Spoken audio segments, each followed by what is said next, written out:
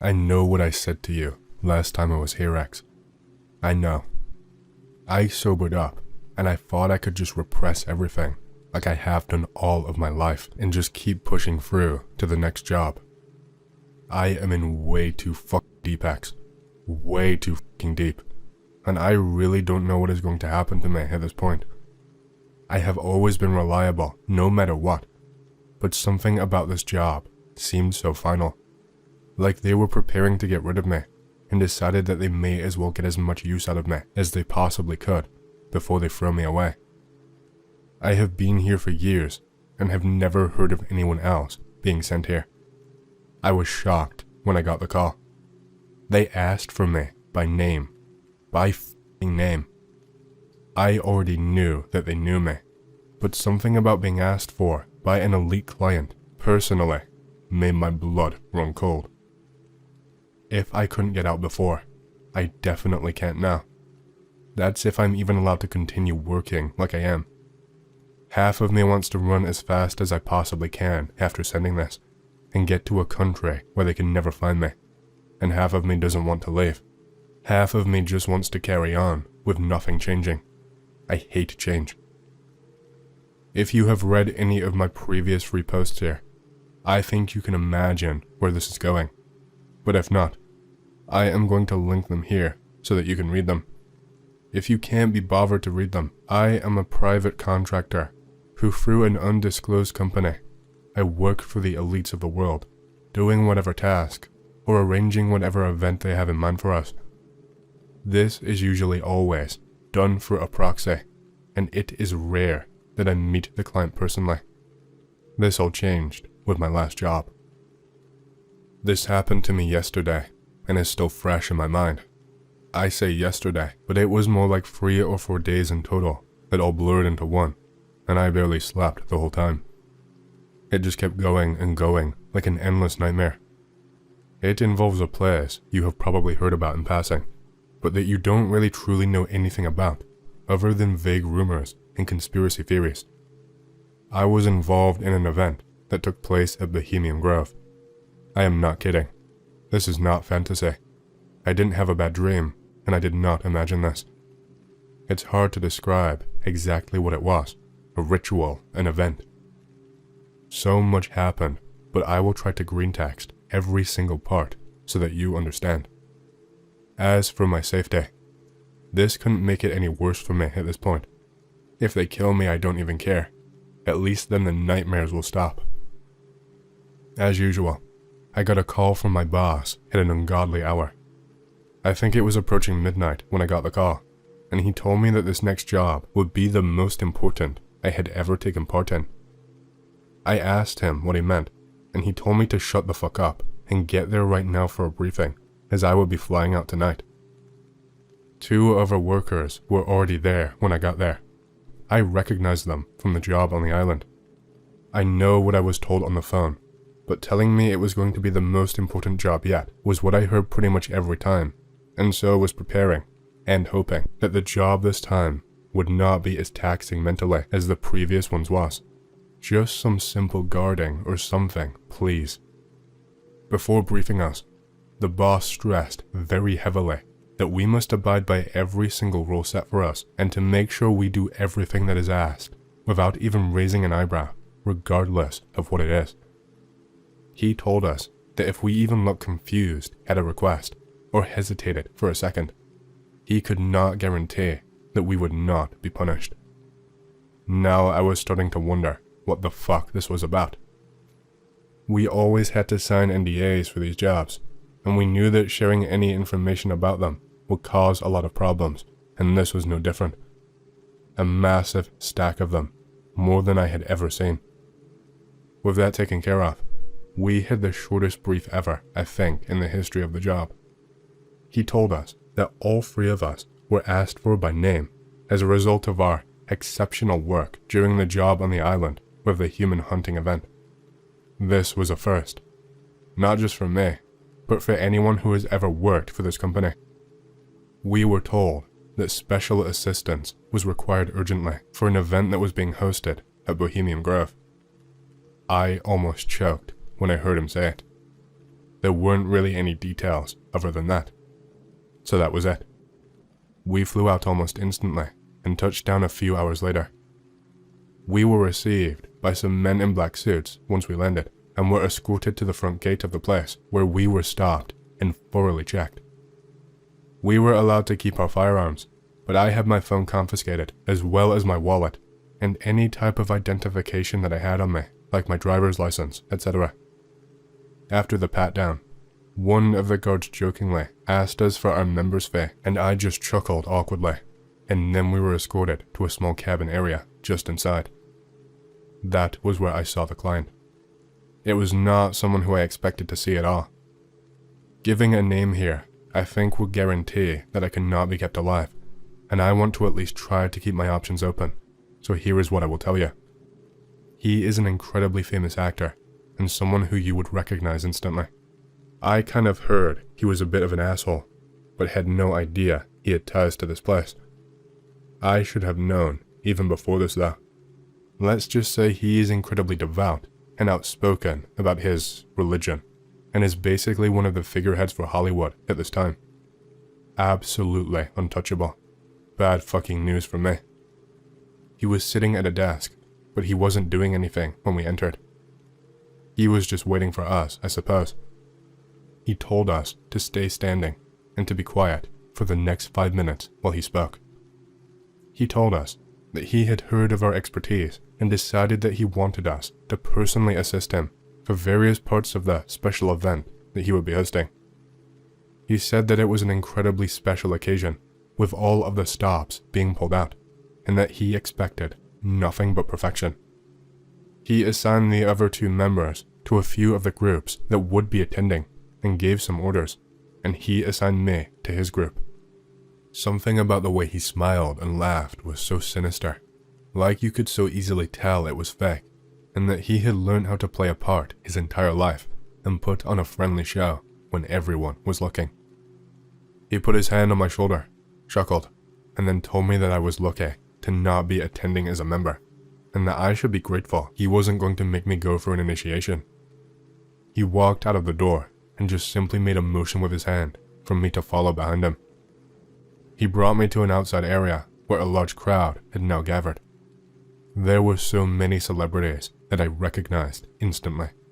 Actors, musicians, singers, and even a couple of major politicians that I recognized, but I think that word is a bit of an understatement.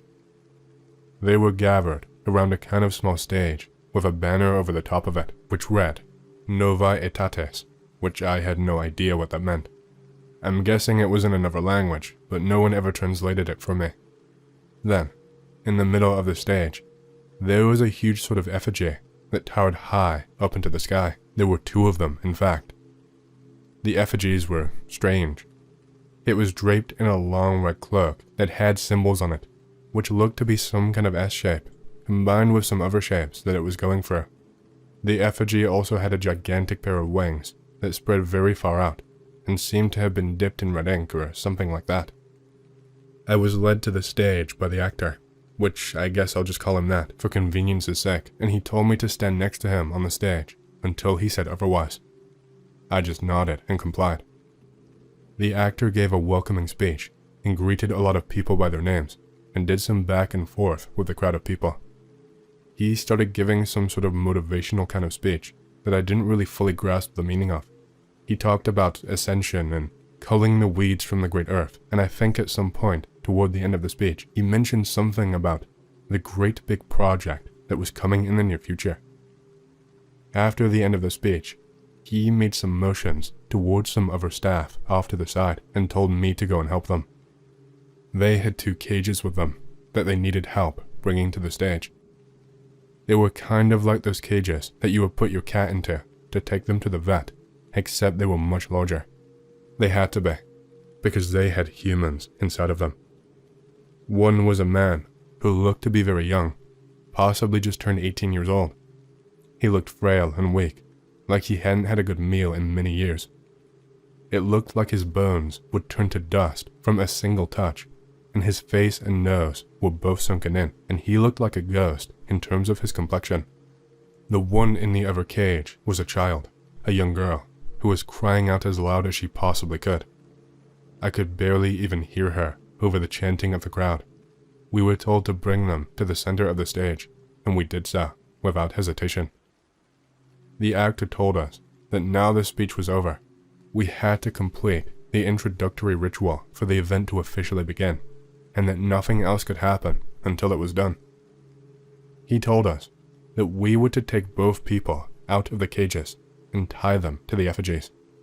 I tried not to show anything on my face, but I think he noticed something and just smirked at me and pointed. None of the other men gave it a second thought. I went over to one of the cages and pulled the young man out, who didn't have any energy left inside of his body to fight or kick or scream. It was horrible. It was pathetic. There was nothing he could do, and there was nothing I could do either. I helped lift him up by his arms, and the other men began to tie him while the others got to work, tying up the child, who was doing her best to bite and scream and spit, and make it as uncomfortable as she possibly could for all of those involved. The chanting of the crowd got louder and louder as we finished tying them up, but I had no idea what they were saying. It was something in a language that I did not recognize at all. The actor motioned to an unlit torch that was on the table nearby and pointed at me and told me to grab it. He told me that he wanted me to be the one to light it and kickstart the event. My brain felt frozen, and I felt like I wasn't really in control of my body anymore and was kind of just a spectator in my own mind. Without thinking, I grabbed it and lit the torch, and he told me to light both of the effigies. He gave me a wry smile and told me that I should be honored, as people would pay large amounts of money to be the ones to light the effigies. I held the lit torch out in front of me for what felt like forever, and I lit the man's effigy first and watched it shoot up instantly in flames. They must have doused it in alcohol or something, because it wasn't a natural slow burn at all. It was an instant, towering inferno, and the man did not even have a chance to scream for his life, if he even could at that point. I keep telling myself in my head that he was already dead before I lit it up, and that he wasn't truly conscious, but deep down, I don't believe that. At least he didn't suffer for too long before his body became nothing but a charred, unrecognizable burnt color. As soon as I lit the thing, there was a roar of applause, and the chanting continued and continued, but more aggressively and with more force for each second that passed me by. The second he saw the flames flash upwards, the actor started laughing incredibly hard. Not like a chuckle or a forced laughter. It was like he just saw the funniest thing ever in his life, and literally could not hold it back any longer. It was like hearing the Joker laugh. He had to clasp his hand around his own mouth to stop himself, and so that he could compose himself. He clapped and congratulated me, and told me I did a good job, and that he knew he could count on me after what he had heard. I assume he was talking about the island, and it made my heart drop into my stomach. Before the three of us got there, I never really got given a reason why he required us as staff, whether for security or for something else. I think this sick fuck just had us here for extra entertainment. Then he stopped clapping and stared directly into my eyes and told me, "Now the girl." I stood frozen, and with all of my heart, I didn't want to do it, but he slapped me hard across the face and told me that I was to follow his orders instantly, or I would face severe consequences. I turned to the girl, who was bawling her eyes out, and I shuffled closer.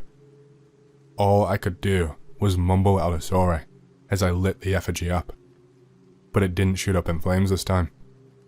They had not doused this one in anything, so I had to watch as the girl kicked and screamed and begged for her life as the flames crawled ever so slowly up to her. They engulfed her feet first, and the screams were unbearable at this point. I wanted to cover my ears, but I could not move a muscle. I think she had passed away by the time the flames had reached her abdomen, because the screaming stopped and she became limp. The crowd was cheering and chanting just like the last time, but the actor was not smiling or laughing anymore. He had his eyes fixed on me, giving me a death stare. He grabbed me by the collar and told me that I had just completed my initiation. He also told me that all would be well as long as I played the part, but if I didn't, then there would be consequences. I just felt numb by that point. The actor addressed the crowd again and told everyone that he had something very special in store for us tonight. Something reserved for special occasions, but that we had to attend to some business before it could begin. He told us it was something that we could not miss, a once-in-a-lifetime opportunity, and etc.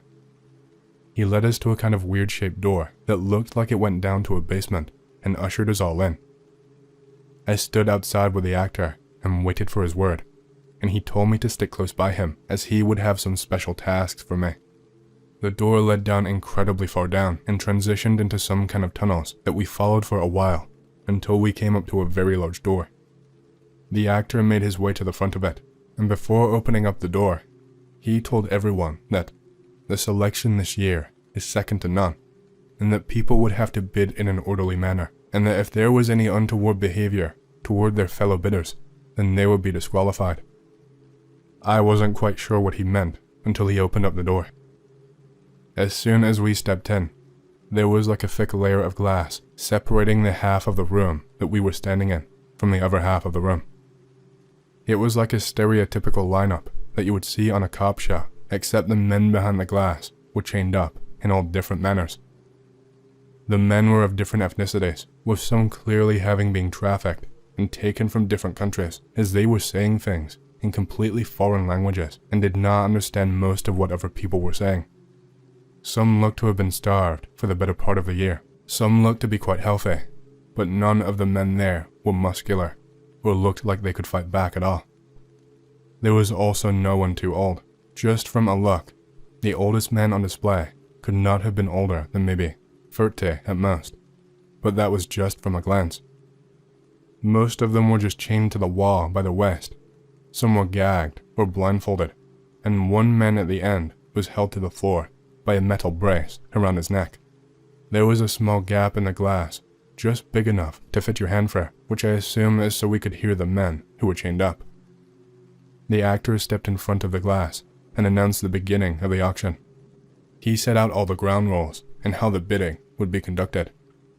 2 security guards, dressed in body armor, wearing helmets with visors, would unchain each prisoner as their bidding started, and they would drag them by their arms over in front of the glass. They both had rifles and would press them into the back of the prisoner to make sure that they didn't try anything. The actor will give a little performance in order to try and really sell the prisoners. He would give a small speech about them. He would have the prisoner speak and would even get them to showcase their talents like they were animals at a circus. He would have some of them dance or do flips or whatever he could think of, and even if they could not do it, he would force them to. At one point, he tried to get one of the frailer prisoners to do a backflip, but he was in clearly no state to do so, and after being hit by the butt of the guards' guns and being forced to do it, he attempted it and hit his head on the stone floor and knocked himself clean out. Everyone was chuckling and giggling, and the actor apologized for the spoiled goods and told the guards to put the man out of his misery. They didn't even bother to shoot him. They hit him in the head with their guns until he was nothing but a mess on the floor, and the other elites there cheered at the sight. Nearly every single elite had purchased a prisoner, and that is when the actor grabbed me by the back of the neck and pushed it up against the glass. I did not try and struggle, because I knew what would happen if I dared to lay my hands on him. He pushed my nose into the glass as hard as he could and told me to pick one. He told me that I could pick any of the prisoners that were left that I liked. I picked the frailest one I could see, hoping that maybe I could show him some mercy, but I think that was too hopeful. I was sent in to help the guards transport the purchased prisoners into the room for the final event of the night. Once I helped drag them in, I got called back to the actor, as he wanted me to experience it firsthand, which I had no idea what he meant at the time. We waited for maybe an hour before he led us to another room underground. He opened up the doors, and my eyes were instantly blinded by the bright white room. It was really surgical, and there were gurneys and hospital beds, as well as what looked like a dentist chair with straps all over it. The actor again started his little show and explained what was on offer. He said that we could take turns with our property, one by one, using any of the tools that were available. He explained that he had some experimental things on offer too. I knew what was about to happen, and I was not sure if I had the stomach to sit through it anymore. Before the island, I could disassociate my way through any job and make myself numb to it all, and live a relatively normal life aside from the job and the nightmares. But it was getting too real and too difficult at this point. 2 guards wheeled in the first prisoner on a gurney, and my heart sank. It was the men I had chosen. I thought I might be lucky enough to be left alone for the rest of the night, but that looked like an impossible task. The actor called me over and told me that I would have the privilege of being the first of the night, and that I had the honor of showing everyone how it was done. But there was a catch. Of course, there was a fucking catch. The actor told me that he would be choosing everything that would happen, and that I would have to carry out whatever he asked for. He grabbed me by the neck and pulled me in close to him and started whispering to me. There wasn't even a threatening tone in his voice. He just spoke like I wasn't even a person and didn't even look directly at me. He told me that this would repay my debt and that my night would be finally over, but only if I played along fully. He told me that if I even raised an eyebrow at one of his requests, then I would be the next person on offer. I got the message. I did what I needed to do. The man was placed in the dentist chair and was fully strapped in, head to toe, with no chance of escape. The actor told the guards to remove the gag so that he could hear if I was doing my job properly. The man looked so frightened. He couldn't even keep his body still. He was just shivering and shaking against his will.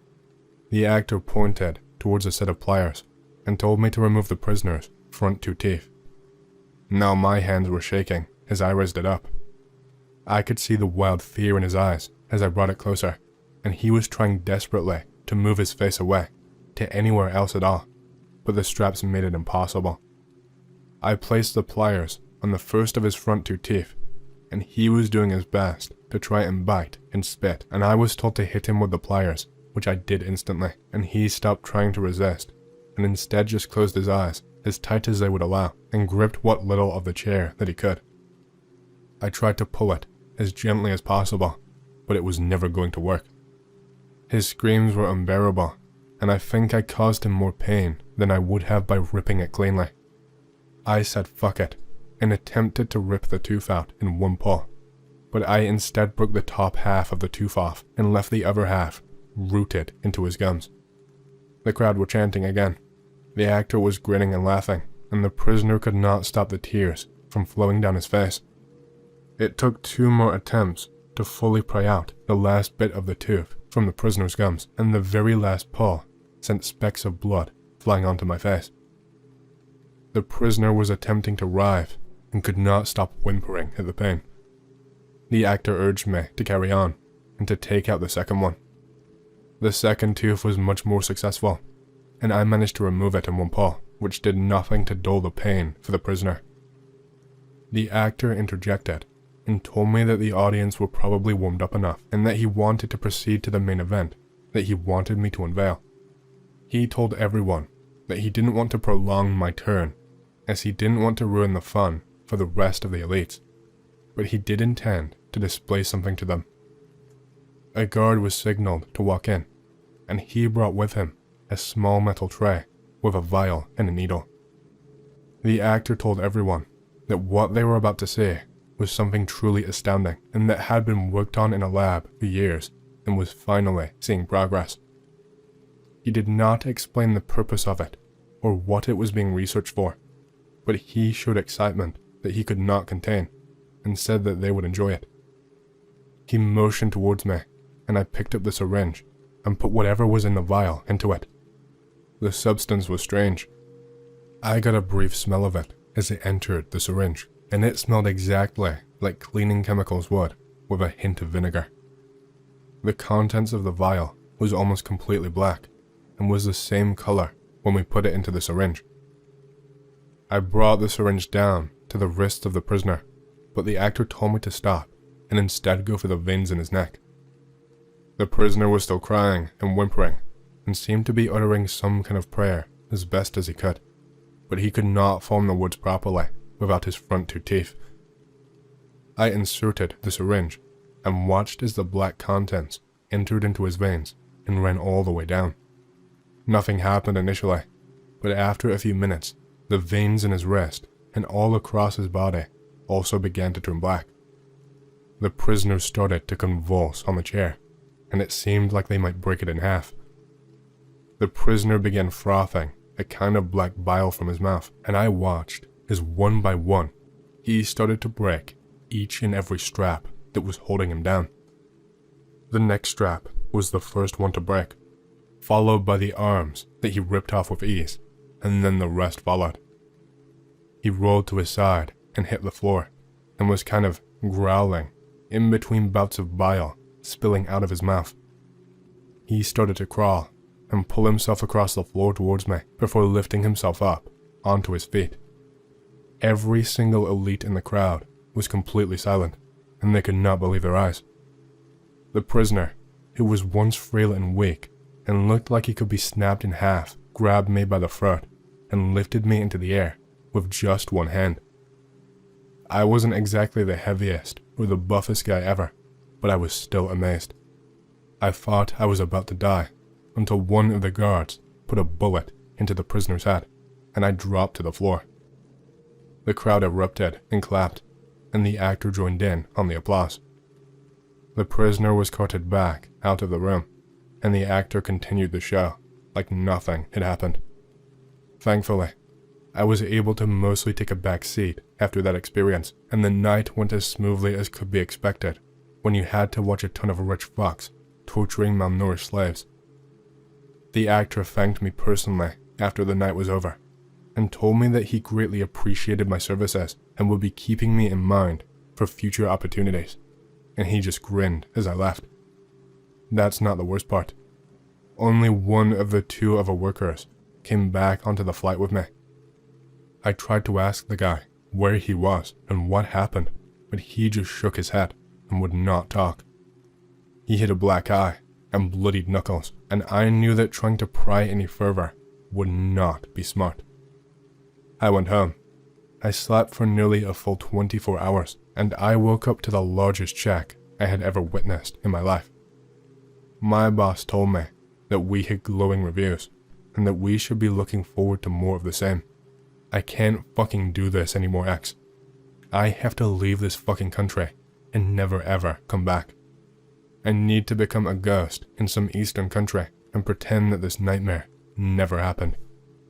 It's obvious that they are just toying with me at this point, that I know too much, and they want to squeeze as much as possible out of me before they deal with me. The other worker not coming back pretty much confirmed all of my worst fears. When I started writing this post, I was still lying to myself and trying to gaslight myself into thinking that it was just another job like usual and that I could just keep going like usual, but having to relive the whole event has made me realize that nothing is the same as it was, and that this is all over.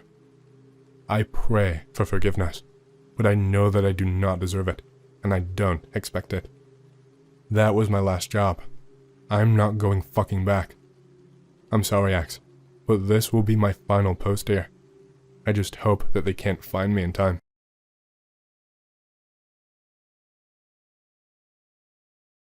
Greetings, X. I have returned for the third time, and possibly for my final one. I haven't received any pushback for posting here from anyone, and no threats have been made towards my life. None of the information I have posted thus far can be linked back to anyone, and the word of an anonymous poster on 4chan really holds no weight in the real world anyway. If you would like to read my previous two posts, they are both here. I say it may be my final post, as the interaction I have received has not really been worth it for me. Instead of a discussion and questions on the thread instead devolves into petty insults. Anyway, let me tell you why I have come back again. If you haven't seen my previous posts and can't be bothered to read them, then let me tell you that I am a private contractor that through a certain company is employed to work for the elites of the world for whatever job that they need to get done. I never work directly under them, and there is always a proxy. I cannot disclose specifically which elites I am involved with, or what families are involved, and I have to be very vague about the locations. I am sure you already know exactly who I am talking about when I mention the elites. I have worked for this company and doing these jobs for the past few years, and in my previous posts, I shared my story of working at an underground auction that took place in an underground building underneath New York City. I worked as a guard, and it was a human auction. The other story I shared here was about when I was contracted by an elite to punish and torture a man and gang stalk him to make his life a living hell. Now that the backstory is out of the way, I can tell you that this event took place in the last couple of weeks, and it is fresh in my mind. If I'm being honest, it kind of fucked me up pretty badly, and I am fearful of doing any more work for my company. It involves an event that our clients had to set up where they hunted some people for fun. I know that probably doesn't make much sense right now, but all will become clear soon. I will start the green text now. Get called in by my boss pretty late on in the evening. Sounds like it's something incredibly urgent, so I bust my ass to get over there ASAP. Seems like pretty much every person who we employ has turned up. The boss tells us that the client has contracted us for a large-scale operation for an event that had apparently been in the works for many years. Our task would be to assist the clients directly in person on a private island that they were going to be using for the event. Again, I cannot disclose the location of the island or who owns it specifically, but you can imagine the people who have the wealth and the power to own their own private islands. We were going to be providing security first and foremost, but then we would be there to assist with anything at all that the client would need, and that we were to do what we were asked, no questions asked. That's pretty much a given with all of these kinds of jobs, but the boss seemed to really reiterate that point. Weird, since none of the people here were new to the industry. I was one of the members with the least amount of time served, and even I had a good few years with a lot of experience at high-profile events. We were going to be shipped out tonight on a private jet that had been prepared specifically for us. Our only job on the jet was to prepare for the event. The boss also mentioned that the jet would be carrying important cargo that we had to make sure got to the island without any issues. Sounded simple enough.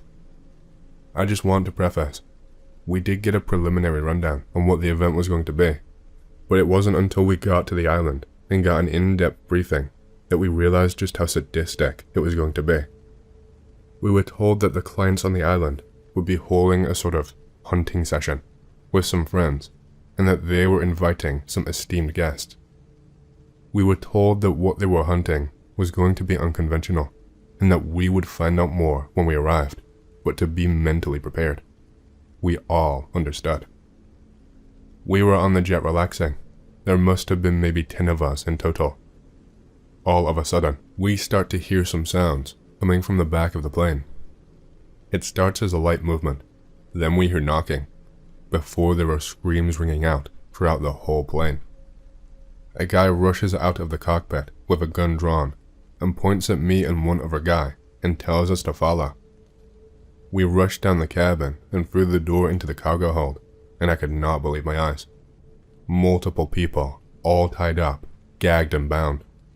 They were all men, and all seemed to be knocked out unconscious, except for one guy whose gag had somehow come off, and he was now screaming for his life. He was squirming all across the floor, just screaming, and not even attempting to say any words at all. The fear in his eyes was like something I had never seen before. The guy who told us to follow him goes to put the gag back on him, but the man on the floor tries to bite him and get swiftly kicked in the face. The guy mumbles something in frustration underneath his breath and tells us to hold the guy's legs and arms to stop him from squirming so much. He pulls out a needle and injects the guy, who eventually passes back out. This was unusual, even for us. I thought that if the clients wanted to play some sick game, then the people would have already been on the island, but it looks like we were tasked with transporting them this time too. I had seen too much shit on previous jobs, and knew by this point that asking questions was the last thing that I should do. I kept quiet and just went back to my seat.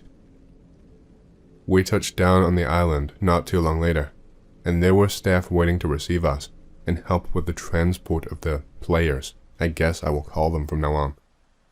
They were still out cold, so it did not take very long.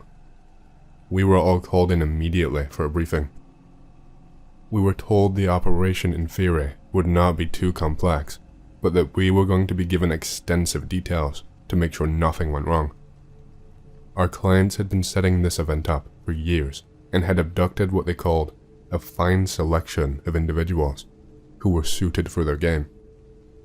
They numbered about 20 in total, and they had extensive background checks, were tailed and followed for the entire year, and a fully comprehensive dossier was compiled on each and every one of them to ensure that they were the right picks. Their routine, what they ate, who their family members were, what job they had, and etc.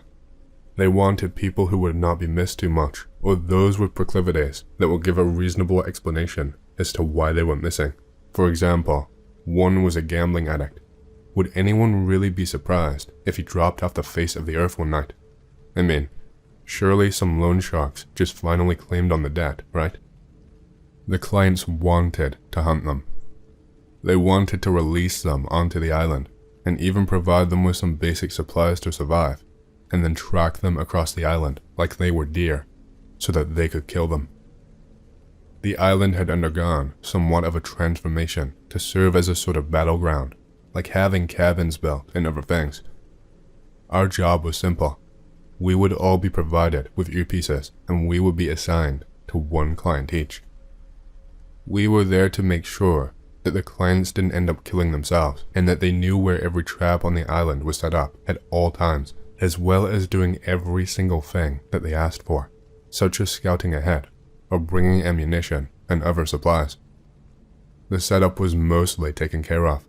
We just had to put the players into place, and then the game could begin. It took a few hours for the players to wake up, but once they did, the show began immediately. We were set up atop a slight incline in a man-made bunker with a clear sightline of all of the players. Think a military bunker with a straight line gap to shoot out of. The clients were set up with all kinds of weapons, too many different ones to go into detail about. They started to wake up and immediately started freaking out. Some started screaming, some asking questions, and one shot away into a forested area before anything could happen. We had set up a big crate into the center of the clearing for all of them to notice. Most of them were wary of it and stayed far away, but one brave man took the crowbar that we had left and pried it open. They were all confused and trying to figure out who the fuck was who and where they were and why. As soon as they saw the first man pull out a rack of weapons, they all rushed towards and scrambled to pick them up. The clients wanted the game to be fun, so decided they should at least get the opportunity to fight back. On the rack were hatchets, crossbows, throwing knives, and other assorted melee weapons. They wanted them to be under the illusion that they could fight back and win, to make it more interesting, but they did not want to run the risk of any accidents happening. Most of the fuckers down there didn't look like they even had the strength to pull back a crossbow string and load it. After grabbing the weapons, they started to move away from each other quickly until we shot off a warning flare. The clients were ready for the hunting to begin. As soon as the flare went off, the players ran for cover behind the crate, with some opting to run into the forested area instead. Within seconds, the clients were letting multiple shots fly. A few of the runners made it into the forested area, but most of them had no chance at all. One by one, they were being dropped like flies. The crate was useless for cover, and the players quickly became riddled with bullets. After a minute or so, we heard a few screams, followed by a large explosion, and the clients quickly got up and told us to follow them outside of the bunker. I was armed myself, but did not have anything fancy, just an M9 Beretta and a couple of clips. Both us and the clients were wearing bulletproof vests, and we had military gear on and were carrying extra ammunition for them, and even some grenades for the clients. The client split up to fend through the forest, and I was immediately vocal on the comm system. We had a rigorously laid out map with details of all the traps that were set, along with coordinates and other designated markers. The clients had apparently done run-throughs of the game for close to a year, and seemed to already be familiar with the layout, and so we were just a precaution. The client I was assigned to insisted on being in the lead and told me to stay silent behind him. He told me he had been waiting for this for a long time and didn't want his moment ruined by seeing me. I did not say a word and just tailed him closely. We made our way further into the forested area and encountered a poor soul who had run into a trap. The clients had mines placed at certain points throughout the island, and this unlucky fucker had run into one of the ones placed in the forested area. The man was a mess. If I wasn't on a job, I would have turned and vomited instantly. The sight was horrific, but I think the smell was the worst part. It smelled like bile that was almost palpable, like if you breathed in the air, you could feel it in your nose and in your mouth and taste it. The man was split in half. His lower body was nowhere to be seen below the abdomen. His eyes hung fully open, and the air was just like leaking out of his body, and I even saw his upper body kind of twitch for a brief second before halting again. His intestines were just hanging out loosely all over the floor. The client stopped and took a photo and chuckled to himself, and then told me to call in the casualty so that we could keep track of the number of players left. Moving deeper into the forested area, we came across another poor fucker. His leg was caught in a bear trap. He had no idea we were there, and he was trying desperately to free himself. He was trying to pry it open with all of his might while he was half sobbing and half shouting, but he couldn't get it all the way open with just his hands, so it kept slamming shut back onto his already punctured leg and causing him to scream even louder in pain. The client put his finger to his lips to tell me to be quiet, and he made a gesture telling me to stay put. He snuck up behind the man as slowly as he could and grabbed him from behind. He grabbed him by the neck and put him into a chokehold. The men instinctively tried to fight back, but every movement he made caused his leg even more pain, and it looked unbearable. It didn't take long before the pain, combined with the chokehold, was too much, and the man passed out. The client gave him a few kicks to the head before producing a Bowie knife from his person and finally finishing the job. I think around maybe 30 minutes or so had passed in total at that point, but with the adrenaline and so many things going on, it was difficult to keep track of the time. It was nearly all over, much quicker than we thought it would be. After communicating with the others on the comm system, we figured out that only 5 players were left to be hunted. They had already slaughtered 15 of them, or they had perished to the traps that were left around. The client told me to stick close by to him, and that he knew where they would be. They had fenced off large parts of the island so that they could not stray too far. If they did somehow manage to make it over the fence, then boom, job taken care of. We moved deeper and deeper in, and must have been walking for around 5 minutes, when an arrow came flying out of nowhere and narrowly missed me. I started scanning for the person, and before I had fully noticed them, an arrow came flying again and was suddenly lodged into my thigh. It was probably the most painful shit I had ever experienced. I screamed in pain and pulled my gun up ready to shoot back, but I was told to put it the fuck down and move out of the way. The client knew where he was shooting from, a small cabin that had been set up across the way with some medical supplies to keep the players going. He went fucking crazy. The cabin was only made of some shitty thin wood, so it wasn't a problem for him. He just started hosing it down. I'm talking spraying a full fucking mag up and down and across the wood, and then he did it again after he had loaded another mag. He told me to go and check to see if the player was dead. Before I could even say anything, he told me he didn't give a fuck about the arrow and to check right now.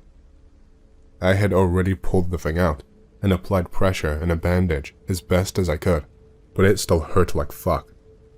I kind of half hobbled over to the cabin and kicked the door in as best as I could with my gun drawn and pointed. It took me a couple of tries, but it didn't matter in the end. The guy was more than dead. He looked like a block of Swiss cheese dyed red. It wasn't just the one man either. There had been a second one hiding inside of the cabin with him, and he had been riddled with bullets too.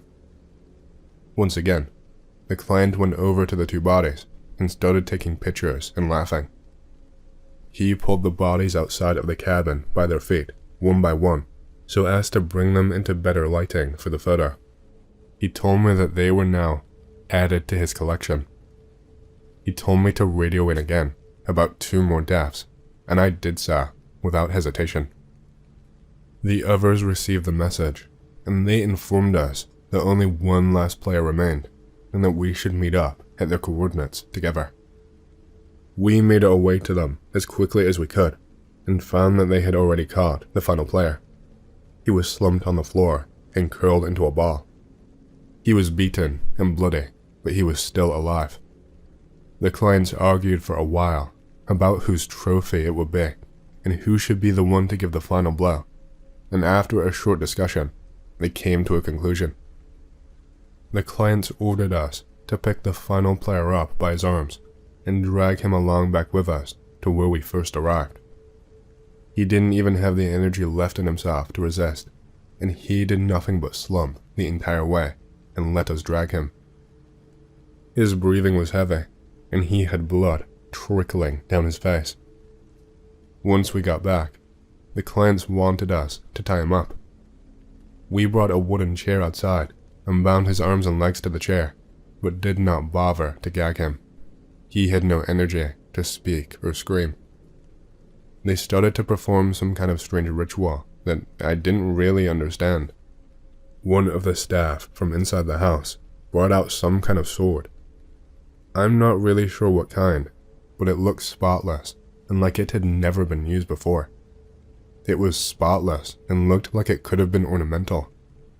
One of the clients said some words and poured out some kind of clear liquid along the sword, and he began working on the final player. I'm not sure if he was even fully there anymore. He looked like he was disassociating from the world around him and wasn't even really present anymore. Each client took a turn to say some words that I couldn't really make out, and then they made small cuts in the man. He howled every time, and it was the most haunting thing I had ever heard in my life. They kept going and going, a small cut on the thigh, one on the cheek, one on the arm, until he was bleeding from nearly everywhere. Then the final client put him out of his misery with a deep stab, and I was grateful to not have to watch the men suffer anymore. Seeing things like this so often, becoming desensitized to it, it never really fully works. No matter how much you see it, or experience it, it still messes up your brain every time. It's not something that human minds have evolved to deal with. After that, we had to collect the bodies, or what little was left of them, from around the island in order to fully dispose of them and clean the place up for whatever event they would be hosting next. No one said a single word to each other, and we were rewarded with a crazy sum of money as a bonus for our discretion. I have done some truly awful shit in my life, X, but the more I post here and think about these things, the more I question going back. It's like my brain is begging for me to get out, but I know that I am in for life at this point. I try my best to just not think, because it never does me any good. Anyway, that is enough sulking. I hope you don't judge me too harshly, X, and I pray that God might find some way to forgive me. I might not post here again. I might not do a job again. Or maybe it's just the booze talking, and I'll be back to normal again tomorrow. Anyway, thank you for reading.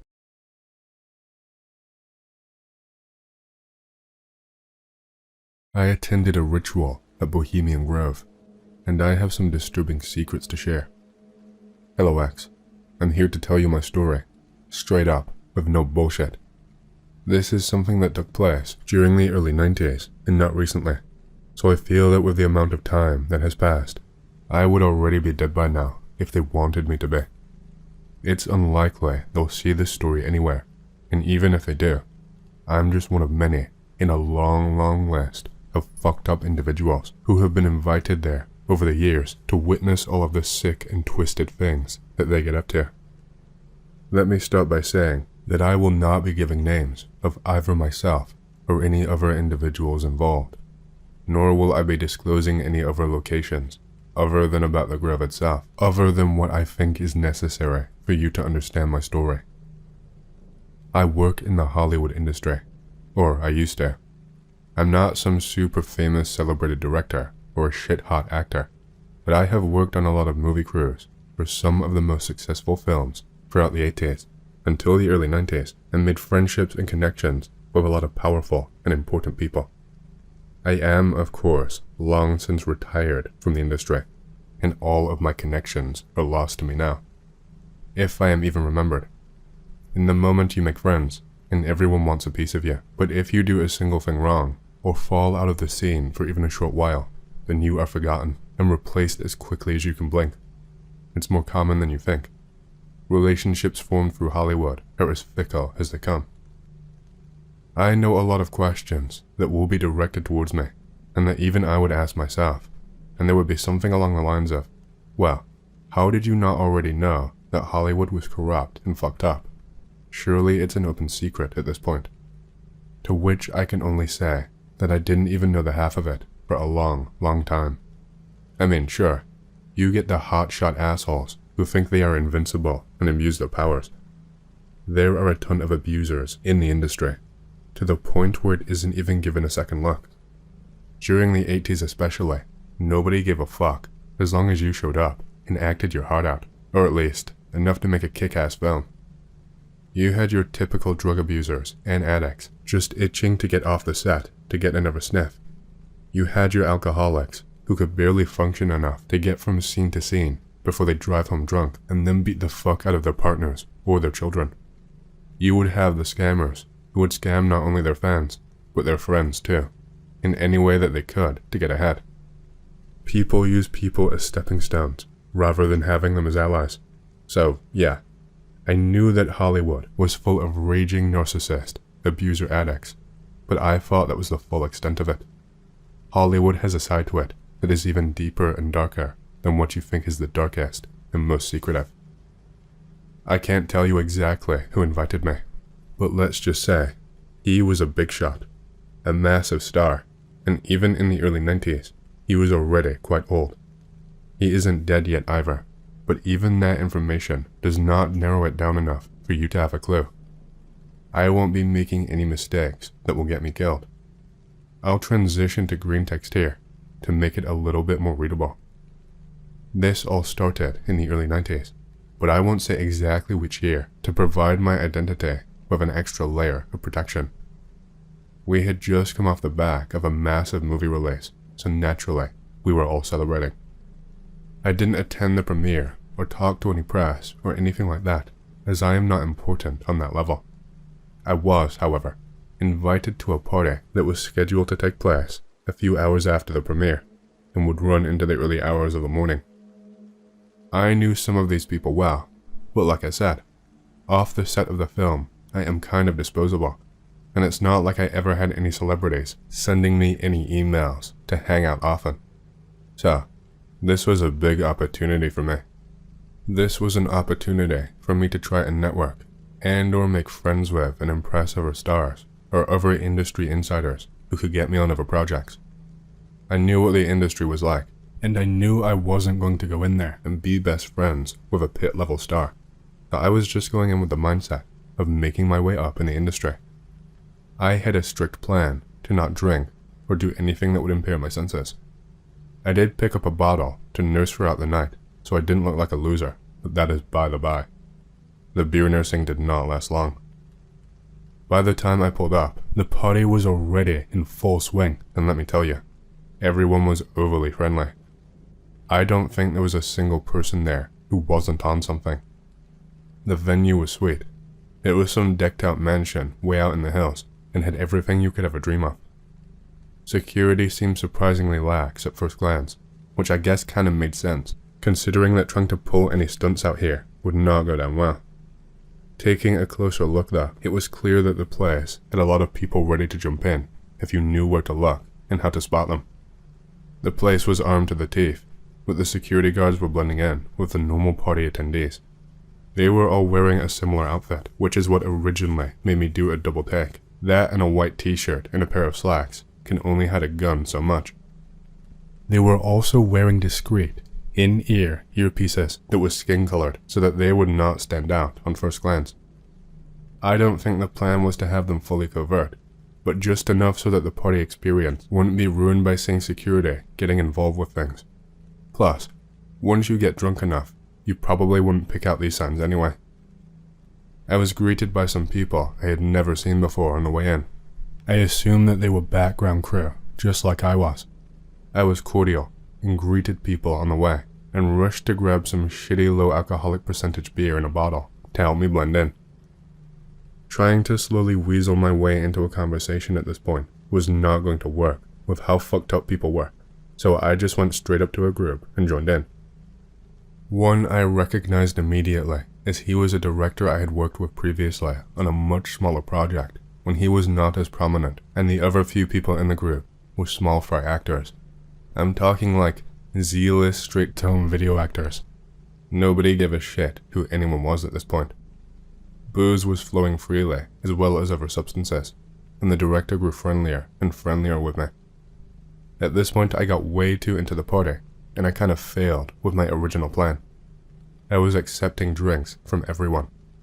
I felt like I just couldn't say no, and that maybe it might help with my social skills. At one point in the night, the director tells me to follow him. He was like, "Yeah, seriously, I have something to show you. Come and look at this." We get up to the top floor and outside the room of the door, and he tells me to be cool and just pretend that it's every day for me. Walk in. There is some insane version of strip poker going on. Dudes doing drugs off other girls, having to do sexual stuff if you lose, and etc. Probably one of the least outlandish things I could tell you about the party, but that is not why this scene is important. Director friend introduces me to earlier mentioned mega famous actor star. Dude is sat at the table butt naked, with a girl doing a line of coke off his burner, and he is extending his hand out to me for me to shake. Genuinely such a surreal experience. It felt like some kind of stupid, nonsensical dream. I stand in disbelief for a second until director friend nudges me and I shake the guy's hand. Again, I won't be giving any names just in case. They invite me to the table and I join in on the game. I fucking suck at poker, so no luck from me that night. Director friend hands me a pill at one point and tells me to take it. I ask him what it is, and he just tells me it will make me feel really, really good. My guard was down from the alcohol and other activities going on around me, so against my better judgment, I gulped it down and won, and we continued on with the game. The night went on, and the famous star, who I will just refer to as Star from now on, started talking to me more and more. He eventually starts telling me about this club they are a part of, where the parties go on basically forever. All the most famous people attend, and that it would be the experience of a lifetime. He told me that I seemed pretty cool, and that he would usually never ever invite strangers or outsiders into one of these parties, but he was willing to make a special exception just for me. I got played. My director friend set me the fuck up, knowing I was an easy mark. He was desperate to impress, and work my way up, and star-buttered me up in just the right way to get me to let my guard down. Whatever they gave me didn't exactly give me the power to resist either. He said they were heading right now in their private jet that they had on standby, and that they would bring me with them to check it out. I said fuck it. I went with them.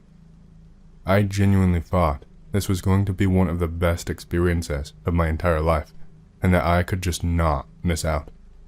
The flight took a couple of hours, but nothing of note really happened. I was too out of it to feel anxious or out of place, and just kept acting like I was part of the team.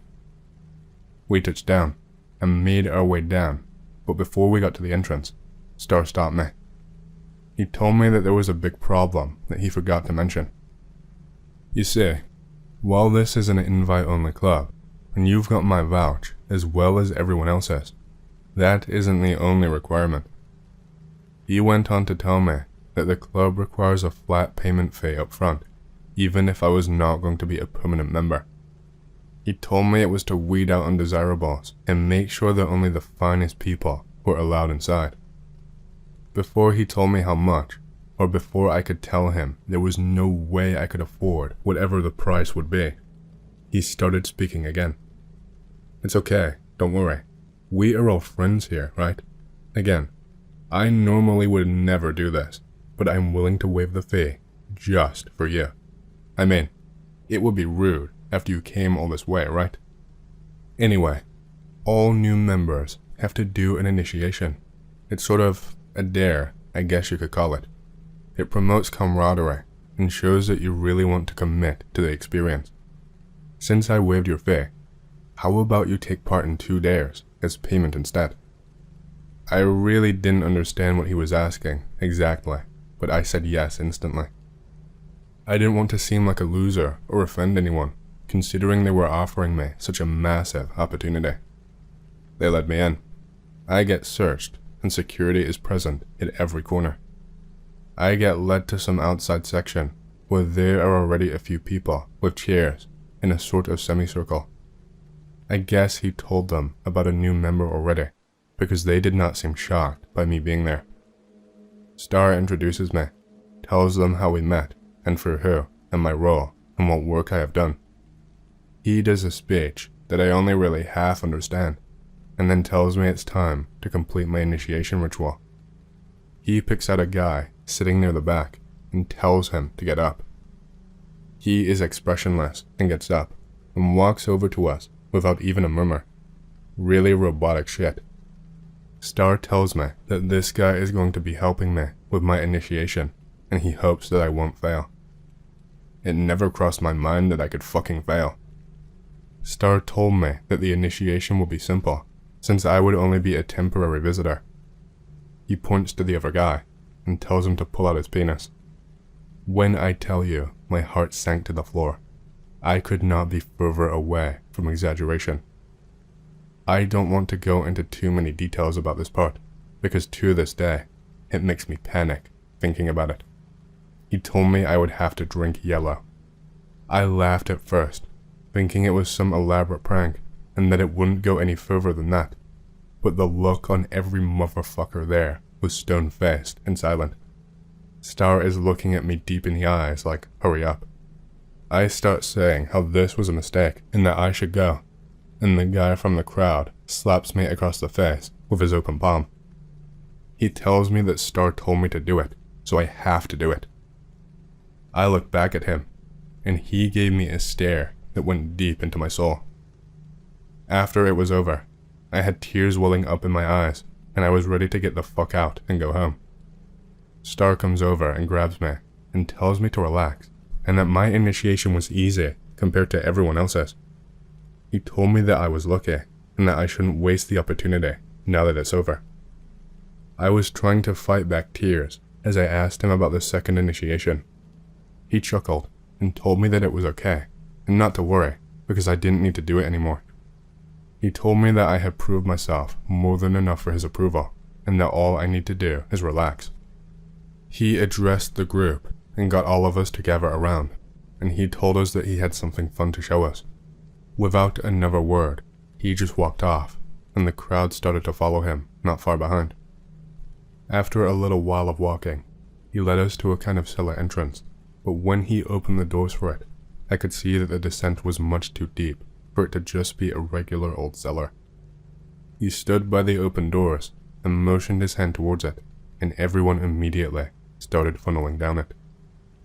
I was the last one to go down, and as I started to descend, Star patted me on the shoulder and told me not to worry.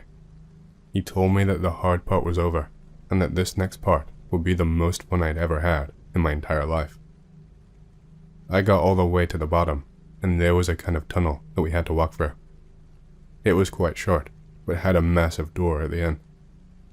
Star walked to the front of the pack and told us that we were in for a treat. He told us that he had fresh blood for the entertainment tonight, and that it was not something that we wanted to miss. He pushed the doors open, and I was met with an insane sight.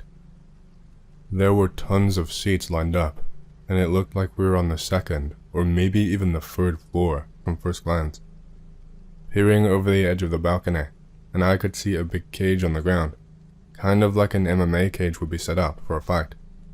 Inside the cage was a kind of arena, like a boxing ring, but not the same shape. It was larger and much less compact. It was maybe 3 boxing rings in area all joined together. It looked like 2 men were already practicing for a fight, and they were really going at it. There were no coaches down there or any other staff that I could see, and there looked to be a pool of blood forming and dripping over the side and out of the cage. That wasn't even the most surprising part. There were cages all around us. Not literally, but there were cages above and below us, suspended in the air. They were tiny and cramped, kind of like a cage you would use for a dog, but not as big. There were fucking people inside of them. Men, women, children, just hanging in midair in cages. Some were sleeping, some looked incredibly malnourished, and some looked like they were itching to fight someone.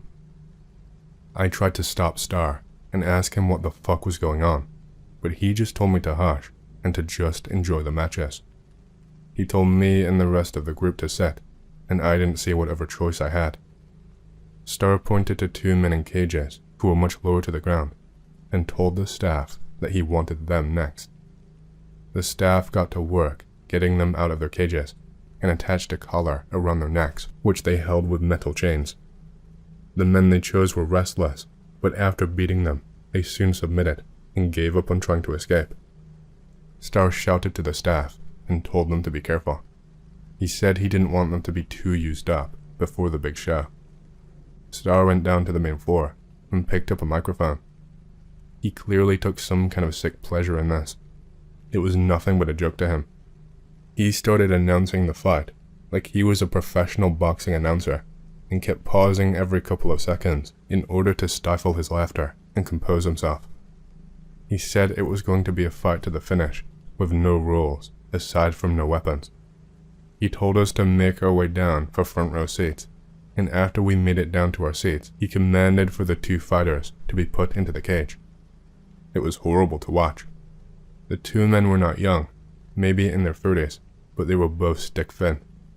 They looked so weak and sickly, like they wouldn't even be able to lift up a plate. They both staggered around like zombies, side to side, and towards each other, clearly trying to conserve as much energy as they could. The sounds of the punches that they threw were horrible to hear. The punches were wonky, and the movements were not graceful. I had to listen to the sounds of bones cracking as their fingers broke under the force of their own punches, as the 2 men took blow after blow to their legs and shins. One eventually overpowered the other with a kick to the face after the other fighter had fallen to his knees. One swift kick was all it took to break his nose and send blood flying outside the cage and onto us as we heard the sudden snap. The fighter with the broken nose seemed to be unable to move anymore. He struggled as hard as he could, but his arms did not have the strength to lift himself back up to his feet anymore. We could only just make out him saying, "I give up," through the blood in his mouth and his mumbling with his face pressed against the floor. Star shot to his feet and announced the winner and congratulated the winner. He told him that he had won the fight and passed his test, and that he would honor his promise and let the man go free. He said that there was just one more thing that he had to do. He told him that it was a fight to the finish. Star opened the cage and tossed a baseball bat inside. He told him to finish it and that he would be free. The winner of the fight rushed over to the bat and made absolutely no hesitations in his actions. The man on the ground began to whimper and cry for the blood and the tears that had now begun falling. I think he was crying for maybe 5 seconds in total before we heard the crack of the bat and he fell silent. The winner did not stop. Hit after hit and blow after blow. He just kept hitting the guy on the floor's head over and over again. After the man was nothing but a bloody puddle in the arena, Star told his security to get the man out of his sight, and they subdued him quickly, put a bag over his head, and carried him out of the arena. I don't know if they let him go or not. The cleaners got to work instantly, but they could only do so much. The sight and the smell made me want to throw up, and I wondered just how long those men had been in there. Star came over to us and asked if any of us wanted to take part in a fight. He said that we could pick anyone we wanted, free of charge, and even offered to give us advantages in the ring for a price if we weren't sure of ourselves. He told us to take him up on the offer quickly, as this was only the first piece of entertainment for the night, and that he had many other places to take us in the grove. One man stood up and said he wanted to go, said he was bored and could use a good workout. He was a little on the older side, maybe in his 50s, and he had a little bit of weight on him, but he was not overly fat. The man who volunteered asked who he could pick from, and Star said that he had free choice out of anyone in the room. He pointed at me and asked for the fresh blood. I was immediately like, no fucking way am I getting in there and doing that shit. I stood up, and some of the security was immediately on my ass, starting to crowd around me. Star told me to relax. He told me that members never fight to the finish, and that people will be on standby to make sure that we were both okay. I said I didn't want to, and he reminded me about not paying the entry fee, and that this was my way to settle my debts. The group we were with shamed me and gave me evil looks, but I was still not prepared to do it. I wasn't using my head. I wasn't thinking about what might happen to me. For some reason in my head, there was a disconnect between me and the men I had seen in the ring just earlier, and that I was safe somehow. Like somehow, he could not do the same thing to me or kill me or keep me in a cage. I thought that he wouldn't do it because someone would notice, or it would be too suspicious and bring too much attention, but that was a stupid train of thought. Star noticed I was not going to give in, and he told his security to get me in the mood. I'm not professionally trained, but I can throw a punch and didn't want to make it easy for them, but I had no chance once 3 of the security team descended on me. I got a few punches to the head as a reward, and they threw me into the arena. Star asked the old man if he wanted to pay for any advantages, and the old man asked what was on the table. Star offered him weapons, to have me beaten before the fight starts, or to have me drugged or handcuffed. He asked about the weapons, and Star offered him a gun. He refused, and said that it would be too quick, and instead opted for a hockey stick. Star did his same announcement as before, and let the old man into the ring, and told us to start fighting. I have never been so scared in my life. I was told it was not a death match, but I did not fucking believe him. The old man stood staring at me, waiting for me to make a move. It was obvious he was just waiting for me to slip up, so he could beat me with the hockey stick. He clearly wasn't nimble enough to chase me around the arena. My heart was pounding out of my chest as I made slow, inching movements towards him. I tried to make a sudden lunge for him once I got into range, but I was so focused on controlling my heartbeat and anxiety that I placed my foot wrong and slipped onto my knees. The man immediately went for a full force swing while I was on the ground, but I managed to move to my right just in time. The man still managed to catch my leg as I moved and pulled me onto the ground, and my face fell straight into the arena. I felt my nose crack, and I was in instant pain. Within the same second, the old man took a swing and hit me in my ribs with the hockey stick, and I jolted away and back to my feet as quickly as I could. He got one more hit in before I got up and out of the way, this time catching me in my kneecap. It hurt like hell, and I could barely keep pressure on it anymore. I thought that it was all over, and that I was going to die. I knew I could hardly move away from him now, and that all it would take was one swing, and he would have me, and I would end up dead. I knew I could not run now, and that standing would be useless, so my brain went on autopilot, and I did the one thing I could think of, using pure instincts. In the moment, it was just a gut reaction, but thinking about it, it was the only thing I could have done and used to my advantage.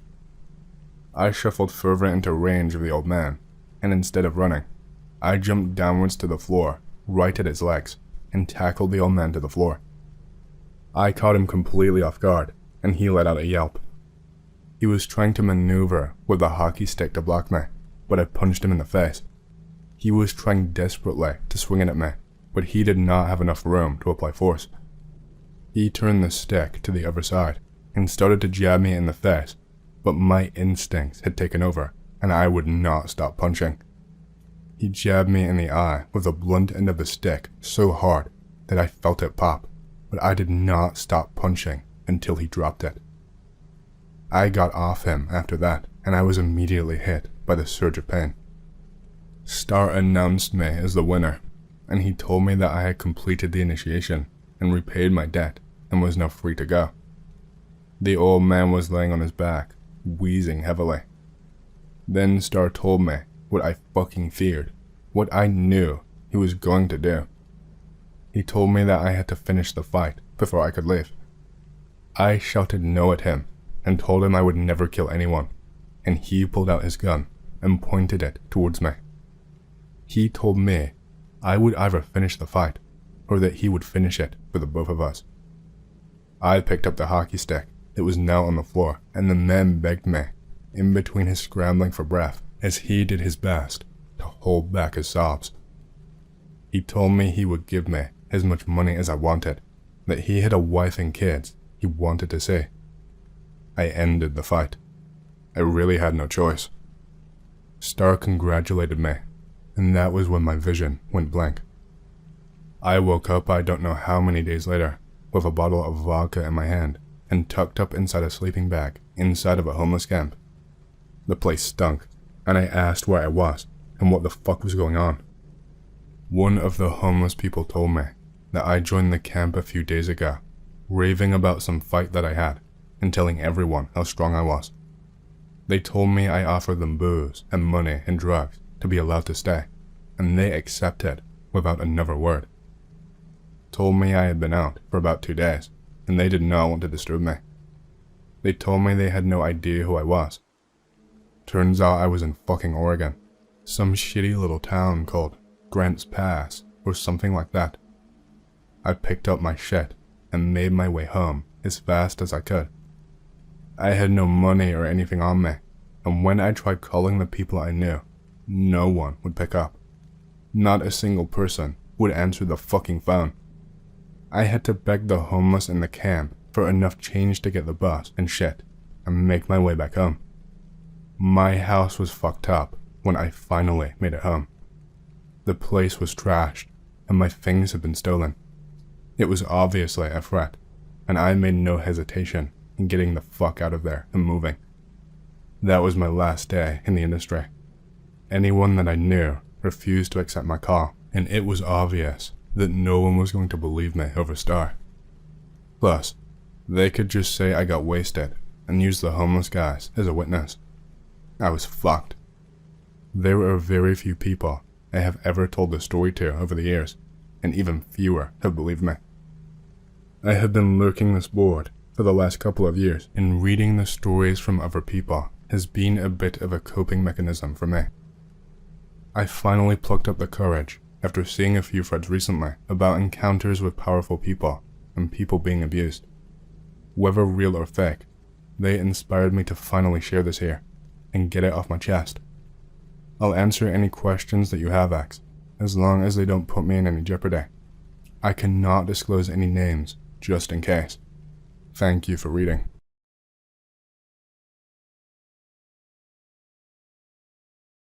About 5 miles away from me, there is a church where they used to torture animals and sacrifice children. Quite funny, the story for this.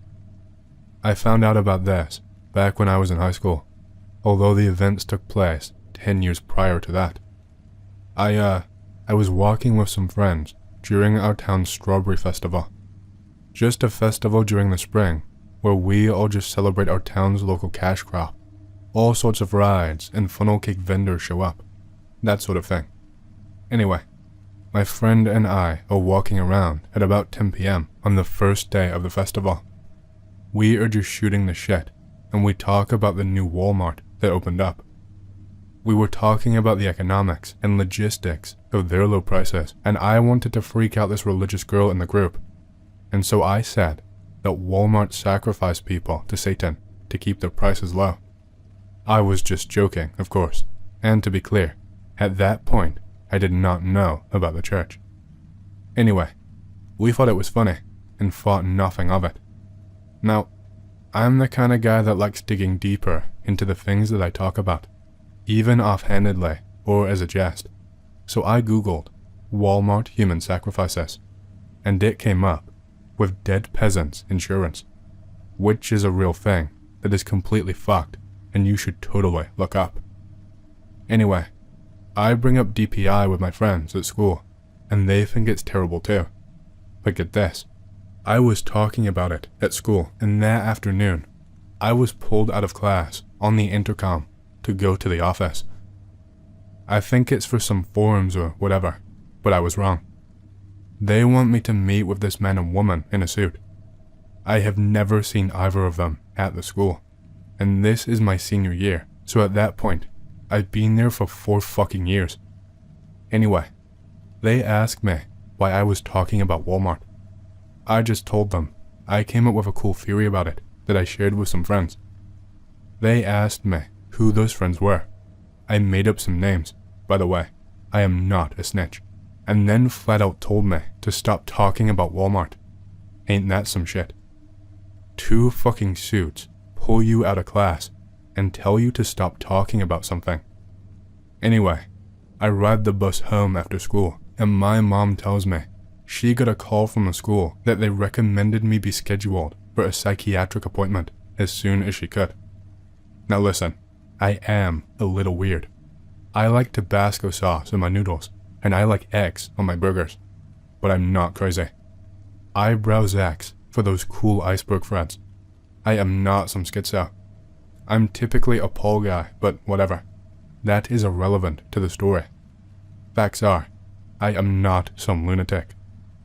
We go to this appointment, and we sit down and talk, and nothing really happens. She lets me go, and thinks the school is overreacting. On the ride home, my mom asked me why all this was happening anyway, and I gave her the quick rundown. She looked at me for a second, and then told me about the church. The church is only 1 mile away from Walmart. Fucking poetry, right? Anyway, I stopped talking about it because I didn't want to get vanned by some fucking Walmart corporate weirdos. I forget about it until the summer of 2017, when my dog Sadie, R.I.P., gets real sick, and I have to bring her to the nearest vet. The nearest vet is directly across from Walmart. I want to get my dog's body so I can bury her, and they tell me no. They say they already handled her. I say that's bullshit, and if I want to bury my dog, I'm going to bury my fucking dog. They said that they had already put her in the cremator, and there is nothing I can do except get the ashes. I am fucking pissed, but it is whatever. I'm not gonna fight some vet over my dead dog. I promise, there is a point to this vet side story. Just keep reading. There is a room on the side of the vet building, facing Walmart that has been under construction since Walmart has been built. It is still under construction to this very day. And get this, there is a tunnel-like structure that goes from the Walmart to the vet building. Fucking weird, huh? Now, it ain't exactly common knowledge outside of the town, but members of the congregation that did that weird shit are still in the town to this very day. Now that we got the animal torture out of the way, I will provide the rather anecdotal evidence on the human sacrifices. Since the Walmart was built, there has been a noticeable decrease in the number of homeless people in our town. Sure, we still have your average crackhead walking about, but as for poor people that are down on their luck who need a job, not many. Many of those aforementioned poor people have died after acquiring a job at the Walmart under odd circumstances. The obituary usually says they die from drowning in our tri-monthly floods. We live in rural Louisiana, so this isn't unheard of, but think about it this way. They were surviving just fine, being homeless through floods and inclement weather before they were unemployed, but they get a job at Walmart and forget how or when to get to shelter during these storms. I don't fucking buy it. They killed them. April 2018. I'm 26, looking for a new job. I had worked at a pharmaceutical plant as a maintenance guy, but the plant shut down. I decided to move back to Illinois, where my parents live, in a small town called Carme. My only experience is in maintenance. So after settling in and using my last savings to move and rent a house, I apply at a local utilities branch.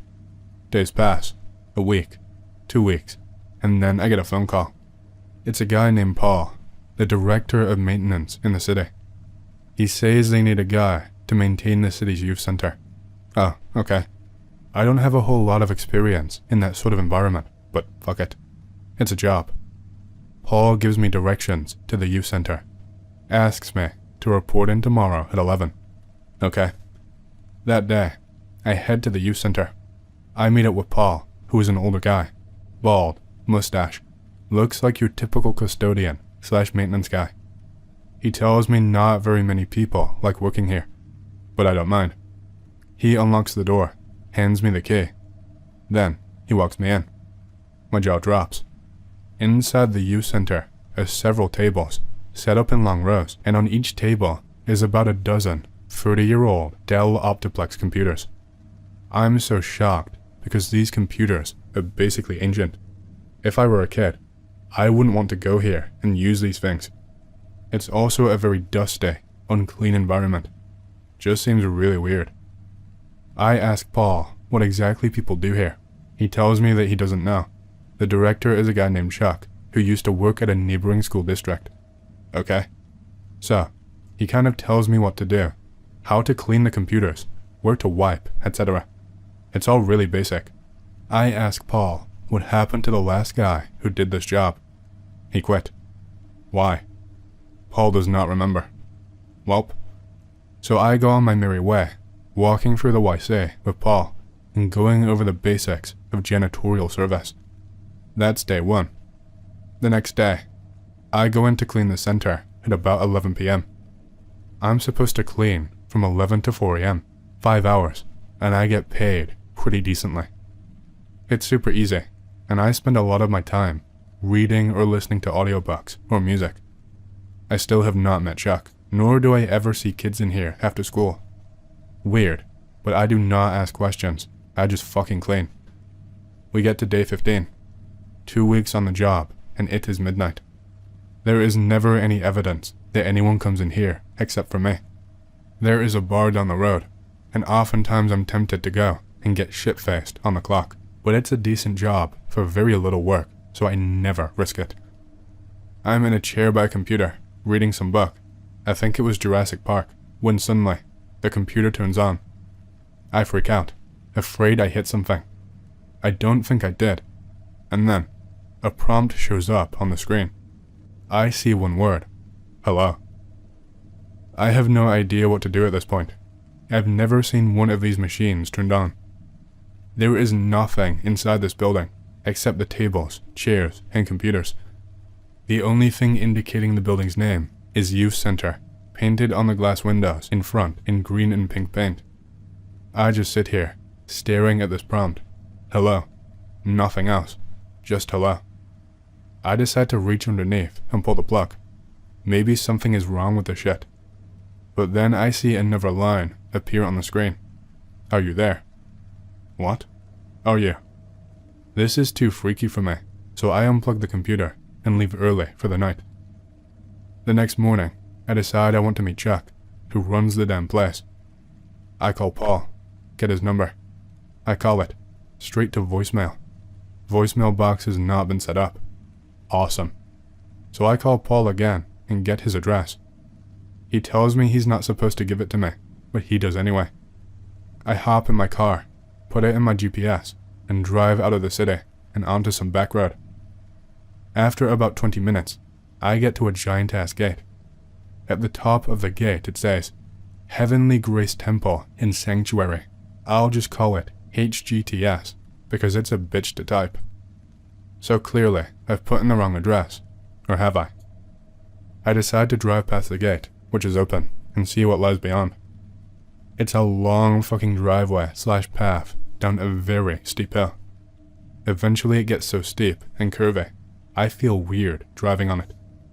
I get out and walk the rest of the way until I get to a large church. It's maybe the size of a large restaurant or something. I see a lot of trailers beyond the church in a field. Trailers, a filling station. It's like they're set up in their own little town around the church. Weird. I feel uncomfortable now, but fuck it.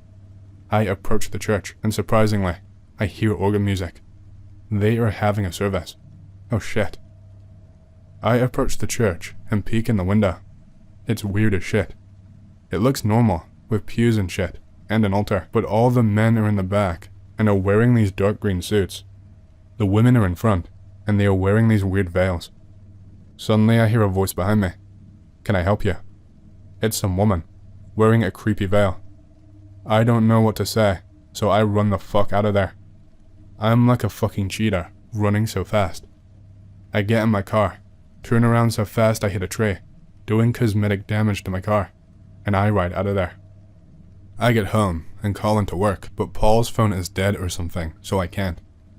Just to be safe, I decide to go in. I go to work, but I don't do too much cleaning. I start to get paranoid because this black SUV keeps passing the center every half hour or so. I decide to call Chuck's number again because I want to see what's going on. It rings, and rings, and rings, and then he picks up. He sounds kind of drunk, honestly. I don't really know what to say, so I just tell him who I am and ask him to come down. I want to talk to him. He slurs his way into some excuse about how it is too late. It is late, but I am freaking out. I get angry and hang up on Chuck. I decide that when I get off work, I'll do some research myself. So that next day, I go to the local library and search the records. There is nothing, I mean nothing, in regards to the youth center. It might as well not exist, even though it's right here in town. So I decide to Google HGTS, and then things get interesting. There are several newspaper articles from neighboring counties. All of them call HGTS a cult. Apparently, about 4 years prior, a young woman went missing and joined up with them. Some other weird shit. But how is this place linked up with a youth center? Only one way to find out. I go back to HGTS the next day. I park on the side of the road and make the trek down the driveway. This time, there is no service going on at the church, so I just walk in. I call out, asking for Chuck by name. Kind of weird. He's the only guy I know involved in this thing. The church is obviously empty, so I go back out and head back up to my car. Then, I hear someone calling my name. I turn around, and it's this red-headed dude with a black beard. He introduced himself. It is Chuck. He asks if I need anything urgent, as the service is about to begin. I tell him there is nothing urgent, but I'd like to meet up with him at the YC that night to go over some stuff. He acts like this is the most normal thing to request in the world and says he will be there. I go to work that night. He is not there. I wait several hours. He is still not there. Then, a computer turns on. Well, shit. Same prompt-looking screen. This time, there is a full sentence. I've been reading Romans. The fuck? I know I could get in trouble, but fuck it. I respond, what? No response. Then another sentence appears. Brother asked me to read Romans. My response, who is brother? And then, radio silence. So work continues for 2 to 3 weeks, and then one night, I get there, and the door is unlocked. I'm about to nope the fuck out of there, but curiosity gets the best of me. It's Chuck. He's drinking a Red Bull, sitting, seemingly waiting for me. Oh, hi. Chuck is seemingly very sober, unlike the last 2 times I spoke to him. He tells me he thinks I have some questions, and I do, so I ask, what is this place?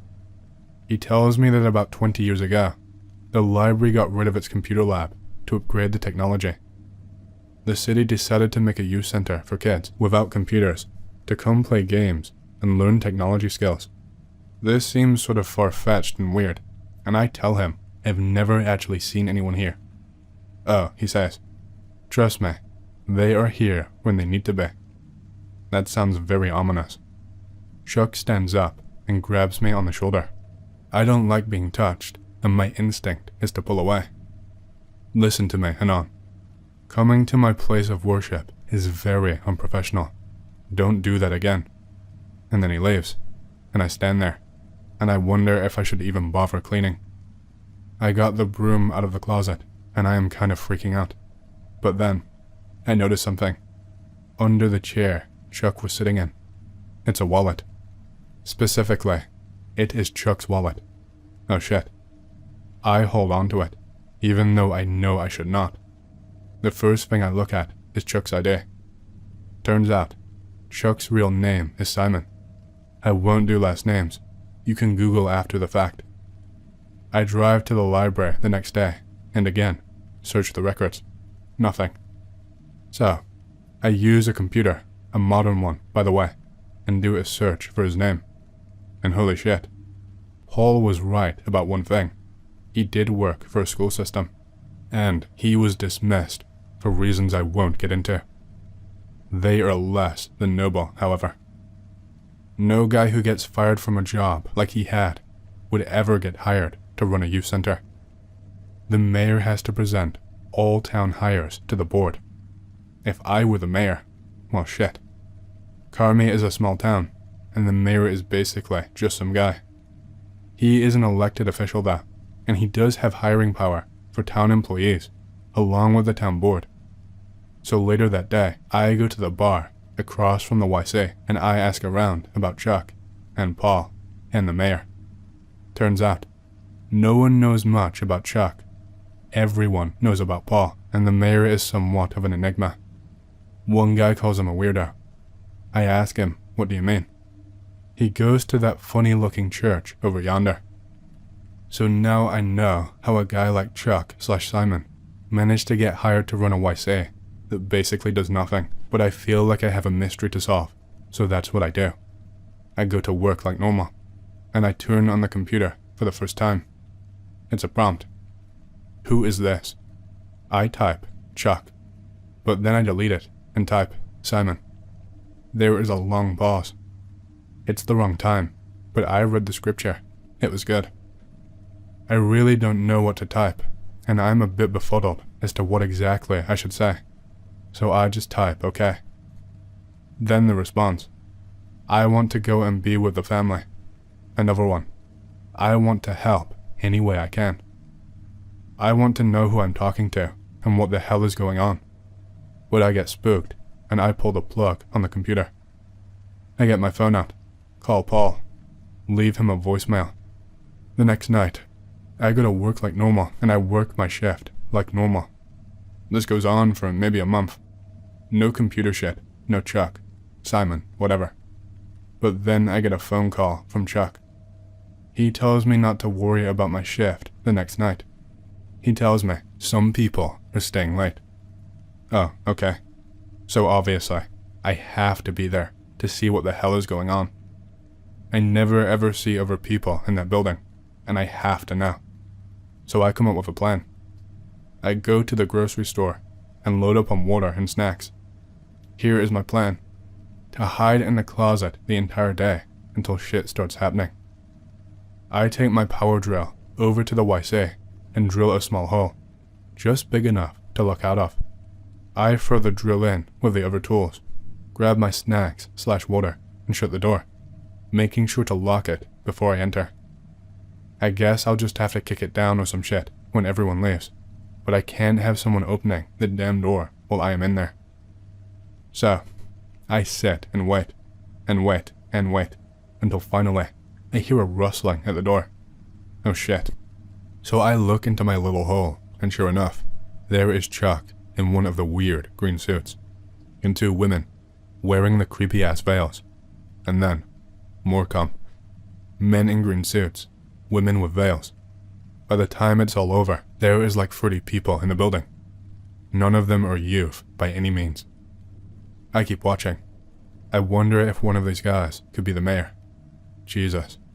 Anyways, each person sits at a computer and logs on. The prompt appears, and then, just like robots, each one starts typing away, and away. They just keep going. They type, wait for a response, and then repeat. I just stand there watching. I have to piss and shit, because I've been here all damn night, but they just don't stop. There is a guy typing away very close to me, but I can't see his screen through this little hole, so I decide to wait it out. Wait for them to leave. Finally, they do. No one turns their computer off. No one says anything. They just stand up in unison and file out of the door. I wait for about 10 minutes and then try to kick the door down. It was a lot harder than I imagined, but I finally managed. I run up to the monitors to see what all has been typed out. I won't quote what everyone said, but they clearly had a script memorized. To my best understanding, the idea here is that these guys were trying to recruit people into their church. But why the old computers? Why not do this from the church grounds?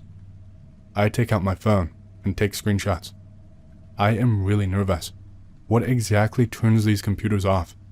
Do they just turn themselves off? How are they talking to whoever? I put my phone up when I hear another rattling at the door. I run in the closet, but then I realize the door is fucked up, so I just cover the closet with the broken door and hope that no one notices. I sit quietly. I don't even bother with the hole that I drilled. It is dead silent for maybe 10 minutes. And then, off comes the door. I am prepared to rock Simon's shit should he be there, but he's not. And then, I hear his voice. Come out, Anon, I have a gun. Oh shit. I go out, totally exasperated and expecting to die. It is Chuck, and he's no longer in his green suit. He's wearing like a wife beater, and he's holding a gun in his hand. He goes on this rant about how I am being unprofessional and not doing my job properly, that he has to clean up the mess that I don't clean, that I am lazy. Not once does he mention his nutty little cult. I'm pretty sweaty at this point, and on the verge of tears. In the middle of his rant, I stop Simon/Chuck and ask him what the fuck everyone was doing just a little bit ago. Simon keeps talking, ignoring my question. Then, he tells me that he's tired of people ignoring his religious beliefs, that time and time again, people have cast him out. Clearly he is fucking bonkers. I keep talking over him, yelling, asking how the hell they communicate with the old computers. He ignores me. Then, in another delayed response, he says, well, why the fuck do you think Amish folk still ride horses and buggies? Welp, I'm pretty sure at this point I'm going to die at the hands of this madman. I think back to all those times I thought about just getting a drink at work, never showing up again, just collecting my check. But nope. There is a computer right behind me. I think that maybe, just maybe, if I keep this nut talking, I can type help if I reach behind me, just very slowly. Simon at this point is at the point where he is quoting Bible verses and saying he knows the technocrats. Technocrats? What the fuck? I used to be pretty good in typing class, so I'm hoping I'm hitting the right keys. H-E-K. No backspace. And then, I see those crazed eyes glance down at my hands. He pulls the gun out and points it at my head. More Bible verses. He is spitting on my face. At this point, I have accepted that I am most likely going to die. I'm not on this earth long enough to play games with you, he says. Yeah, okay. He grabs my hand, squeezes tight. He's actually rather strong, and I'm afraid he'll break my hand. Oh shit. I look behind me, and notice some of the computers have been turned off. I guess that's why Simon came back, to turn them off. I wonder if Paul ever got my voicemail. I wonder if I would have ever been anything other than a decently paid janitor. Probably not, but it is fun to pretend. Simon/Chuck has gotten to the point where he is rambling in gibberish. I'm about to make a run for the door. If you're gonna shoot, shoot, don't talk. But then I see the flash, red and blue, police lights. After I talked with whomever on the computer, I sent Paul a voicemail. Basically, I said that if you don't hear from me after every shift, something weird is happening and he should check it out. So after every shift, I texted him, and he never responded. But, lo and behold, he did check his voicemail and texts when it really counted. 2 cops enter the building, screaming at Simon/Chuck to drop his gun and put his hands up. He doesn't. They continue to shout. Simon isn't talking anymore. He is just shaking and looks like he's about to explode. I see Paul outside, by the window, looking in between the 2 stems of the Y in Youth Center, painted on the window. As I'm looking, I hear a bang, and on the floor is Simon. Holy fucking shit. I overhear one of the cops saying he had begun raising his weapon. So I guess he basically took his own life by cop. I have read shit about Wacko Jim Jones, but nothing like this. The cops rush over to me, ask if I'm alright. Yeah. Do I need anything? No, I'm good. After an experience like that, I obviously did not feel like working for the town of Carmi again. I eventually found another job. Factory work up north, near Chicago. Last time I was in Carmi was a few months ago, for my dad's birthday. The youth center is a pizza place now. Just for shits and giggles, I decided to try it. I went in, ordered carryout, and as this lady put in my order, I noticed something. She was doing it on an old Dell Optiplex. And that's my story. That's everything that happened. I never went back after that.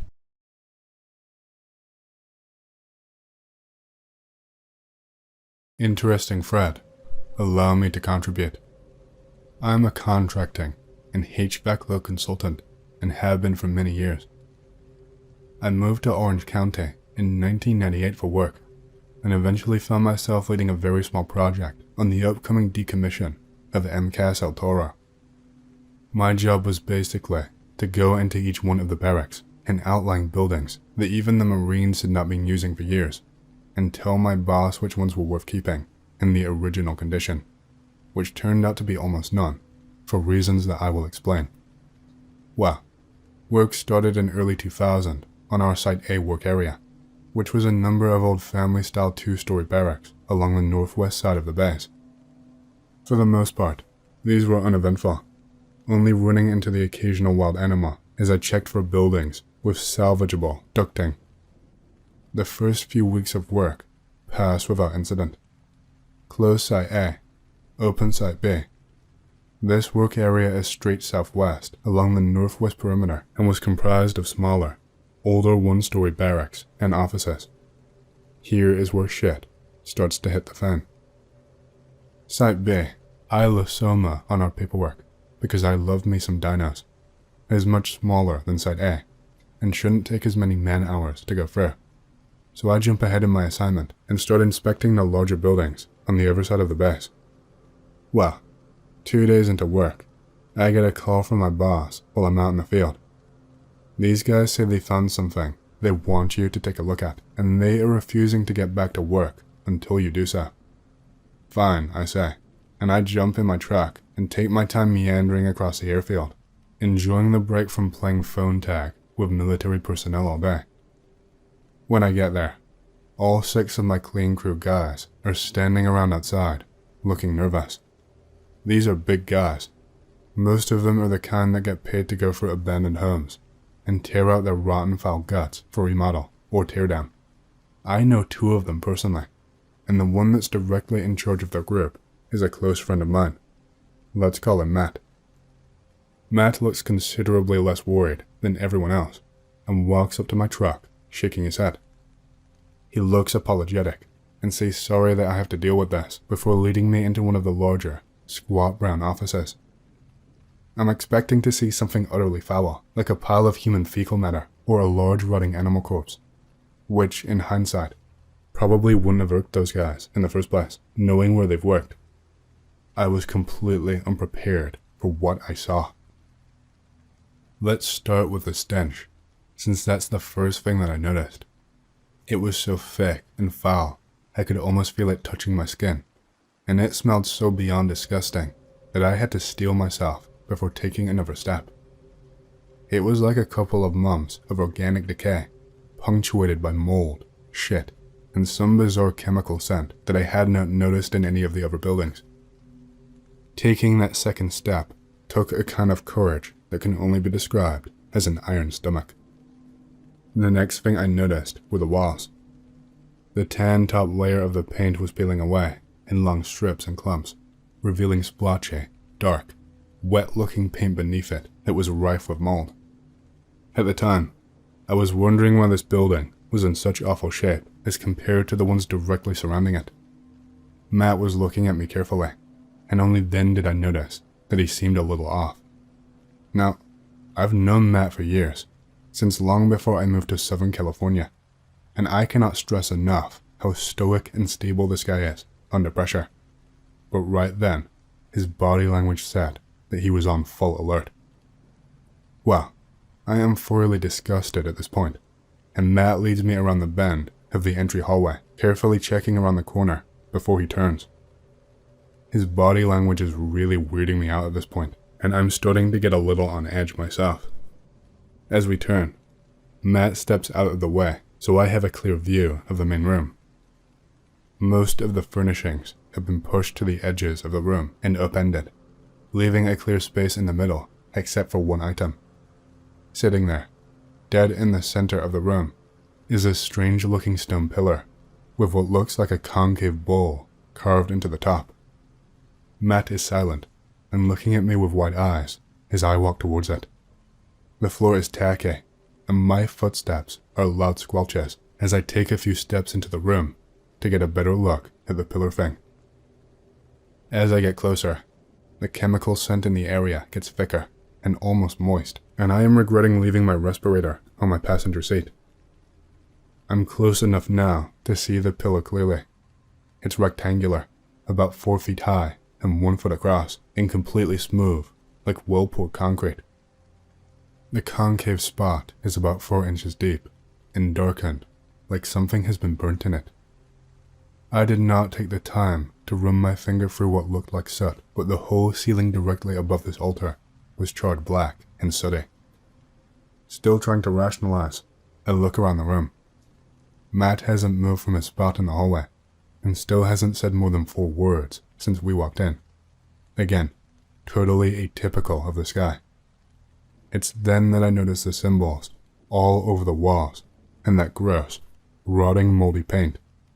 To this day, the only thing I've ever seen that looks even remotely like them are some of the rune and sigil threads we frequently see on X. I'm not talking pentagrams or hieroglyphics, but strange designs that are spaced all around the room and sometimes interconnect. I got closer to the nearest one and could see clear evidence of some sort of tool or sharp object having been used to create the marks, and that the others are similarly carved or scratched into the surface, and boy, do these marks look fresh. I mean, no mold growing in them, no paint, no nothing. At this point, I'm starting to what the fuck, but I'm still rationalizing it as a bunch of people just getting together like a cult and being creepy for fun, since apparently people do that. It is right then that Matt and I hear footsteps approaching, coming from the entrance hallway. We turn, expecting to see one of the other workers coming in to discuss something, but the footsteps just stop before ever coming around the corner. I've had enough of the stench and the strangeness, and I am ready to leave, so I walk towards the exit. So I'm leaving. Fuck this place. Daylight awaits in a land free of God-hating stench. The second, and I mean the second, my foot first touched the ground from my first step toward the exit, the whole building shook. Only for a split second, like when you're standing next to someone at home and they jump, and you feel the ground shake a little. I think to myself, the fuck was that? And hardly have time to finish my thought before the footsteps that we originally heard are now sprinting away from us, back out the hallway. Matt spins immediately and jumps straight back at me, his face pale and goosebumps all over his arms. I shit you not, I could see how scared he was. He turns and looks at me with a, "Did you just fucking hear that?" expression. "Let's get the fuck out of here," I said, and we quickly make our way towards the exit. Rounding the corner, we don't see anyone, but the door is now more than halfway closed. I specifically left the door open when I entered because of how absurdly awful the stench was, and now in the sliver of outline, I can see something hanging on the back of the door that I didn't notice on my way in. It's a fresh animal skull. Tongue and eyes still in place, but missing almost all of the meat that you would normally see. I'm nearly on the verge of soiling myself, and I ask Matt if he or any of the other guys had seen this, and he vehemently shakes his head, adamantly stating that it hadn't been there before, and that the other guys could back him up on that. There's a large nail going straight through the skull, attaching it to the door, and adding to the whole grotesque feel. I knock the door open with my foot, and we get the fuck out of there. We get out front, and back to the workers, who are all lounging in more or less the same positions that we left them in minutes before. I ask them if anyone had entered the building after we did, and they look at me like I'm crazy, which I suppose they thought I was for going in there. I ask again, thinking that skull had to come from one of the Mexican guys. Carnicerias are about the only place you can find a whole sheep or goat head, which is what I think the skull was, in Southern California. And that thing was fresh. They again look at me like I'm crazy and ask, "What skull?"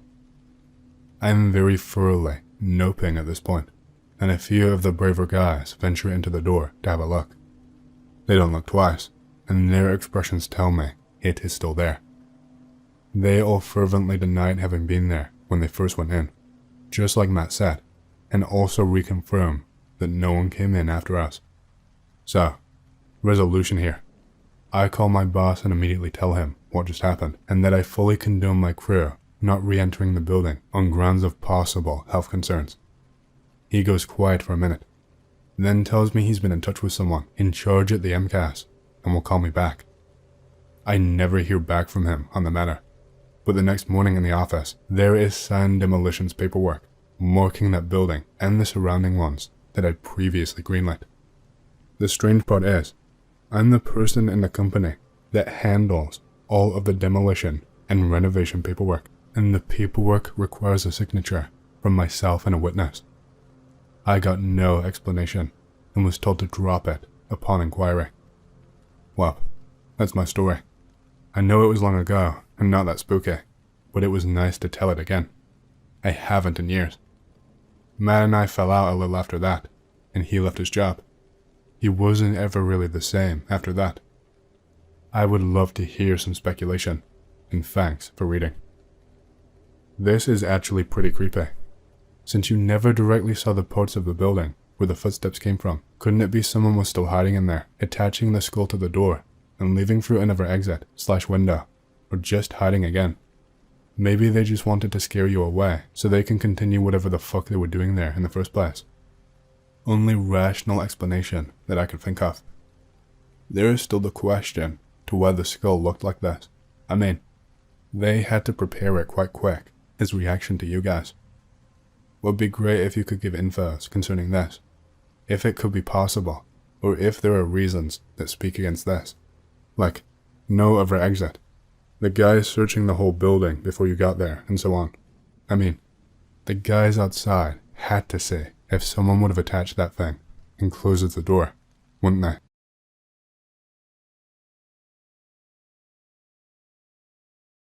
I drive trucks for a dairy farm in northern Alberta, and I have noticed something strange happening up there, X. For those of you who are unfamiliar with what a biogas plant is, how it works, or what they are actually used for, allow me to educate you. A biogas plant produces natural gas, or rather, a substitute for natural gas, from fermented corn silage, as well as other agricultural waste products. Farmers, such as myself, would bring in silage, which we would unload into a large concrete silo, basically just a big walled-in pit.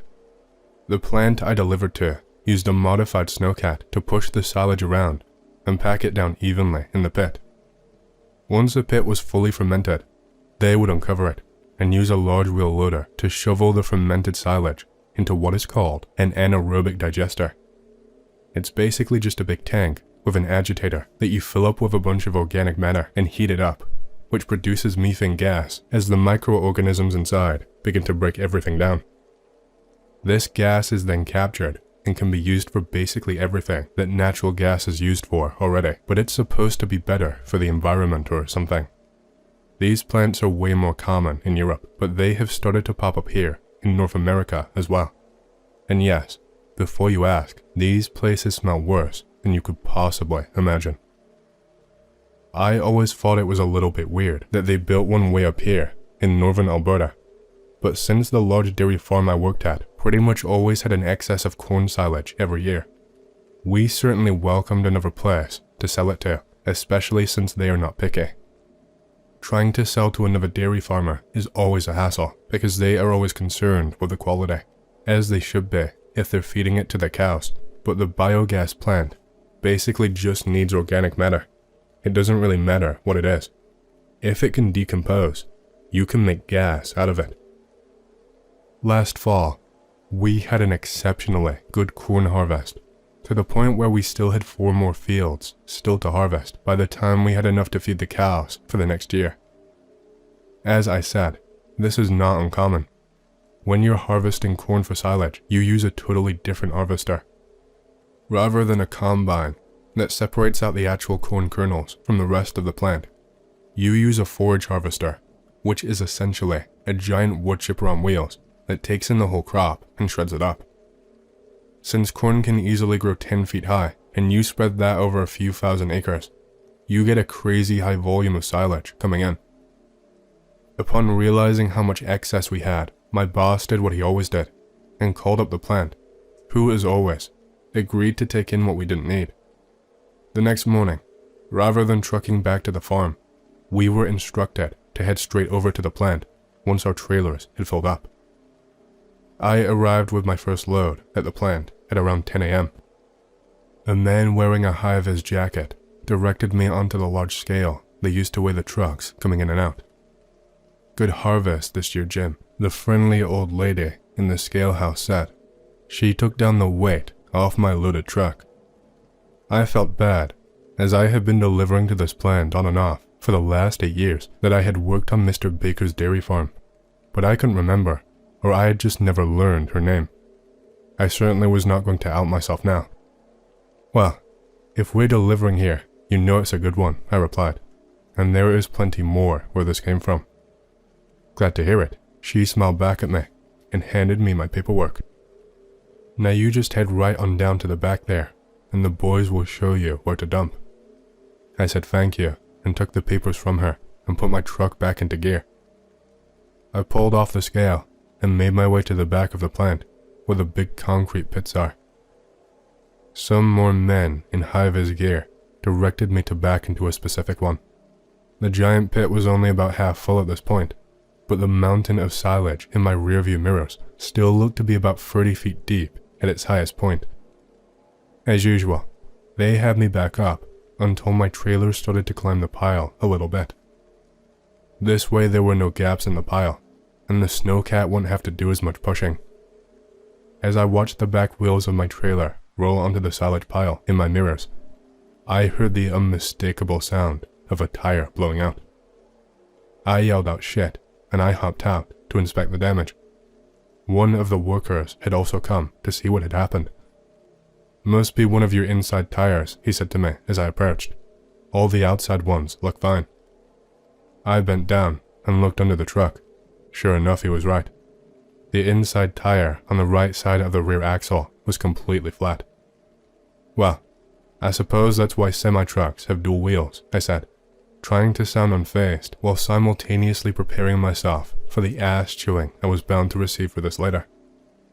I walked around to the back of the truck to inspect the damage further and saw what had punctured my tire. I stumbled back a bit as I realized it was what appeared to be a broken bone sticking out of the tire. I was confused and mumbled out an incoherent sound, but the worker must have heard it too, as it caused him to look down as well. When he did, his face went white for a second, then he composed himself. "Well, I'll be damned," he said. "I've been here since the plant opened, and I ain't never seen that before. Some, poor animal must have gone through the forage harvester, or, some farmer's dog must have dug it up and dropped it in their silo." He seemed really shifty as he said this, and almost seemed like he was trying to convince himself of what he was saying. But I brushed it off, as I figured he was probably just as shocked as I was. While I was still able to unload, I did have to leave the truck and trailer at the plant that night. A mobile tire repair service would be out in the morning to get it all fixed up. I got a ride back to the farm with our next truck to arrive at the plant and finished out the day pressure washing the manure spreaders, no doubt a reward for my efforts that day. I had to take a good long shower at the farm office before getting in my truck to head home for the night. As I started the engine, I went to pull my phone out of my pocket to plug it into the charger and realized that I did not have it.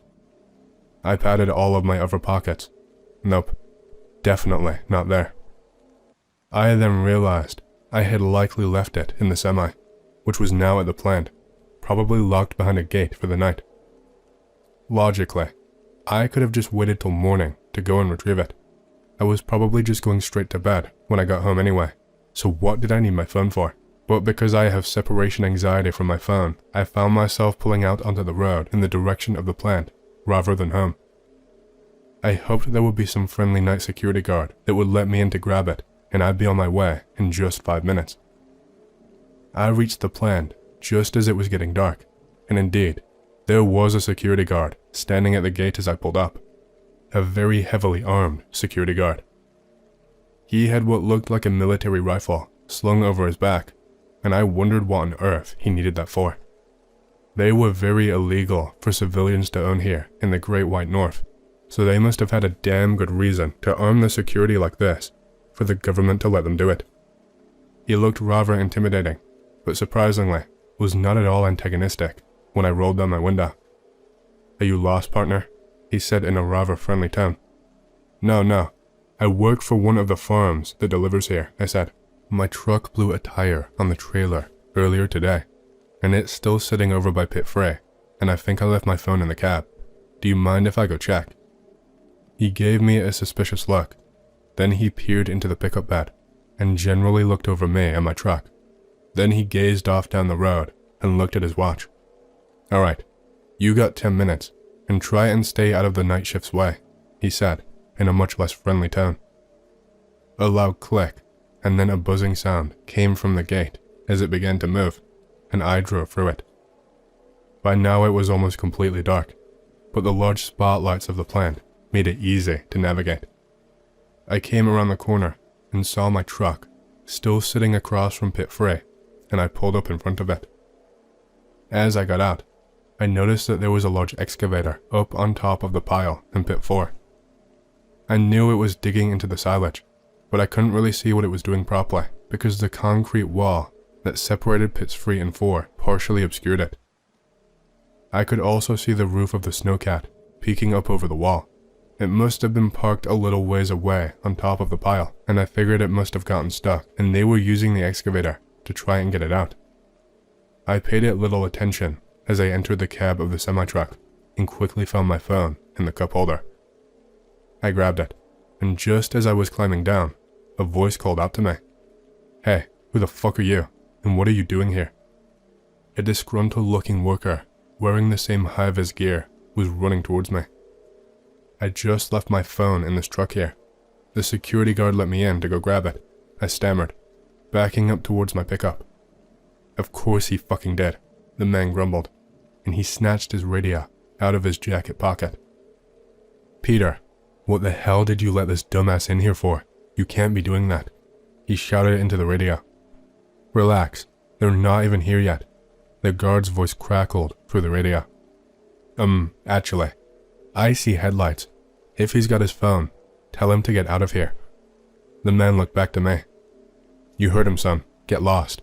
And don't come back here after delivery hours again. You got it?"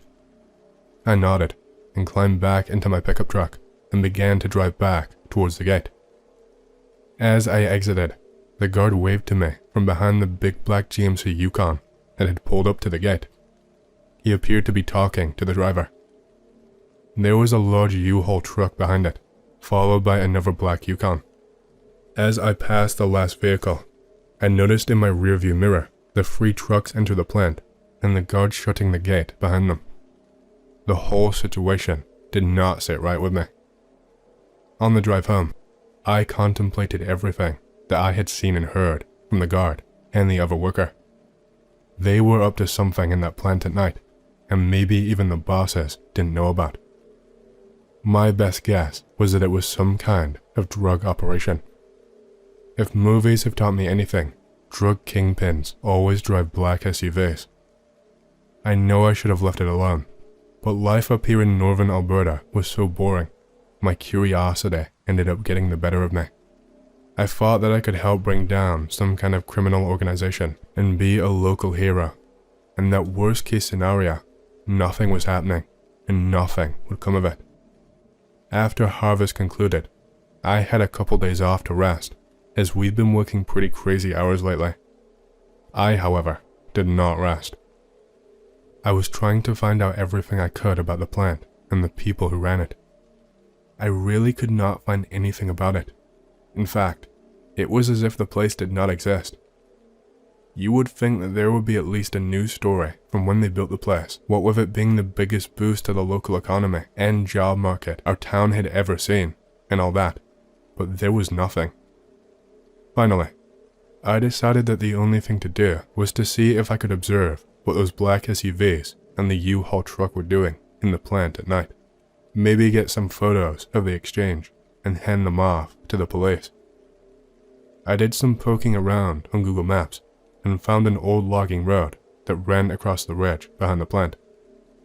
There was a little dirt area where people often parked to unload their ATVs to go riding in the woods up there. It was maybe only a kilometer or so from the north side of the plant. I drove up there just before dark and hiked down through the woods all the way to the north fence of the plant. It was just a chain link fence like you'd see around a schoolyard, not a barbed wire prison fence or anything like that, so I made quick work of climbing over it. Luckily for me, there was a lot of equipment and old dumpsters and shipping containers in this part of the plant for me to hide behind as I made my way towards where the main gate was. I crouched down behind one of their company trucks parked near the gate and waited about 20 minutes before I saw the black SUVs pull up. This time though, they didn't have a U-Haul. They had a much larger yellow Penske box truck. They must be hauling some serious product to be renting that thing. I watched as the trucks rolled through the gate, and much like they had done with me a few days prior, the plant workers in high-vis gear directed them back towards the pits.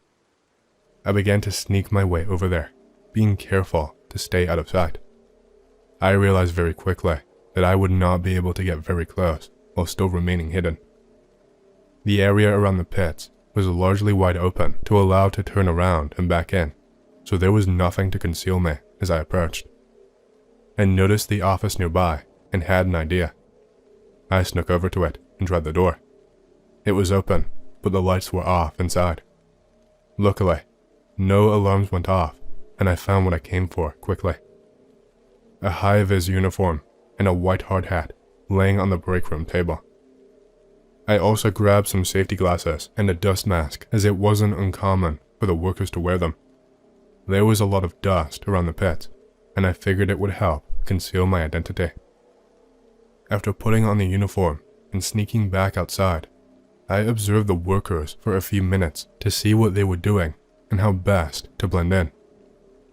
Most of them appeared to either be standing around, watching the trucks pull up, or walking somewhere, so I figured just walking like I was on a mission was good enough. Turns out I didn't need to fake it for long. As I neared the yellow Penske truck, I saw some men getting out of the black SUVs. They were dressed in what looked like church robes, but definitely not Catholic, since they did not have a collar. One of them turned to me, and I froze. "Hey buddy, we got a pretty big load tonight. Mind giving us a hand?" Realizing my cover was working, I decided to play along and just leave the part about me helping the drug lords out of my statement to the police. I nodded and walked over with the other workers and awaited instructions. I heard the sound of a diesel engine coming closer and looked over to see the excavator I had seen coming around the corner and begin to climb the salvage pile in pit 4 again. The snowcat was behind it, but instead of following the excavator up the pile, it came towards us. It had some kind of large metal box attached to the blade that was about the size of a small car. The operator set the box down next to the Penske truck and hopped out. The same disgruntled man I had encountered the other night got out of the cab. "Jesus man, that's a big truck you got there. Probably going to take a couple trips to unload this thing," he said to the men in the robes. One of them opened up the back of the box truck, and where I expected to see a giant pile of cocaine bricks or something, there was something I never expected. Bodies, and lots of them, just thrown haphazardly into the back of this truck. I had to fight the urge to fill my dust mask with vomit as I saw them. The workers began loading them into the box on the blade of the snowcat, just tossing them on with little regard for how they landed. No one seemed to notice me just standing there, so I slowly backed up into the shadows and made my way over to pit 3. It was almost full by now, so I climbed up the pile to a spot where I could look over the concrete into pit 4 where the excavator was without being spotted. Once up there, I saw the snowcat climbing up the pile towards a large hole the excavator had dug in it. There were some more workers up there who began throwing the bodies off into the hole as one of the men in robes climbed out of the passenger seat in the snowcat. He just stood on the track watching as the bodies were piled into this impromptu mass grave they had constructed. He stayed up on the pile while the snowcat went down for the second load. This was all starting to make sense now. This was the perfect cover for disposing the bodies. They would get broken down in the piles, same as everything else, and because they were constantly being emptied into the digester, the evidence would only be around for a few months, and the horrific smell of the plant would conceal any foul odors produced by the dead bodies. But there was one question left. Where were they coming from? This was way too many bodies for this to be the mafia or something killing off problematic individuals. By the time the truck was totally unloaded, there must have been 100 dead people in that hole. No, this had to be some cult activities of some sort, and the robes that the men from the black SUVs were wearing backed up that theory. Maybe these were just what was left over from some sort of ritual sacrifice or something. Whoever these people are, they must have some kind of deal with the plant's owners, because I could tell the workers had done this before. From the time the truck had arrived to the time the excavator started burying the corpses in rotting corn silage, it had only taken about half an hour. I didn't even bother ditching the uniform. I got out of that plant as fast as I could. I sprinted up through those woods, back towards my truck, with my heart beating so fast I thought it would explode. As soon as I was in the truck, I locked all of the doors and dialed 911 on speaker as I peeled out of the forest. I told the operator everything that had happened over the last couple of days and what I had seen that night. I practically begged them to send someone there right away, which the nice lady on the other end of the line promised that they would. She asked me for my name and contact information so they could get a hold of me for a statement, which I gladly gave them. She assured me they would investigate the matter, and I thanked her and hung up the phone. I then pulled over and got out of the truck and proceeded to finally let out all of the vomit I had been holding in for the last hour or so. I ditched the plant uniform on the side of that old forested road and made my way for home. As I was approaching my house, I saw a car up ahead. As I drew closer, I could make out the distinctive, reflective tape that they put across the back of police cars. I slowed down, as I had come up on him pretty fast, and I did not want to get a speeding ticket after all I had been through that night. I followed the cop a few more kilometers towards town. My house was on this road, coming up shortly. As we approached my driveway, the cop put his signal on to turn in. I breathed a sigh of relief, as I guessed they had sent someone out to check on me, and I was about to put my signal on as well when I noticed the black GMC Yukon parked in my driveway and the man in the robes standing next to it with a gun. The cop turned in and parked next to him. Given that the cop had basically zero reaction to the men standing there with a weapon, my heart sank as I realized whatever this is runs much, much deeper than I thought, and revealing who I was to that 911 dispatcher had just doomed me. I kept on driving, praying that neither of them recognized me, and thanking the Alberta government for not requiring front license plates that the cop would have totally seen on the drive over otherwise. I just kept on driving, expecting at any minute to see police lights behind me, or a big black SUV blocking the road ahead of me, and men in dark robes coming out of the darkness to get me, but nothing happened. I don't even know how long I drove for. I just drove until I had to pee so badly I was forced to stop at a truck stop, and I realized I was somewhere in Saskatchewan. I've been on the run, so to speak, for about 6 months now. I don't know if anyone is even following me, but I have to be sure. I'm writing all of this out to get it off my chest, and put it out there as a warning before I ditch this phone and start my life over in another province, as far away from there as I can.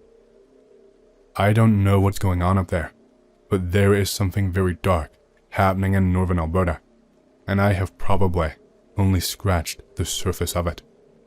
Either way, I want no part of any of it.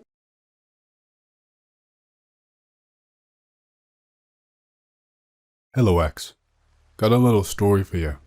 6 years ago, Dad comes home and tells the family his boss offered him a job position as CTO of one of the company's partners in Spain. The family was not really excited about it. My brother and I would lose our school friends. Mom would have to look for another job, and she would be away from our relatives. Our aunt and her were really close, and her face showed just how much that bothered her. In the time span of a week or two, Dad convinces me and my brother that it will be awesome to meet new people and that we'll be able to keep in touch with all of our friends. He also adds that we're young and we'll be able to meet new friends and that real friendship is created when you're older, yada yada. He tells us we'll be able to visit too. After all, we had many relatives here. Helps Mom find a new job in Spain and helps her overcome the anxiety of being away from our family. He calls his boss and tells him that he accepts the position. A week later, we get ready to live somewhere else. Brother cried every night about his friends and so on, but the closer the day of the flight is, the more he laughs and the more excited he looks. Mom went from, "Oh, my sister is going to miss me a lot. What about grandma, boo-hoo?" to this diva behavior of, "Yes, we will live in Europe and my husband will be the CTO."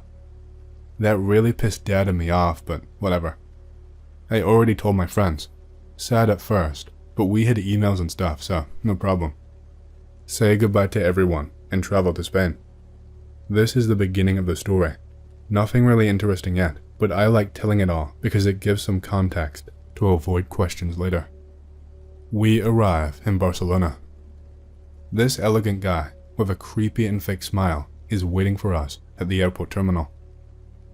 The Spanish accent makes my brother piss himself.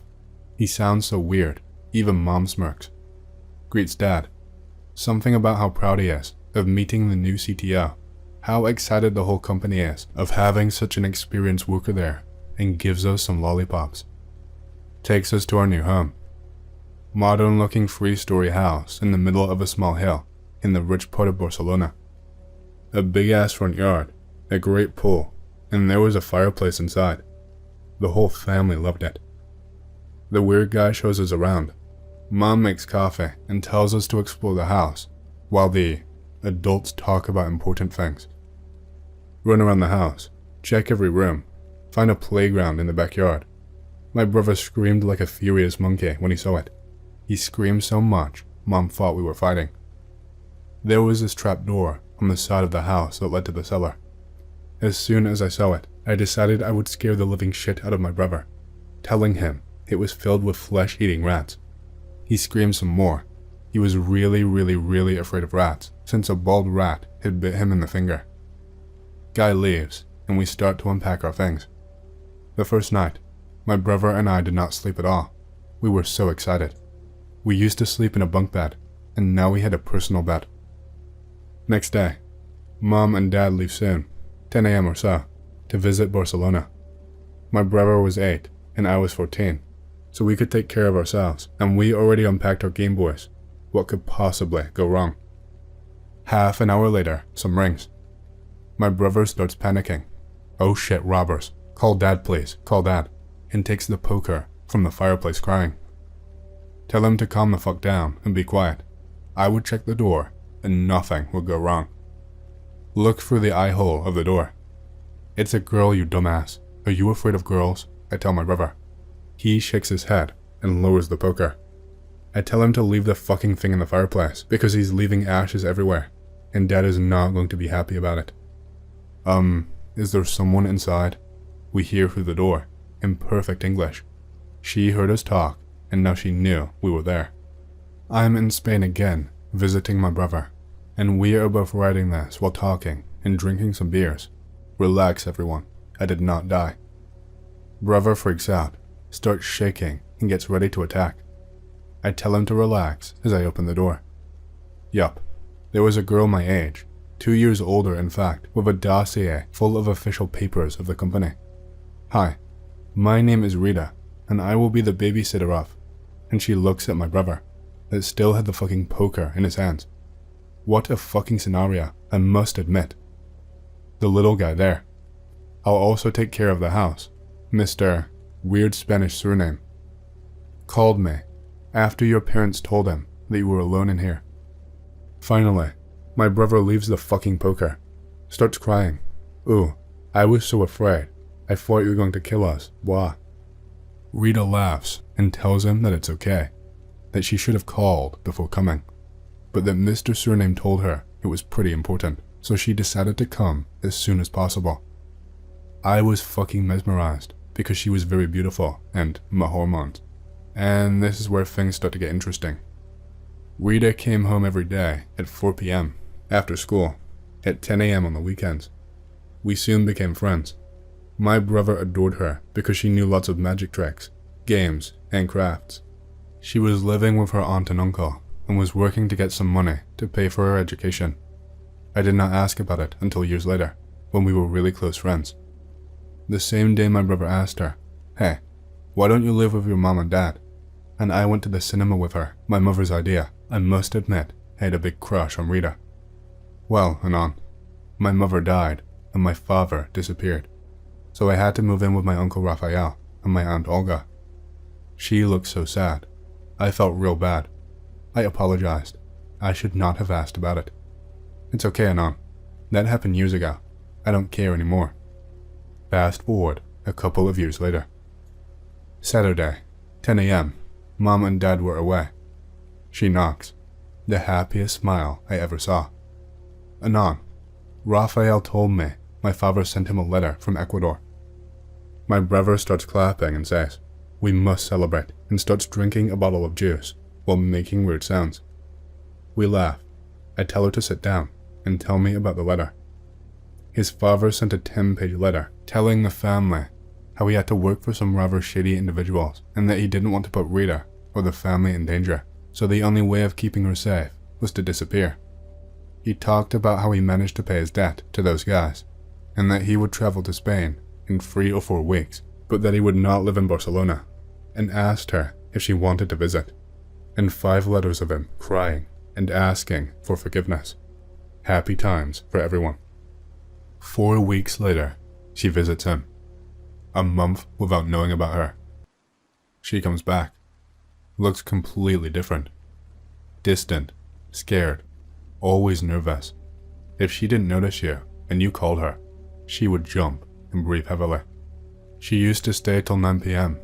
Now she stays until 11 p.m. or so. The whole family notices this new behavior. Mom and Dad were really worried, because it was like a member of the family by now. We decided that the best thing would be to ask her if something happened. I tell my family I would ask her.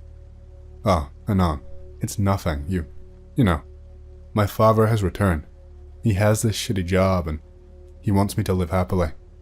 That's why he wants me to live with Raphael and Olga, to study and live well, but I miss him, and it's a strange phase of my life. Thank you for noticing and worrying." The smile she made looked so forced. She was really unhappy. Something more than what was happening. I was sure about it. While that happened, my brother started bugging me about noises in the cellar, seeing figures approaching the home at night, Mom and Dad noticing how things went missing. Photos, little items with sentimental value, nothing valuable, but Mom cried when some of the photos of when my brother and I were toddlers disappeared. I kept telling him to fuck off and stop being paranoid. In fact, I thought it was him who hid the photos and such to scare the family. A week later, 12 p.m., he wakes me up. "What the fuck are you doing? I'm going to punch you in the He tells me to shut up and says, "Listen closely." I hear someone crying, below us, far away. For the love of God, it must be Mom again. Stop hiding the fucking photos. You motherfucker. It's not funny anymore. Oh really? Mom and Dad went to the company supper. They're not here. We looked at each other. He looked tired, pale, and sweat ran down his forehead. I started shaking and mumbling. "I'm ready to know what the hell is going on," and on. Raised his hand. He had the fucking poker. I went downstairs to grab it, and I didn't see a thing. The sound didn't come from any of the rooms, so it must come from outside. "Oh, I have this for you." Gives me a fireplace shovel. We go downstairs, switching on every light we find. We check every room. We hear the faint weeping, a little bit louder the lower we are. It must come from outside, I tell him. First we call the police, and then we check. We call the police and go out. We check the whole perimeter of the house. And fuck me, Anon. It comes from the damn cellar. It comes from the damn cellar, I'm sure. Fuck. Fuck. Approach the trapdoor. It indeed comes from inside. We decide to enter the cellar from the stairs inside of the house. We go down the stairs, slowly. Someone is crying down there, no doubt. Get ready for whatever is down there. We switch the lights on. And there was Rita, sitting on the floor, crying. "Rita, what the hell is going on? I thought you left a couple hours before."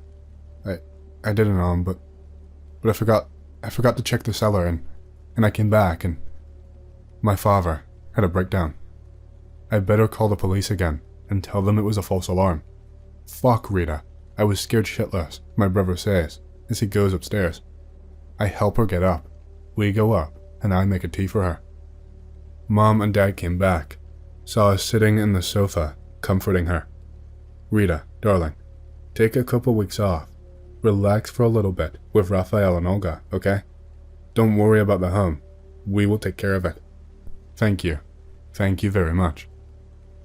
Dad drove her home. We go to sleep. 2 weeks pass.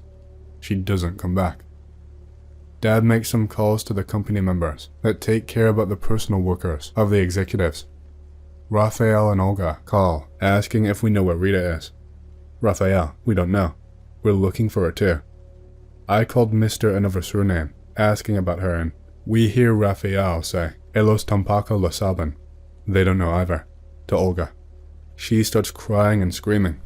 Tendríamos que haber llamado a la policía, Raphael. Esto es culpa de Ramiro. We should have called the police, Raphael. This is Ramiro's fault. Dad starts sweating, like he usually does when he's about to collapse. Who the hell is Ramiro, Raphael? They start this long-ass conversation, talking about who Ramiro is. Ramiro is Rita's father. Couple more days looking for her. Fuck it all. Ask her friends about her. Ask teachers. Ask everyone related to her. No one knows. No one fucking knows. Whole family is devastated.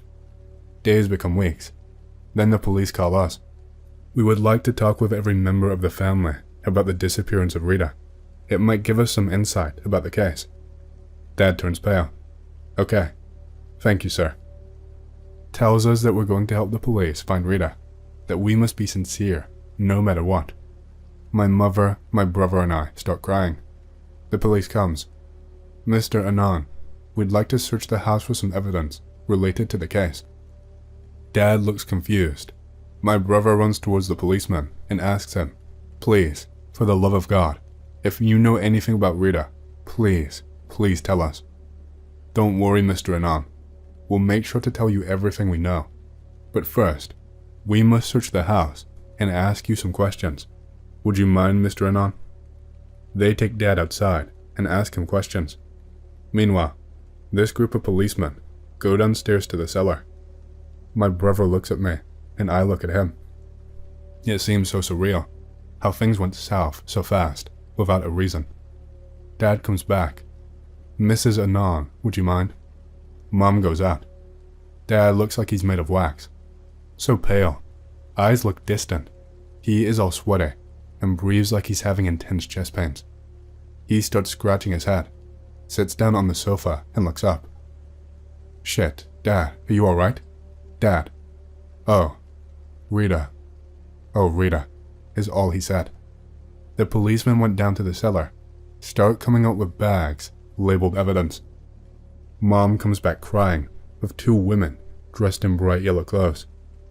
In the back of the jackets, it says that they are members of the police's psychological help team. Mr. Anand, my brother, would you mind answering some questions? My brother leaves. Comes back in a while. Just like Dad, but he is nearly crying.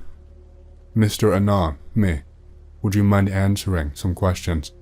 I follow the cop out. I'll use a C to mark the questions the cop made, and A to mark the answers. I'll write only the relevant questions down. Do you personally know Mr. Ramiro, Rita's father? No, sir. I don't know him personally. Your father, mother, and brother talked about how Rita was different after she came back from his father's home. Is that true, Mr. Anand? Yes. Yes, it is. She looked fearful and was not the same. Your brother talked about figures in the woods, sounds, and missing objects. Our evidence team just informed us that there are, indeed, steps and materials in the zone that might indicate someone invaded the home without you noticing. Did you know something about this? What? Well, he told me, and I thought it was a story to scare me. That's all, Mr. Anand. Thank you for your help. Days later, another call from the police. We must ask more questions. This time, only Mr. Anand brother, and Mr. Anand me will be required. Mrs. Anand, thank you for your collaboration. This time, we go to the police station. Each one of us has its own little room. We go inside. After a couple of minutes, a woman comes in. She has eye circles and bags. She looks tired. She does not look friendly at all. At all. Tells me to sit down, with a voice that sounds soft, but has this hint of violence. Another guy walks in, with a couple dossiers. Shall we get started? Says the guy, as he drops the dossiers on the table. She asked me the same questions the other guy asked me before, just to make sure everything's okay and see if I remember something more to add to the case. Again, C for the police and A for my answers. Say, please, check this dossier and tell me if you recognize any of the stuff in the photos. Of course I do. These are our pictures. This is a turtle my grandma gave my father when he was a child. Lots of items there. They look tattered and old, but some I do not. Mainly the candles and crosses. The items you lost, right? Except the candles and crosses. She took the pictures and told the guy to write something. Yes, they are. Did you visit the cellar recently? Yes. That's where we found Rita when we heard someone crying. Nothing wrong with it? Nothing. Well, the thing is, we found your stuff at her house, inside a room that someone, maybe Rita, prepared for someone in what seemed to be a larder. Oh wait, what? Please, Mr. Anon, let us explain the whole situation. The other guy said, don't worry kid, we're doing all we can to find her. I know you're nervous, but let us do our work, and this will end up faster and happily. He smiled, and his smile looked so sincere, I immediately shut up. Sorry. The candles and crosses, we found them. She opened another dossier with an overview picture of our house, with some marked places. Here, here, and here, where we also found step marks. Also, we found them in the cellar, behind a little hollow space that we assume Rita made to hide them. You know nothing about that, right? What? No, I do not know about that. Please, check this dossier and tell me if you recognize any names, places, or people. Okay. She hands me a dossier from the National Ecuador police symbol, pic related. I start reading. Ramiro, WXYZ, bunch of South American surnames. Born in Ecuador, 19XX, city. Long ass list of crimes in Ecuador. A travel log of some kind. Moved to Colombia, moved to Peru, back to Colombia, to Ecuador, and then to Argentina, where he stayed for a long time. I know the name Ramiro. He is Rita's father. I also know they're both from Ecuador, but right now, that is the only thing I can say. I see. Keep reading, please. Again, tells the guy to write something. Check the next pages. More criminal record. More travel logs. More criminal record. The next page is a big ass, one photo on each side. Photo that they took of Ramiro the last time he got busted. He looked like shit. Eyes were red. Giant grayish bags under his eyes. Weird tattoos on his chin and forehead. Pimples, sores, a week-old beard. A black and gray, unkept mustache, and the teeth he wasn't missing were made of silver. Next page had another travel log. This time, there was a flight to Spain. Rita visited his father on X date, right? After he came to Spain, I mean. Yes. She told the guy to write something. Keep reading, please. Okay. The next page had some scans. A round-trip train ticket. Barcelona, Andalusia, Barcelona. Bought online using Rita's ID. Checked by the police. It wasn't his true ID. Said some notes, stick to it. Ramiro lived in Andalusia, it seemed. A one-way ticket. Andalusia, Barcelona. You can imagine what I felt when I saw that. I started shaking, and the guy very quickly asked me if I was alright. Not really. I'll keep reading, I said. The last pages were scans from pictures of the room and one last criminal record. Murders. Fucking murders. Then I read something that nearly made me faint. Connections to the name cartel. And the last page gave more information about said cartel. Its influence spreads across many South American countries. Deep pseudo-Catholic and occult beliefs. I looked up to the woman and the guy. My mouth was open and I could barely talk. You okay, buddy? You want a glass of water or something? We can rest for a while if, said the guy, but the woman looked at him with eyes that told him not now. Then she pointed at the door and made a drinking sign, telling him to bring me some water. Do you know if Rita had any direct connection to the cartel? No, I don't. Evidence suggests that she took photos of the room and pointed at them. Ramiro was living with her during these last months, and we think it might have something to do with her disappearance. You know anything about it? No, I do not. Also, then she looked for photos of the overview of the house. We think, judging from the material evidence that we found here, and she asked the guy for another dossier and got the blueprints of our house. In some rooms that both Ramiro and Rita entered your house at night to steal these sentimental value items. You never actually saw them inside or around the house, did you? No, I did not. I only saw Rita late at night, after her work hours, when my brother and I found her crying in the cellar. That will be all for today. Thank you for your help. I mumbled yeah, and the guy said thank you, buddy. Let's go out. You like tea? I'll get you a tea from the machine. Outside, there was my brother. He was crying and shaking while taking sips from a cup of coffee. He tried to wave at me, but all he did was flail his arm around, like it was broken. We'll wait for Dad and go home, yeah, Anon? Weeks later, police calls. We need to check something. Mr. Anon father, Mr. Anon brother, and Mr. Anon me will be needed again. Back to the police station. We meet Raphael and Olga at the lobby.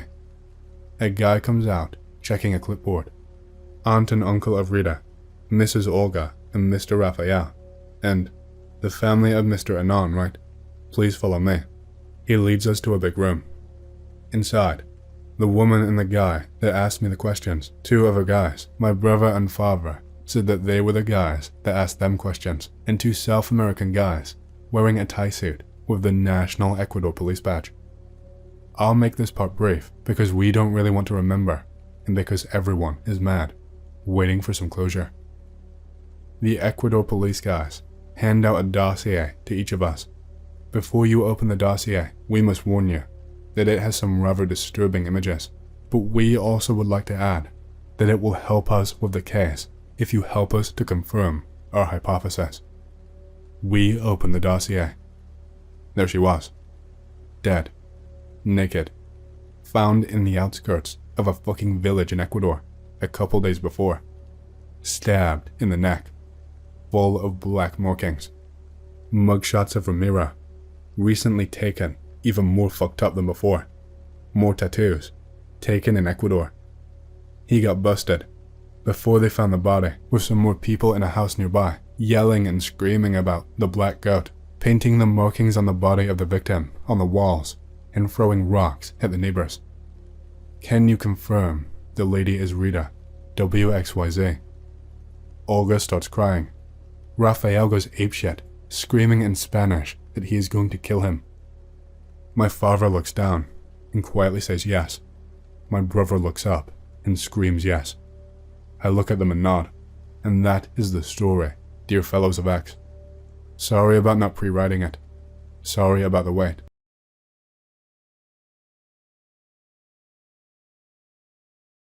Hey X, as I'm aware, you are interested in the occult, so I'd like to share my story with you.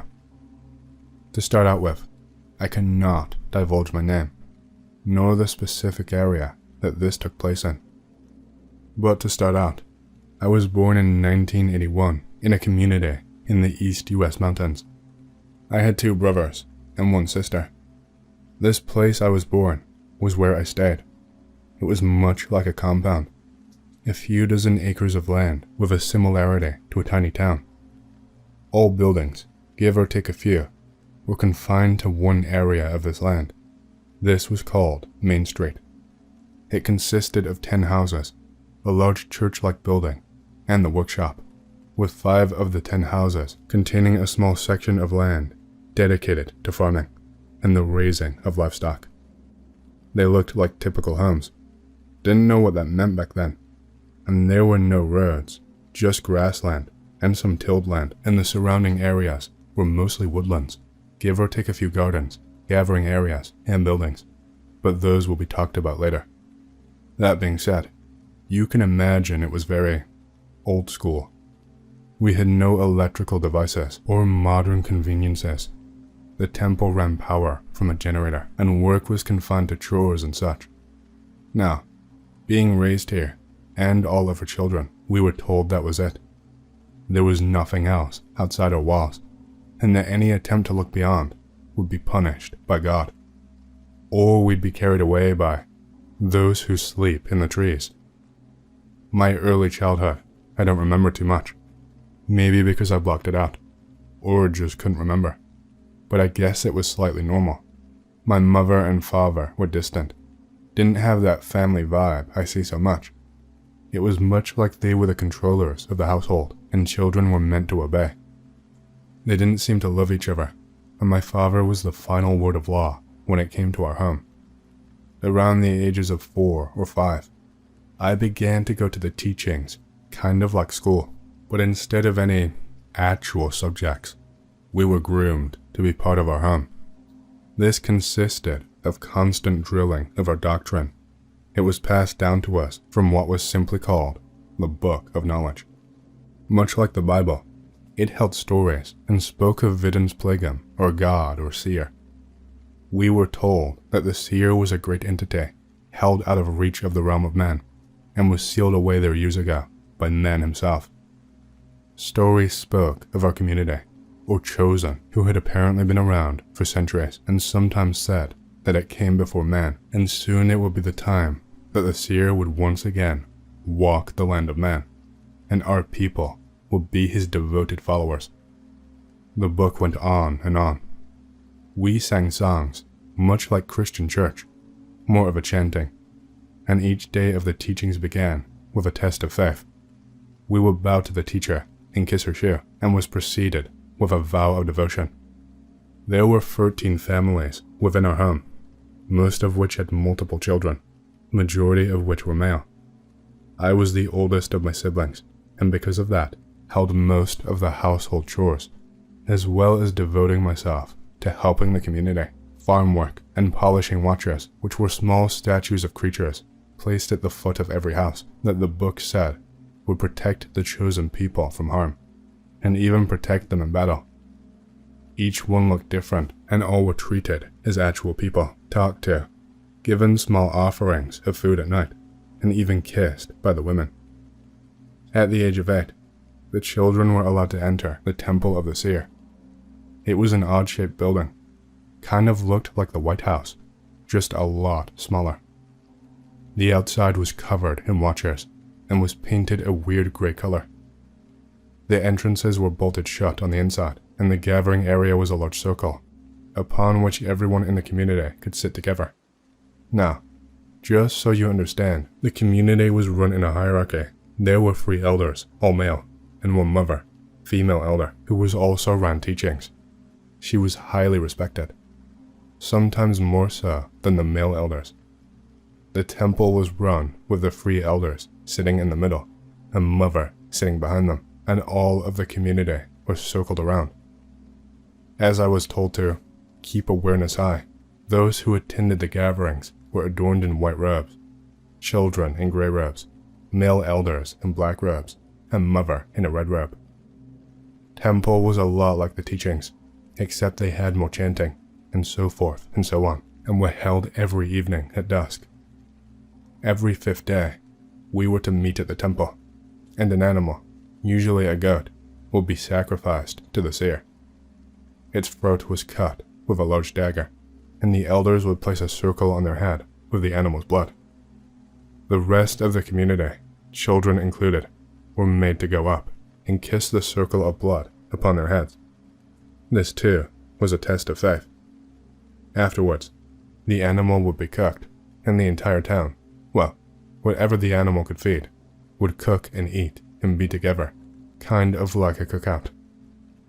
As I got older, I noticed the adults, after temple, would go off in secret. I never did find out what went on, but there were stories whispered around the children that there was a small room underneath the gathering area which the adults gave sacrament, which none of us knew what that meant. Nearing my 10th birthday, my younger brother, let's call him David, was caught trying to go to the edge of the property. I remember that my parents were furious, and he was quickly caught and brought to the temple. He was missing for 3 days and came back bruised, and his clothes were covered in blood. David, while my parents were around, was made to wear a sack around his head, only allowed to be lifted when he was eating. David, after he was punished, never talked again. We shared a room, and he would often wake up screaming, but he never told me why. He just shook, paralyzed with fear, and eventually fell back asleep. I tried to take care of David, but he always stayed in a perpetual state of, like deer in headlights. This scared me to the very core. I did not know what they had done, but I knew it was bad. I feared that one day they might do it to me, and began to think about escaping. There was talk, and even stories from the adults, that some who got punished never came back. Later that year, they found someone who was unholy wandering the property.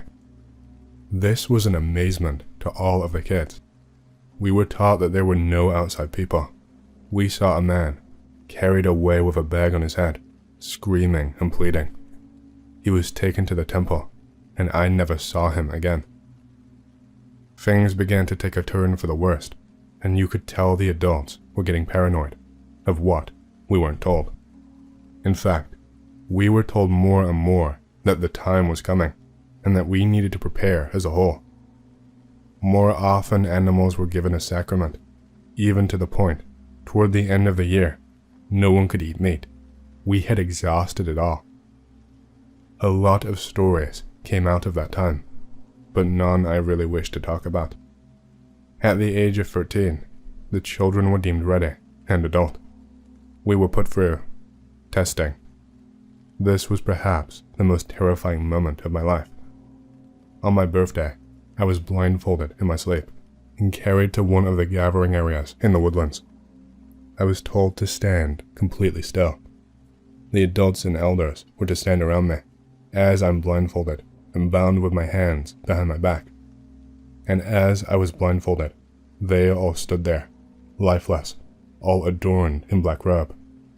Mother came toward me, and I cried and cried. I was forced to do something I did not want to do, and the spilling of the seed somehow was told to be manhood. I will never forget that moment. The stares, some even smiled. After that, I was given a bottle of water and was told I had to stay in the woods for 3 days and face the trials of the seer. And if I am to return home before those 3 days, I would be severely punished. So I wandered the woods, hungry and dehydrated for the whole 3 days. And during those 3 days, I came up with my plan for leaving and vowed, once I returned, I would gather as many children as possible and leave the community. The day I returned, I was celebrated.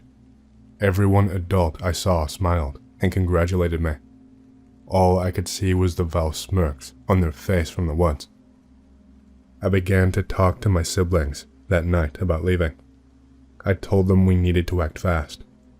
David shook his head and went to sleep, while my other brothers and sisters completely refused. I tried to convince them, but they threatened to tell our parents.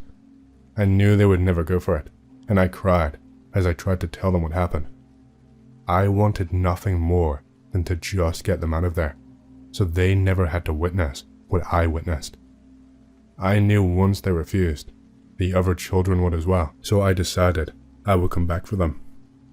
I didn't know if I would be hurt, but I knew I had to leave. I packed my things in a small sack and ran as hard as I could for the border of the property, which I had found during said trials. It was a terrifying night. I rested for a time, but became too fearful that I would be caught, and I kept running. I ran until I could run no more, and finally, early the next morning, made it out of the property. I found that not too far from where I ran, there was a dirt road that eventually led up to the compound, and I guessed the other way led somewhere else. So I traveled for 2 days on foot, until I saw something I will never forget. It was a man on a bicycle. He saw me. He asked me why I was out there, and then quickly brought me to the nearest town. I stayed in the local police station for days, but I was so shocked by what was around me. I did not talk to anyone. I didn't know who they were, what was around me. I was in complete shock of the outside world. About a week later, I finally talked about what happened, and the police went to investigate the community. Apparently, the cops had known it existed, but could never prove what went on, or what was on the property. By the time they got there, they said the property was completely abandoned, all except for a few children, which were taken back with me. I never heard more about it. I never saw the other children again, and was interviewed for years later. Shortly after that, I was put into a foster home, but was just deemed too problematic and went out on my own at 18. I was tortured daily by my memories, by everything I witnessed, by the thoughts of my siblings, and the face of the community was still out in the world. I went to therapy for most of my life after that, and actually still do from time to time. I have yet to have a relationship and always keep to myself. At the age of 21, I had a small apartment, worked an average job, etc. And one day, in my mail, there was a small piece of cardstock with the red circle the elders adorned their forehead with. I got those for a long time, during random times of the year, and had my place broken into twice, but nothing was stolen. Eventually it stopped, and I have led sort of a normal life since then. I have not spoke about this to anyone I've met outside here, and most of the time I don't speak at all, but I've learned much about other occults, and just wanted to share my story as well, to anyone out there who is seeking answers like me.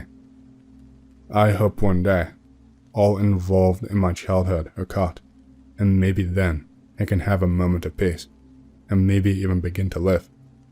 Thank you for listening. In total, there were about 18 children. 5 came back with me. I was told not to divulge specific information for a while, as this case was still under investigation, technically. I haven't been to the area for about 8 years now. I was told they had demolished the area and found new evidence.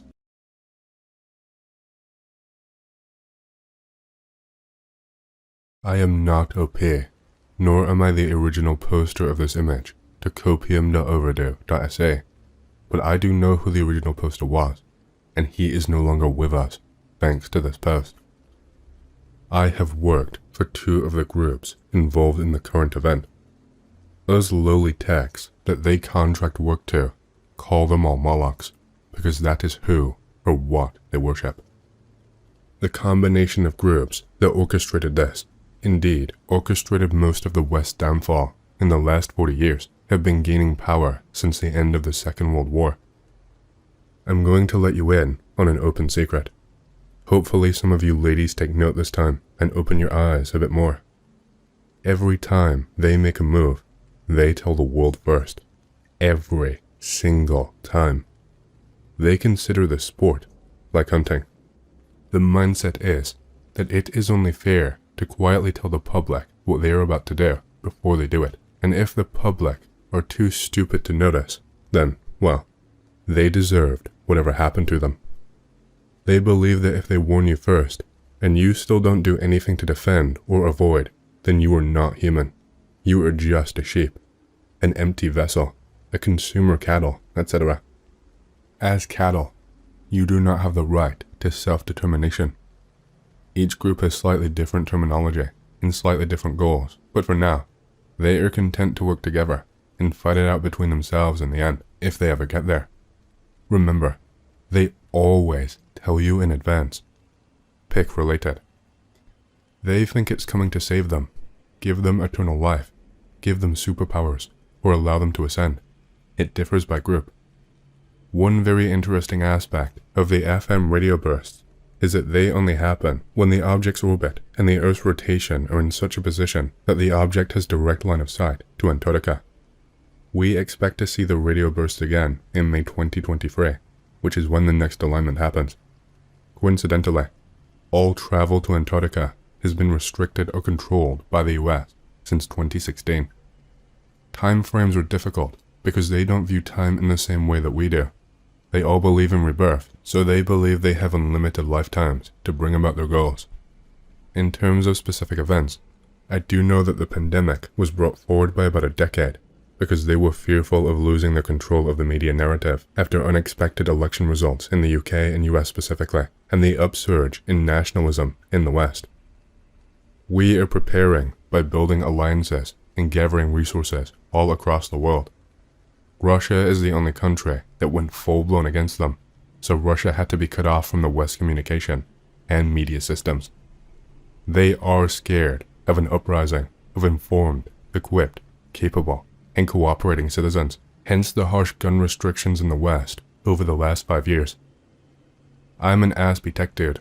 Until recently, I did not give a shit about history or religion. I cared about tech things and titties. I'm on a crash course now, but I'm finding that history is being rewritten in real time, and I'm struggling to get a baseline. If you can point me to something specific on the city of Weimar, then please do. 6 groups, I believe, but I have only ever worked for 4 of them. There may be more, but that's what I know about. The biggest, in terms of size, seems to be the HS, though some of them have a different nickname for themselves. That group is primarily German, Polish, Hungarian, Ukrainian in terms of nationality.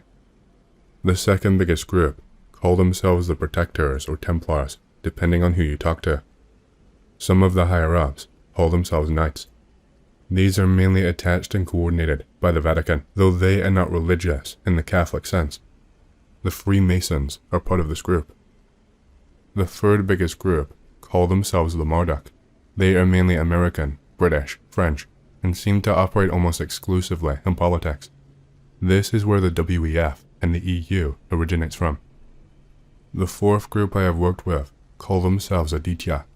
They control the tech industry almost completely, and it is the group I have worked with the most.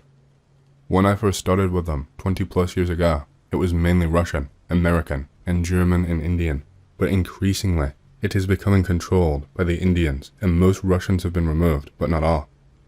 There is a power struggle going on internally. The other 2 groups I only know about from secondhand info, so I will not speculate. The plan is some kind of bargaining with the most capable and intelligent, a sort of middle class, below them but more than the cattle, a tech class that can build, implement, and maintain their plans. Finance is owned by the HS. Media is split between them and the Marduk at a global level. Of the remaining 2 that I'm aware of, there are the Icons and Miners. Miners I know nothing about really, but they are supposedly in control of most of the Earth's natural resources. From what I understand, they were historically British, Dutch, and Iranian, and controlled the African continent, though in more recent times, they have increasingly become Arabs. The Icons are the royal families of Europe. They are apparently all related, but again, I do not know enough about them to say anything for certain. I'm sat here, waiting for a 14 terabyte data drop to download from someone I have been working with on this, and thought I would have a look on B while I wait. I ended up on Paul, and the OP's image attracted my attention because I know the original poster of the post IRL. I'm not revealing anything really. I'm not giving you anything you can't find elsewhere. And when I speculate, I'm being open that I am speculating. I have a lot of other info that I can't or won't post right now because I have been working on putting this together for almost 4 years now, and when we dump it, it will be coordinated and verified. 80% of the info I have is probably unverifiable anyway. If I started naming people, I would never get to finish the job. Look up Seth Rich.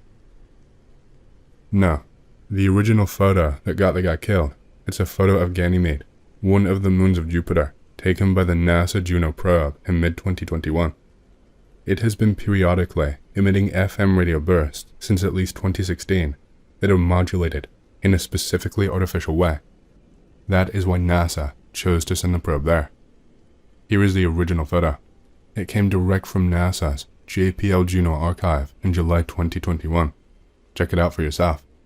Open it in an image editor and play with the contrast, saturation, and gamma to see the details. Lots of different speculation. Some seem to think it's a craft of some sort because of the frequency of the modulated FM radio bursts it periodically emits, and the fact that while it is in a stable orbit around Ganymede, that orbit has changed twice since 2016 that we know of. Some think it's a natural phenomenon. I personally have no idea what it is, but I do find it both interesting and disturbing in equal measure, especially since the groups that are orchestrating current events seem to almost worship its presence. The purple is just my efforts to look further into the image and analyze the barely visible contents. I am no image expert, and I know fuck all about photography or exposure. I posted the original here, so maybe someone with better photography knowledge than me can look at it deeper. I am slightly concerned, fearful even, of sharing the pictures, as I am not confident about the source, and they may be a misdirection to identify individuals. I have shared 2 slightly edited and cropped versions of them in the past on X to see what sort of response I got. Somebody else did post another image there that was very similar to the images that I have and seemed to have come from the same source, but outside of that, well, ancient civilizations, building advanced tech, and pyramids in Antarctica is a hard thing for me to swallow right now, though much more palatable than 15 years ago when I first saw them. I will publish everything I have as a torrent when I'm ready, and there are many others contributing data to this, but we are in a verification and get your shit in order stage right now. I'm not sure Jupiter itself is important. It seems to be the moon of Ganymede that is the important thing to them. There were a number of small sites coordinating information collection on the subject specifically, but they all went offline on the same day in early February 2022. You can find fragments of it in some scientific publications as far as the FM signal from Ganymede goes, and there are a few places to get info on the Antarctic goings-on, but I am not sure how reliable they are. Only a couple of years ago, there were hundreds of small sites covering this, but they all vanished, even from archive.org. Even X-archives are being purged on this subject. There are torrents out there which bundle a lot of information, but they don't do a good job of separating the fact from the fantasy. I have a list of torrents on my main machine. Keep an eye over on X in the next couple of hours, and I will post what I can without identifying myself. I agree. It seems a little far-fetched. They do have carvings in the photos that I've seen. Carvings of our solar system with Jupiter at the center. What looks to be some sort of language. Carvings of Antarctica without ice. Carvings of the atomic structures of a lot of elements. Some believe there is ancient tech there, but again, that is fanciful speculation, I believe. They don't care about your religions. They have their own. They laugh about modern religions, and they believe that their groups are the creators of Judaism, Christianity, and Islam.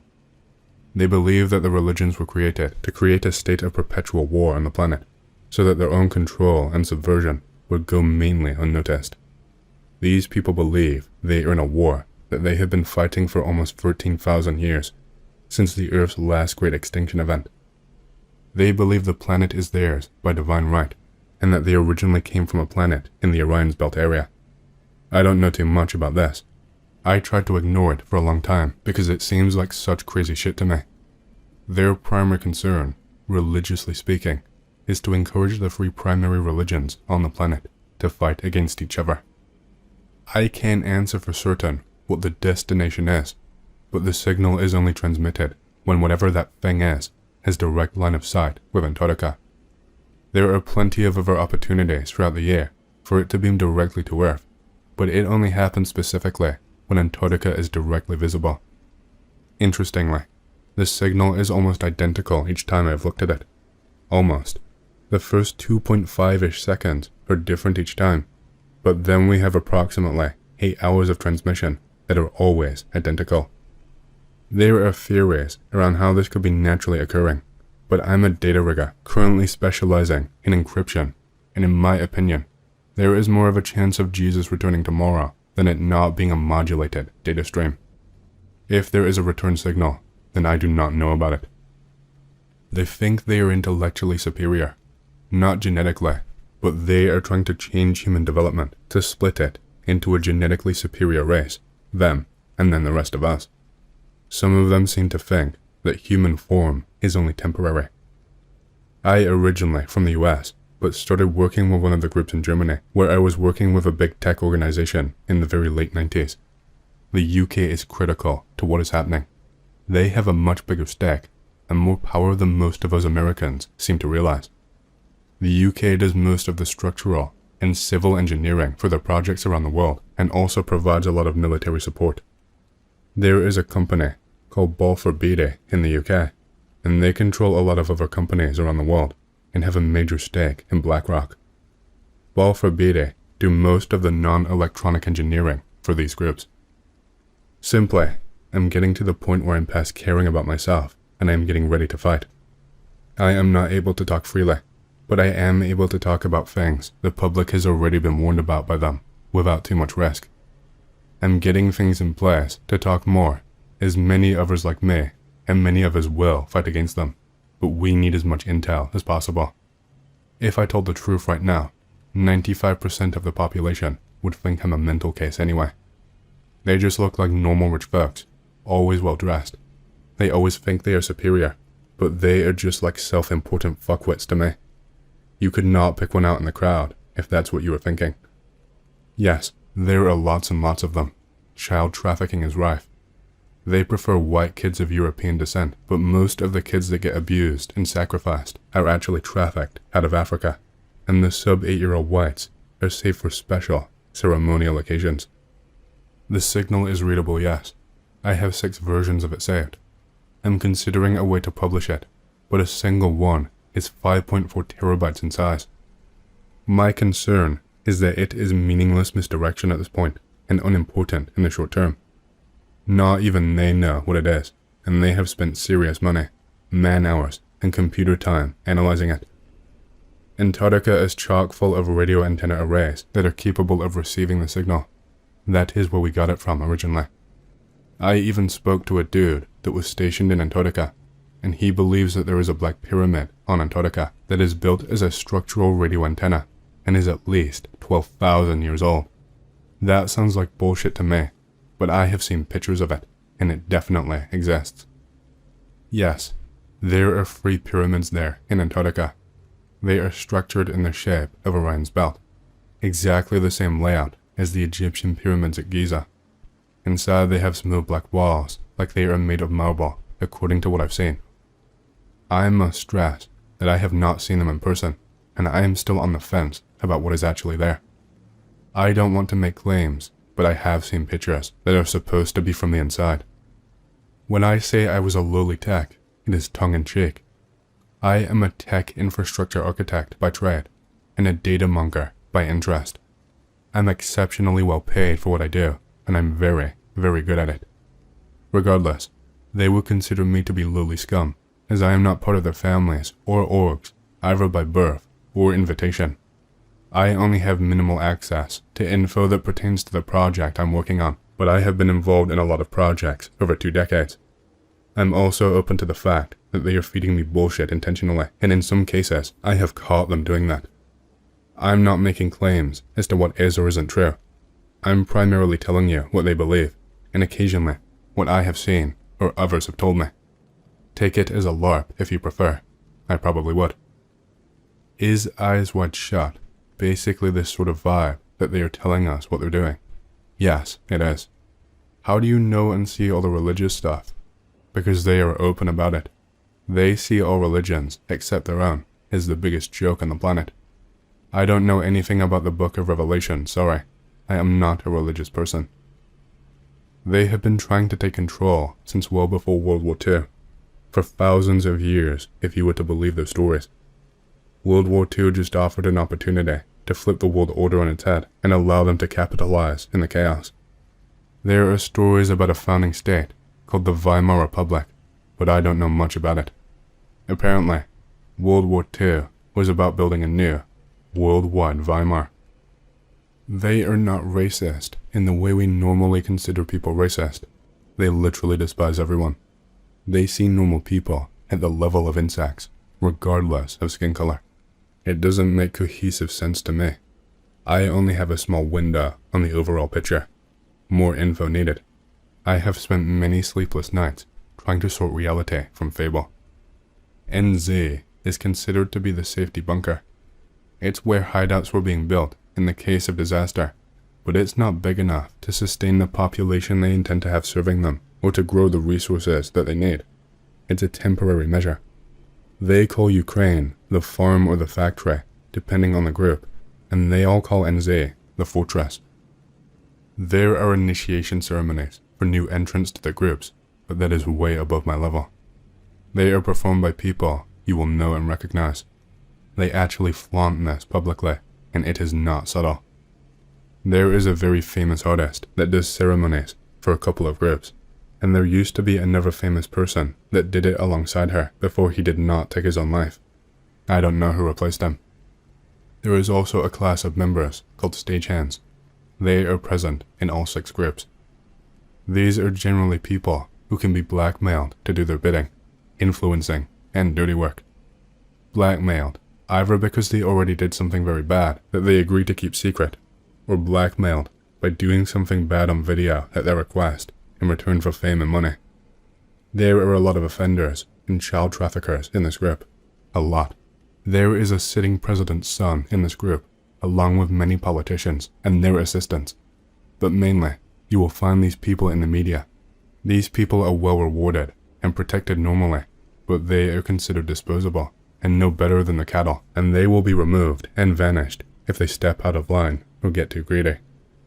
They genuinely do think that the vast majority of the population is so stupid they will never be able to string the clues together, and of the people who they do, they are confident that most of them are too lazy, selfish, entitled, or self-deluded to do anything about it. They work on a 5% of population uprising as a worst-case scenario. Russia fucked that up for them. Given that they control the armies, they think that a 5% uprising is not a big deal. In fact, they want it to happen in a small way so it can be smashed with the West military to send a message to everyone else. That's why you are being poked and prodded into a response now. Shut it down before it becomes too widespread. If you are reading this, then this is my dead man switch. I have fled the country or been murdered. I am a subcontractor for the CIA that covers NASA's ass when they fuck up. I'm fucking tired. Fuck this country. Fuck the people who killed Walter. Fuck you for killing me. There is a damaged space station orbiting Ganymede. It has been abandoned for a very, very long time, as in hundreds or maybe thousands of years. It appears to have been impacted by something, with a massive hole blown into it. It's shaped like a sphere inside of a toroid. The sphere turns clockwise, and the toroid spins counterclockwise. The entire object is roughly 920 feet in diameter. They have no clue what it is made of. Some sort of dark purple metal with a bright green shimmer. They have no idea what its exact purpose was. Maybe the first steps in colonizing the moon.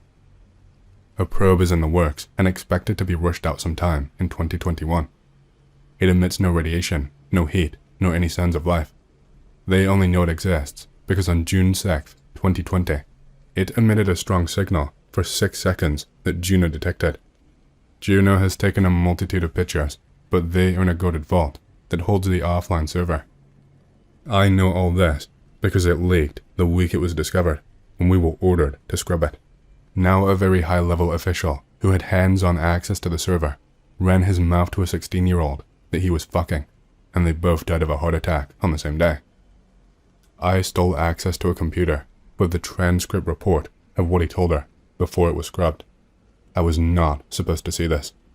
My colleague and good friend, Walter Ashcroft, who also saw the transcript along with me, died this morning when his car hit a power pole driving over 100 miles per hour. I fully expect it to be taken out now, so I am setting up this dead man switch. So I guess this is my final contribution to the world. I did not want this. I am so sorry for involving you that day, Walter. Now everyone will fucking know. Good luck killing us all. How did this ex-poster know about this in advance? This post was made in June. He knew about it before it made it into the news. He knew how long the signal lasted, off by 1 second, which could be an error in the reporting, or a mistake made by the OGOP. He knew it was detected by Juno. He knew which of Jupiter's moons it came from. Here's the archive link to Fred, made in late 2020. There are no news articles about what he is saying prior to January 2021. Here are some articles about it. The one news article mentioned they detected it in late 2020, but OGOP says it was discovered in June 2020. The late 2020 sounds like damage control, so that they can cast reasonable doubt and say that it was just some NASA employee having a goof. But there is not even proof that that is the reason for the discrepancy, and the fact of the matter is that the OGOP knew about the shit before it was made public. And there is almost no chance he could have gotten lucky about such a story coming out after his threat, and 0% chance that he got those details correct just by some sort of cosmic coincidence. So what are the political implications of the US government killing people to keep a story about an FM signal being transmitted from something orbiting one of Jupiter's moons a secret? Disappearing Bigfoot. Nobody is going to believe me when I say this, but I encountered, I want to say, a juvenile Sasquatch when I was young. My mom used to leave us at the Green River in Kentucky to go fishing on the weekends with my little brothers. We would go camping, and my mom would drive up north for the weekend. This is back when we did not have cell phones or anything like that. My mom always told us, never go past the tree line because there are homeless people. We always believed that because we lived in the city and had moved to the country, and they always talk about how the homeless people in the tree lines are always yelling and banging on trees, so we were always scared of them. We are down there fishing, and we run out of bait. I want to say the last day of being there. We were leaving later in the afternoon. I had to go in the tree line. I wanted to flip rocks, everything I could find, worms or grubs, because the carp were everywhere. You could see them, and we wanted to get some worms to have a better chance of catching them, so I told my brothers to stay there. I'm going to go and look for bait. Well, I did not expect to experience what I experienced. I was walking with my head down, looking for something to flip over. Then I saw feet, like human feet. Right in front of my feet, I see toenails that look like wood. Okay, I start to look up and see hair on the body, but there was also parts of the body that don't have hair. As I looked at this creature, it's not even 10 feet away from me. It's like we both ran into each other by accident and were both startled. I looked in his eyes, and his eyes were like galaxies, colored brown and green, also reddish, blackish, just huge eyes. You don't know what you're looking at when you see these colors or this creature. When this creature backed up into the sunlight, maybe 3 steps backwards, and when the sunshine hits its fur, it's kind of invisible. Seriously, the way the sun reflected its fur in front of my eyes as I am looking at this creature in the shade, stepped back 3 times, it disappeared in front of my eyes. Let me remind you, this is not even 20 feet after we first encountered each other. I can see why people don't ever see these things. Sometimes, we don't know what we're looking for. Our eyes are registering something else. I get the chills when I think about this. I was scared to death, and I thought it was a homeless man. I didn't know what I was looking at. I never knew of a Bigfoot. My mother talked about wood boogers because she grew up in the country. I was confused. I was freaked out. I could not even move. I wanted to go for my brothers. I tell you, as soon as I blinked my eyes, I lost vision of it right in front of me, even though I knew where it was. 20 years later, I am obsessed with Bigfoot, and I never got to tell my story. I am so scared of the outcome if I go camping and experience something way worse because I said something. I know that there are people who are going to believe me, and for the ones that don't, I completely understand why. If I could give you my eyeballs that day, you would see for yourself. This thing cloaked itself like the predator in the film, right in front of me, but not fully cloaked. If I had not walked into this creature, I would probably have never seen it in the sun. So, what I'm saying is, if we didn't bump into each other, and he was just standing in that sunlight, I would have never even noticed it. That is how they camouflage themselves. Like the sun reflects off their fur. What I'm trying to say, since we bumped into each other, I had my eyes on him as he backed up, and as the sun made him turn kind of invisible. And now, it's hard to explain, and I'm sick of feeling like I'm crazy. I don't want attention.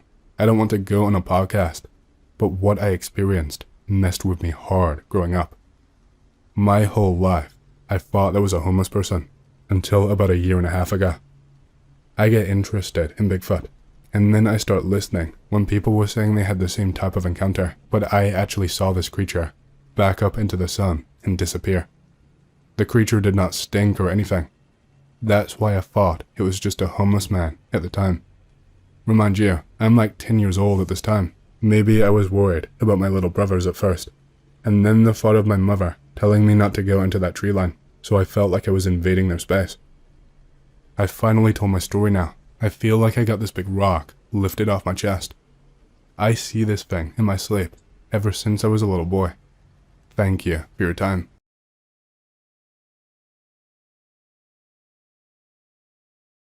I had the displeasure of seeing the inside of an abandoned facility buried underneath Antarctica.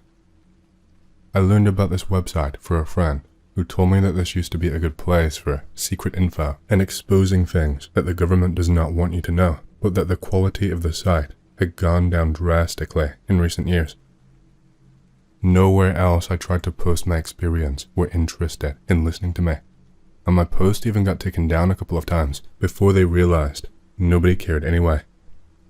I am not expecting too much, but I figured I'd give posting here a try. I've seen a few greentext before, which, by the way, I had no idea came from the site and thought it was just a general internet thing, and my friend told me how to post here, so I figure I'll just dump the story and go. This is pre-typed, by the way, so any questions will have to wait until the end.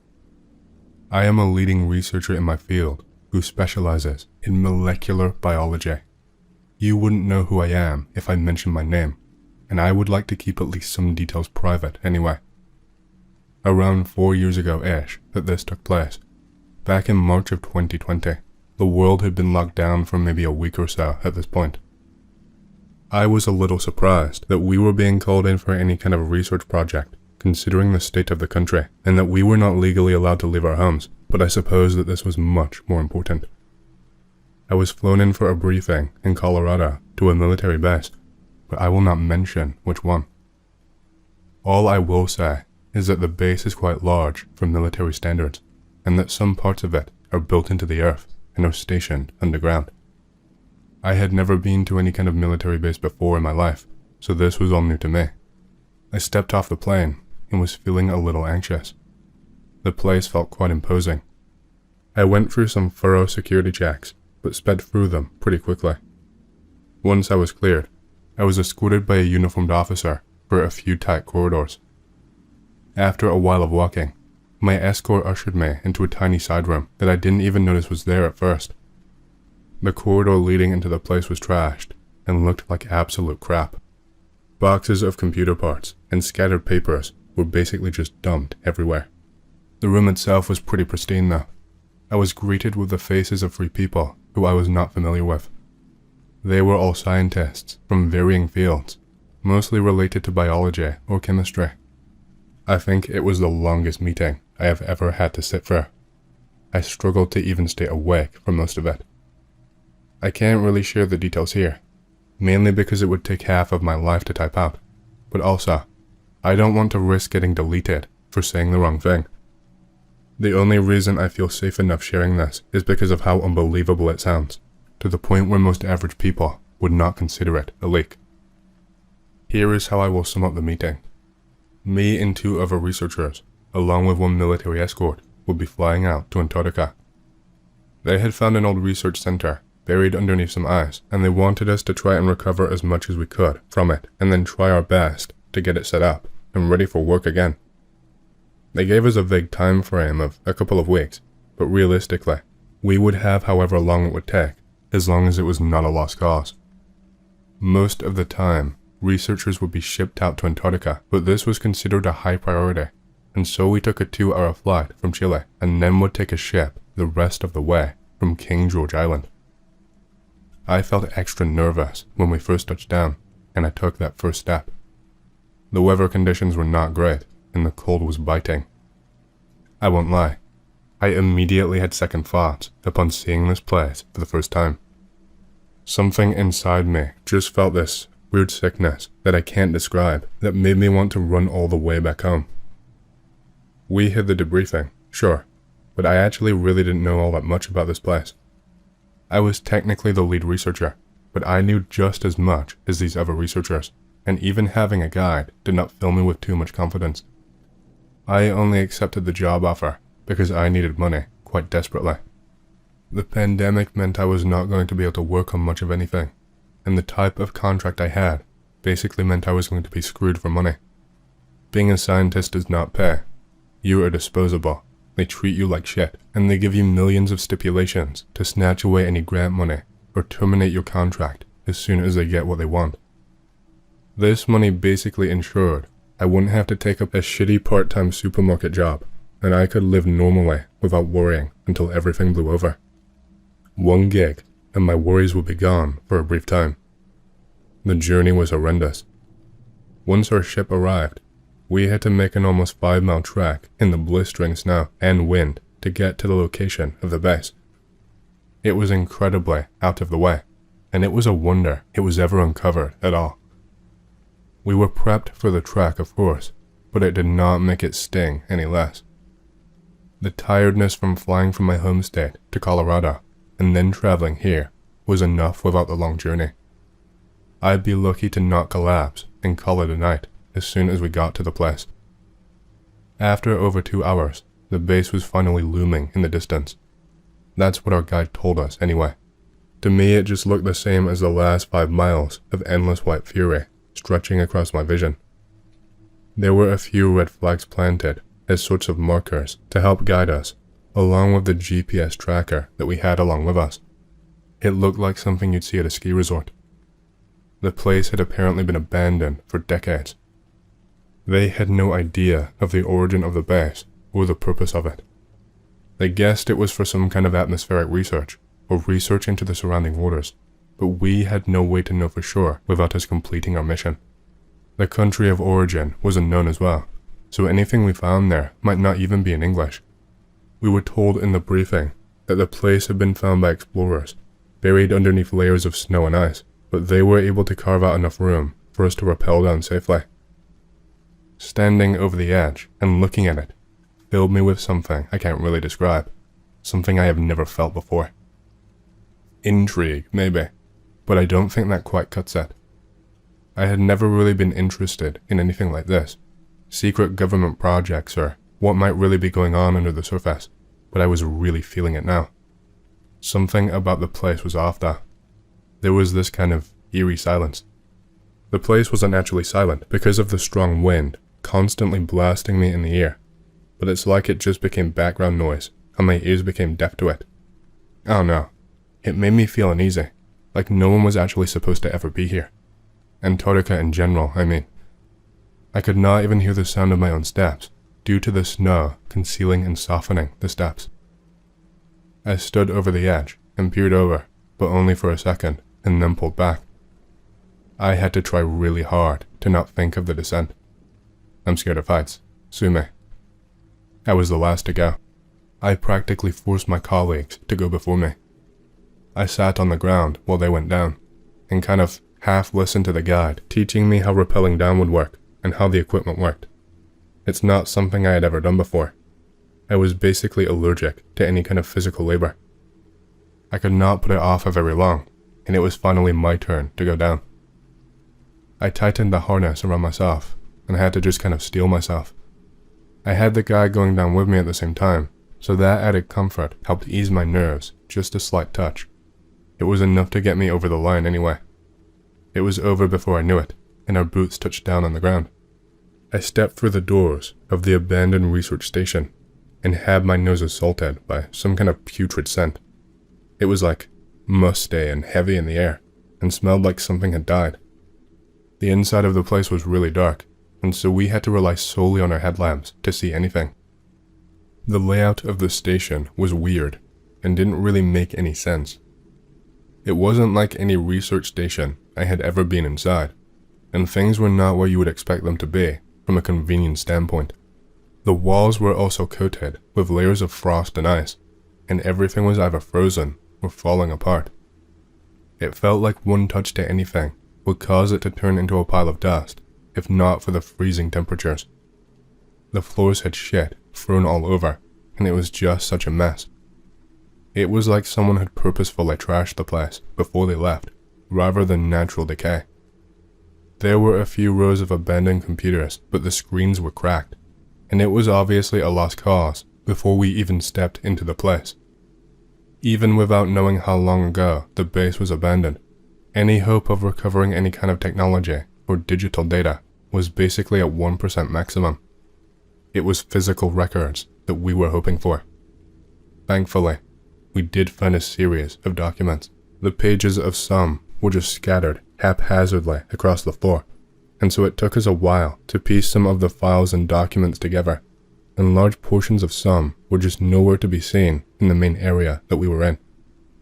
The ones that we did find were yellowed with age, but they were still legible. Not really to me though. The documents were transcribed in some kind of code that I would not have a chance in hell of ever cracking, along with stretches of black of what I assumed was redacted information. The fact that even hidden behind a code, it was considered too secret to be risked, was definitely a little worrying. It definitely piqued my interest too. I guess this was one of the reasons for the guide we were given. Perhaps he knew how to decode some of these documents, and would maybe just give us the bare minimum that we needed to be aware of. Either way, it wasn't something I could really do anything about. I still sifted through the pages for a while, hoping that maybe I would have some revelation out of nowhere and figure something out, but no such luck on that front. I was able to parse a few scraps of information from the documents, and when I say scraps, I mean scraps.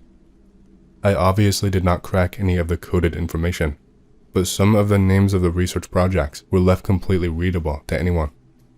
By that, I mean like with the name Project MK Ultra, just names like that, which did not give anything away. That was not one of them on the document though. I assumed that's why they were left alone. Nothing of importance could be gleaned from just the project names, and it's not like a Google search of the names would reveal anything either. I can't remember all of the names that I saw, because I never got the chance to note them down. But a couple did stick in my head, either because they sounded strange, or because I had seen the name before somewhere. One was called Paperclip, which I had seen referenced before on Twitter and stuff, but I did not know too much about it. I have no idea if it was the same thing I'd seen talked about before either. The others that I could recall were Chickwit, Search, and Often. They mean nothing to me, but someone with more knowledge and connections than me might be able to reveal something about them. They lingered in my mind, but I basically ignored the documents at that point and just passed them over to our guide. The other two researchers who were with me, who I will just call J and C instead of their actual names, were just chatting nonsense to each other and would not shut up. Just talking generally about the place and how surprising it was and that kind of stuff. It was just general NPC shit. Our guide was humoring them and listening to them in between looking at the files I had handed over to him. I did not want to wait around, so I decided I would look deeper into the place and hopefully recover some more missing files at the very least. I was under the impression that the team who had dug the place out had performed at least a preliminary investigation of the place, and so it must be relatively safe. I did not see any harm in looking around. The lighting was abysmal, to the point that even with headlamps, I was struggling to properly see. I think there must have been something up with my headlamp because the beam of light kept flickering and fading every so often. Every time it flickered, I kept seeing these weird long shadows that stretched around corners, and the flickering of the headlamp made it seem as if they were moving slightly. It looked as if the shadows of my limbs were too long and droopier somehow. I had this weird feeling in the pit of my stomach, but ignored it as I just assumed it was some lingering anxiety from earlier. I continued walking down some of the hallways until I started to hear something strange.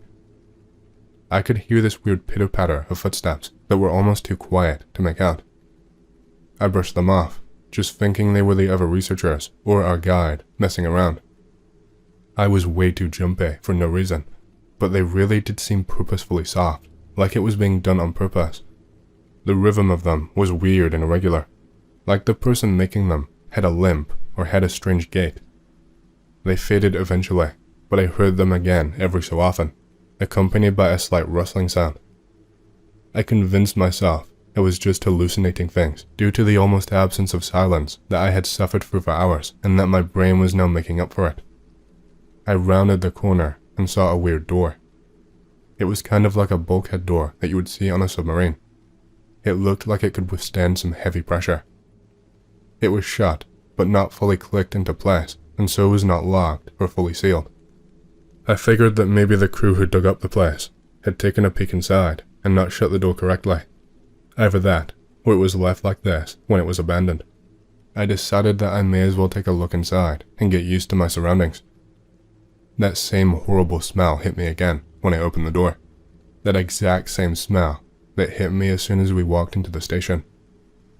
The scene in front of me was even more of a mess than the main chamber. It was like some weird cluster of parts of computers and wires and papers all mashed together, like it was some sort of makeshift nest. The papers were torn completely to shreds, and some of the computers either had pierced screens or claw marks down the side of them. They were like those old monitors with the fat backs, and they were embedded in there. The lighting was still terrible, so I moved closer into the room and gave my headlamp a smack to try and get it to stop flickering for once. I put my nose under my jacket as I did, because I could not handle that horrible smell anymore. The sight that I saw instantly made me recoil and feel sick. There was like some weird clutch of eggs stuck in the pile of trash and computers. They did not look like any eggs I had ever seen before, probably larger than an ostrich egg in size, and they had some kind of thick goo-like substance splattered over them and hanging off of them. It gave off some kind of otherworldly glow that I could not take my eyes off of. The goo on them was making me feel sick just looking at it. It was viscous and stringy. I figure this must have been the source of the horrible smell. I ran straight back to J&C and our guide to tell them what I had found. I actually felt my heart start pounding in my chest, as I had no idea what to make of what I saw. I had some of that horrible goo on my shoe now too, and it almost made me fall on the way back. I could feel the sick feeling reaching my mouth. I reached them quickly enough, and all of the words just came out of my mouth at once. My breath was kind of ragged from the running, as I am not the fittest, and so talking normally was quite difficult. I eventually managed to get the words out after calming down slightly. That is when we started to hear noises. Not like footsteps like before. It was like a moan, a deep and guttural moan. It wasn't incredibly loud at first. It was low and constant before growing in intensity. I could hear the phlegm in the throat of whatever was making it. It eventually cracked and became high-pitched before stopping. None of us had any words to offer. We did not even look at each other. We were just fixed on the hallway that the sound was coming from. The first thing we saw appearing out of the darkness were some spindly, jagged front legs. They looked to be somewhat similar to mantis arms, except much longer. The limbs seemed to grow and stretch with each movement. The limbs were gigantic, and once it poked its head through the darkness, we saw that it was crawling along the ceiling while hanging upside down. It just kept coming, and moved so unnaturally. Its limbs kept bending and flexing in ways that did not make sense. The whole thing did not make sense. Eventually, it crawled completely out of the darkness, and we could see the whole thing.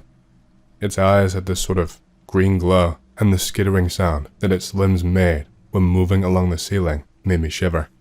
This whole experience seemed to last for a lifetime, and we were all just stuck there, unable to move. I don't know how long we actually stood there for though. Seeing the thing was like a nightmare. It was some twisted amalgamation of flesh and bone that I could not entirely make out.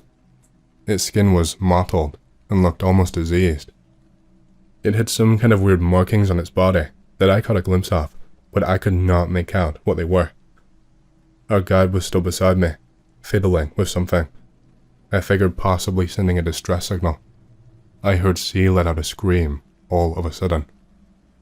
She just suddenly managed to break out of the trance, and she started running for her life. She could not even make it halfway across the room. The thing took a swipe at her, and sent her flying into the wall. It killed her instantly. I can still hear that horrifying splat sound in my mind, over and over again. I could not look.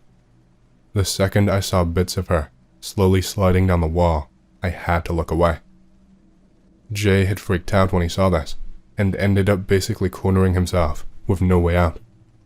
He instinctively ran to help see, even though there was nothing left. The guide pulled me aside and told me that there was nothing we could do. He had no idea if he could even hurt it, and pulled me to run. He told me that it was better for us to run with the files than for everyone to die for no reason. That is how I justify it to my guilty conscience at night, at least. The thing instantly focused on Jay once it saw them move across its eyeline. It didn't pounce or make any sudden movements this time. It moved slowly towards him, and the guide dragged me away before we could see anything more disturbing. Jay did not even call out to us. I guess he just gave up. We made our way out without making any sudden movements. We couldn't hear anything over the still howling wind when we got outside. It did not chase us. We never saw it again. We ran a lot of the way back, but we ended up tiring out pretty quickly. It was a long and frantic journey home. We both relayed our versions of events and gave written testimony. The reactions we got from the higher-ups were mixed, to say the least. I don't know if they all truly believed us, or what. I have no idea what happened to the thing, or if anyone else ever went back there. I don't know if they gave up and settled for what files we could give them. They made me sign about 1,000 NDAs and gave me maybe half of the money that I was promised. They told me it was because I didn't fully complete the job, like that was my fault.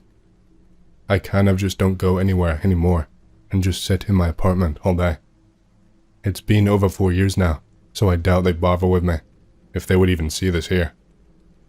But yeah, I'm sorry I don't have any more details or a better conclusion than that. Your guess is as good as mine for whatever that thing was.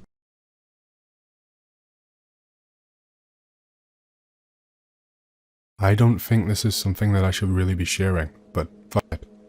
No one that knows me will find out on this board, and even if they do, I doubt shit's going to happen to me.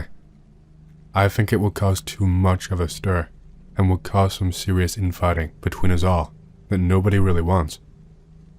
I'm going to tell you about a strange experience. Well, more like a series of experiences that I had selling narcotics and other things at different parties for the elites, where I experienced much more than I think I was ever supposed to.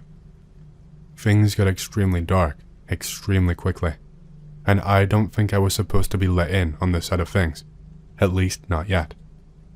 For context, my father is an important man and runs in some elite circles and has connections that you would not believe.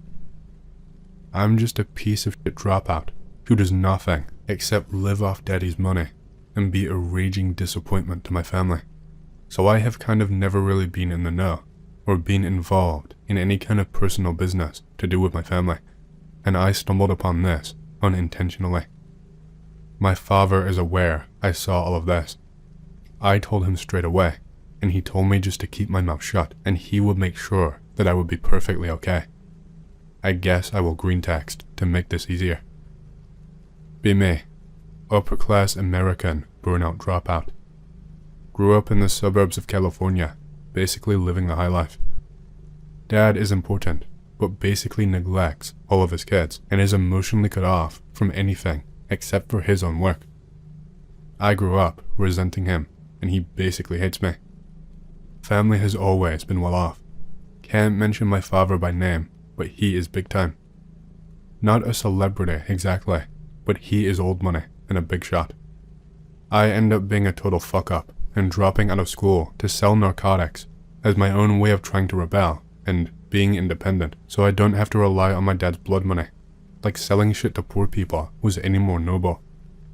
I say I dropped out, but I got expelled for reasons I would really rather not go too far into, because it is bad and I still feel guilty. Basically beat a kid half to death over some stupid dispute and got kicked out, but I got off any criminal charges because of my dad. Plus it was a rich kid school and they don't ever involve the police. Never gave the fucker a chance. I'm not strong at all, which is why I took a bat to his head when he was not looking. I got disowned by my father for a while, and by that, I mean he started paying for me to live on my own in a shitty property in a poorer area as punishment. To repay him, I started dealing, both to try and spite him, and also to earn a bit of my own money. I was stupid, and younger than I am now, and I thought I was a big shot and basically untouchable because of my father, and I thought he would get me out of any bad situations that I would find myself in, just like the past. First time I tried with a few of my friends, I got beaten up and robbed for being on someone else's turf, and I gave up for a while, but did not want to be defeated so easily. Did some scouting and research and shit, and found a better area where I would not get potentially killed. Started hanging outside universities and schools in the richer area, as well as other places, to try and suss out the rich suckers. That became my life for a short while. I dealt to rich kids with strict parents, and I dealt to businessmen looking for a quick fix who didn't have those kinds of connections.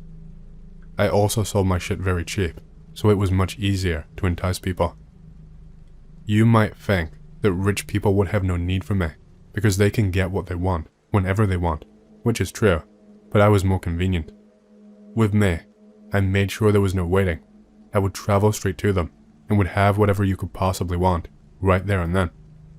No smuggling, no dealing with law enforcement or border patrol, no dealing with mafias or anyone too dangerous. The elite of the elite, like my father, would not bother, but for the elite who was slightly lower on the totem pole, it was brilliant. Ended up becoming a party organizer for some people, and turned up and provided whatever they wanted. Started working bigger parties and projects, and ended up in some higher circles through a girl that I met who I dealt to.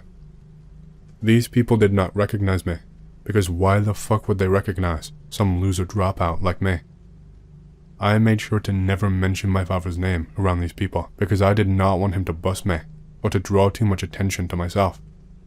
I became pretty good friends with this girl that I met through the scene.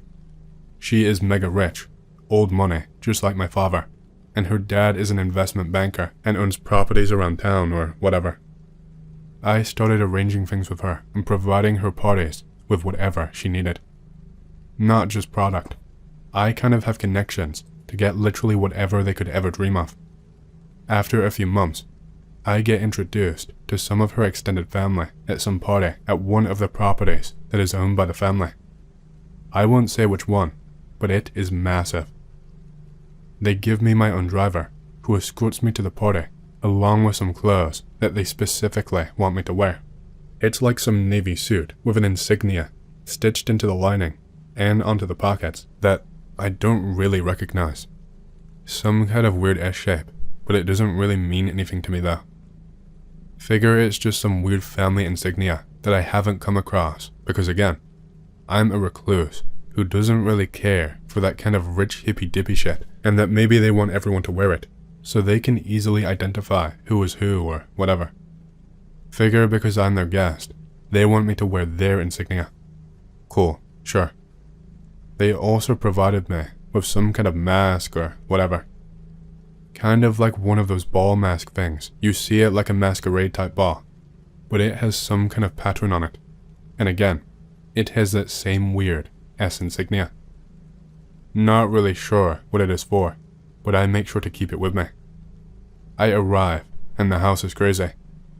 Nothing really too much of note happened here, aside from me meeting a lot of her rich family, who had a lot of connections. I asked the girl I knew what the deal with the mask was, and she told me that everyone needs one in case of special events that happen occasionally, and that I need to bring it with me every single time. Okay, sure.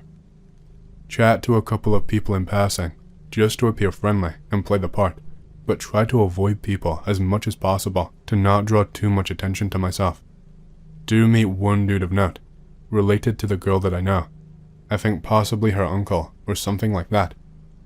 He introduces himself, and I'll just call him Jay for now to make it easier. Jay is the snobby type. Could instantly tell he was looking down on me, but he was also clearly very intelligent and good at using people to his advantage. He obviously wanted to use me too. I entertain whatever inane nonsense he's talking about politics and other shit about how the upcoming project will save America and how only one man can save us and blah blah blah. I'm pretty much zoned out and just occasionally nodded or said from time to time. Jay eventually tells me that he has an important business opportunity for me and that he would like to introduce me to his associate and have a talk. Fuck it, sure. Anything to keep making money. Jay leads me upstairs and into a locked room and locks it behind us. His associate is waiting in the room for me and sitting in a chair, and Jay tells me to sit down. I ask what the fuck is going on and why he locked the door, and Jay slaps me and shoves me into the seat. He tells me that he is not an idiot, and that he knows who my father is, despite my attempts to deceive them. Says he had some people do some digging on me the first time I showed up with his niece at other places, and it didn't take them very long. Oh fuck. I am so boned once my father finds out. They tell me they have an offer for me, and I can either accept and help them out and make a lot of money in the process, or I can say no, and they will tell my father, and there will be consequences for fucking with another family. I basically have no choice, and ask them what it is that they want me to do for them. They say they want me to use my connections to help with an event that they are organizing for both their family and a few others in the area that they seek to gain favor with. I don't really understand half of what he's saying, but I'm like, sure, what do you need? They make some pretty bizarre requests, but tell me that I don't need to do the legwork personally.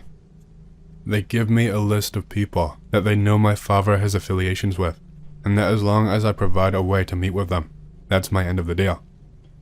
I'd never met any of these people personally, but I knew some names and faces and addresses that my dad basically forced me to memorize. Plus, using my name was a way to instantly get them to meet because of their respect for my father. I had to show up once or twice as proof, but did not sit in on the meetings as I really did not want to know. Most of the time though, just the name was enough. They did want one more thing from me though. They wanted me to personally attend the event as their guest, while wearing their insignia as a show of allegiance. This family thing is starting to sound like some fucking weird elite cult shit, and I do not fuck with that. Whatever my father is in on, or whoever he knows, I do not fuck with that. They tell me it's that, or the alternative, and I reluctantly agree. I set them up with who they want, without really knowing what they want from those specific people, and then lay low until the day of the event. Day of the event comes around like a month later, and I am shitting my pants. Sure, I dealt for a while, and I was able to deal with most people, but I had never been involved in something on this level. My dad always tried desperately to get me to attend all these weird events and meet his contacts and try and build up my reputation, but I always turned him down because it is not something I have ever cared about. I never really cared for being well known or liked or respected, and just wanted to lay low and get on with everything. He would chastise me and belittle me, telling me I would never make anything of myself. Eventually got to the point where he told me he was ashamed of me and didn't want me to represent the family anymore, and told me that he would never be seen in a public setting with me anymore and stopped getting me to go to these events. I did go to one with him just one time to stop him from pestering me, which was really weird, but I did not think anything of it at the time. That's a story for a different time though. A car pulls up outside to my place. 3 guys in suits and shades, and they tell me to get in, and that they would be personally escorting me to ensure I made it there and didn't get lost. I asked if I could just grab something, and they told me to shut the fuck up and just get in the car. They gave me my clothes and told me to get changed in the back before we got there. They tell me that it is especially important that I am wearing the mask provided for me at this event. I ask why, but they just give me the silent treatment. The car isn't like a limo or anything fancy. It's literally like a normal yellow LA cab, except the windows are tinted and the plates have very clearly not Cali plates. They were NYC plates, which is really odd, especially since they went to all of this effort to be inconspicuous with just a regular cab. I'm not sure if it was an oversight by a couple of idiot guards, or if it was intentional. Maybe to send a message or something, but why? It meant nothing to me, and it's not like anyone there would be inspecting license plates. We drive for a while and pull up to a place that is about as rural as you can get in LA. It's not the kind of property I was expecting. Looks a little shitty and run down, and definitely does not have enough room for a party. I'm told to put on my mask before I get out of the car, and I do so. There are no cars around the place at all, and I am wondering what is going on. I get pulled around to the back of the property when I get there, and I am searched thoroughly by two guys. They take my IDs and wallet, and anything that can identify me, and then they tell me they need me to remove my mask. I take it off, and they snap a photo of me, and then tell me to put it back on. I have to sign some forms before they let me in, and they start reading off a list of rules like they're the police, reading me my rights. It's all a little strange, especially since a few flimsy forms would not stop anyone legally, but I guess it's just an extra layer of scare to say don't try anything, asshole. I suppose a signature on a dated document, as well as my picture, is good proof that I was there, and assures mutual destruction for anyone attending. My end of the deal is already finished. Product was shipped to the place beforehand, as well as other things. All I had to do now was wait for the night to be over.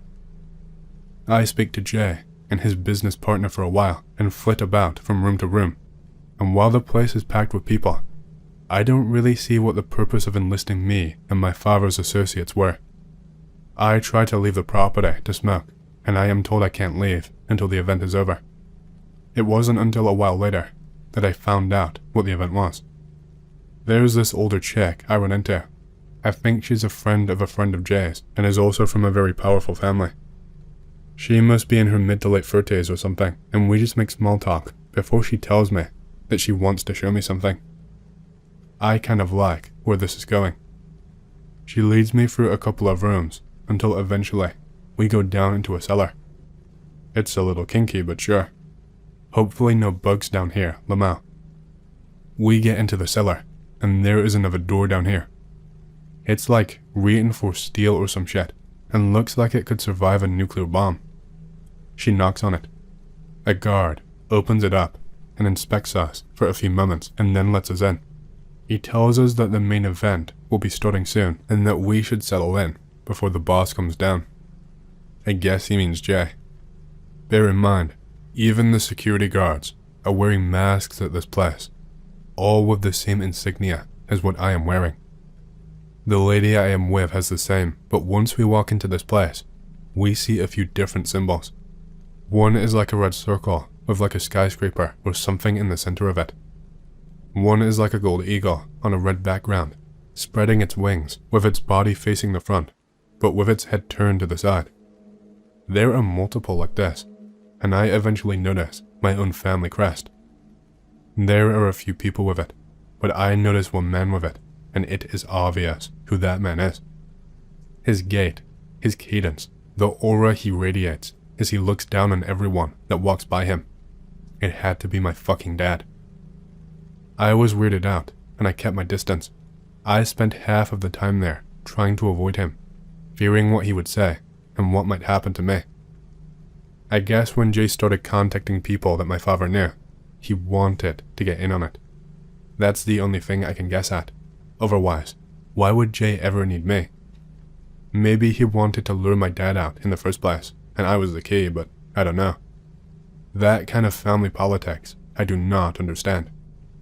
We are already down underground, but this lady eventually leads me to an elevator. A fucking elevator. We enter it, and there are only 2 buttons. This floor, and one further down. I'm starting to get a little creeped out, because she is not even speaking to me, and shushes me every time I try to ask questions. We exit the elevator, after what seems like forever, and we walk down a hallway that is almost bathed in darkness, aside from a few tiny, weak lights that barely guide our way. There is another door at the end that she has to enter a code for, and then we enter. Seems like another party is going on down here too, just with different sets of people. The lady leads me to what is like a big black curtain that blocks off another area. She speaks with the guard and we enter. What the fuck? As soon as I enter, I am greeted by the sight of some women and also some men, all chained up against the wall. They are chained up and pinned to the wall a few feet off the ground, and they're pinned to what look like those wheels that you can spin to win prizes. Some of the men have vicious scars all across their body, and all of the people chained up are completely naked. The lady asks me if I want to go first, or if she should show me how it is done. I am speechless, and I can do nothing but stammer as she spins the wheel. She spins one of the men, and he lets out kind of a low groan, but it's clear he isn't all there right now. His pupils were massively dilated, and I guess they have them fucked up on a cocktail that keeps them barely conscious, but not enough to know exactly what is going on. The wheel stops spinning, and I have not even been paying attention to what it says. My head is feeling a little woozy, and I can't make out the text, but the lady excitedly exclaims that it says, right arm. She pulls back another curtain that reveals a massive wall of weapons. Anything you can think of, and it was there. She pulls a machete off the wall and tells me that this one is all hers, and that I will have to wait my turn. I'm not even kidding. This woman started going crazy. She started slowly making cuts into the chained up man's arms, but that only lasted a few seconds, and she could not hold it any longer. The man did not even scream. He made a few grunts, and his breathing became more labored, but I guess the cocktail or whatever stopped him from feeling too much. She started hacking at his arm again and again. The first connection was not clean and got stuck about halfway in, but she kept slicing and cutting in quick succession. Blood was all over the walls and her, and none of the others chained up were reacting at all. After a minute or so, the man's arm was barely hanging on, and I could see it dangling loosely, clinging by a few tendons while blood was gushing to the floor. I felt sick and just turned around and started running. I heard a few more slices as I was running away and heard something fall to the ground with a thud. I ran all the way back and took the elevator back up. I was planning on leaving right away, but that plan was stopped immediately. Almost as soon as I stepped out of the elevator, I ran into Jay. He told me he was about to come looking for me and reminded me of our deal. He told me that the main event was starting and that I had to at least watch the beginning. I stood to the back of the room and watched as security guards started to wheel in men and women on gurneys who were completely tied up and neutralized by whatever cocktail they had concocted. Each person there would have the chance to bid, and each person bid enthusiastically. They would bid on the prisoners, and then they would do whatever sick sadistic thing that they wanted to them. They would beat them and torture them and whatever else, and everybody there had to watch as they did it. They did not just watch, they reveled in it. My father won a bid close to the end of the night. A young man, looked to be about my age. He performed a little speech and told everyone how he was sick of his piece of shit lazy son and that he was going to enjoy himself pretending that the prisoner was him. He cut off his ears. He pulled his teeth and fingernails and then just started beating the shit out of him. He did not even care about the torture at this point. He just hit him over and over again until his face and brain were just a mush. He started with his fists and ended with a bat. I had to leave after that. I vomited as soon as I got outside. A lot more happened. I witnessed a lot more, but reliving it all right now is just too much. I can't bear to type it out. I wasn't just allowed to go home. I had to be driven back in the same cab and by the same staff. I became a bit of a recluse and didn't leave my home for close to a month before I finally got my head on straight and realized that I needed to get the fuck out of there before something happened to me. There wasn't really anywhere I could run. I didn't have enough money and knew no one outside of where I lived. I had to run back to my father. I told him what I saw. I told him that I was afraid of becoming like the people there, and he told me to shut the fuck up. He told me that I was not supposed to see any of this yet, that he wanted to build my involvement gradually, but that it was too late now. He told me that as long as I did what he says and attended any events that he asked of me, then I would be safe, but if I did not, then there would be consequences. He told me he hated who I was, but that he needed someone to inherit and continue his legacy and keep his connections open. This was a few years ago. I have my own place now, but I am firmly rooted in my father's lifestyle. I am part of the family business, both the official and the unofficial one, and I have no way out anymore. This isn't even the worst thing I have ever experienced, but I fear if I say any more, then I will be killed. This story doesn't really give enough away to be a threat, but if I give too many of the stories, it will reveal too much. I don't know. I guess I just wanted to rantex. I have never personally killed anyone, but I have had to witness a lot of other people doing that. I hate this. I hate what I have become, and I hate the society that I have become a part of, but I have no choice. I assume the rest of my family knows exactly what goes on and just turns a blind eye. Why do they do it? To socialize? Because they can. Because they think it makes them better than other people, and they just see non-elite people as things to play with. I'm sorry, X, but I can't answer any questions. I just hope you'll pray for me. I don't deserve any pity. I am a coward who cannot face up to the evil that is in front of me. I wish I had the strength, but I am just not that type of person. I wish I could go back to my old life as a recluse, but I am too scared of being hurt and can only think of myself. I'm still not fully sure why Jay involved me, but I guess I'll find out in due time.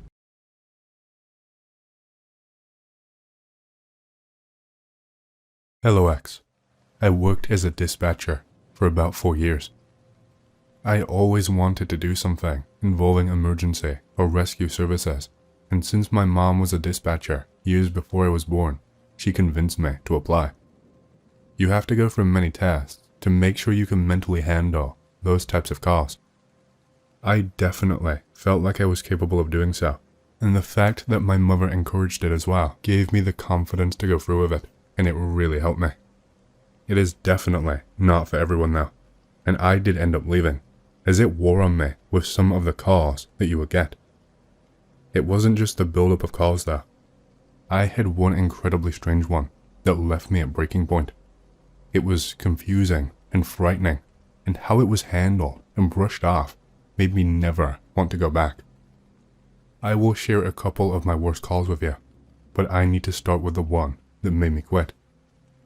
Be around 1 a.m. working a long overnight shift, not scheduled to finish until around 8 a.m. Receive a call like usual, and I pick up.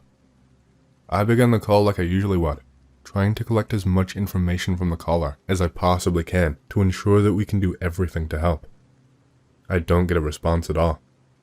I hear what sounds like heavy breathing, like really labored, like someone was running a 100-meter sprint while on the phone. I try my best to keep talking, thinking maybe the reception might be bad and the person cannot get through to me, but it does not work. Along with the breathing, I hear running on what sounds like some kind of gravel surface, and they are hauling ass. They sound like they are running with all of their might, and combined with the heavy breathing, it has me incredibly concerned. I just try my best to make myself heard, so that they know that I am here, if they can maybe somehow hear me, so they don't hang up, and we can track the location from the phone GPS and send help over immediately. The call ends abruptly though, and that is it. Around 5 minutes go by in total before we receive a call again, and I pick up instantly.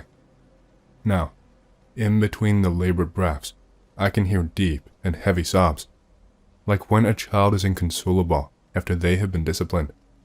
I could hear their lip quivering, and they physically could not stop themselves from sobbing.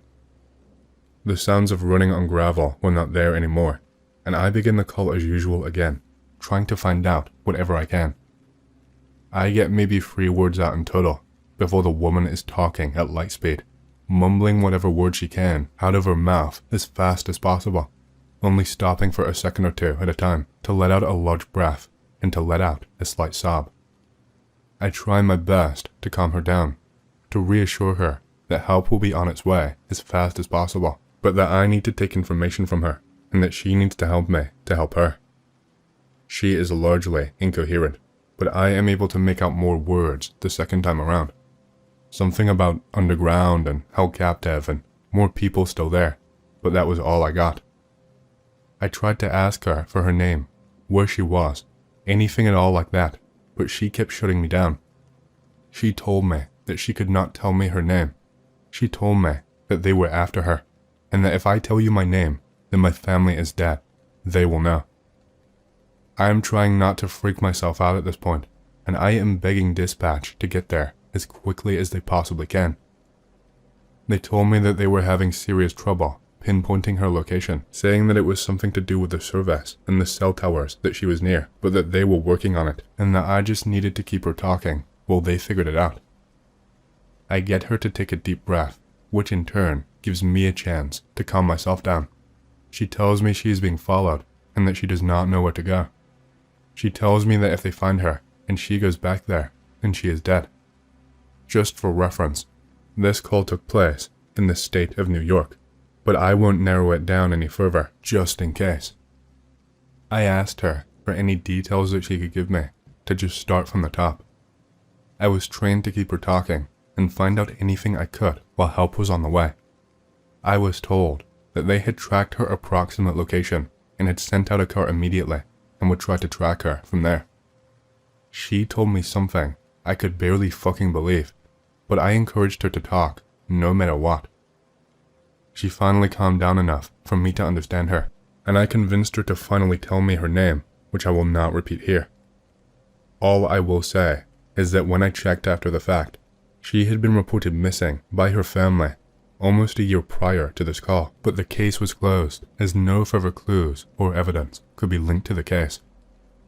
She started by telling me that she had been held captive underground for the better part of the year. She told me all sorts of horrible things. She told me that these were rich and powerful people that could do whatever they wanted and get away with it. I asked her if she was safe, and she told me she was hiding in some sort of alleyway and that no one had caught up to her yet.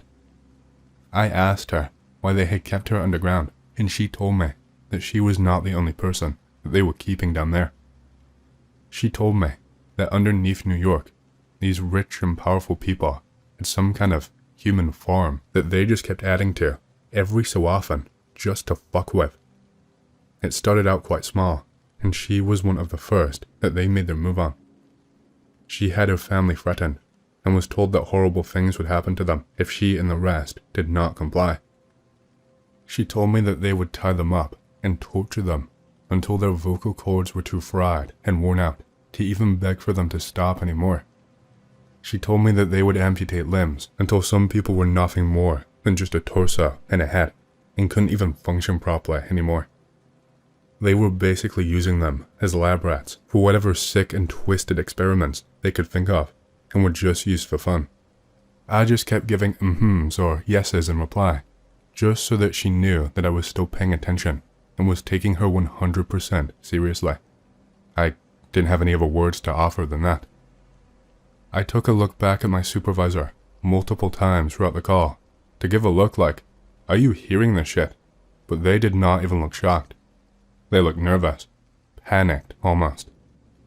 We usually have 2 supervisors on shift, but it was not long until most of the department of higher-ups were called in and hanging off every single word that this woman on the phone said. She said it started out small, but that more and more people kept being thrown in until the place was crowded. It became so crowded that you could not even move, that all you could do was stand upright, squeezed tight against the bodies of people writhing in torment and moaning in pain. At first it was people who you wouldn't notice. The homeless, addicts who had lost everything, chronic gamblers who people would expect to disappear because of their debts, that type of stuff. After a while they just stopped caring and just took whoever they felt like. It was New York. Anything could happen and it would not look suspicious. It got so bad that it was becoming tough for the elites to perform their experiments thoroughly. They would have to toss in pieces of bread and other bits of food into the giant mass of people, and then they would watch them fight. People would bite and rip and claw each other over tiny scraps of food, and it got to the point where people would kill each other for those bits of food. That is when they started eating each other. They would fight over the food and then eat the loser. If anyone became too weak that they collapsed or died, then they became more food for the slaughter. She told me that at first, she thought that it was testing for experiments, some kind of viruses, but that after that, it just became entertainment before they just abandoned it altogether. She kept going and going, telling me about how when it was just a small amount of people, the elites would come in and inject people with weird-looking concoctions in exchange for food and other treats. She mentioned how one time, a man came in, offering a big lavish meal and chocolate for anyone willing to be the next test subject. There was a young Asian man who had a really thick accent who she thought was maybe from India. He apparently jumped at the chance and shouted over all the others and pushed them aside to be the one to be tested on. He begged them for them to let him eat just a little bit of food first, telling them that he was going to die, but they promised him that as soon as the test was done, that he could eat anything that he liked. They wheeled in some type of gurney and strapped him down and prepared something that was in a vial. They did it right in front of everyone, and they did not care.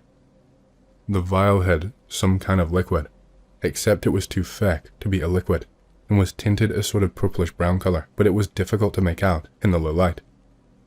They did not inject it anywhere into his arms, but instead injected it into the veins on his neck.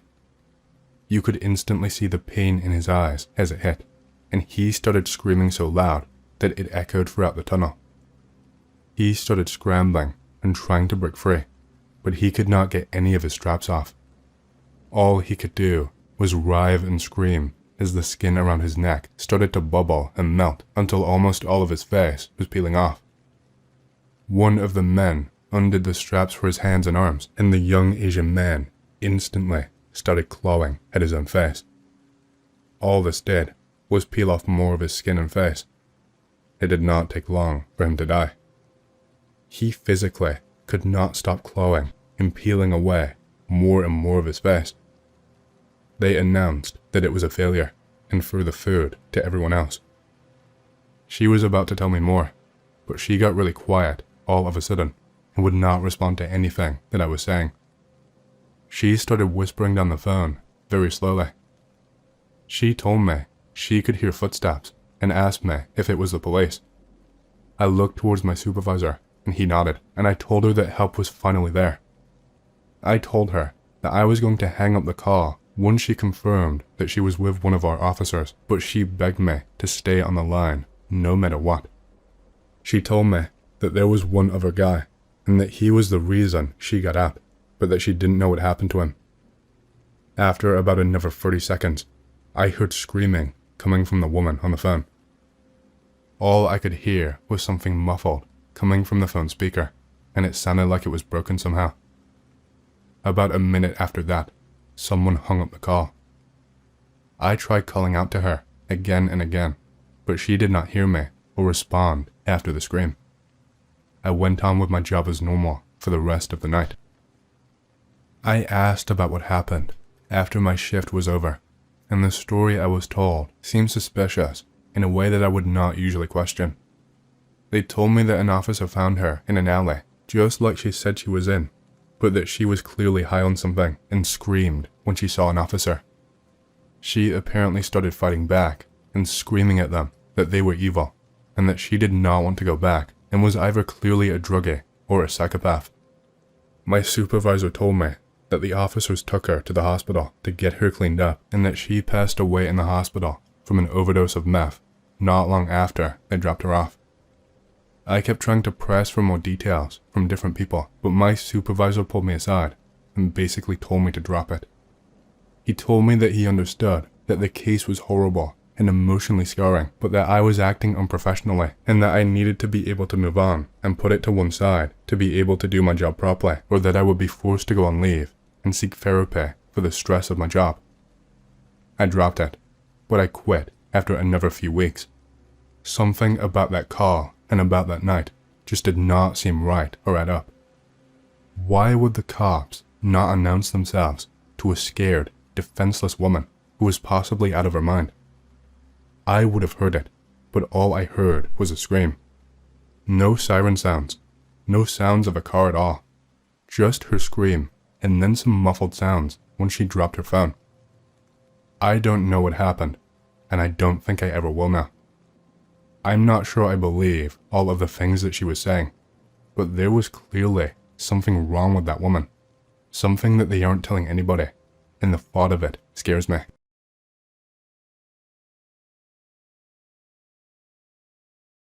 I finally finished it. Sorry for taking so long. Gonna be multiple posts, since it is pretty long. For context, this all happened in the Northwest Territories in 2002. Closest town is around 30 miles away. Don't really know how to greentext either. Hope it's fine. Be me, 19. Dad tells me Granddad died, and after a while we figure out he left me his old cabin. Think it's kinda weird cause we never really talked. Figure it's because we were the only really outdoorsy people in the family. Never actually went there, but Granddad lived there for a few years apparently. Super off-grid guy, hated the government and loved the wilderness. Hardcore survivor type shit. Had a shit ton of guns, served in Korea, loved shooting. Left a note with the will for me about the cabin, location, etc. Surprises me when I go on Google Maps to check the cabin or see if I can see it. No path is visible, but the cabin is in a big ass field. Dad convinces me to head out there. Tells me that it would be fun and it would be great to do in remembrance. Figure I'll take some friends, since it's not that far away from where I live. Only a few hours drive. Finally get heading out that way with two buddies, Carter and Jay. I am poor, so all I can bring is an old ass Enfield that Granddad gave me from my first gun. Jay goes full Chinese LARP in some old fucking Mao Halloween cosplay with a Glock 45 for some reason. Carter is a little more normal, but still brings out some old .308 bolt action. Drive for about 3 hours from starting destination before we reach the old road to head to the cabin.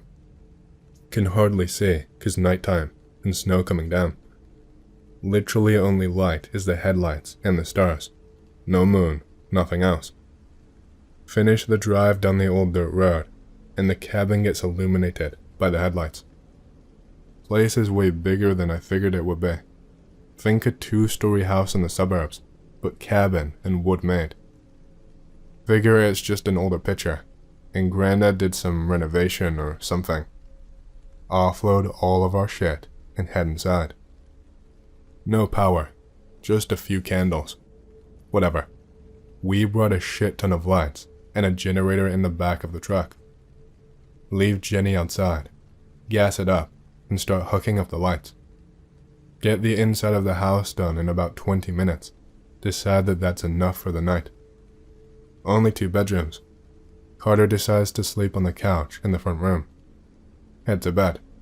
Used to be my granddad's, while Jay goes to the guest room. Room is dusty as fuck, but pretty comfy. Set all my shit up inside.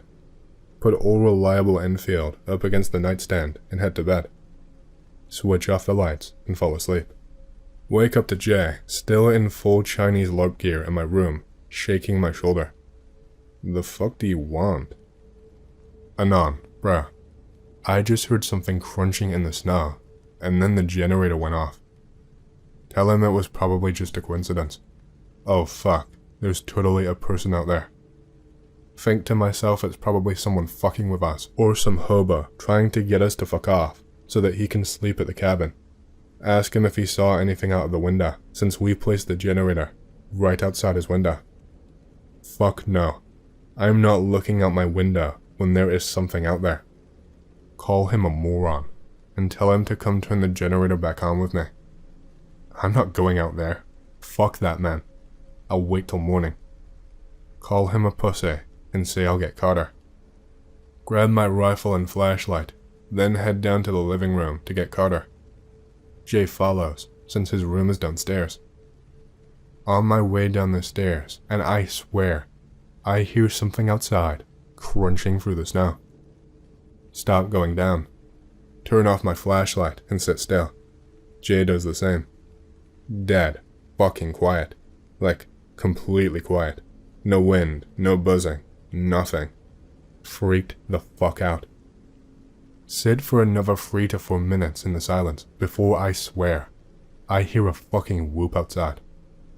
Not right outside, but in the distance. Jay whispers in my ear. You hear that too? I am shitting my pants, but manage to respond, yeah. Hear something start moving downstairs. Nearly shit myself, and turn my light back on while raising my rifle. Carter's standing there, aiming his rifle at the window. Fucker looks up at me, and he's doing the neck cut, stop what you're doing thing with his hand. I turn off my light. My eyes are beginning to adjust to see shapes. Can see Carter staring down his rifle sights at the window. 5 or so minutes go by before I can see him lower his rifle. Turn my light back on. There is something out there, Anon. What did you just say? I couldn't sleep, so I've been watching movies when the generator went off. Seen someone go by the window. Someone? Was on 2 feet, I'm pretty sure. Seen it look in, and its eyes were at the top of the window.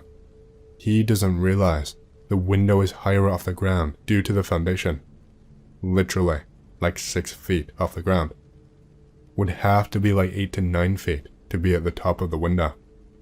DEFCON too. Aight, so are we turning the generator back on, or are we going back to bed? Try to explain that if there is a person out there, we should probably tell them to fuck off or something. Keep making up excuses to not go out. Fine, I'll do it myself. Trying to tell me not to go out, and that they are seriously freaked the fuck out. Ignore them and head for the door. Go to open it. Suddenly, I'm fucking terrified. Literally can't move.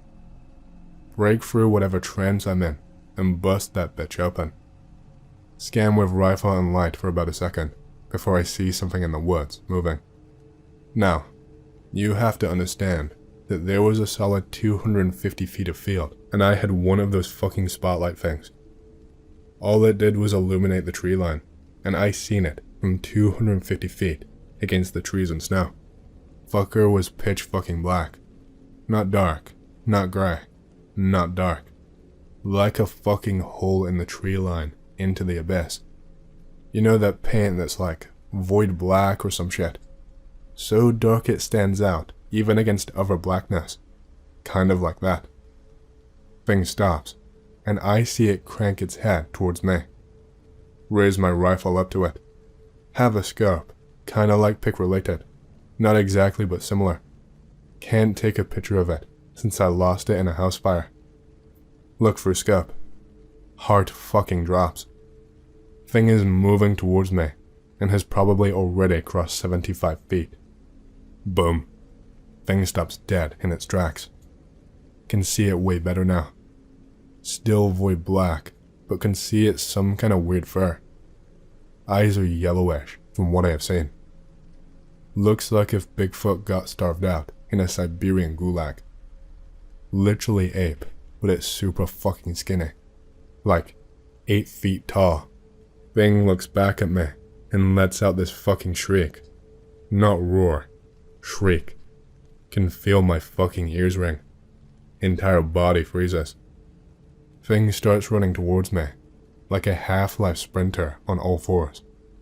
Shitting my pants, trying to pull my bolt back. Can't pull my fucking bolt. I shit you not, this is what happened. Looking back on it, it is fucking hilarious, but in the moment, I probably gave my soul to Mao. Jay comes flying out the door in his full uniform and produces a Glock from his waist. Puts easily 10 shots downrange. Can see the fucking thing trip and roll. Carter is firing from window with rifle. Scramble my ass back through the door. Sounds like downtown Detroit. Thing screams and retreats back into the forest. Holy fucking shit, dude. Jay is checking me, since apparently I gashed my arm getting through the door. Carter is staring out the fucking window, glaring into the woods. Jay bandages my arm up, and we all sit in collective silence for about 15 minutes. Decide to block all the windows with random shit and barricade the door. Cue moving dressers and anything else big enough to block the windows to them, and moving a couch in front of the door. We all sit in the front room, behind a flip table. Literally the terrorists out of the MW2 house raid, if they knew 141 was coming. About an hour passes. Hear something come up to window beside us. Hear it move to the front door. Thing lets out this ungodly howl. Scares the shit out of all of us. Things go quiet for about 3 minutes, other than the sound of crumpling snow. Hear probably 2 to 3 more things go to door. Hear grunt. Things all start pounding on the fucking door. Jay stands up and fires 3 shots through the door. Another inhuman sound. All collectively decide to move upstairs to top of stairs. Set up at top of stairs. After about 30 minutes, the banging at the door stops. More screeching. Things screech off into the woods. All night long, these fuckers circle the cabin, screeching. All night fucking long. Sun starts coming up. Screeching fades into the woods. Complete silence for about 2 hours. I pass out from exhaustion. Apparently, Carter follows immediately after. Jay stays up. Fucker was overdosing on caffeine the whole time, cause fucker was making instant coffee with our hot plate. Wake up after approximately 3 hours sleep. Not sure if what happened was a dream or not. Sit in bed for like 5 minutes. Jay comes and knocks on the door and comes in.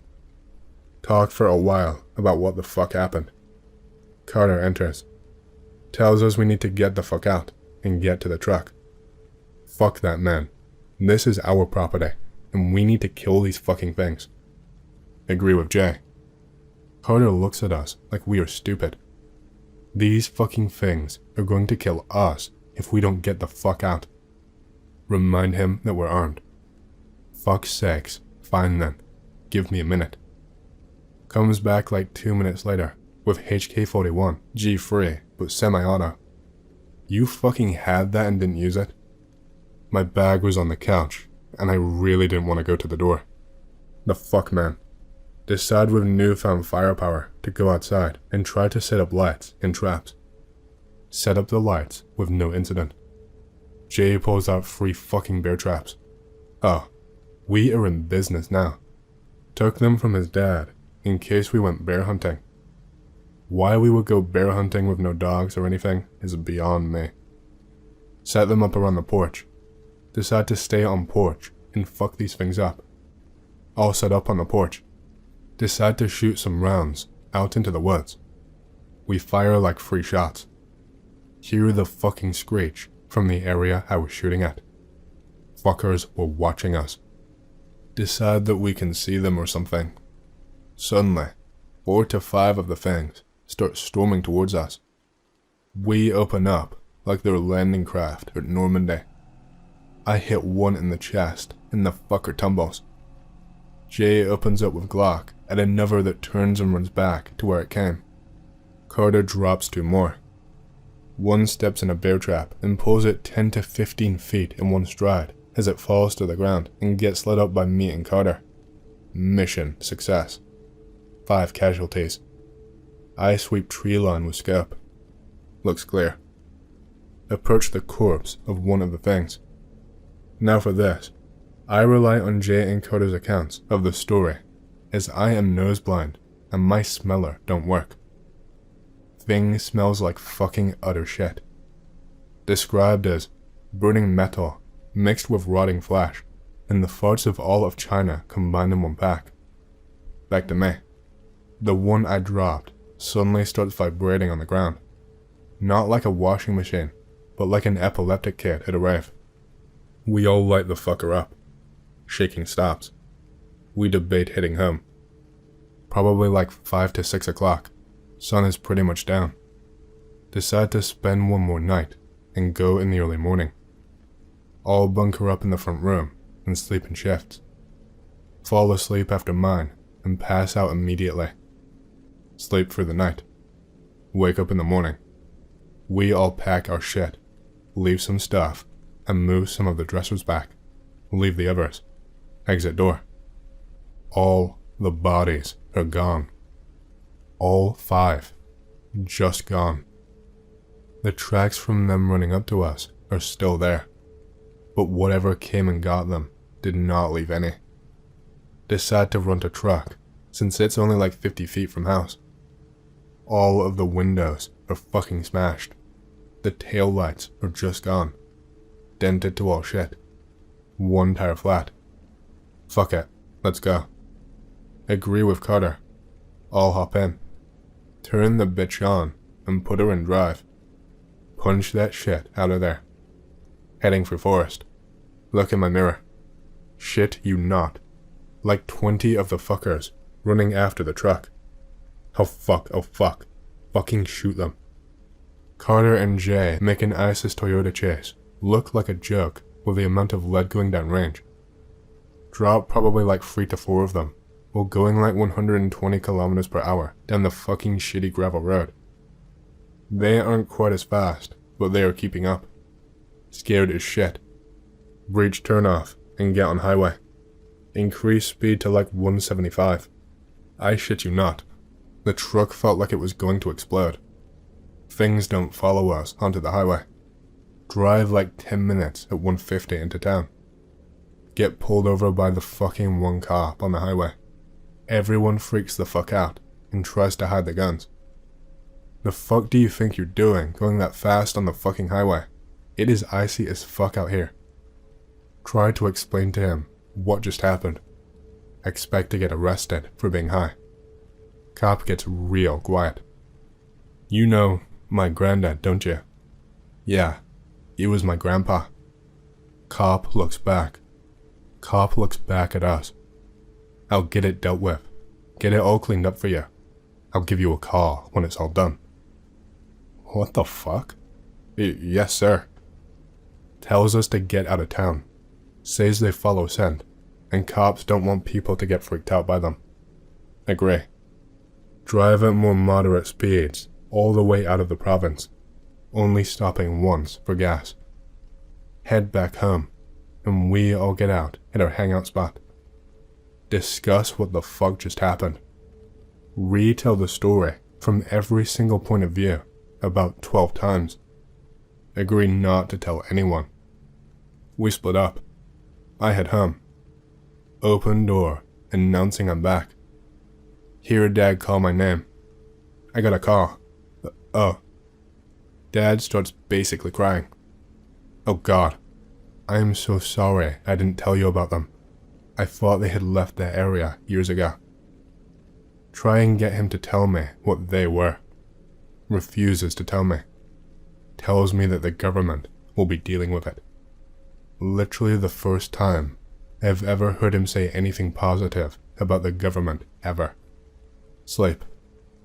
I got the call from that same cop a few weeks later, and he told me that the cabin had to be replaced. Replaced? Tells me they have to replace the entire fucking cabin every few years to prevent the things from returning to the same area. Tells me it's in the same place, but completely different now. Only one floor, but pretty long. Explains that Granddad used to help deal with things. Explains to me that Granddad used to help the government kill things that like to kill people. Tells me the things are called, I shit you not, voids, because of how void and dark the color of their skin is. Also feels the need to tell me they aren't human. No shit. Wishes me good luck in future endeavors. Return the wish. He hangs up. That was all 20 years ago. Telling story for the first time now, due to wanting to not only get it off my chest, but also just wanting to get opinions on it. Sorry if it was too long. I earnestly don't believe it was Bigfoot, or skinwalkers, or Wendigo, and that it was something far less known entirely. I've only been back to the cabin twice, once with the same two, NGF, and once all on my own. The cabin was completely different, both times. Okay X, let's get this over with. I have been debating whether to tell this story for a while now. I speak English with an apology, as it is not my first language. I live in a country called Georgia. After school is over one summer, I and several of my friends decided to go out of town for a bit to have a bit of adventure and travel. The weather is beautiful and can be a very hot summer in Georgia, so I and my friends, 7 of them altogether, were enjoying long walks. The first few days, it was so much fun. Drink and smoke, and we were laughing, and everybody's having fun. However, we have a friend called Alex, and we were going with that crazy little man. Not a bad man, but he is not afraid of anything. One night, we were camping in the forest clearing. It is getting dark, so we will all go and get some more firewood, and I and my friend Locab a knife, and go to cut the sticks. We are there because we have been drinking for a while, and we got a bit lost. I and my friend are very frightened, and hear rustling in the woods. This is a very dark, to find out what it is exactly, but it was coming closer. I call out, and out comes running Alex, trying to scare us. We laugh it off and say yes, I was so scared, and I almost cut him. He said that our friends have not seen us for a while and came to find us because they are a little worried about us. As he speaks, the smell hits me like a punch in the face. I am almost vomiting and ask him why he smells so bad. He tells me that on the way back, he wants to show us something, so we walked back, and I am still confused as to why it smells so bad. After about a 10-minute walk, we arrive at what looks like a former bunker. Again, the smell hits me in the stomach, worse than what Alexi smells like. Tears came to my eyes, and asked if Alexi came here. He said he did, but even he was scared and went to find us so that we could come back with him. Locab is looking at me and says that he is not comfortable, but I want him around because he has a knife and is a very strong man. We enter this bunker, and it is so dark and so cold, but it is also completely silent. The smell is getting worse because we are on our way to the bunker, and in the end, I have to take off my shirt and cover my nose and mouth to stop the smell. As I take off my shirt and wrap it around my face, one of my friends pushes me to the ground, and I know they run off laughing. I get up and I see them nowhere, but still hear them laughing in the distance. I do not see very well. I, for my part, in the dark, and start trying to find a way back. As I was feeling along the wall, I feel my turn to go through something soft. My eyes focus on the dark, and I just vomit everywhere. I just stuck my hand into the eye of the dead man. I look at it further and try to work out why he died, and I can see that around the neck, there is a dent. I am so confused because I do not see the rope to hang themselves. I understand that this was the bad smell that I had been smelling all along. I just try and get back and try and decide not to kill my friends. Locab still had the knife. So, I'm just in a bunker. It's pitch black, and I am calling out to my friends. As I was screaming their names, I hear something. I stop for a moment, and it is completely silent, and so I ignore it. I walk a few steps, and I hear it again. At this time I was really scared, and just start running. I can still hear the noise. I trip and fall over, and the noise stops. I am scared. I get up and hear the shuffling. It is at this point I realize that noise going on at the same time. I am moving. I take another step in the dark, and yes, I understand the two step. One of mine, one of someone else's. I spin around and look behind me. I cannot see very far in the distance, but I do not see anyone at all. I take a step back. A moment later, my step lands. I hear something else's move on the ground. I was almost crying at this point. Suddenly, I feel a drip on my shoulder. My shirt off and wrapped around my face. I touched it, and it is sticky, but it is still wet. I am stunned and just stand there for a minute.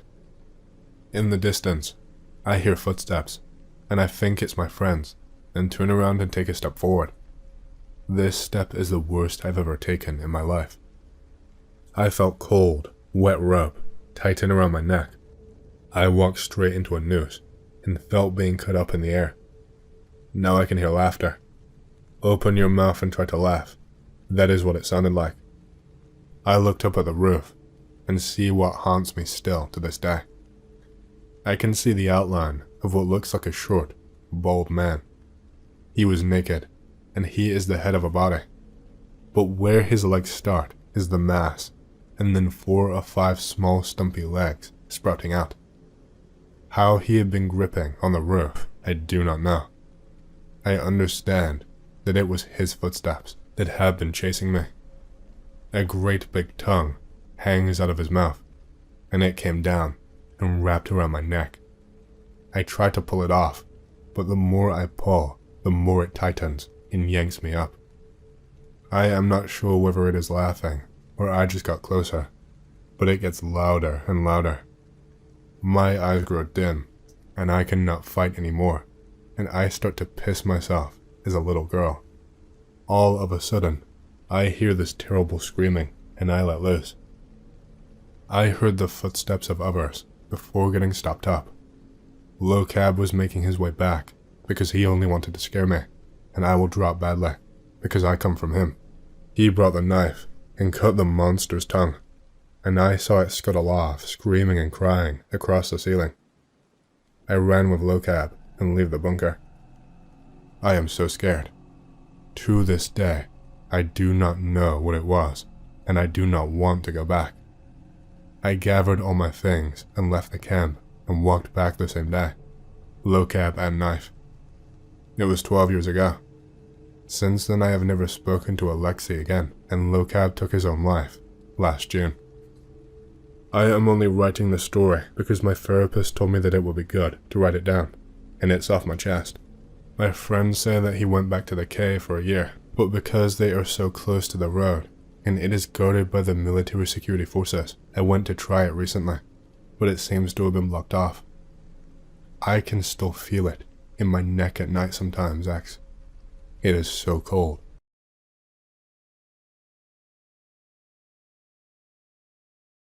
Sup, Devach. I have an interesting story that I would like to share with you all. Straight up, no shit. I was serving in our military for a long time, and I got the chance to work in places that most people would never be able to dream about. Lots of top secret bunkers, DC-1 and DC-2 as well as other shit, and I have a lot of things to share. Specifically, I want to share about one base I worked at that was located underground. Not here in the shit, underground in Antarctica. This base was used for lots of shit, lots of training for people, and had things I have never seen before in my life. I don't have all of the information on everything that was happening, but I managed to witness a few things myself and piece together other things through rumors and whispers and the like. I am not in Russia anymore, so I should be safe from Putin and his goons, and no secret death squads can get me over where I am. Georgia is a very safe place, and I have been comfortable here for a very long time. The info I share with you guys is more than top secret, top level information that they will try to shut down here as soon as it is posted. Screenshot quick and keep to yourself. I don't know if other countries know about this place or if they have their own research, but if it is just Russian, then a great war is coming. 10 times as destructive as the war we are fighting right now, and the whole world will be against us. World War III is coming, Dvach, and I am here to warn you before it is too late. Get out of this country while you still can. I know you wonder, who the fuck is he, and why is he important? I will tell you. I have been member of Russian military for a long time, and only got out in 2018. I am an old man now, age 41, and I have been serving since I was only a little child, fresh out of the womb. I worked hard, and many years ago, some gentleman approached me and say, do I want a better job with less risk of dying and make lots of rubles to send home? To which I replied, fuck yes, please. It sounds fake, but they wanted big military experience and were willing to pay lots of money for it. They told me they wanted to transfer me to a military research facility located in Antarctica. No shit. This is not fake. This is the evil truth, and I hope you act fast and get safe. The base was connected to various caverns that were found underground, and I was able to look into a few. Underground was weird. It felt evil, and like something was just plain wrong. Like being underground there was going against nature, and all of my senses told me to get out as fast as you can. Like I said, one of the main reasons they brought me in was military expertise, as they were launching some kind of exploration initiative and were training more people up. The base was manned by quite a large amount of people, so I wasn't sure why they would bring in any more people, especially people who didn't know anything about the base. I was a field medic, and I took a short break from service to get my degree, biochemistry to say for certain, which is weird, but they made an exception for me. I already started studying independently at home and got accepted for the course, but I also wanted to join up, so they let me study on my off time and then take a break to complete the exams. I assume that is why they wanted me, and I also talked to a guy there, quite close, who was an expert in geology, and we saw one another a lot. We had to be careful not to speak too much out in the open, and had to find a time to talk and communicate without any ears. He told me that the tunnels and the caverns made no sense to him, and that they should never ever form like they were appearing to us, at least not naturally. So the officers here must have dug these tunnels themselves with tools and equipment, but how and why we did not know. There was standard equipment outside, but none of the tools they had could have realistically made this place, and so it must have been done another way. My friend said maybe they were done before we got here, and not Russians that made them. He said that they couldn't have even found the tunnels and dug more themselves, because they had no way to hold them up, and that it didn't make sense. As we went further and further into some of them, he kept giving me crazy looks like, what is this? This is fucked, you see? The first time I went in, I felt real evil, like something evil was living in the air and passing through me, and telling my body, don't come to this place, and it wasn't until later that I understood Whitewatch. Even now, I still have nightmares every night about this place. The main cavern that the base was connected to had some really weird properties that did not make sense. There were a few anomalies that just really messed with my head. For starters, walking around down there had a weird effect on your brain and your body that seemed to make you tired much quicker. Like, I would get headaches so often, and even had a nosebleed for the first time in my life down there, and getting them nearly every day after a couple of hours had passed. After a few hours, even if I just sit and shit and lazy and do zero work, my eyes would start to droop, and I would be caught sleeping on the job without even realizing that I was not awake anymore. Not just me, but lots of officers there report the same thing, and command had to start forcing breaks after a short period of time.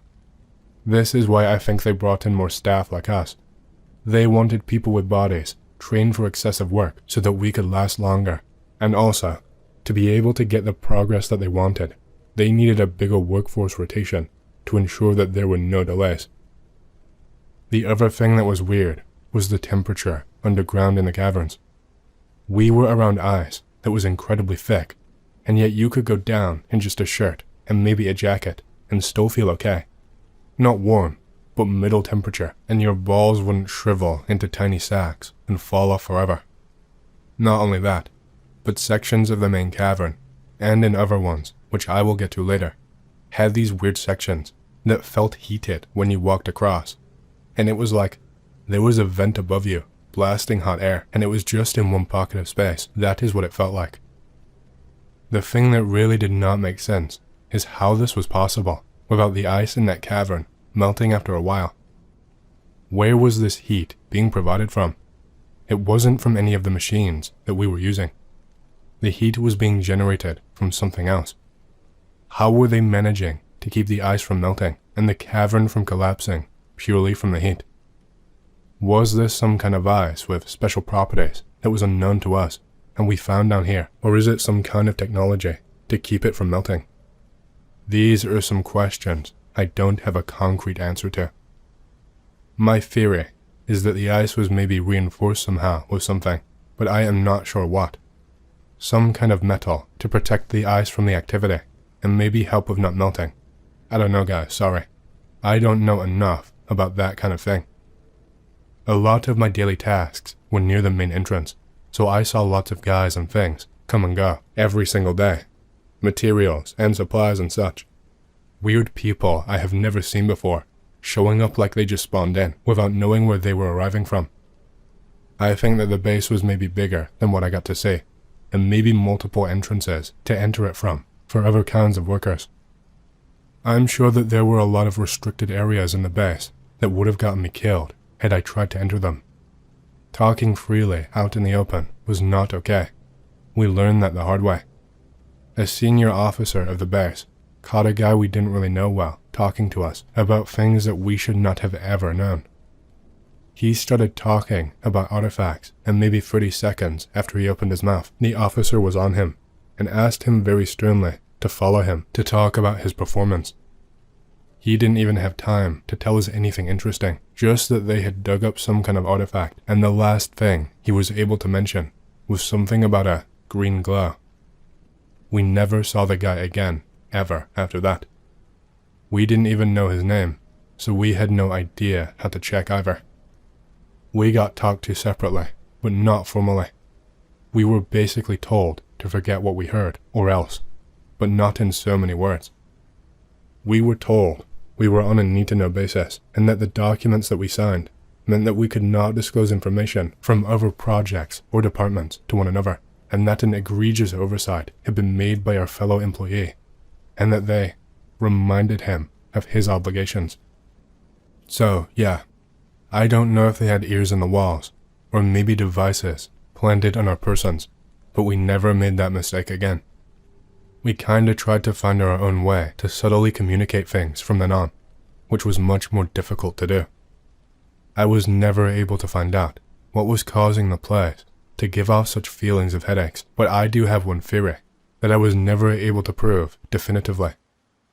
One of the caverns in the place, and I didn't really connect the dots fully in my head at the time and just thought the stress or something was getting to me, but it had gravity much lower than that of Earth's regular gravity. Not vastly different, but enough to make movement seem off and really throw off the balance of your brain.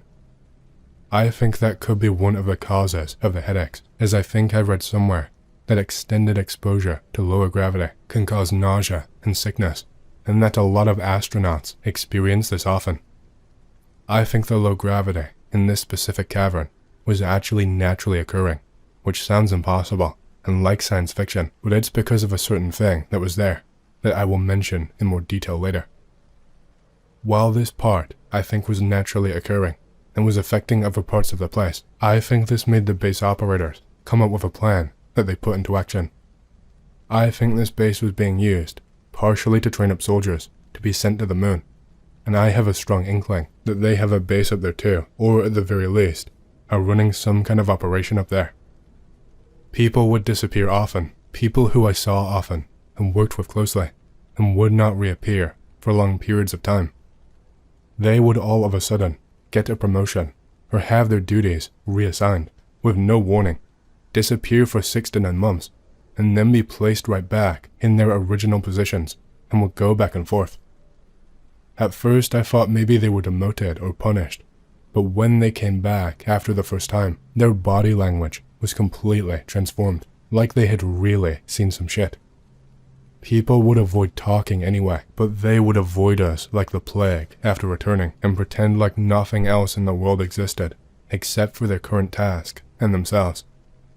I think that this base was a means of training people for psychological strain and to test people to see if they were a good fit and dedicated, or if they would spill every secret at the earliest opportunity.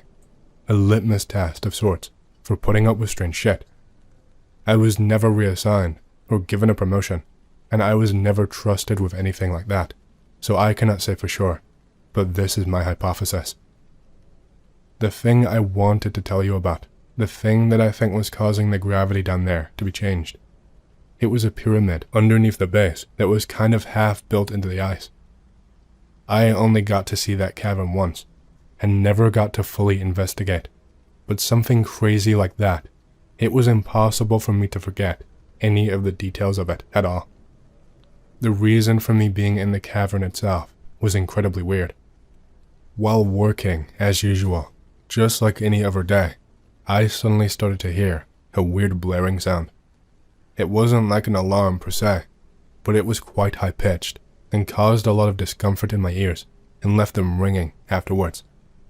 It sounded without interruption for a full minute and then ceased for a minute, before going on for another entire minute with no reason why. At the end of the second minute, one of the higher-ups was immediately at my position and just pointed at me and told me to follow.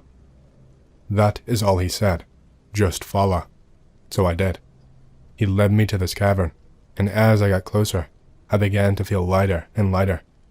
My movements made me feel floatier, and it was like I had less control over them, but not so extreme that I was floating away into the sky. We finally reached the cavern and walked in, and the pyramid was just there, partially embedded in the wall, and the sheer scale of the thing just blew me away. There were 2 soldiers, standing guard, and the higher-up leading me pointed at the door and shouted now, and they ran off at full speed while the alarm was still going off intermittently. The higher-up stood me right in front of the pyramid and just told me, don't move, no one in or out, and then followed quickly behind the 2 soldiers who he had dismissed. I was left in that room for a full hour, with the alarm not stopping fully for the entire time. I never heard anything else the whole time I was stood there. The pyramid itself was massive, probably around the same size as a pyramid in Egypt, except it wasn't made of stone. It was made of what looked like the same ice that surrounded us. The entrance was just a simple gap, maybe 2 people wide, with no door. This is when I realized that this must be where some of the heat was coming from. Standing in front of the entrance, I could feel a big heat wave literally gushing from it constantly and pounding against my face. A constant steady flow of heat that did not stop once.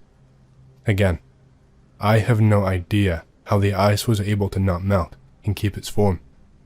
I wasn't supposed to, but I took a look inside.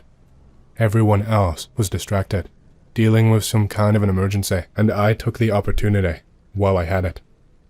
I think they knew that I did it, but maybe I didn't see enough. Maybe that's why I never got any advanced training or was ever reassigned. Stepping inside, the first thing that I noticed was different markings on the wall, almost etched in, but more violent than that. It was more like someone took a drill or a screwdriver and took it to the walls and made random patterns with cracks.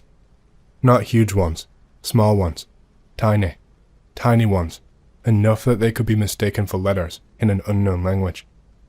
The inside was huge, and I knew I would get lost and never make it back in time if I looked too far in.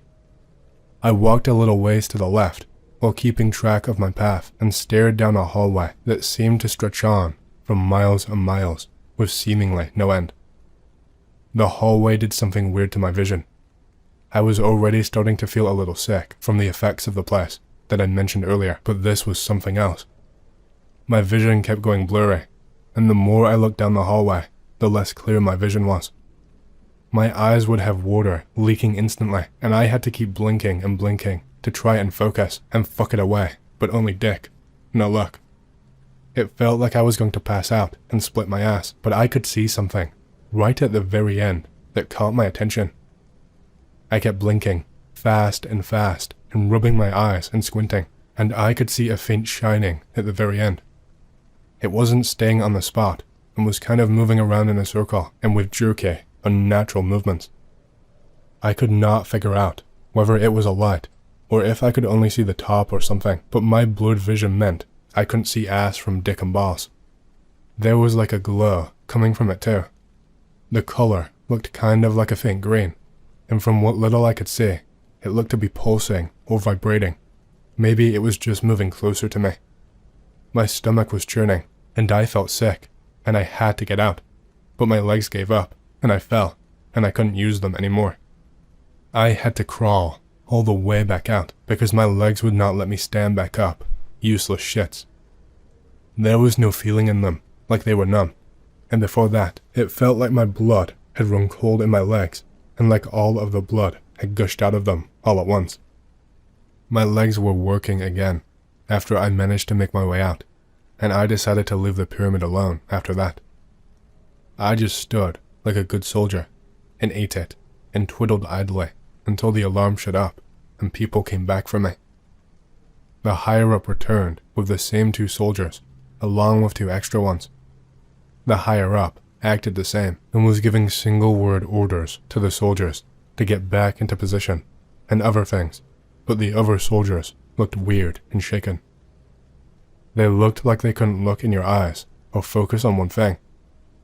There was one of the soldiers in particular, and he looked very sluggish and like he was having difficulty staying on his feet and not falling straight to the ground. I noticed it straight away as soon as he entered. There was like a feeling coming off him that I could sense, kinda like the caverns in general, but the energy was coming straight from him, like there was something off and wrong. I noticed him acting funny, not being able to focus on what the higher-up was saying, and he seemed to kind of half slump against the pyramid, like he needed it to keep balance and stop from passing out. That was the first thing I noticed. Then I noticed his eyes. Not just the looks that he was giving everyone, but something was changed. I don't know if his eyes were always that color, or if they changed even more, but there was a greenish glow coming from his eyes. Not the kind of green that someone would have as an eye color, but more luminous and like it was glowing. His pupils were dilated to the extreme, and he seemed to be darting them constantly around and around, like when someone is sleeping and their eyes go back and forth fast. I noticed one more thing. His veins had started to bulge to an extreme degree. It started in his hands. I could see the green/blue in his veins starting to become more visible as they raised and got bigger, and it made its way up his arm. It was like they were being strained. Then it got up to his neck veins, and they were not the usual color anymore. There was a tinge of black in them. The higher-up was talking to me while this was happening, and I could not look at him. My eyes were too fixed on this. The higher-up got mad, and I told him to look. The other soldiers looked too, and the soldier with the black veins was gripping his neck with both hands and was in visible pain. The higher-up shouted at me to go back and pointed, and it took me a few seconds to snap out of it and follow my orders. In those few seconds, I saw the soldier vomit something out of his body, and the other 2 soldiers started screaming. I could not tell what it was, but it wasn't bile. It was a black color, shiny looking. It was like a black slug kind of thing, but bigger and longer. Maybe the size of a child's hand, and had some kind of slime substance on it. I followed my orders and ran back to my work, and I heard screams and some gunshots, and that is the only other thing I found out about. They had more words for me once everything was done, and I played dumb, and like I didn't know anything. I'm too stupid fucking mushy brains to notice what happened. I never heard the alarm again in the time I was there, but I never saw any of those soldiers again. Maybe they were okay. I never got to see that cavern with the pyramid again and just did my usual duties the whole time. I got out as soon as possible, and I never wanted to go back. Like I say, Putin and his fellow fuckers don't know where to find me, so even if they say this, all they can do is take it down. But I will post and post. I am not scared, and people need to know what happened. I don't know if only Russians have this kind of thing, or if other countries know these things too. I think there is more down there that nobody knows. And if only Russia knows, then the world is going to fuck. Everyone in the country is going to fuck, and you won't know until fuck is on you. Save this post, Snatchers. They will try to stop this, but you need to know. Dvach needs to know, and we need to get out before the world is gone to shit and the world is destroyed. If my theory about the moon is true, then bad things are coming.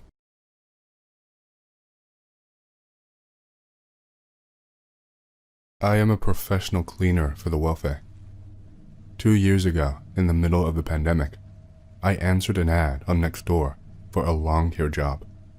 I live in Florida, and I was falling short of my bills, so I decided to do work after work and weekends to make ends meet.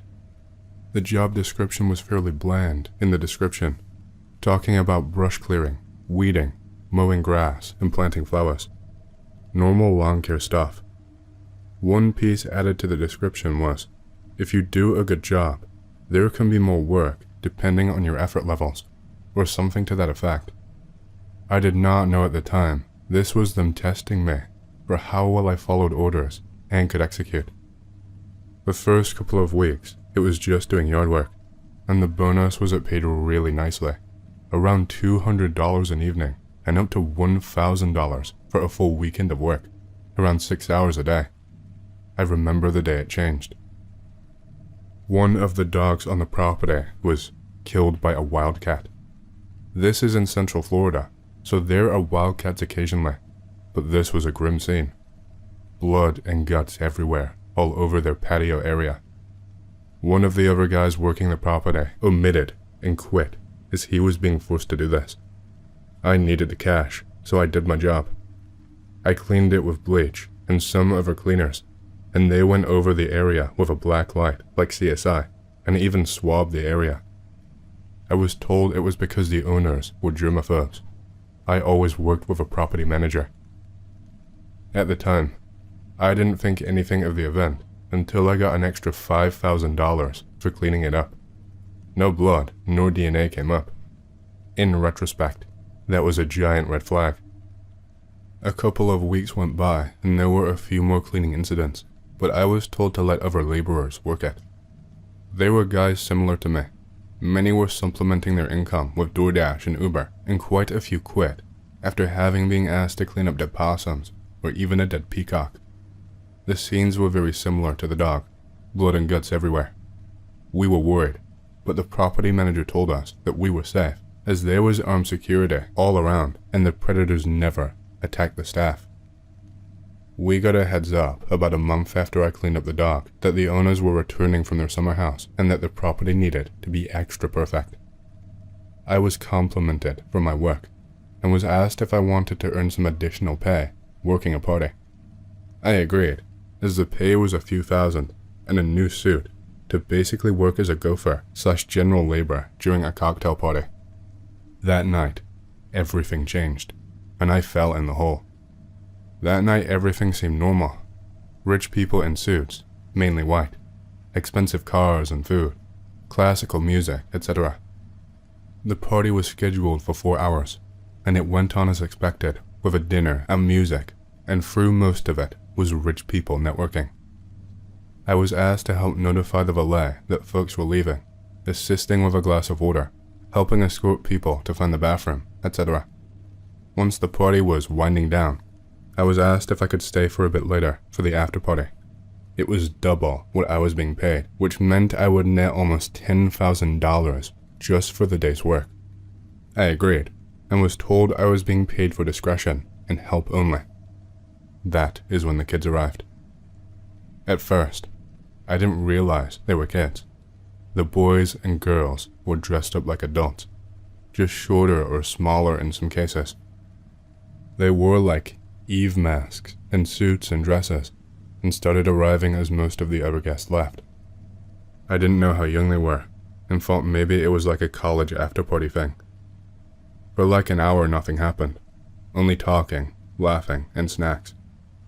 Then people started getting handsy, and vanishing to the more residential area of the mansion. I realized it was like Eyes Wide Shut, and was hoping if I was asked to join, I get a woman and not some fat old guy. I wasn't asked to join. I was only the help. About 2 a.m. it happened. It was like that scene out of The Godfather, but no one was dead. A boy and a man were in the room, and the room was trashed.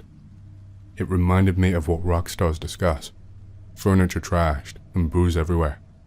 Both the man and the boy were half naked and bloody, like they had been fighting. The boy was mid-teens and looked out of it, like he was hit hard in football. The man was fit and red-faced.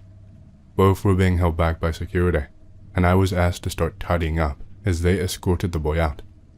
I remember the guy shouting while laughing, "You are fucking dead," several times. I cleaned the room while listening to audible sounds of people fucking all around me. After I finished, I was given a bonus and driven home. I think it was kind of like a frat, like they knew where I lived, but I netted over $15,000 for a night's work. I fell in the hole, and I knew it was wrong. The next day, the property manager asked to talk to me about the cleanup. I was taken to an office filled with dead and mounted game, weapons, and armor. It reminded me of the room from the last scene of the 80s Roadhouse film. The property manager, an older Cuban guy, talked to me about discretion and how these were powerful people, and my job is not to judge. I affirmed that and told him I was hired to clean up an after-party. There was some menace, but I knew the situation, but I also wanted the money.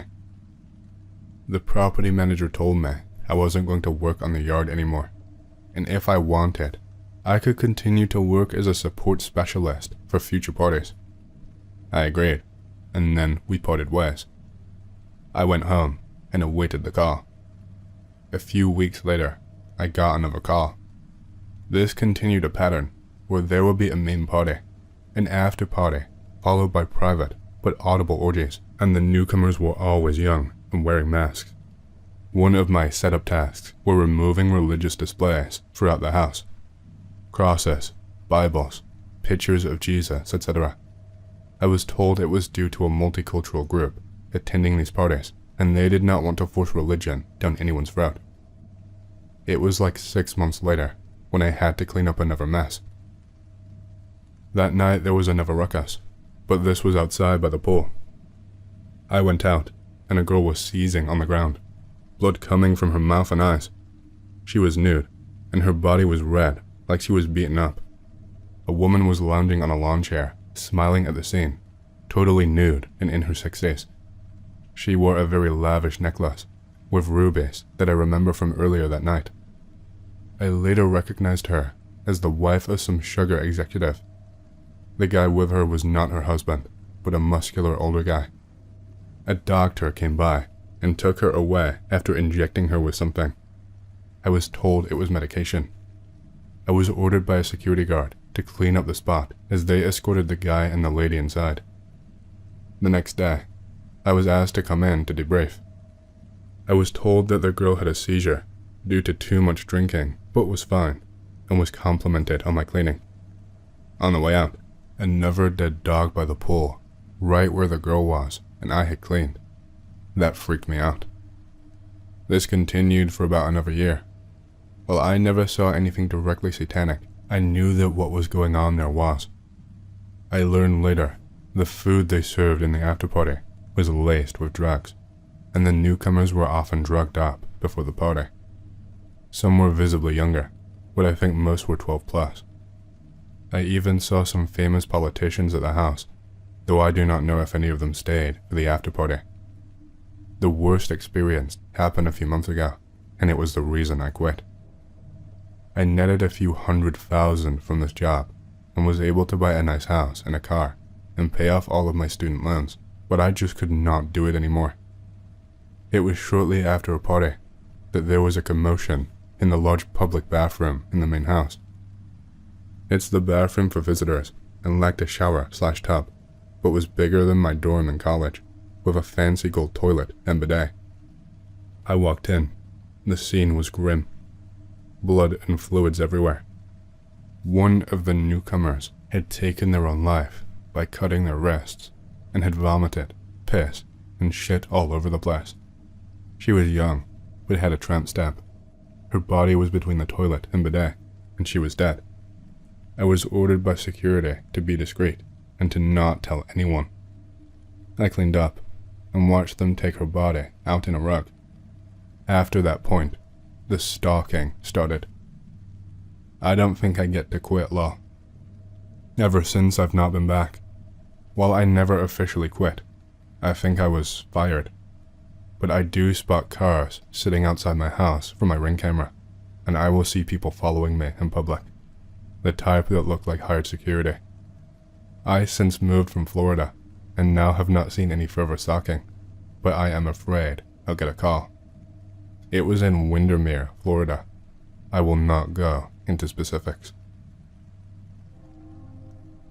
I used to work for this local delivery company that needed someone willing to work a series of closed-gate communities on bicycle, as they didn't allow non-registered vehicles in or out, and had gotten the local government contract to deliver all federal, and eventually, after about 2.5 years, we were contracted by a company that is basically our local FedEx or Star Trek to deliver for them in those areas too. I have seen some crazy shit, my friends. I don't know if you'll buy what I'm selling, but they are among us. First week of the job is easy. Newspapers, letters, gardens are nice. Always turn up on time. Always double and triple check house numbers with listed address on package and letters. Basically antisocial, and I wear dark tinted sunglasses when I ride anywhere, so nobody tries any small talk with me beyond "scorcher we're having" or "nice day in it," to which I would always reply, "yeah." One day, a couple of months in, I get a job to deliver to a gated mansion in a gated community. I put my earpiece in to listen to music in one ear and still hear people. Looks like a James Bond / Secret Service earpiece. Plain black pants and white dress shirt, as I just came to work from ballroom dancing lessons. Ring the bell. Delivery for Sir Anon. Who gave you my address? How did you find me? The dude on the other end of the comm system for the house is freaking out. I speak calmly and clearly to try to calm the dude down. Nobody has found you, but I do have a delivery for you. Says to wait at the gate, and built dude in a suit came out and signed a scribble that I couldn't make out. You didn't see anything. You didn't hear anything. The suit tells me in a threatening tone. Have a nice day, I say, before getting right the fuck out of there. Then the weird shit started. I got a call to deliver a package, exactly the same as the one I did the day before. Turn up. Same pants and earpiece, but different white button-up shirt. Want me to post the rest? This old dude is standing in the driveway, flanked by 2 built bodyguards in a suit. He asks me, are you the one who can get me things? I'm wrong-footed by the whole turn of events, and after an awkward silence I say, yes, thinking he means to ask if I am the delivery man. He hands me a paper with some things written on it, and heads back into his house. Have a cursory glance at it, and it has a bunch of weird things like 19 ounces of mercury, 145 ounces of pig's blood, or nearest approximation available, 15 ounces of white sage, so on. Just weird specific weights of things that are kind of a little hard to find. Stuff the note in my pocket and decide to talk to my supervisor. Bump into a mate who also works where I do before I see the boss and talk to him about it. He dabbles in the occult and sci-fi and says he can get me that stuff by the evening. I say I don't even know if I'm going to deliver it. I mean, it's not like we talked about pay. He says if I buy the pig's blood from a butcher at the mall, he'll pay for the other stuff and see what happens. We'll split anything he gives us afterwards. Get everything together. Return the evening and ring the bell. The old man asks how it's possible I have what he asked for so quickly, and even comes up himself to check the bag's contents before suit number 2 in front of him steps in front of him and inspects it first. With vague surprise, he nods to the old dude. The old dude stares me down, and I'm listening to some chill music, and my sunglasses don't give much away, but he says, "Wait here, I'm going to weigh it." I stand almost perfectly still for what must have been like 20 minutes, as about 6 songs passed as I stood there. Old dude comes back out, chuckling. "You're good. I'll give you that. You're really damn good, he says. A suit gives me a burlap coin purse, like from D&D. I'll have more requests later, he says, and turns to go inside. So I look into a sack, and there are a bunch of metal coins that look like they're dull steel. Blank coins, no markings, other than indentations all around the edge. Go show my friend. Friend flips his goddamn lid when he sees them, and pays me about a fortnight's pay if I'll give him the coins. He tells me they are silver, and I have to do more jobs for that guy.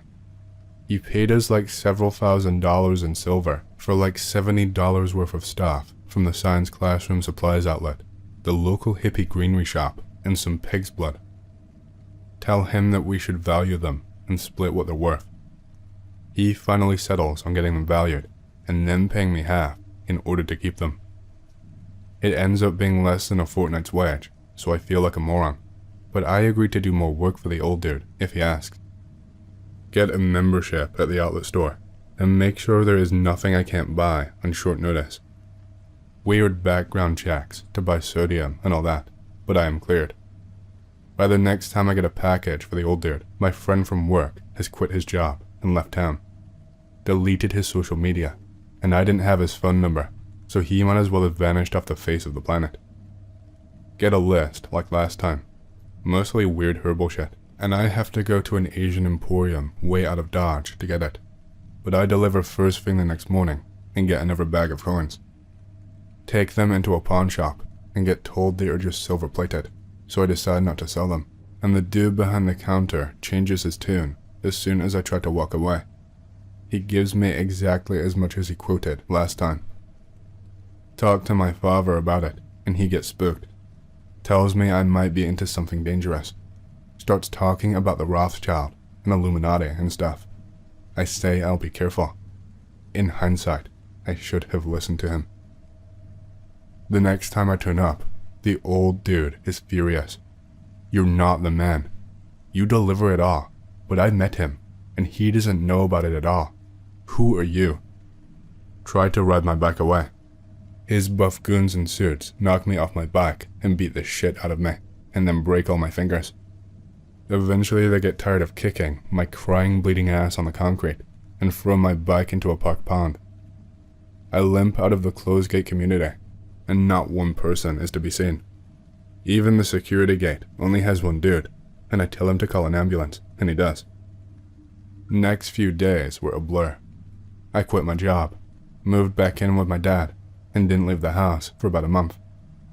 I tried to press charges, but after the third attempt, and finding the report, and gone missing again, I figured I better not fuck with someone who has strings in the police station. Now I work in a low responsibility position for an after-school care program for special needs kids. I have chronic anxiety, and most of my socializing is done online. I might go to uni if I build up the confidence. Sometimes I go most of the day not thinking about it, but when I do, a lead brick sits in my stomach, and I feel ill. Don't ever let misunderstandings happen with crazy people. I am lucky to be alive. I grew up in a town that had a ton of families who gave their kids performance/growth-enhancing drugs and created a recruitment network to bring way overqualified people in to teach and coach their kids without having to send them to a private school. I can give a few stories if anyone is interested, and I'm not just shouting into the void. Basically, there was a whole community of families who had created a network of doctors to give them HGH and more exotic treatments.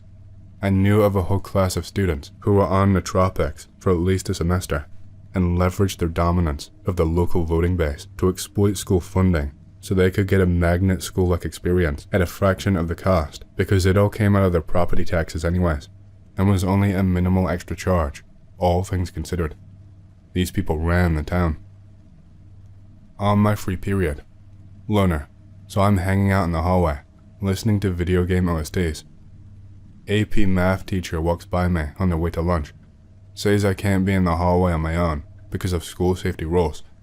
I live near where Columbine happened, so they were anal about that.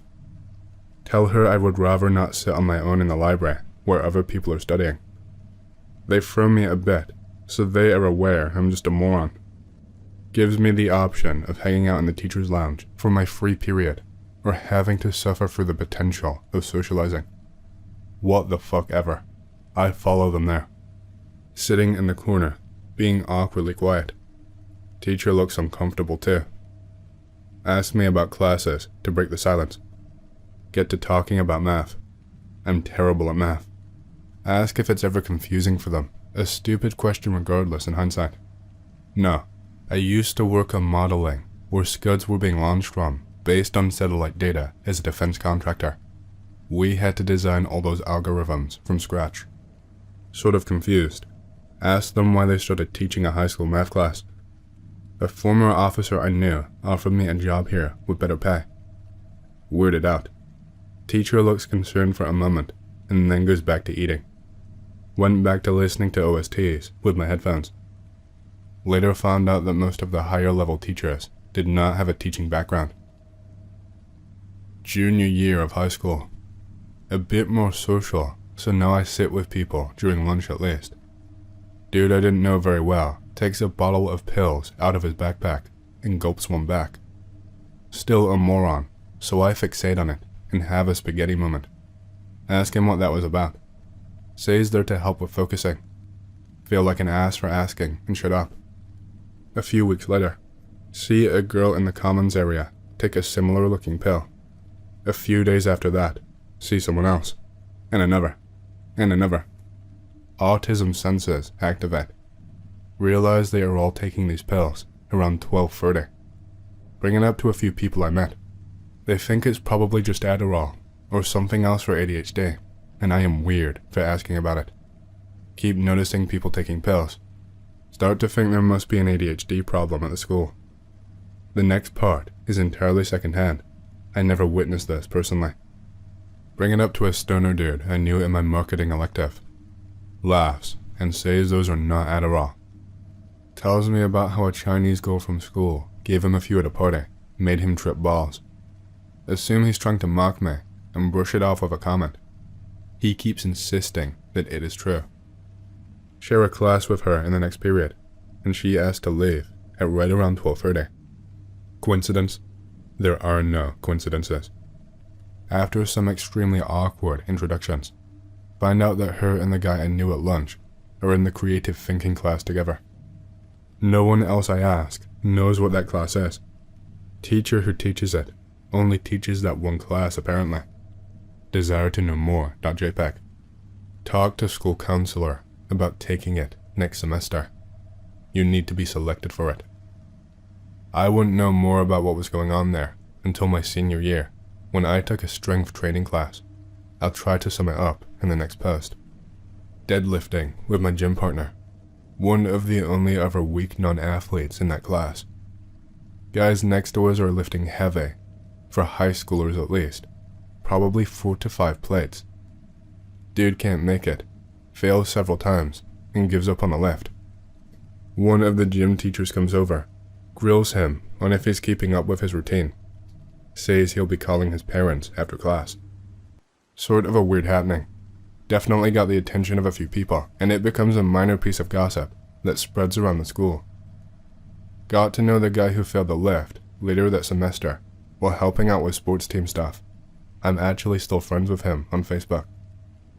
Bring it up to him one day and ask why his coach freaked out about it. Gets quiet for a moment, then asks me not to share what he is about to tell me. I have not failed at that. Says a few guys on the team are on HGH and anabolic steroids. They get them from a doctor in town. Coach is in on it and wants to make sure they don't run into any problems with college recruiters. Apparently, a lot of people in that school get performance enhancers because their parents ask, or know people, according to him.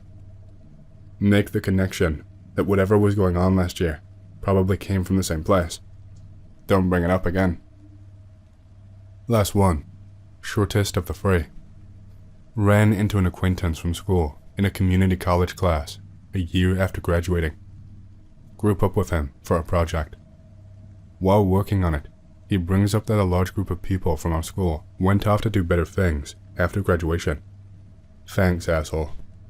Says the only in guy he knows of that didn't get stuck in civil court cases. Never heard about this.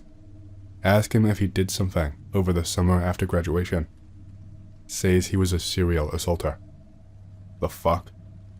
Guy had assaulted like 4 of our classmates, some in school and some at parties. Administration knew. He was an adult when word of this got out, so I am shocked no news outlet has reported on it. Apparently, his dad was paying for some of their silence, and it wasn't until word got out that hell started to be raised and they got sued. Somehow it never became a criminal case. Local police kept it quiet. Serial assaulter guy is still free. I'm kind of dubious about this one.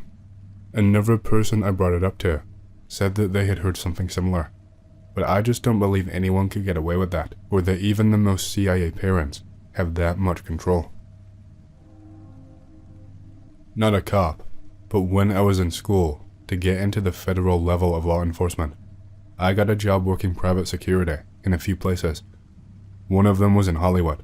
No, I didn't part with any celebrities. I worked a handful of events there. None of my stories are paranormal, but they are weird and funny as hell. First client I ever got. Since I had no prior LEO or military experience, I had to start at the very bottom. This meant babysitting rich spoiled people, or more likely their kids. First girl I get is your atypical dumb blonde valley girl from rich parents. I am literally there to make sure this barely functioning fool doesn't get kidnapped because of her party lifestyle. First day I take her to the mall to be with her friends. Spending more money than I have ever seen. She's going through money like a drug lord. Says she needs to go to the bathroom and to wait for her. It was a ruse. I lost her. Panicking, thinking this is going to maybe land me in jail and I should have never done this. Try to remember everything I saw on Law & Order about detective work. Get a list of her friends and start calling them. Find out there's a party in some abandoned building turned club. Go there.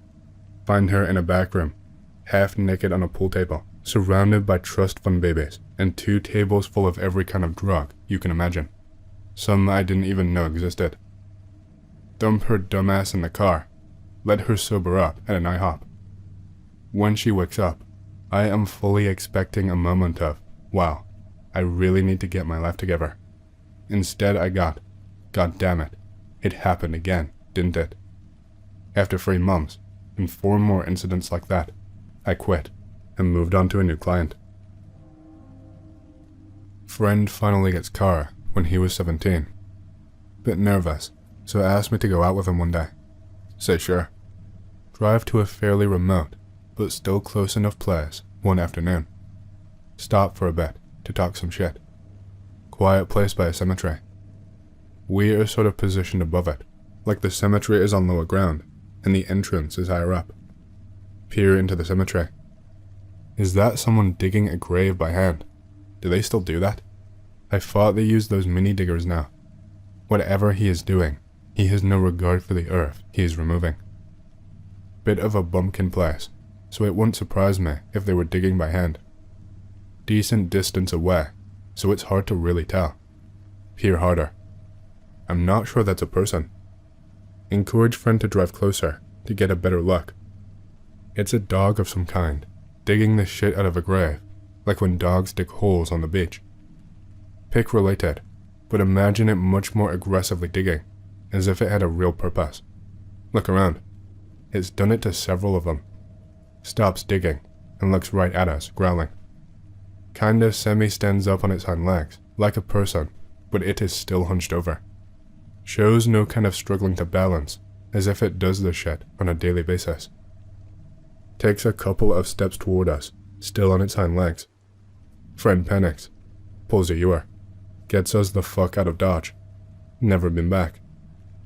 We don't have werewolf or dogman stories, or nothing like that where I'm from, but that definitely wasn't an ordinary dog.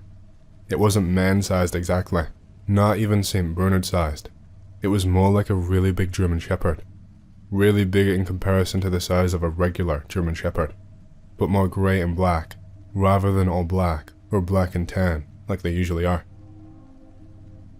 Be me, 13 years old. Moved to a new house, still live there now. Early evening and home alone. Laying on couch, browsing internet. Front door is open due to summer heat, but screen door is locked shut. Suddenly hear a stampede, going up the veranda. Demonic barks and growls. I am left paralyzed, nervously staring at the screen door. See nothing, just hear demonic barks. Suddenly vanishes, like nothing was ever there. No signs of anything being on the veranda. A year or two later, come out of my room in the middle of the night to grab a cup of water. Notice back door, which is in the kitchen, is open, and see a humanoid shadow standing there, peering through the screen door. I stay frozen for what felt like minutes. Suddenly it giggles with a girl's voice. Run to my bedroom and stay awake all night. No signs of anyone being there. A year or so later, I started seeing colored spots in my vision from time to time and odd reflections in my glasses. When focusing on the colors, they would turn into shapes, which would turn into animated figures. I treated this as a trick of their eyes and amused myself with it. Eventually they turned into bad images and would not go away. They looked like dead people. One night I snapped and screamed at all of them to leave me alone. They instantly vanished, never seen them again. No problems with my glasses or any issues with my vision that would cause it. 16 to 17 years old. Experience bad dreams. Wake up. See my room like usual. Everything is normal. But my body is paralyzed besides my head. Turn to look over my shoulder. Some sort of deformed woman with a fat and elongated neck stared at me. Greasy black hair. Pasty white skin. Beady little eyes. She screamed and screamed and screamed.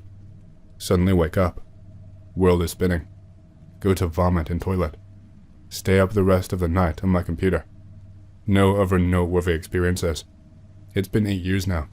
Never did drugs or alcohol. No mental issues to cause hallucinations.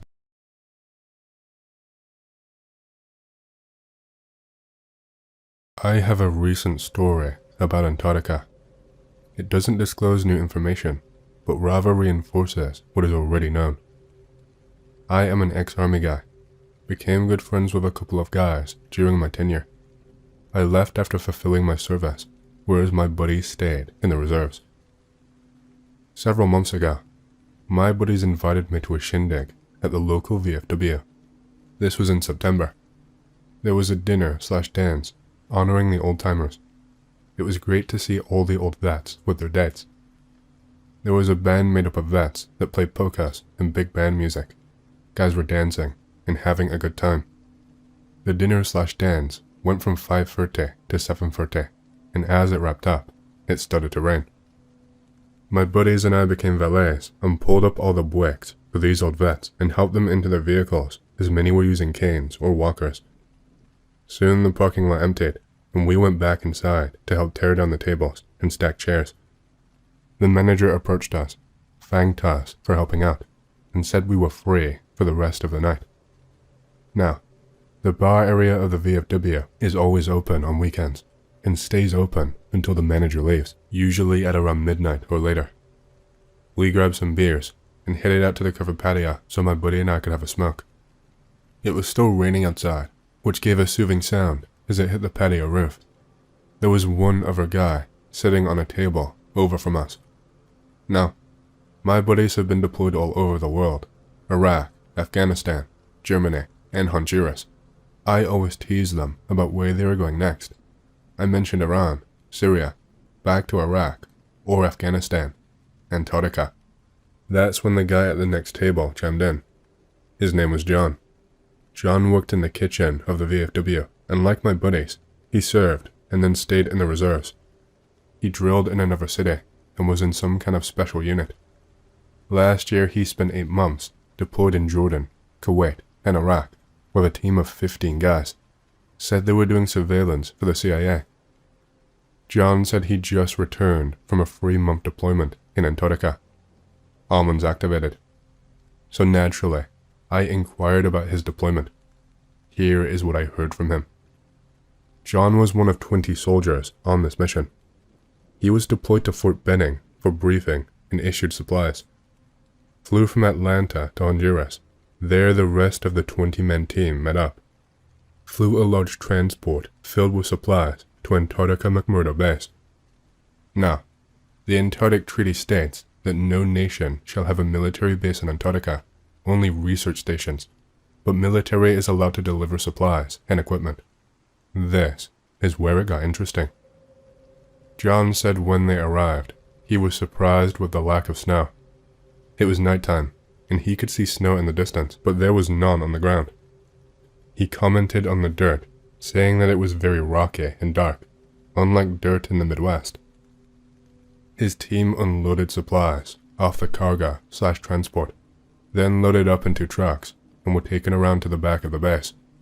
There were tons of shipping containers sitting there in haphazard formation. They were led into one of the containers, and it was an office. That is where the military runs its operations from. They were led into another container and issued all new gear. Everything he was issued in Georgia was exchanged. Their outfits were all white, and they got special sunglasses to wear. They were then transported back to the runway and loaded onto 2 small planes. The flight out of McMurdo lasted close to 2 hours. It was night, and all that John could see out of the window was the blinking lights on the wing. They finally landed. The ground was all snow, not a speck of dirt, and it was very cold. An officer was waiting and led them in a bunker. It was a door in the side of a mound of snow.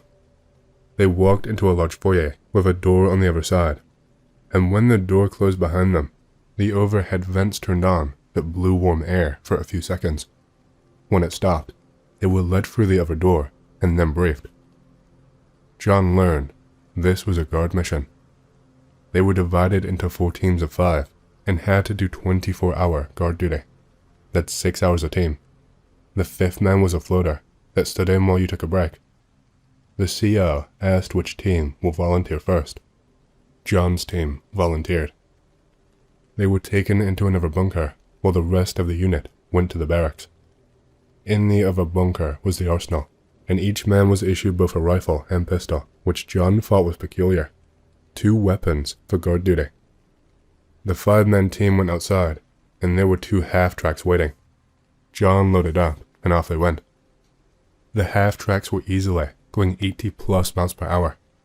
It was getting light outside, and John saw they were headed towards the mountains. He said it was about a 40 to 45-minute drive. They arrived at this huge door, big enough for an airplane to fit through. It opened, and the guards came out to scan everyone's ID. John thought that was weird, how everything had to be scanned. Their vehicles moved inside, which was nothing but a huge hallway with another huge door at the other end. It was about 3 stories tall and at least a football field long and wide. Again, as soon as the door closed, overhead blowers came on for a few seconds of warm air. There were 4 guard stations, 2 on each side of the large doors. Between doors against the wall was the break room with bathrooms, 3 vending machines, tables and chairs, and a new room with a couch in front of a TV that only had 1 station, some sort of news channel. The rest of John's story is uneventful. Guard duty for 3 hours. Then the floater would come, and he would go to the break room for an hour or so, and then go back. If he needed a bathroom break, there was a phone he could pick up that would connect to the floater in the break room. I asked John what vehicles came in and out. He said huge dump trucks, the ones with a retractable tarp cover, some off-road ATVs, and half-tracks. Every vehicle was white, even the dump trucks. Every time a vehicle approached, an alarm went off, and he had to put on his gloves and shades and head outdoor with his scanner to scan ID badges. I asked what was on the other side of the inner door. John couldn't see much, but said the hallway continued for a bit, then went down. When that door opened, they sometimes could hear a loud noise, like machinery. The barracks were plain and simple, divided into 3 spaces, bunk beds, bathrooms/showers, and rest area. The rest area had a ping pong table, couches, and a TV, which only played that 1 news channel. Pretty boring. John either slept, did exercise, or played ping pong. All food was brought to them, and the rest area had a little kitchen in the corner, and there were 3 vending machines. 3 months of boring guard duty. The return trip was the same as the arriving trip. just in reverse. McMurdo to Honduras, to Georgia, to home. John was paid well. His story doesn't shed new light into what's going on in Antarctica, but reaffirms that yes, there is a presence down there, and maybe some digging is taking place, for whatever reason. I don't buy into all the spoopy stuff, but one thing I never understood is that no nation ever tried to take over. None. Sure, it's a hostile environment, and there's that 40s or whatever nation agreement to not claim it, but it's an entire continent with oil, gas, gold, coal, whatever other fossil fuels and precious metals that you can think of. Right now China is cornering the market on rare earth magnets because most of them come from lands that China controls. Are there any in Antarctica? How about helium? The supply is finite and running low. Most of it comes from the US. Is there any there? Maybe the USSR didn't want to claim it during the Cold War due to the US and vice versa. But China, why wouldn't they claim large tracts of it now? They're moving into Africa, giving large loans to nations they know can't pay them back, all so they can then take land and mineral rights. Why not just go to Antarctica and claim it? I watched one of those UFO disclosure vids. I forget which one, but it talked about an Antarctic base with UFOs flying in and out. Basically, there was a no-fly zone over an area, but someone got injured, and the military pilots decided that they weren't going to risk their lives to follow those orders. They supposedly saw a giant hole in the ice, large enough for ships to pass through. There was another testimony about hieroglyphic writing on the walls of a cave in Antarctica, which was also a military base. I am an avid lucid dreamer, and thought that this was all interesting. I decided to try visiting the place. Lo and behold, I found it. I entered into a chamber, and immediately recognized the writing as telling a Sumerian myth about a man riding a sky chariot, fighting a war. The sky chariot looked like a UFO jet ski with a crossbow mounted on the front. The writing itself was star writing. Basically, it's multi-dimensional astral writing that contains holographic information about the story. Hieroglyphs have a certain astral magic. I also saw the touch of an Arcturian communication for the writing, because I could see the telepathic shifting in it. Then, men came into the room and found me there. I, fearing them, fled through the wall. I certainly didn't want to be captured by government psychic spooks, or identified. I think it may be called Project Cerberus, a fitting name for the guardians of the underworld. My father told me that back in the 1970s, a few researchers were stationed there, and one of his buddies, a biochemist, was given the chance to fly out with them for a few months. The weirdest experience that he relates is that on the first night there, everyone was working well into the night, when there was a ringing noise coming from the exterior of their outpost, almost like the sound when you circle your finger around the rim of a wine glass, but if that was under the Doppler effect, so it's like a high-pitched note that dips and fades. The next second, the few researchers who were outside had come in through the front door and just waited by the entrance. I should point out that the exterior of the base was monitored by a single point man who relayed the outside conditions to the rest of the team at the very start of every briefing. This is the interaction that my father claims happened. Head researcher, seems a bit cold tonight. Point man, best to wait it out inside then. Yes, seemed to blow from the north. I'll pass it along. The point man would then leave the room, while the researchers remained inside to warm up. He would reappear 10 minutes later or so with the following. Point man, seems to have died down now. Head researcher, yes, we should continue. And then they would depart, back out into the howling wind. The odd thing was that the speech seemed so stilted and unnatural, almost as if it were rehearsed. Things got suspicious when the next day, a similar event happened. Right after the unsettling noise was heard outside of the base, the researchers came back in and waited. This was their interaction this time. Head researcher, seems a bit cold tonight. Point man, best to wait it out inside then. Yes, seemed to blow in from the west. I will pass it along. They all waited for the point man to come back, while my father's biochemist friend was noting the similarity from the previous day. Sure enough, when the point man returned, point man, Seems to have died down now. Head researcher. Yes, we should continue. This series of events continued for a week. Every single time, the noise would herald the arrival of the researchers, and each time, they would exchange planned banter with the point man. It really didn't sit well with the biochemist.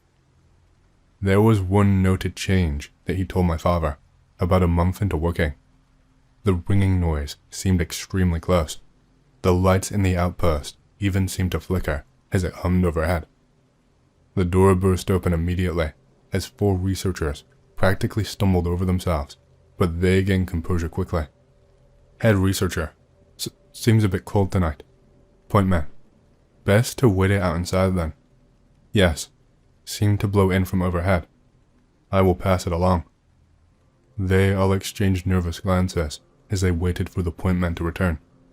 He did almost immediately. Point man. Too cold to work tonight. Head researcher. Yes. We should stop. After that night, they seemed to work in shorter shifts, and once the ringing noise stopped happening, the researchers stopped coming inside the base. When the Freedom of Information Act passed, the events that occurred at the outpost were all marked as destroyed for anyone attempting to research it. It was the only outpost that had its documents and public completely purged following this event. Operation High Jump. In 1947, Admiral Robert E. Byrd led an American expedition to Antarctica to supposedly establish the largest practical American presence possible on the continent. This is a fact. This operation did happen. What happened during the operation and what its intent was is up for debate. It involves 4,700 military personnel and the largest U.S. aircraft carrier at the time, the USS Philippines. After 8 weeks and many casualties, the U.S. forces retreated. Supposedly, they were attacked by saucer-shaped UFOs. Afterwards, Byrd did make a statement on the operation that the U.S. needed to adopt countermeasures to deal with such flying vehicles that could maneuver at high speeds and travel from pole to pole. Rather than deny the heavy casualty reports, Admiral Byrd revealed in a press interview that Task Force 68 had encountered a new enemy that could fly from pole to pole at incredible speeds. Byrd was silenced from discussing the operation again. In 2006, declassified material from Joseph Stalin's KGB go over what the operation was really about, taken from Soviet spies embedded in the US government.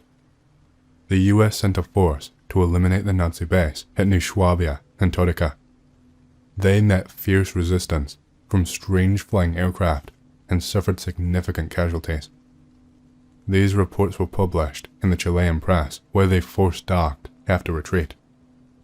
In the Soviet intelligence report, never-before-known testimony by 2 U.S. Navy servicemen with Operation High Jump was revealed.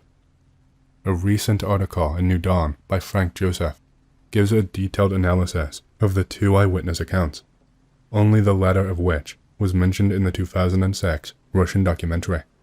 John P. Seswak, a radio man stationed on the USS Brownson, gave testimony of how UFOs appeared dramatically out of the ocean depths. On January 17, 1947, at 0700 hours, Seswak said, "I and my shipmates in the pilot house port side observed for several minutes the bright lights that ascended about 45 degrees into the sky very quickly. We could not ID the lights because our radar was limited to 250 miles in a straight line. Our real war of the worlds, over the next several weeks, according to the Soviet report, the UFOs flew close over the US naval flotilla, which fired on the UFOs, which did retaliate with deadly effects." According to Lieutenant John Sayerson, a flying boat pilot, the thing shot vertically out of the water at tremendous velocity, as though pursued by the devil, and flew between the masts of the ship at such a high speed that the radio antenna oscillated back and forth in its turbulence. An aircraft, Martin flying boat, from the Kurituk that took off just a few moments later, was struck with an unknown type of ray from the object, and almost instantly crashed into the sea near our vessel. About 10 miles away, the torpedo boat Maddox burst into flames and began to sink. Having personally witnessed this attack by the object that flew out of the sea, all I can say is, it was frightening. It is known fact that Nazis actually did have an interest in establishing a base in Antarctica. It is a fact that they visited in 1948 and 1949, claiming the place New Swabia. German Admiral Donetz, the German submarine fleet, is proud of having built for the Führer, in another part of the world, a Shangri-La land, an impregnable fortress. Box of my dad's stuff in the attic contains a creepy picture. Okay, so my father was in the military and would often be stationed in Antarctica of all places.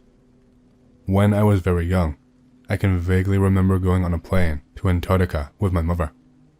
I don't remember much about it, but I remember asking a man in a suit if we are going to where Santa lives. I clearly remember playing with a Christmas-themed train set in some playroom while being observed by people. I also remember I wanted to play in the snow, but not being allowed, and seeing a lot of men in Arctic camo, including my dad, with big guns and everything. When I was about 8 years old, my father died. I still don't know how he died. My mom used to always tell me she would explain when I'm older, and that's the kind of field that your father worked in.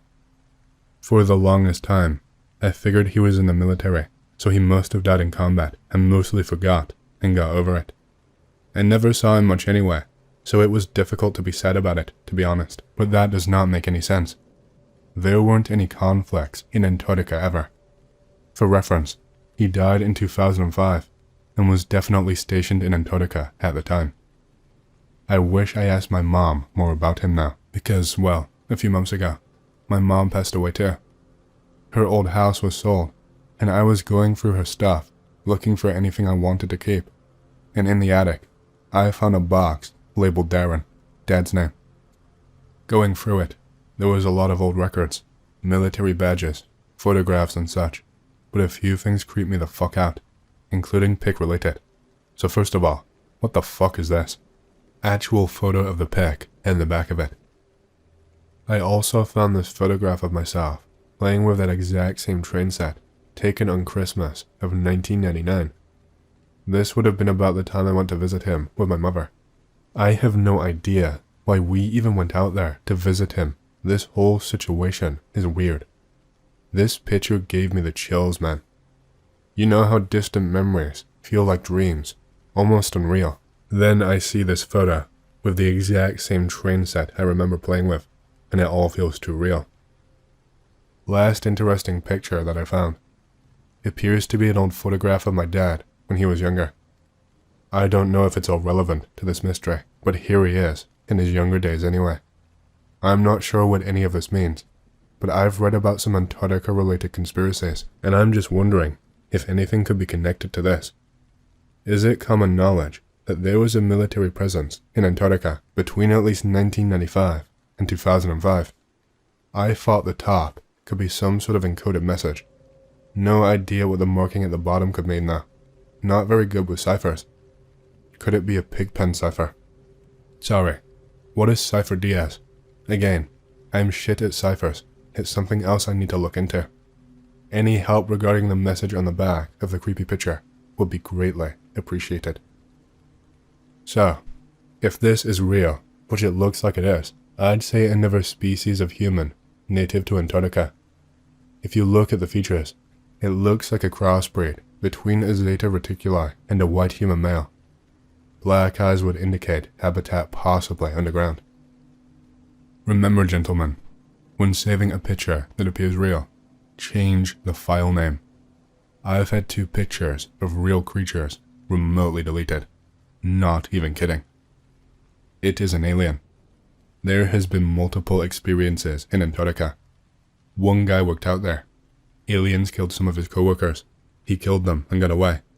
He released his story, and he was found at home a week later, dead, with 2 bullets in his head, and it was said that he took his own life. Antarctica mystery and recent interest in the continent. The Atla reports are distilled summaries and changes of pretty much the sum total of English language written openly on the web. Bots trawl the web and look for trends in how humans choose their words. The idea behind the technology originated when the programmer, Cliff High, read about experiments at Pear. To give an example of how this works, if asked to describe the pitcher's free flow style, they might describe a red apple, somewhat strangely, as a bloody apple. If the next pitcher in the stream was of, for instance, a bloody corpse, or a lovely rock, if the next picture was of a child and mother showing affection. So, the assumption behind the technology is that people tend to subconsciously choose words that reflect future emotional states. The bots are programmed to pick up such emotional words and the words associated with them and track changes in them. The bigger the impact of an event on human emotions, the longer in advance our language will reflect their future state. And one of the biggest, longest standing sets of changes picked up by the bots concerns Antarctica.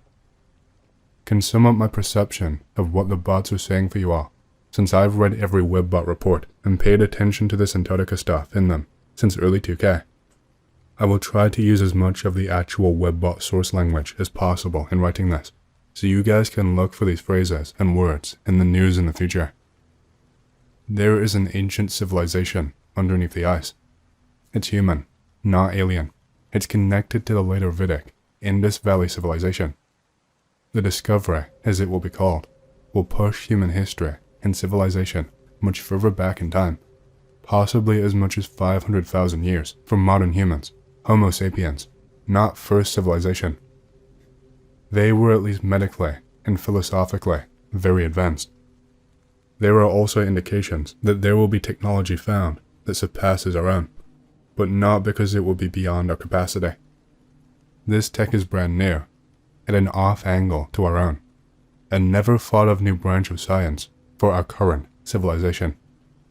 Words to describe it include new electrics, another major long-standing set, creeping electricity, time as energy, and field dynamics. Note, the same words also describe new technology coming from Mongolia, China, India, and specifically, new mathematics from Africa and Germany. So there might be a mix-up here where these two events, the discovery and new electric/math, happen in the same time frame. We will find actual books, presumably written in something like Proto-Sanskrit, and be able to read their own words. Their philosophy will have a profound, deep and long-lasting effect on humanity, described as giving back our self-confidence and positivity, just in time for a challenge, period of climate change, economic turmoil, earth changes, and change in general. The new generation will embrace the mindset of these ancients in dealing with all of this chaos and launch huge projects to clean the ocean, cleanse the corrupt, invent new monetary system, and go to Mars. Later, more evidence of this civilization will be found in Ireland. Visual descriptors such as deep caves exposed by erosion and seaside cliffs hints to this being a natural library, or at least a store of documents. There is even descriptions of long deep stairs behind crumbling wall leads to chamber of books, which might reflect a future video or media published photo series fitting this description. Australia, caves exposed by major earthquake, adjacent to precious metal vein, mining. And India, cities underwater off coast. The discovery will catalyze major reformations of several major religions, in particular, the Abrahamic ones. Islam and Orthodox Judaism will be the most changed. The discovery will be the largest economic driver of the late 2020s, as artifacts, technology, etc. gives rise to something of a gold rush. People will be so desperate to see this with their own eyes that they will enlist in the military on the off chance that they will be posted to Antarctica. Also, evidence will be found that ice ages can happen much more quickly than we have previously believed, and these people who were possibly the ancestors of all of us ponder the scientific implications here were basically flash frozen, like so many of the frozen mammoths in Siberia found with fresh flowers in their stomachs. I bought a load of silver at about $15 in 2008 to 2009, and sold at $45+ in 2011, based on the webbot reports, and as such, I am a believer in their at least occasional accuracy. I sincerely hope this is one of those occasions. Mongolia started a project/competition in 2015 called Power to Nomads. Basically, how do you electrify a country where most of the population spends their life on horseback? They are looking for an energy source small enough to carry by pack animal, but powerful enough to power a home, or ideally, several homes. This perfectly fits the language describing the new energy source, and right now, inventors and engineers all over Mongolia are trying to invent it. Note, it's not free energy, it's energy minus cost of building and maintenance. Something that generates a constant amount of power from the moment it leaves the factory and for 10 plus years, at which point you need to buy a new one. It is forecast to cause major changes in where humanity chooses to live and a strong driving force for a more decentralized humanity. Off-grid becomes easy. This new electrics apparently needs one of the 2 stable isotopes of silver to function, which will make silver reach $600 an ounce at some point in the future. I have a strong track record so far from my current rank, and I am at the top position in my field. Any specific type of phenomena that you know of to focus on that they are currently involved with, buzzwords only, I can figure out the rest. Would people who work in your field know your name?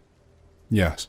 Also, I am working with people now that are doing experiments to measure and prove some things we all work on. In short, the major players in my field want to collaborate with the people at the place I am now at. You have a box which is made of something that you don't know what it is. In this case, we need a mass spec or X-ray diffraction apparatus. Mass spec is common. X-rays need large facility. That's assuming you can even get a sample of the box. In short, mass spec is common. X-ray needs national lab or black budget military. I know people involved with both, not black budget. Determination of the inside of the box would need a wide range of frequencies, from soft X-ray to radio waves, so that brings it back to in-lab equipment. Either way, I would say materials science department. It's producing power/energy, but you don't know how. Good. Then we need to connect different machines/sinks which require different power to operate and see how it responds.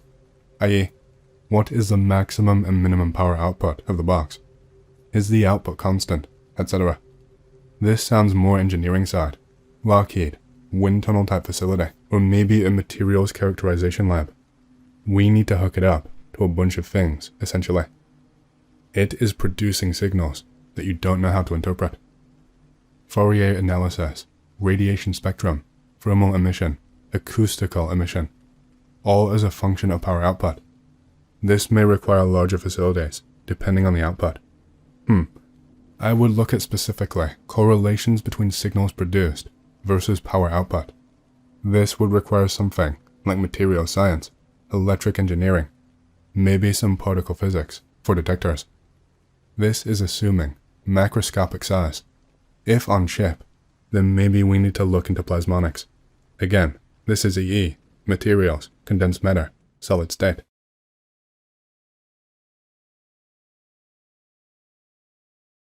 Let me start off by saying, I hate role-playing Freds and X, and you can choose to believe this or not.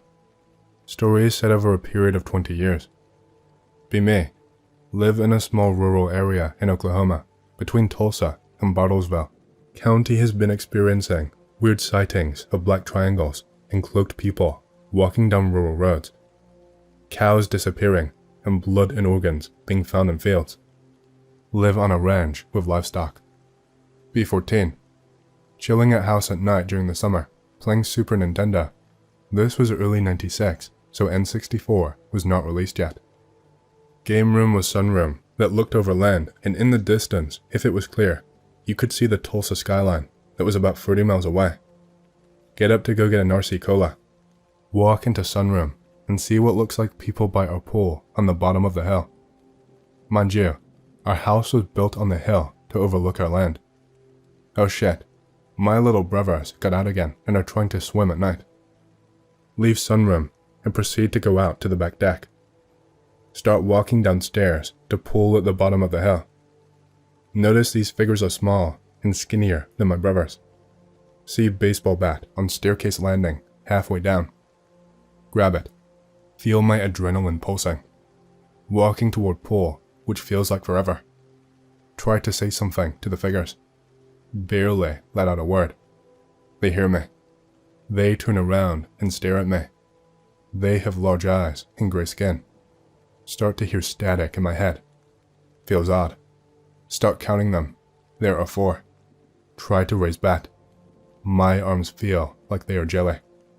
Hearing what seems like distant whispers in my head. We are not here to hurt you unless you mess with us. Starting to feel like I am congested. Start slowly walking to 60 feet to the pool. Bat is raised. Might be able to get a good swing on them. Try to swing. Miss the creature. Start feeling weak. Sit down and accept my fate. Hear footsteps on the concrete around the pool and hear the gate move. Look around. They are walking away. See the light from the TV in the sunroom. See one of my younger brothers in his pajamas lit up by the light from the TV. Sit there for a few minutes as I regain my strength. Slowly walk up, back to the house. Feel warmth on my face. My nose is bleeding. Walk to the bathroom when I get to the house. Washing my face off and contemplating on waking my dad and stepmother up. My younger brother walks up behind me and says, "You saw them too?" They have been coming around here for the last few months. That's why I draw the blinds in the evening now. A few months back, I was reading Hank the Cowdog and I looked up, and one of them was staring at me from my window, and I felt a loud buzzing in my head. Then it just disappeared. I look at him, and the dots of his odd behavior are adding up in my head. My brother continues to say, they mostly walk around outside the windows and try to peek into the windows. They know that we are here, but they are trying not to mess with us. Does dad and stepmom know about this? No, I don't want to tell them. They might think I am crazy. Well, let's keep this to ourselves. I go back to the sunroom and turn off the TV and run back to my room, freaked out. Lay in my bed all night until the sun rises, unable to sleep, listening for movement outside. When my father wakes up, I tell him, "Dad, I want a rifle." His eyes light up. What for? I just want to plink and walk the land with it. Of course, son. Go to the tractor supply store and get a cheap SKS from a barrel and some ammo. Now I am prepared for these guys. Weeks go by and nothing shows up until... Be a few weeks later, playing my new game Quake on DOS. Computer room is in front of the house. The room is a computer/informal dining area with a window with the benches built right underneath it. Sun is going down in the Oklahoma sky. Anxiety starts setting in. Draw blinds. Play about an hour or so and start feeling an odd feeling on my back. My back is to the window. Stop playing for a second. Start listening to the sounds. Hear the dough theme playing, and then I hear what sounds like movement in the bushes outside the window. Gather some bravery. Peek behind the curtains. See 2 large, all black eyes staring at me. Panic mode enabled. Run from the window while yelling. My dad gets up, and I hear him running. He comes in the other room with a loaded 1911.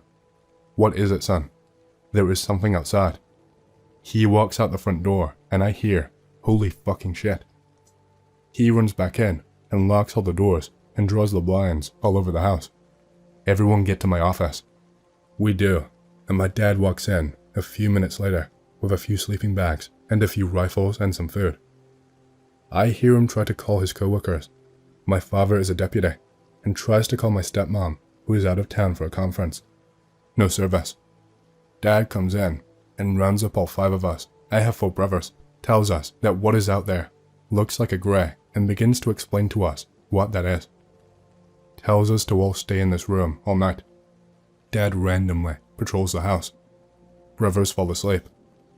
I fight it, but end up passing out around 1:30 a.m. Wake up, because I think I hear knocking on the window. Look around, and see that all of my family is asleep. Even my dad is asleep, with a chair in front of the locked door. Hearing rain, assuming it's the rain on the windows. Knock, knock, knock. It's coming from the window. Look out and see nothing. Hear cans fall from the direction of the garage. Dad is alert, locked and loaded. My brothers wake up crying. I forgot to fucking lock the garage, my dad screams out. Dad hands me the SKS and tells me that he will lead. We slowly walk the length of the house to the garage. Hear movement in the garage. Sounds like cans are being thrown about. Dad reaches for the door and quietly unlocks the door. Here we go. Open the door, right as the lightning flashes. Door swings open. Garage is lit up. The door is open. Dad turns on the lights. The wind blew the door open and was scattering cans around the garage. Phew. Go close the door, look outside, and see something run past the door about 100 feet away as another bolt of lightning flashes. Close the door and tell my dad. Start hearing soft buzzing. Start hearing slamming on the garage door. Then I hear my brothers screaming from across the house. Dad and I run toward them as we lock both garage doors. Run to the office. Something is slamming on the window. Tell everyone to get out, and we all run toward the master bath with a walk-in closet with all of our stuff. Banging goes on for another hour in various places throughout the outside of the house, doors/windows and walls, until all we hear is the rain and distant thunder. About 5 a.m., my dad and I start turning on all the lights in the house, patrol the house, and wait until the sun rises. Sun rises. We peek outside, and nothing is there. It is a dreary morning. We walk the perimeter of the house and see little footprints, and my dad has a Polaroid camera. Take pictures and prepare to cook breakfast. My brothers wake up scared. We reassure them and tell them it is okay. Dad tells them not to tell Mom and that we will make sure the house is safe. Fear consumes the house for the next few weeks. Nothing happens. School begins and all is well. Fast forward 2 years to when I was 16 in Edge. B16. Working on the property and feeding the cows. Multiple cows are out in the pasture. About 10 a.m. in the morning. I walk toward the cows with my SKS slung on my back and notice they are standing by a creek bed, mooing like they are lamenting something. Walk toward creek bed where the cows are standing. Smells like hospital and rotting flesh. See 3 cows mutilated and a calf fetus still with the umbilical cord attached, floating in the creek. Run back to the John Deere Gator and call my dad on the walkie-talkie and tell him to call the sheriff and to come here. Flash forward an hour. Deputies taking pictures and coroner looking confused. Hear a Crown Vic roll up and a few guys in slacks and button-up shirts walk up and identify themselves as Oklahoma Bureau of Investigation. Start their investigation, and they call a college vet to come pick up the bodies for investigation. They drive off with the cattle bodies, and we go on our way, and that night, I have to stay up and patrol the property on an ATV and make sure that nothing goes wrong, while my dad stays at home by the phone in case I call for help on the walkie. Be around 10 p.m., driving my ATV down a dirt road. Hear a car rolling down the road. It's an all-black Crown Vic. As they drive by, I notice 2 men in black in the front. They stare at me as I wave at them as I pass. Go about a mile down the dirt road, and I hear a buzz, just like the one I heard 2 years before. The hairs on my neck stand up, and I see something slowly move across the sky and hover over a house down the road, and then move on. Then it shoots all the way up. I sit there in awe for 10 minutes. Hear jets in the distance. 2 jets fly over me, probably from the Air National Guard base in Tulsa. They make 2 or 3 passes. I drive on, and for the rest of the night, see or hear nothing. Spend the rest of my weekend with no issues. Go to school on Monday, and everyone has seen the black triangle and knows what happened on a ranch at my school. People are saying it's a common occurrence, but the Air Force and the feds are keeping it quiet. Flash forward 1 year. B17, and getting ready to graduate high school. Preparing to enter the Oklahoma National Guard. still working on the ranch and keeping my eye out for odd things. Late evening, and I am driving my beat-up 1986 Silverado with my girlfriend, who is the stereotypical 90s goth girl. Listening to Pantera on a back road in Oklahoma, being edgy and different. We stop on an isolated part of my family's ranch, start a bonfire, and pull out a 12-pack of Lone Star beer. Drink some beers and get drunk. Bang a gong, we're getting it on, looking up at the stars while the fire dies. Hear buzzing, ignore it. Hey, do you hear that? Says my GF. Yes. She looks at me. I hear it all the time at my house. I think it's just the electricity from the power lines. Stars black out over us in the shape of a triangle. She is screaming and hurrying to put her clothes on. I put my pants on, and we run up to the cab of the truck. I struggle to start the truck, crank it a few times. Finally, it starts. Start hauling ass towards the road, shifting gears like a boss. Bust through a barbed wire fence and look in my rearview mirror. See a triangle slowly following us. Hauling ass down this country road, trying to get to the highway to beat around other cars. See storm following behind the triangle. About a mile till the highways. GF is screaming for me to go faster, not in a good way. It's raining so hard right now, pushing my truck to the limit. See bridge I have to cross is flooded. I tell my GF to hang on, and I make a sharp left turn into a field and check my rearview mirror and see that the triangle is still following us. Make sharp right turn, back onto road and see the highway. Relief. Get on highway. Still hauling ass. See blue and red light on the other side of the highway. Cars on the other side of the road are stopped, and people are staring in awe at this triangle. I cut through the median toward a few stopped sheriff cars. They are in awe. The craft stops and hits a crazy amount of speed and flies off. The deputy looks at me and says, "Hey, you're Deputy Anon's son, right?" "Yep." "Was that thing chasing you?" "Yes, sir." "Holy fuck, kid. From where?" "Near Ramona." "That's like 6 miles, kid." I am still in shock. My GF is crying. I drop my GF off at her house in the shadow of a mesa in a trailer park. Poor rural area. Drive home, and my dad has been told that I was being chased. He listens and tells me that I did the right thing. Go to school the next day. That's all they can talk about.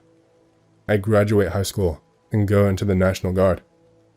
Fast forward to 2003, when I get home from Iraq, and I am going to college and working part-time as a corrections officer at the local jail.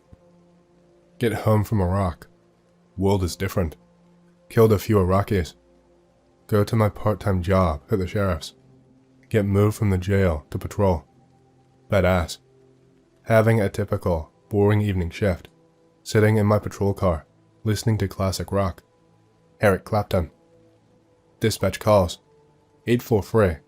We have a call about a person hanging around at a ranch, and etc., etc. Go to call, because I am Unit 843, and it's probably just a bored kid wandering around someone's property. Starts to fucking rain. Get to residence. Put on my rain jacket. Fucking dumbass call, I say to myself. Walk to house. Knock on door. Sheriff's department. Door cracks open. It's near the barn. Short little fella. Probably a kid that's wandered onto my property. Lol, okay. This is an easy call. Hearing thunder in the distance. I can hear some AC/DC coming from my car subtly. Walk toward barn. My radio is starting to squeak and get choppy. Fucking rain, I say to myself. Hear a footstep near the barn. Hey kid, it's the sheriff's department. I am gonna need you to come with me so that we can take you home. Walking stops. Hello, kid, it's the sheriff's department. Walking around to the side where I hear the stepping and pull out my mag light because the sun is going down fast as the rain picks up. Huge fucking black eyes reflect back at me. My eyes are watering and my head is buzzing. My radio is making a moaning sound and my head is buzzing. I hear it walk toward me. I see it walking toward me, and I pull my 1911 out of the holster and pull the hammer back with all of my strength. You missed with the stick. You're going to miss with that. Rings in my head. I put my head down. Buzzing stops, and I look up, and nothing is there. I put the hammer back on my 1911, and my radio is back to normal chatter. 843. 843. We have reports of a large triangle near your call. Are you okay? 843. I get on the radio. I am okay. Dispatch is going nuts. We called your number for the past 5 minutes. My radio went to shit because of the storms. Dispatch cancel officer non-responding call. Hear like 5 patrol cars rolling down the road to my position with sirens and lights. Walk back to the house and tell the lady it was just a deer. From the front, they look like kids. All my co-workers are worried as they turn around and drive back. 843. We have a civil disturbance at X address. I am on it. Driving the 7 miles to my next call, I hear various radio calls about the sighting of a black triangle and focus on my call. Get to the call, and it's a familiar place. It's where my GF from high school lives with her parents. I knock on the door. I hear yelling. The door opens. It's her mom. Oh, hey, Anon. Someone put you in a deputy outfit, or did they think you were sane enough to be a cop? Ma'am, I do not have time for this shit. She tells me my ex is having violent fits and outbursts, and I walk toward her room in the trailer and hear yelling and screaming. I open the door and see her thrashing on the ground and drop to my knees and try to calm her. Anon, they know who you are. Who? They do. The things. We saw the triangle, and they are trying to get to you with me. I look at her mom, and she tells me she was diagnosed with bipolar depression last year. What do you want me to do, ma'am, as I look at her? Take her to the hospital. Maybe a few weeks in a padded cell will help her. Call dispatch, and use the I have a 5150 was just Cali police slang, but now it's just police slang. Handcuff her, and put her in the back of my squad car and begin to drive her to Bartlesville, near a city. She is talking to me, and telling me that they know my younger brothers are my weakness. My radio is going off, with multiple reports of F-16s flying over the area, and a black triangle showing up after the RTB, and then scramble them again. Get to hospital. Leave her there, and continue on with my shifts for the next few weeks. Get a phone call at 3 a.m., 4 weeks later. Hey Anon, your ex took her own life in the hospital. She left a note, saying that you were being watched, and that they are after you. Everyone laughs it off. I don't, and tell my father, and he looks at me. Son, they are here every night outside, and your stepmom is in denial. This was the 90s and early 2000s. We have Polaroids of them, but they are at my father's house. I am not sure where they are, and I also have a few other things too. Dad is literally sleeping 4 hours a night and walking the house when he is up at night. My stepmom is taking Xanax and working her rounds at the local rural healthcare clinic like nothing is happening. Fast forward 2 years later, and I am finished with my associates, and I am working full-time at the sheriff's department as a corporal. No happenings lately. One day, during someone's shift, they call me and tell me that they found a girl that was missing, naked in the woods, rocking back and forth. She had been missing for 1 week and was found by a few hunters. The girl was talking about big eyes and gray little men. Investigators are treating this as an assault because they see signs of traumatic activity and other bruises. Take her to the hospital, and Homeland Security took over the case and took us off the case. Homeland Security goes to our headquarters and starts taking reports and evidence from every call about cattle mutilations and black triangles and odd sightings. Then they tell us any future calls need to be notified with the Homeland Security office in Oklahoma City. Fight breaks out between feds and sheriff's deputies in Motopole. They keep screaming, Patriot Act, as we fight them, and one actually pulls his sidearm on us to make us all stop. He says if we continue, we will all be stripped of our post certifications and blacklisted from policing for the rest of our lives. I fall into a deep depression and drink about 8 to 12 cans of Lone Star every fucking night. Become a functioning alcoholic. Work my shifts. All they are meth heads and domestics. One day, around 2007, I was working the night shift, and it was 1:40 at night, and I was chilling on a back road, taking a piss. Feels good, man. Hear the piano exit of Layla, playing over the radio. Nice clear Oklahoma night, no worries. Hear a thumping in the distance. I have heard this before. Digging deep in my memories. It's getting closer. That is a fucking Black Hawk helicopter. Get in car.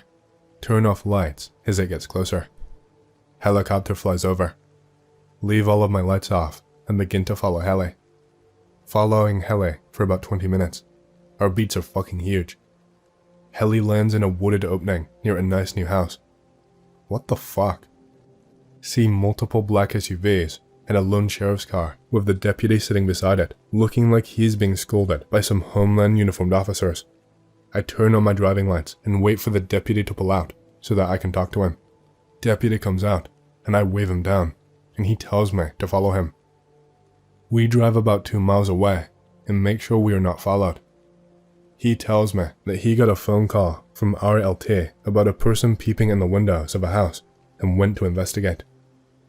He told me he went to look, and about 5 minutes later, some DHS guys rolled up and told him he had no jurisdiction at this case and detained him for a while. I connected the dots in my mind. DHS is there in less than 5 minutes and uses a fucking helicopter. They must have a place they operate from in the country, and they must be listening to our calls. Finish shift and go back to my father. Tell him what I think. He says yep, that's the issue. We are meddling in something they don't want us to know. Lay low for a few years and just be officer friendly. B2010.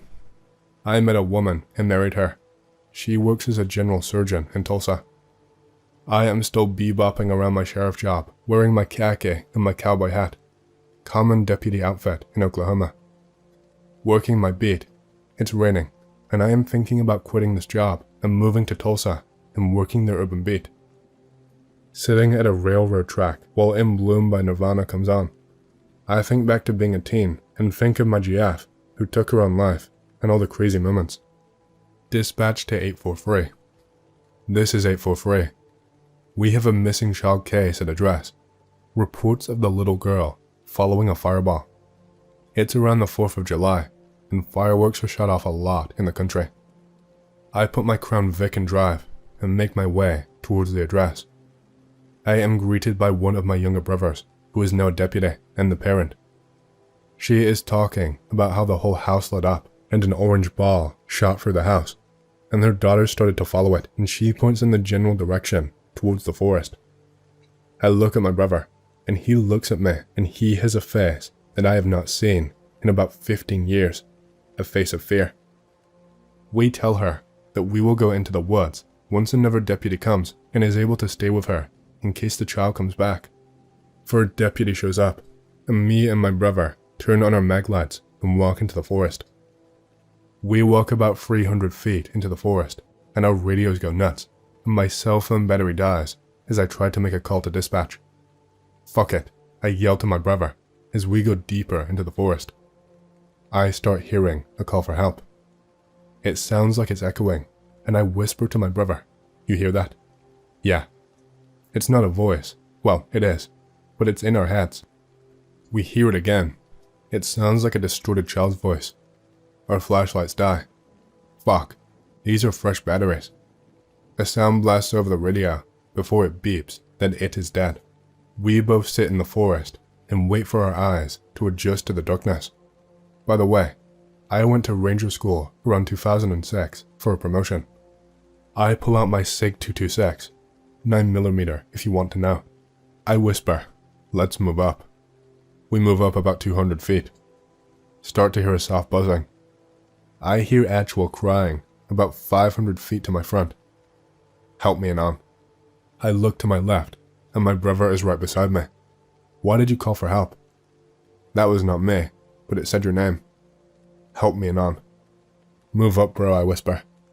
Getting closer to the crying, right on top of the crying. The girl is in a dry creek bed, bloody and cut up. I jump into the creek bed. She whispers to me, "They are watching us." "Hey, Anon, something is up here with me." Run, bro, if you have to. I hear my bro start booking it back to the tree line, and now in my mind, I hear help and a buzzing. I cannot climb out of the creek bed because it is about 10 feet up.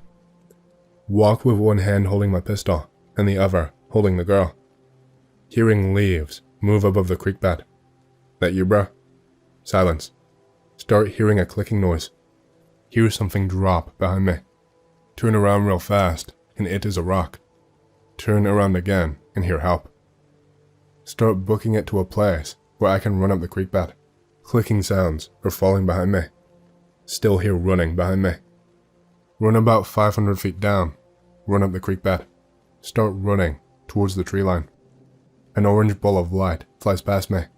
I start to hear running towards the front of me, and I see 10 flashlights, and I start running towards them, and notice there are 10 deputies with AR-15s. Come on and on. I am running the fastest I have ever run in my fucking life. Reach the line with the deputies with the AR-15s, and their lights start to fail, and their radios beep, and then the night goes dark, and a humming goes over us and blocks out the stars. 6 orange balls fly up towards the craft, and it speeds away right as 2 F-16s fly over. We all walk towards the squad cars and hear a helicopter on the horizon, and it flies over and places a spotlight where we were, and 3 DHS SUVs pull up. Blah blah Patriot Act, blah blah. They have those little radiator detectors, and they beep when they scan us with them, and they run towards the forest and begin looking. Go through SOP and make it home at 8 AM, and crack open a nice cold RC and rest, but only for a short time. My wife and I had 2 children, and she ended up leaving me for a banker in Oklahoma City. B 2014, living in a nice trailer in the country on my family's ranch, and still working at the sheriff's department. B one night, I am watching some shitty late night variety show. Hear a knocking on my window. I didn't hear anyone drive up. Grab seg, check window, and nothing is there. Power goes out. Shit.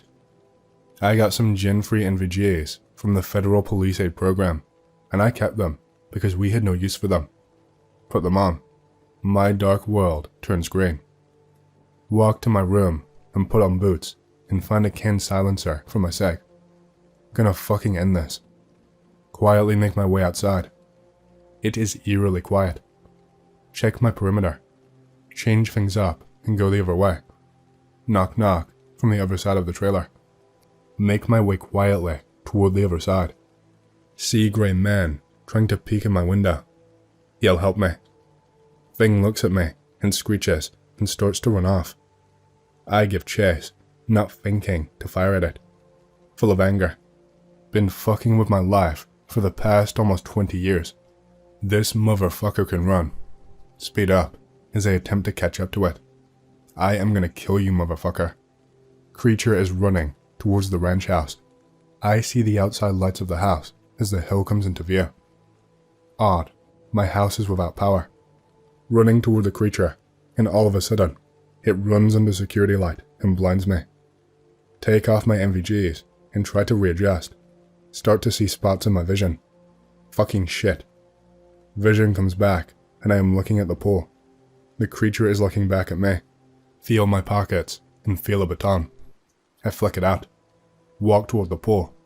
If I lay one lick on you, you better never come back. Those empty, soulless eyes just stare back at me, and I hear buzzing and my nose bleeding. Extend baton. Walk toward creature. Whack whack. Land 2 on its head, and it lets out this blood-curdling scream. Then I kick it into the pool.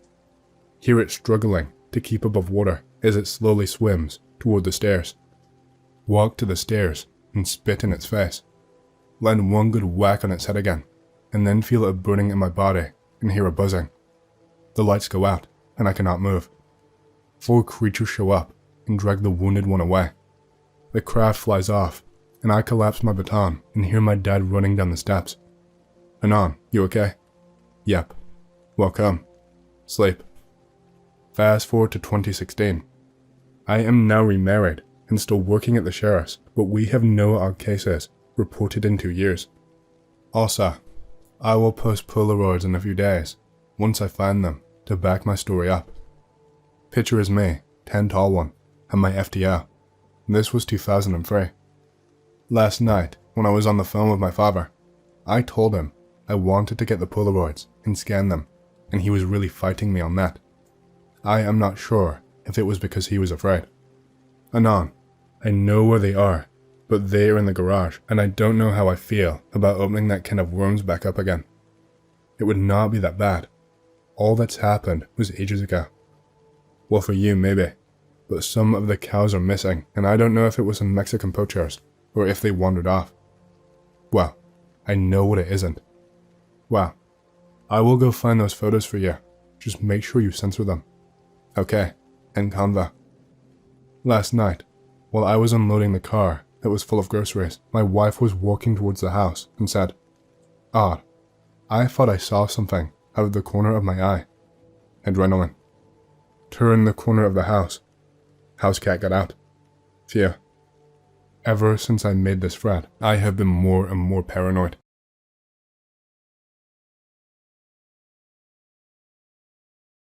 Alright, I guess I'll post a story or two if that's fine. This one obviously isn't mine, but it's a retelling of the Pensacola sea serpent encounter. I'm gonna do it in green text, cause I like green text. March 24th, 1962, Pensacola, Florida. 5 teens want to go freediving off the wreck of the USS Massachusetts. The 5 teens, all male, are Eric, 16, Warren, 17, Larry, 15, Brad, 14, and finally, Edward McCleary, 16, who is the one recounting the story. The USS Massachusetts is about 2 miles off the coast, on a sandbar. Because of this, part of the wreck can be seen sticking out of the water. They grab a raft, change into their bathing suits, spot the part of the wreck sticking out of the water, and start paddling towards it. The water is extraordinarily cold. On their way to the ship, a storm starts coming in. They decide to paddle back to shore, but they instead get washed out to sea. They tried to wave down a boat for help, but the boater was apparently stupid and just waved back. They instead decide to tie onto a nearby buoy and wait out the storm. Their boat capsizes, but they manage to flip it over and climb back on. They wait out the storm. The sea finally becomes calm. Everything goes completely silent, and a heavy fog rolls in. They all sit there and make small talk for a bit, waiting for the fog to disperse so that they can paddle back. The water around them becomes much warmer. Larry hears something in the distance and tells everyone to shut up and listen. Suddenly, the smell of dead fish hits them, and they hear a massive splash. The waves from the splash were big enough to break over the side of the raft.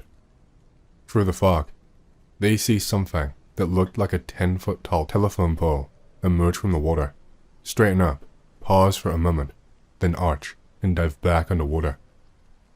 They all get confused, especially being that they didn't even properly see the thing due to the fog.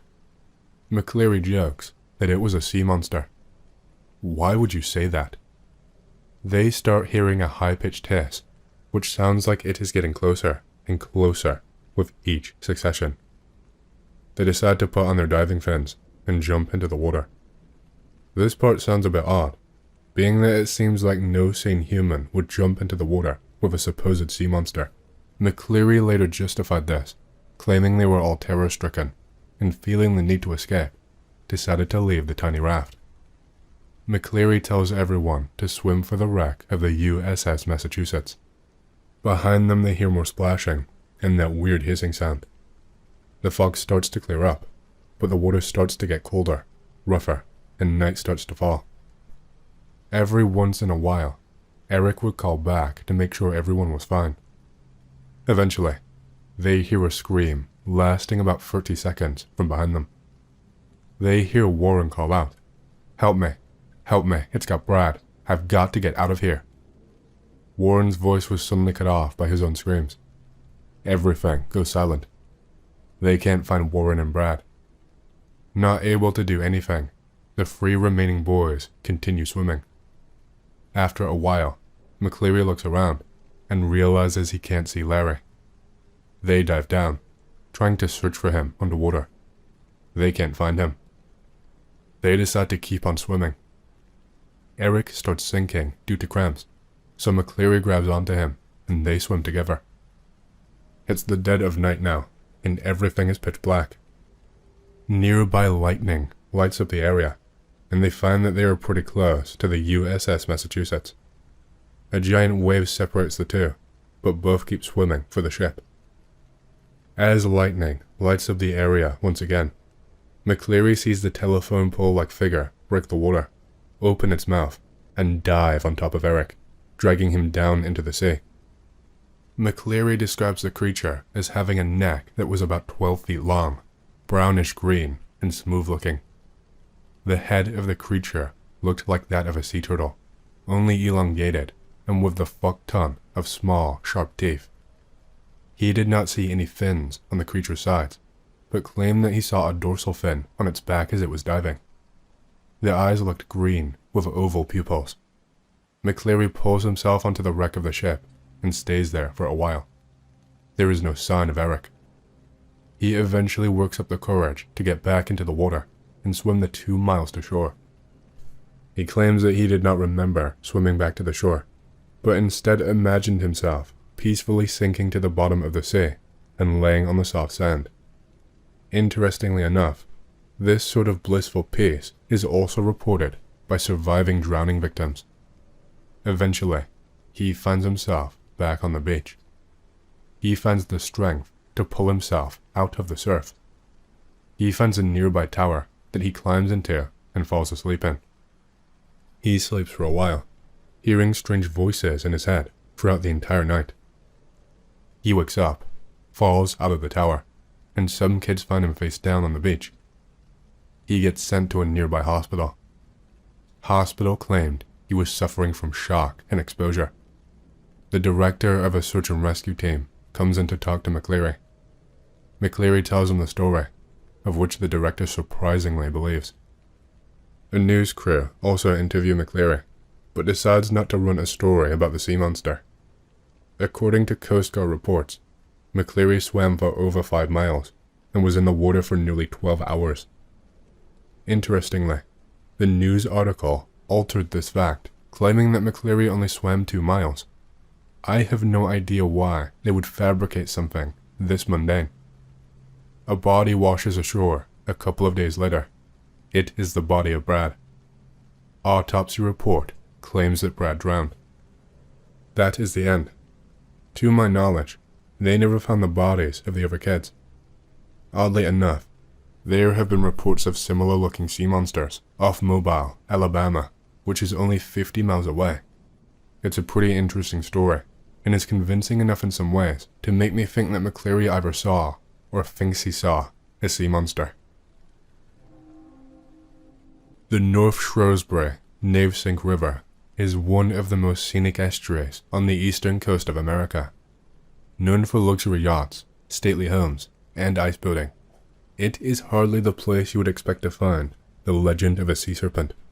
But, in the late 19th century, it was the location of one of many well-documented and unexplained sightings of mysterious sea creatures that plagued the waters of the North Atlantic. The creature in question was seen by several people, all of whom were familiar with local sea life. While returning from a day-long outing, Marcus P. Sherman, Lloyd Eglinton, Stephen Allen, and William Tinton, all of Red Bank, encountered the monster. The Red Bank Register reported the witnesses to be sober and respectable local merchants. At around 10 p.m., the yacht Tetsuya, owned by Sherman, was making its way back to Red Bank after a picnic at Highlands Beach. The men had enjoyed a pleasant Sunday evening, escaping the warm early summer weather. The moon was shining bright, providing for high visibility as the yacht cut through the water. A still summer breeze was blowing, and they rounded the highlands and headed toward Red Bank. At the tiller of the Tetsuya, Marcus Sherman steered through the familiar waters. At the bow was Lloyd Eglinton, who kept watch for debris in the water ahead. Suddenly, Eglinton yelled that there was something in the water dead ahead. Sherman steered hard to port to avoid the collision. As they looked to see what the obstacle was, they were shocked. There ahead of them was the Sandy Hook sea serpent that had been sighted many times over the preceding 2 years. So credible were the sightings of the serpent 2 years earlier that Scientific American had run an article issuing an opinion that the monster was in fact a giant squid.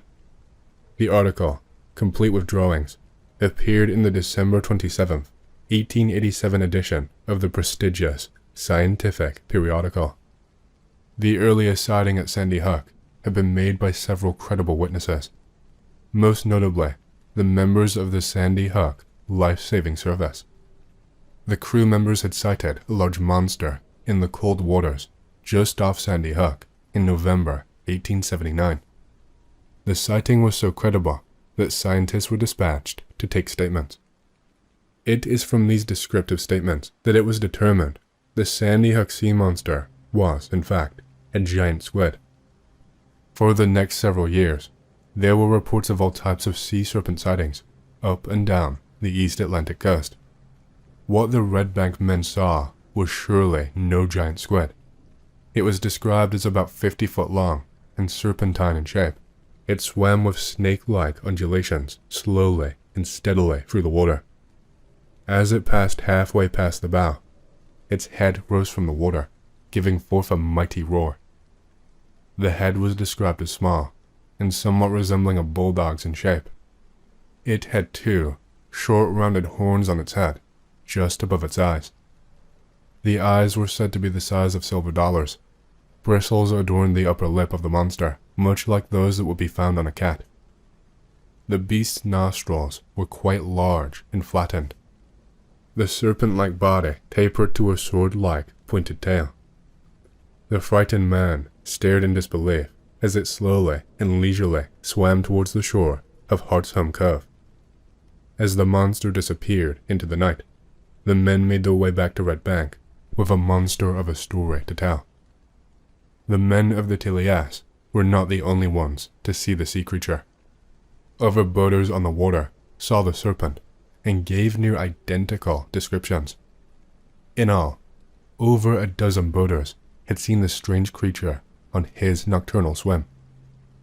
Over the next months and years, there would be other sightings of the monster in the Navesink. In time, it came to be known as the Shrewsbury sea serpent. No scientific explanation was ever given for the sightings, as had been done for the so-called Sandy Hook sea serpent. However, the description is not totally without merit. Other than the size, the description is very similar to that of the oarfish. In any case, the mystery remains as to the true identity and fate of the sea serpent. Tetsuya, the monster of Lake Tahoe. The state's largest freshwater lake, Tahoe has long been rumored to be home to both an underwater mob graveyard and a huge, unknown creature. A story often told around Tahoe is that a few years back, a fisherman trolling off the south shore got his hook caught on something in the deeps. When he finally freed it and reeled his catch back to his boat, he found a well-preserved human ear on the end of the line. Another version of the tale has the fisherman snagging a 3-fingered human hand. According to local legend, the 900-foot deep waters off South Shore served as a dumping place for mob victims from the 1920s to the 1950s. Hundreds of gangsters' corpses were suspended in the depths, they say, preserved from decay and prevented from gas-bloated surfacing by the near-freezing deep waters. So pervasive is this tale that many local fishermen refer to this area as the graveyard, and a Tahoe boat mafia execution was featured in the climax of The Godfather Part 2. Even stranger are the tales of Tetsuya. Locals maintain that a large, unidentified, serpent-like creature lives in the deepest parts of the lake, and usually appears around June in even-numbered years. Dubbed Tetsuya in imitation of Loch Ness Nessie, the beast allegedly appears in Washoe Indian legend and may have first been spotted by 19th century settlers. Tessie made headlines in the San Francisco Chronicle on July 12, 1984, when the paper reported that 2 women had seen the Lake Tahoe Leviathan a month earlier. Tahoe City residents Patsy McKay and Diane Stavrakis were hiking above the west shore when they spotted the creature swimming in the lake. McKay said the beast was about 17 feet long. She watched it closely and saw it surface 3 times, like a little submarine. Her companion said that the creature had a humped back and seemed to surface in a whale-like, lethargic manner. She was also sure that it was not a diver, a log, or a large ripple. 2 years earlier, a pair of off-duty Reno policemen had also taken a turn with Tessie. Officers Chris Beebe and Jerry Jones were water skiing in the lake in June 1982 when an unusually large creature swam by them. Yet another story told about Tahoe asserts that there is an underground river system that links the lake with Pyramid Lake in Nevada. Apparently, the bodies of people who have drowned in Tahoe have surfaced in Pyramid Lake, 50 miles to the north. This phenomenon, however, might be due to the corpses floating over the North Tahoe spillway onto the Truckee River and then downstream to Pyramid Lake. The closest anyone ever came to figuring out Tahoe's mysteries was in the mid-1970s. Famed oceanographer Jacques Cousteau brought a mini submarine to the lake and did several dives in search of the 1,600-foot bottom. He returned to the surface, allegedly saying, "The world is not ready for what is down there," and to his death, refused to release any pictures or data from the expedition. What did the legendary diver find? Pinstripe-suited, bullet-ridden corpses bobbing in the dark depths, a colony of living, amphibian dinosaurs, or something even weirder? The answers lie in the chilly depths of Blue Lake Tahoe. Be me, straight out of high school. 93 on ASVAB, or whatever it's called. Go on the sub-route, Sonar Tech. Year and a half of school. Finish in under 10 months. Get stationed in WA. Part of training is listening to a bunch of sounds. Basic stuff, engine noise for every type of boat, sounds of torpedoes, whatever subs sound like. Spent days listening to stuff like this. Finally time to go underway. Few months go by and everything is normal. One day on watch. Sitting in front of the computer, listening to the ocean. See an extremely strong, very narrow sound start. Start listening in that direction and checking what frequencies it is on. What the fuck is this? No sound at all. All sensors are indicating that everyone should be hearing this. Mess with bearing of sensors. Pass a little to the left of it. Holy fuck, what is this? Even after all of these years, I can still hear it clearly. Screaming. The sound of hundreds of voices crying out in agony. Keep listening and watching the screens and seeing my computer give off readings I've never seen before. Snap out of it and try to get the supervisor's attention. Can't even give the proper report. Supervisor quickly listens in and looks at my screen. Ask what could possibly make this sound. Tectonic plates moving is the answer I get, and I'm told to drop it. Listen to the screams for another 40 seconds, then all sound stops. Computer shows the massive sound's energy disappear. The rest of the deployment hours go without a hitch. Get back to base. Spend hours in the lab trying to find anything that sounds like that. Nothing is even remotely close. To this day, I still don't know what it was.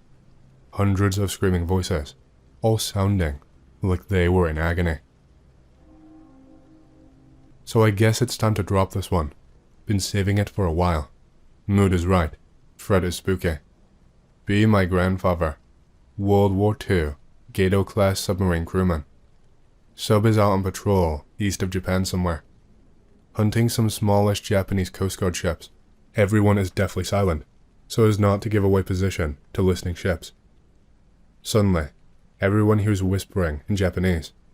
Obviously, nobody could translate. He said it sounded like a young man's voice. but some other voices, women and men, were whispering under the main voice in unison. Suddenly, the electricity goes out. Absolutely dark. The whisper rises to a yell, then a scream. Screaming stops. Electricity comes back on. Everyone's scared shitless. Then, everyone hears a long scraping all the way down the hall, from bow to stern, as if fingernails were trying to rip the metal hull apart. Keep in mind, they are probably 200 feet deep at this point. A week passes. They have sunk 2 small merchant ships and are headed back to refuel and get more torp. He says they all hear quiet singing in Japanese. Then something begins tapping on the hull to the beat of the singing. I showed him the Twinkle Twinkle Little Star song from Dead Space, and he says it was almost exactly like that, except in Japanese. Some of the crewmen faint. Grandad said he felt extremely nauseous at this point. One of the officers has a heart attack. He says he can't really explain the tension or fright in those moments, but he has never been more scared in his life. He was trapped in a metal box, hundreds of feet below the surface, tormented by Japanese water spirits. His words, not mine. Once they were out of Japanese waters, they surfaced for air and let the crew stretch out. On the hull, at the base of the conning tower, is a line of Japanese characters. Some crewmen copy it on paper and translate it. Translated into black water, black ship, black souls, black curse. Says there were 4 parallel scratches along the starboard side, bow to stern. Not exactly security, but I work in shipping. This happened 5 years ago, but it boggles my mind to this day. Be me. Have watch on bridge together with 1AB. Very young man, but responsible and competent. Nothing happens. Boring shit you always get in Biscay Bay. Everything as well. AB tells me he sees another ship. Look up from console and onto radar. Check AIS and comms. Nothing. I assume it could be a small pleasure craft. Strange, but not entirely unlikely. Take binoculars and ask him to show me. Both of us look where we spotted the ship for a few minutes, but find nothing. Tell him his mind probably connected some shapes, and it is nothing. 10 minutes later, he sees it again. Get kinda rude, but check anyway. Nothing. Assume he is just over-enthusiastic. Ask him to describe the ship. He describes a huge ship with a tall superstructure and actual turrets. Ask him if he consumed alcohol or other drugs, because battleships are not used anymore, and he is an idiot. Hear a ship's horn. Run to comms, because I thought I fucked up, and there is a ship nearby. Nothing on any system. AB tells me to look port side. A fucking battleship goes past us, without even disturbing the water. Maybe 50 meters away from us. Ask Chief Engineer to come up and look right. He sees it too. My face when. He only tells us to not look at it directly. What? This fucker knows more? Is he still alive? Can you ask him or talk to him about it? He is very much alive and employed, but I don't know on what vessel or his contact, since the crewing agency does not tell us, because EU data protection nonsense. However, we obviously asked him afterwards what the fuck we saw, and why we should not look at it. He only responded very defensively, and didn't really tell us anything of any substance, except that it's not an uncommon sight, and that these ghost ships would bring bad luck if you looked at them for too long. But otherwise, they're supposedly harmless. On other occasions, before we saw the ship, he also told of more ridiculous shit, which nobody really believed. But after what happened, I am more inclined to believe him. The things he also talked about, and take that with a grain of salt, because I think he was also just messing with the Never guys, include weird stuff like sirens and mermaids in the Med, lights mimicking lighthouses, and that sounds terrifying as fuck, and more reasonable things like St. Elmo's fire and milky water, which is just physics and biology at work. I also have some more stories of strange things myself, but they aren't really scary, just strange. On a side note, for a time, I was also considering that we saw a real ship adrift and abandoned. However, these don't move swiftly and straight like they are propelled by engines, and obviously give off radar signatures and are affected by waves and affect the waves too. Furthermore, they do not sound horns. The world's oceans are vast, enigmatic places, full of countless mysteries and strange sights. Yet the mysterious secrets of the seas are not confined solely to what we can see, but rather also what we can hear. Far from the stoic, silent underwater world many may imagine, the acoustics of the ocean are in fact awash with a constant cacophony of seismic activity, boats, sonar, marine creatures, crackling icebergs, undersea volcanoes, and many others. While many of these sounds have definite, known, or mundane sources, there are others that have long managed to elude any sort of easy explanation.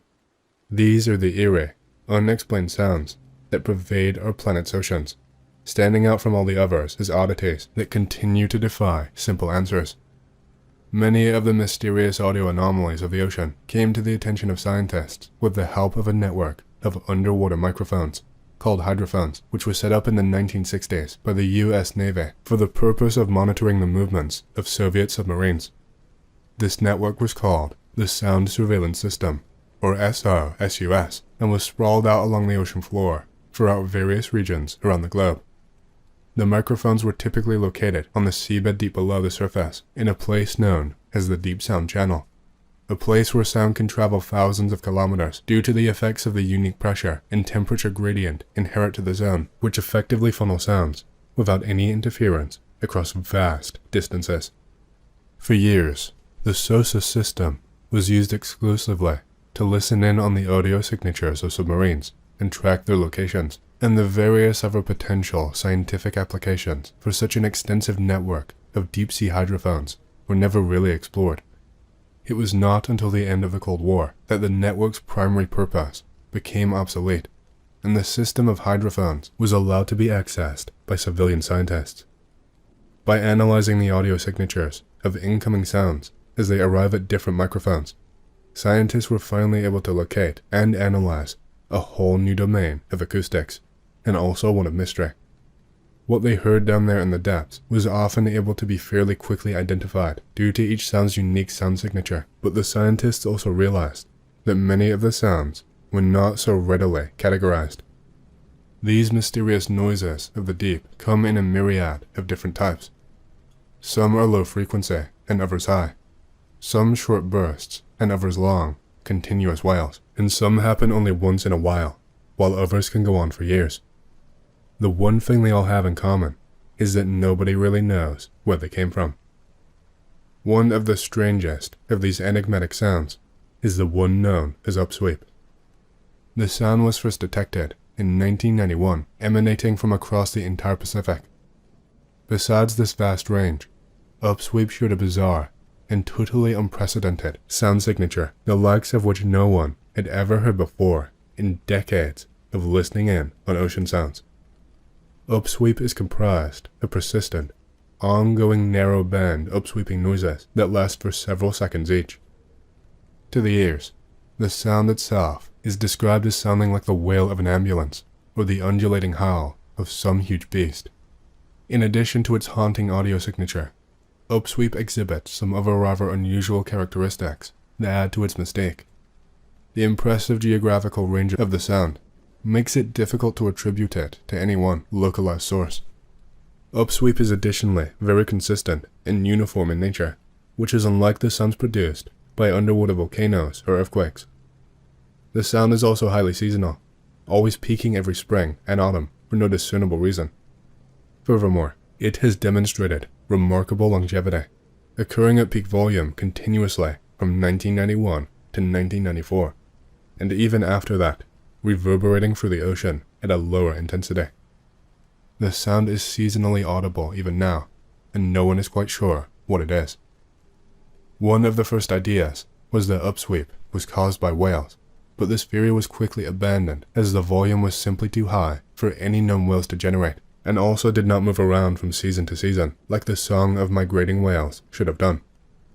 The sound also was much too uniform to be attributed to whales, whose songs are typically highly varied in their range, pitch, and amplitude. Seismic explanations were also considered as well, but the uniformity and constant nature of upsweep did not fit in with what is typically heard for these events. It was also suggested that the sound could be caused by simple water movements and currents producing a noise something akin to that of the wind. It is thought that perhaps the sound is caused by the oscillation of some liquid as it reacts to coming into contact with lava, and one team of researchers think they have identified the origin of this sound as being in the Southern Pacific, in the vicinity of volcanic activity, yet the sound does still not conform to the known sound signatures of such events. Despite these various theories, the origin of upsweep remains a mystery. Another bizarre mystery sound is referred to as slowdown, and was first detected in the equatorial Pacific Ocean on May 19, 1997. It has been heard several times a year since, in both the Atlantic and the Pacific, and has been picked up on hydrophones nearly 5,000 kilometers apart. Slowdown is so named for its unusual characteristic of slowing down gradually over the course of 7 minutes. It has been described as sounding like an airplane going by. Slowdown has typically occurred too far from SOSUS hydrophones to get a good fix on the exact point of origin, but one thing that has remained consistent is that it always comes from the south. This has led to speculation that it is perhaps emanating from the Antarctic. It was thought that the sound could perhaps be the result of military exercise using some new technology, but the Navy has denied any such activity in the area and maintains that the sounds are not man-made. One theory for the sound has been that the noise is created by the friction created by icebergs grinding against each other, the ocean floor, or even land to come to a halt, which would account for the slowing characteristic and eventual sudden stop of the sound. Additionally, the sound signature of the slowdown is shown to be somewhat similar to that of icebergs scraping together. At the moment, the exact source of the sound remains unknown.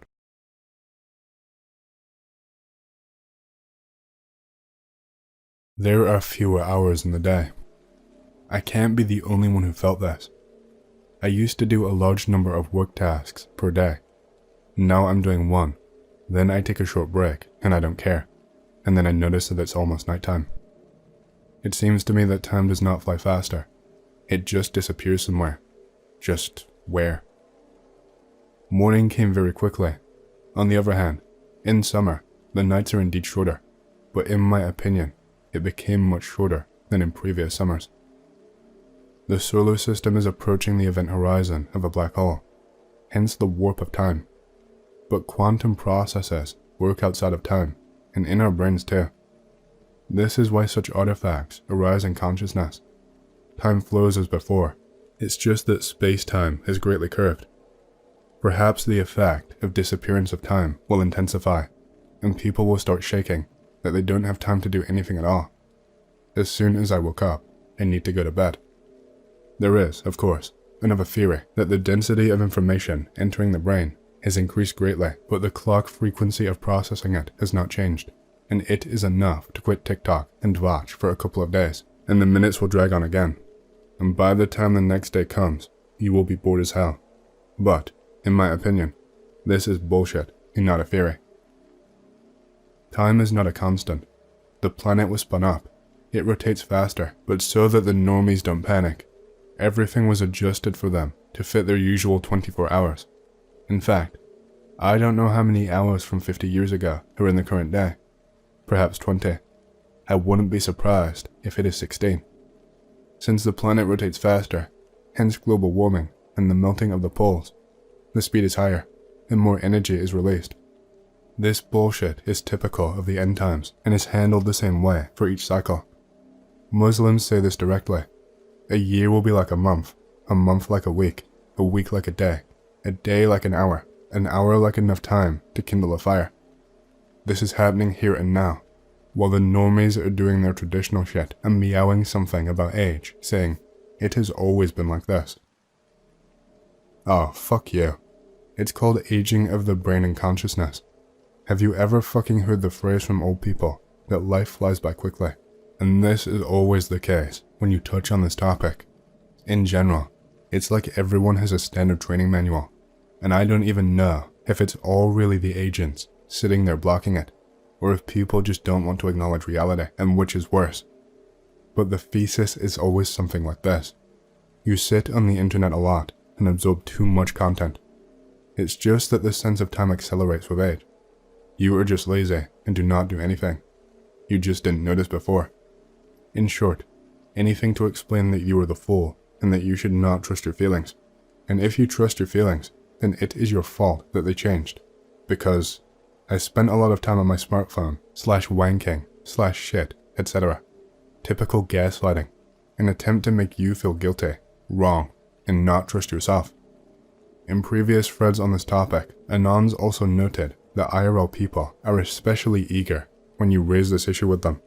Therefore, I don't even start such conversations with anyone anymore, because I won't hear anything but denial and accusations that this is not objective and I'm just making it up. I also tried to somehow subject this to a truly critical assessment. Maybe it's true, I'm mistaken. But feeling that time has accelerated is like, I don't know, noticing that you have grown 15 centimeters.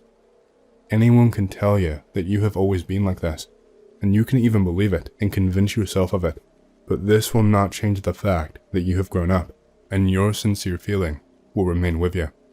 And if you remove doubts and know that this is really so, then firstly, no one will be able to convince you of this.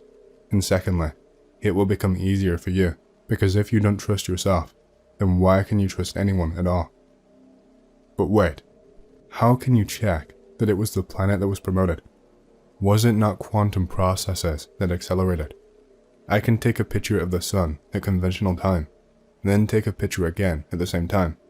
Calculate the shift of the day, and it turns out that plus minus 24 hours have passed, taking into account the error and the fact that in fact, ours is not quite 24-hour. Or this thing, I know that I have to go 1,800 kilometers from home to one place. I go there almost every year, and I know that I always need 2 stops to sleep at the same time, plus minus a couple hours. In theory, if everything has sped up, I should be late and arrive later. But if you believe in your hypothesis, in theory, I should be driving along the M11 and then not going 130, as I always do, but already 250 plus. But this is impossible. Well, my car can't drive like that, and I myself am driving at higher speeds, like 180. I'm freaking out, and I'm afraid to die. So there is something different here. But yes, I myself seem to feel that time has accelerated, but I just can't debug it and find obvious patterns with which to work. I was about to write a profile comment, but now I'm thinking about it. I only sit on the internet before going to bed and on business. I'm not distracted enough. I turn off my phone during the day so as to not interfere. I plan my day by the hour, but in the end, I do not have time to get shit done. You are just a fucking internet addict.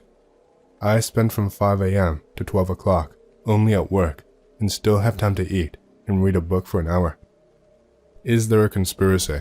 Most likely no. Of course, this is the fault of the corporations that created the internet for you and created cheap food for you. You just burn out as a human being with dopamine. Just zero. You eat store-bought food, and besides, you are on the internet, probably on some social networks, like Telegram or where the degenerate Zoomers are now sitting. Just don't surf the internet, and that is it. Work hard and read books. There will be a lot of time. Look, I've been an internet addict for over 16 years, but wow, time flies faster with the same actions.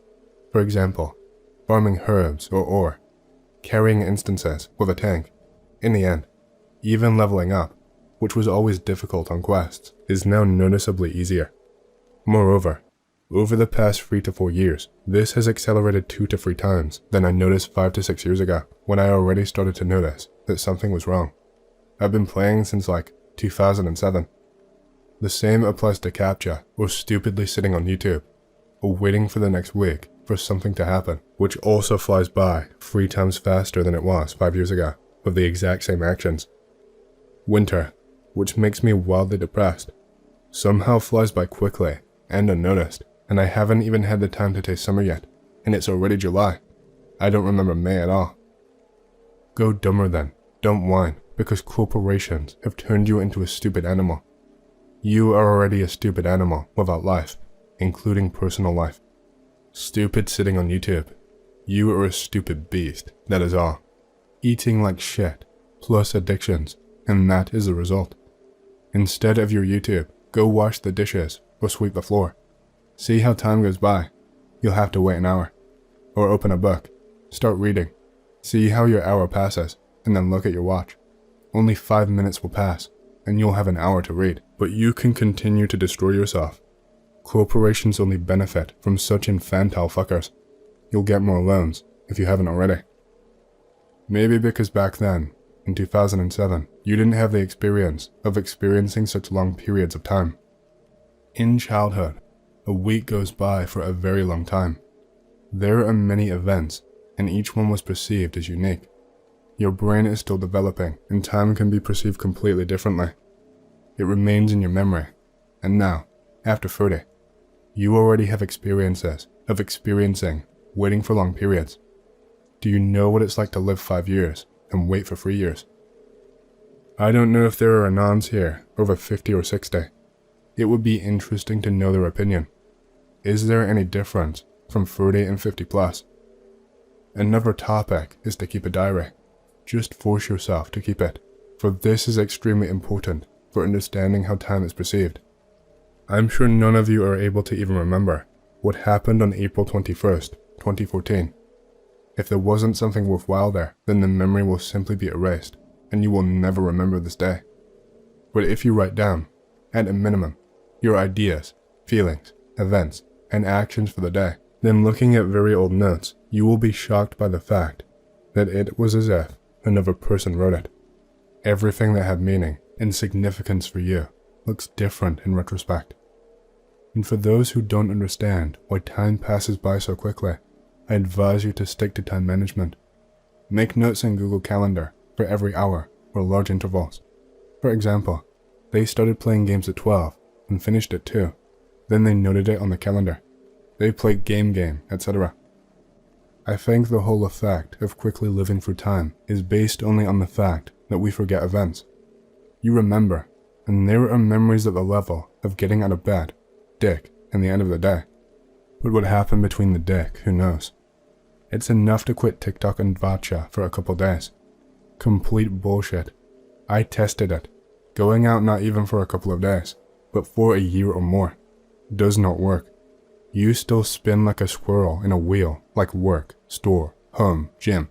And even if you cut some parts, you still don't have enough time. The most interesting thing is that these feces are complete bullshit. You literally don't have enough time to do normal things. About 3 or 4 years ago, I came home for lunch, could make myself something to eat from what was in the refrigerator, eat, go take a shit, and had another 10 to 15 minutes to sleep and jerk off. Now fucking, I buy something to eat on the way, come home, eat, and fuck off back to work. I end up fucking late. What does the perception of time or aging have to do with it? In 3 years, he turned into a grandfather. Yeah, and these bots write the same thing over and over again. These threads are always filled with stupid posts. You tell them one thing, they talk about something else. Actually, the shutter has arrived. The point is, however, that when you do the same thing year after year, you can understand what has changed. And if earlier, for example, after work I had time to train, watch a TV series, play, cook food, and sometimes also do cleaning. But now 10 years have passed, and I'm just in a laver at the end of the day, and it's good if I just have the time to eat and wash. Although the routes remain the same, where does the time go? Who the hell knows? Well, okay, now it is Sunday evening. I'm sitting on the wood, but everyday life is everyday life. Where is my time? I'm passing by an anon. It definitely doesn't work with books. On the contrary, you think you've been reading for 2 or 3 hours, but it turns out it's already evening, and you've been stuck all this time. Yes, that's the funny thing. It doesn't matter whether I was crazy about science fiction before or now, and just as I could get stuck before, I still am now. The amount requested remains the same, but there is still a feeling of acceleration. I already wrote this post here. There is nothing to cling to. All my processes that I encounter, objectively take the same amount of time as before. But subjectively, the time has become less, as if I don't have time to fit into something. It is quite possible that this is a quantum state of the observer type. Well, that is, while you are tracking the process, it takes time as before, and when you don't keep track, he immediately hops and eats more. Logical. I need to sit and twirl this thing. Speed, meters per second. If the distance is constant and time has changed, then the speed should increase and in the same proportion. If time is accelerated by 30% and at the same time you spend the same time, then your speed should increase by 30%.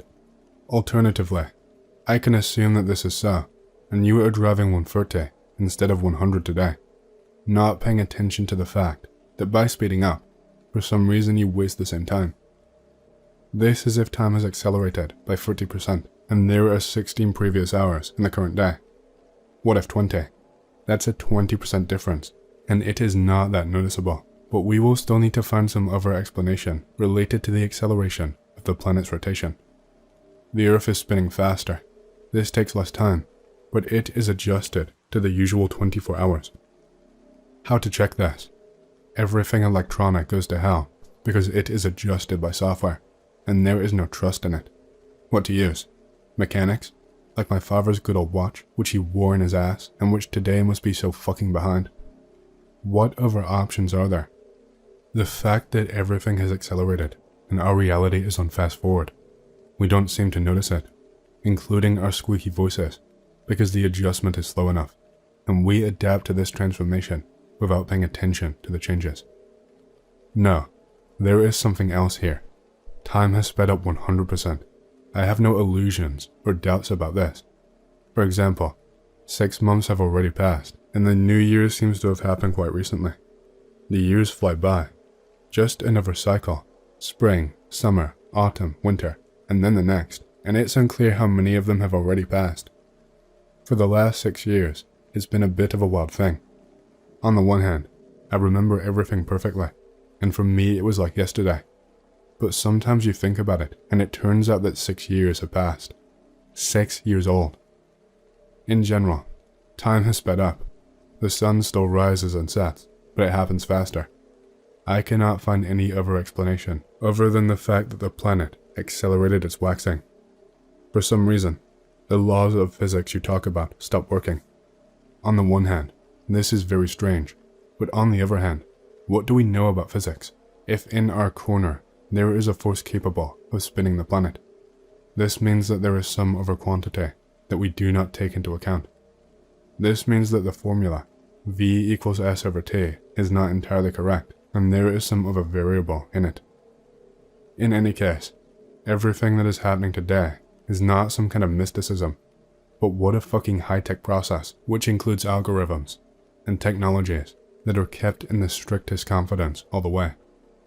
They are taken out from the mezzanine at the point of the end of times and used with maximum efficiency.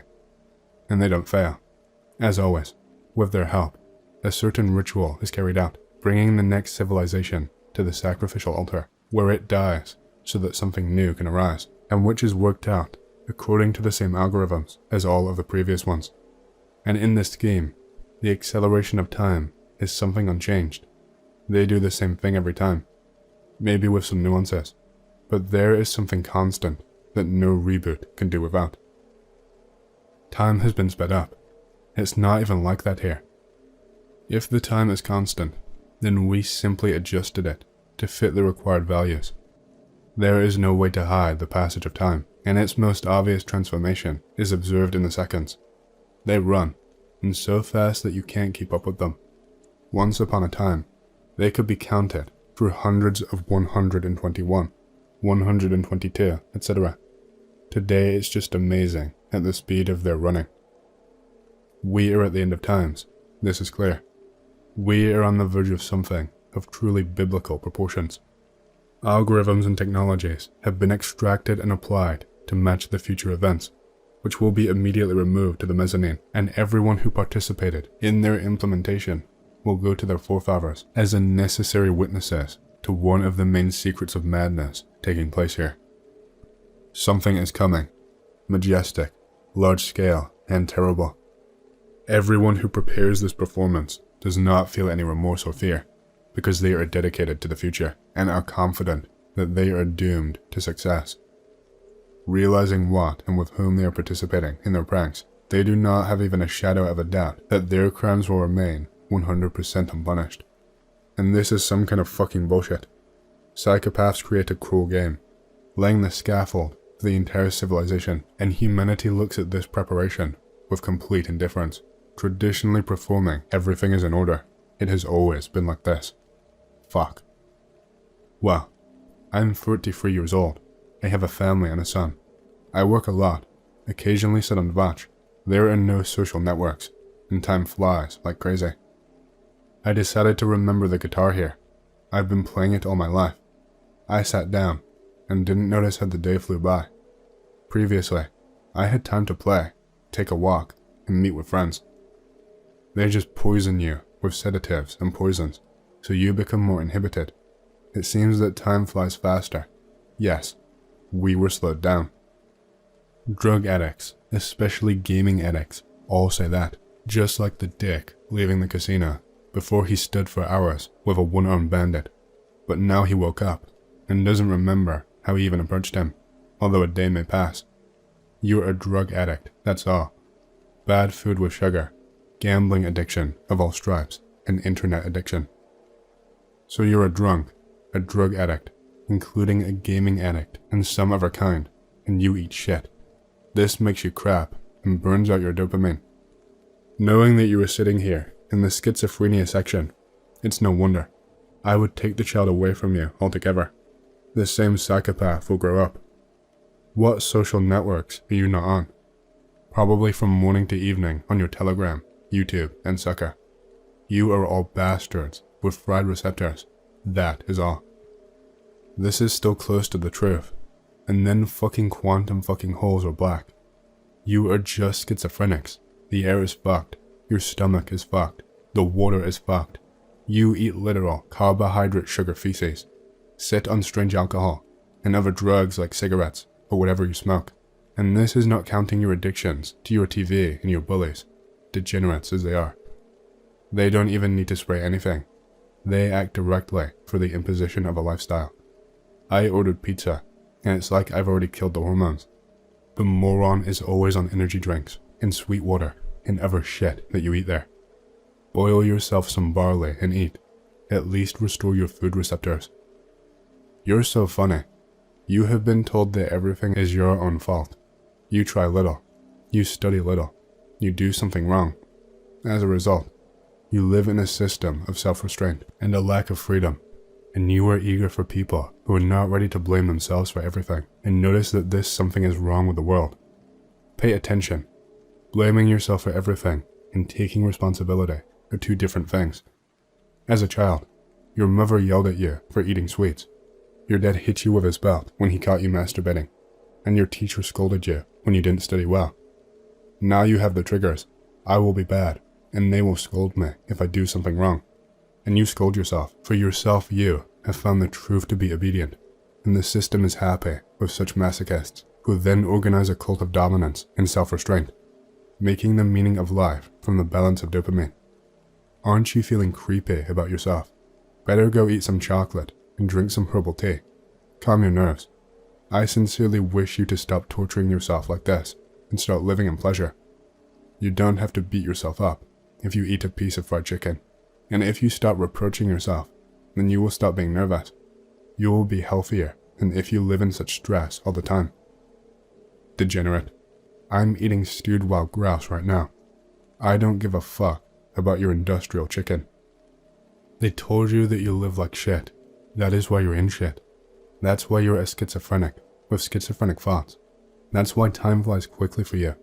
You are a victim of the system and corporations. Even your style of communication and your phrases are not even yours. You simply borrowed them from the subculture. Something like, you're eager. I can't imagine an adult expressing themselves like that. You are so infantile, an incel, and a schmuck. A victim of a system who belongs in a madhouse. I wouldn't be surprised if you've already been there more than once. If you look retrospectively into the past, you can see how the social was reflected in the cultural, how the appearance of the steam engine, dynamite, poisonous combat gases, electronics, semiconductors, spaceflight, and the advent of computers was reflected in creativity. Well, you understand and on. If you don't believe it, just Google the appearance of famous works and correlate it with the appearance of scientific and technical discoveries. It is not difficult. Years pass after 2007. Nothing happens, and then Hollywood rolls out Interstellar. The plot is fucked up, but the rapper is completely unexpected. When I saw it, I immediately thought, what the fuck is this guy jumping into a black hole to see his dying old daughter? What a fucking idiot. And then there are all sorts of stories about the scientific nature of the bullshit. Well, if it's not crazy, and you can determine by indirect signs what the fuck is going on, it is enough to have a little analytical thinking and curiosity. Time really accelerated 15 to 17 years ago. Now even children 7 to 8 years old say that the day is over very quickly. Well, the most fucking marker of changes in society is culture in terms of cinema, literature, painting, and other arts.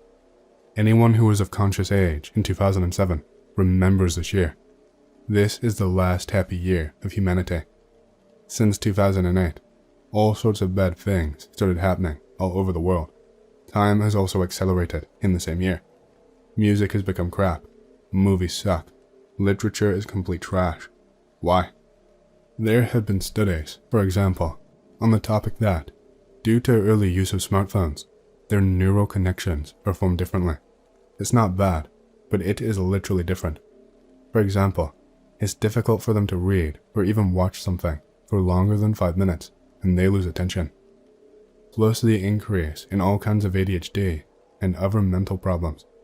It's all about the parents' genetics and the general ecology and new approaches to the perception of reality during the formation of personality. Well, in general, you can really see it from communicating with them. They get angry very quickly, have little resistance to stress, and so on. In 2008, a new large cycle began, which is probably why time has moved on. The fact that time flows differently than in the past can be seen from the frequency of release of music albums by popular groups. In the 60s, they released an album every year, or even 2 albums. Now with all the development of technology and the simplification of mass music, they are released once every 2 years or less. Although this affects profits, the same thing with the frequency of film releases, and even for young directors. This cannot be attributed to the fact that they are old, tired, and deflated. In personal life, only the blind would not notice this. Now, in order to live something similar to the old 24 hours in a day, you need to sleep for 6 hours and rush around on errands with a timer, otherwise you won't have time.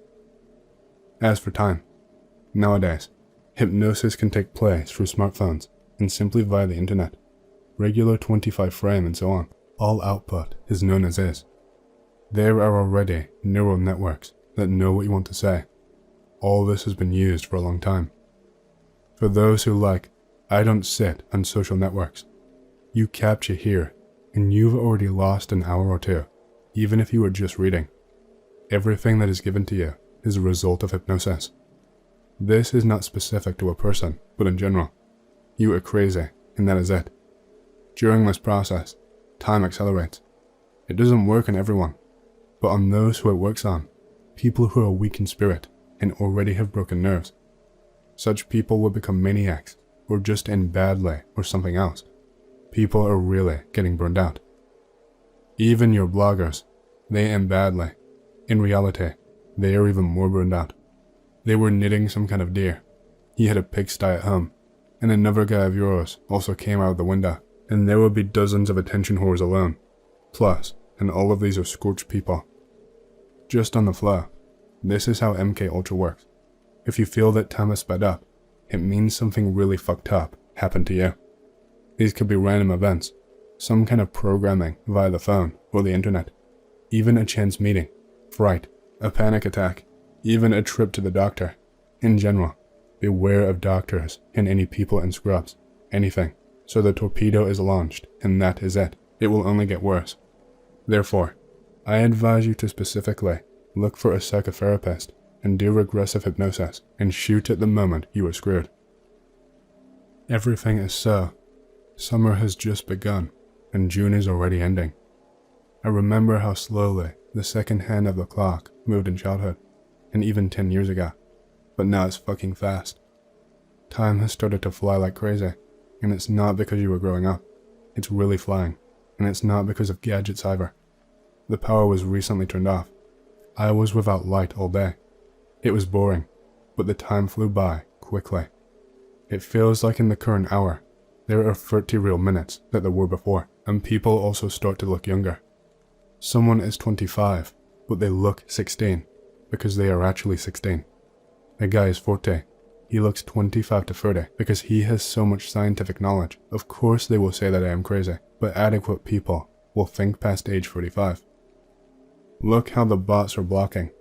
As soon as you notice that time has passed quickly, someone immediately comes out with their theories about gadgets, aging, starts to be rude to everyone, and brings maximum chaos into the thread, so that people feel uncomfortable discussing and communicating about it. They do not carry the seed of doubt. They try to immediately cause negativity. This is done for only one purpose, not so that a person will begin to doubt and understand better, but so that the person would leave the thread, consider himself stupid, and in general, he is to blame for everything, and start thinking all about it. The very concept of this board was introduced by the FBI back in the United States during the Shaggy years. Well, good luck. You start to believe in inconvenient theories, but you are immediately branded a moron, and for the whole world, you are an undesirable person.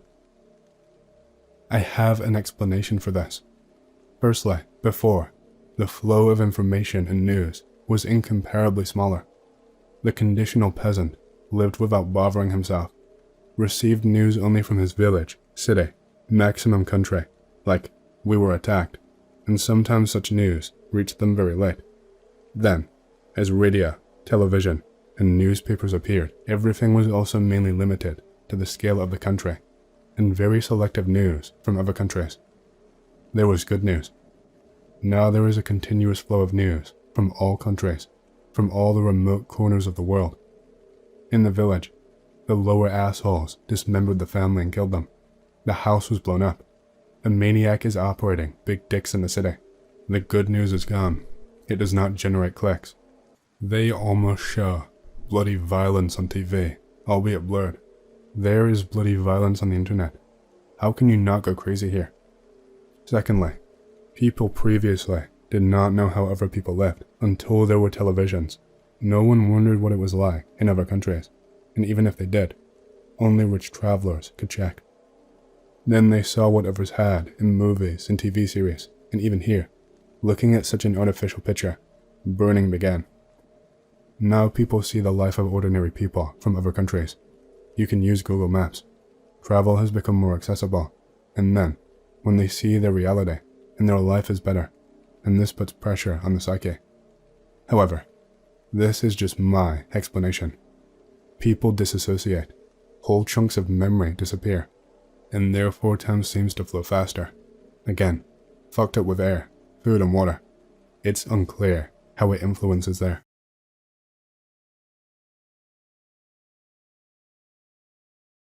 Creepy, empty neighborhoods, towns, and cities experiences. After listening to YouTubers narrate posts about empty and/or sus neighborhoods in towns/cities, I am in the mood to hear true encounters, be they yours or others, and even just theories on what is causing this is welcome. I am talking stuff like noticing that your suburban neighborhood seems suspiciously lacking people and just being empty houses. Towns with really off energy in an X-like manner, like it is a fake town, like in Harvester, and cities that seem to be empty when they should not be, as if it is nothing but a movie set. So, do you anons have any empty or creepy neighborhood, town, city incidents that you would like to share? Thanks in advance as always. It's a phenomenon that's increasing in prominence, but the government put a serious effort to mitigate it, mostly close to urban centers. I think it's the government anyway. Whoever or whatever they are only delaying the problem at most. They are involved in some way. We don't really know what these fake towns are precisely. Some speculate it to be experiments gone bad, awry. Others think these places act as intersections between realities, and a few think it's aliens or demons. We don't really know. Could be all or none of these things. What matters is that this is only going to expand more and more. There will probably be a huge effort to relocate most people towards the urban centers. Expect megacities, like the kind in Judge Dredd, to be seriously considered in the public discourse. This one took place around November 2021. Be me, 19 at the time. Got my trusty Civic for that first year back in July. Family decides to do a road trip to visit some extended family out in the Northeast for the holidays, Utah. Just quit my job and had a bunch of cash saved. Offer to convoy with them up so I can enjoy driving by myself rather than staying home and wage cook. Plan is simple. Leave before sunrise. Pull off at rest area at night to sleep. Continue convoy by morning. Actually use GPS this time. Somewhere in the middle of Arkansas/Oklahoma. I'm out of gas. Gotta stop to refuel. Dad texts me location of rest stop to head towards. They are long gone by the time I finish fueling. Yeah, fuck it. I'm only 45 miles away from the rest stop. Decide to fuck around for an hour or two in this bum-end town. Check GPS to see where I am.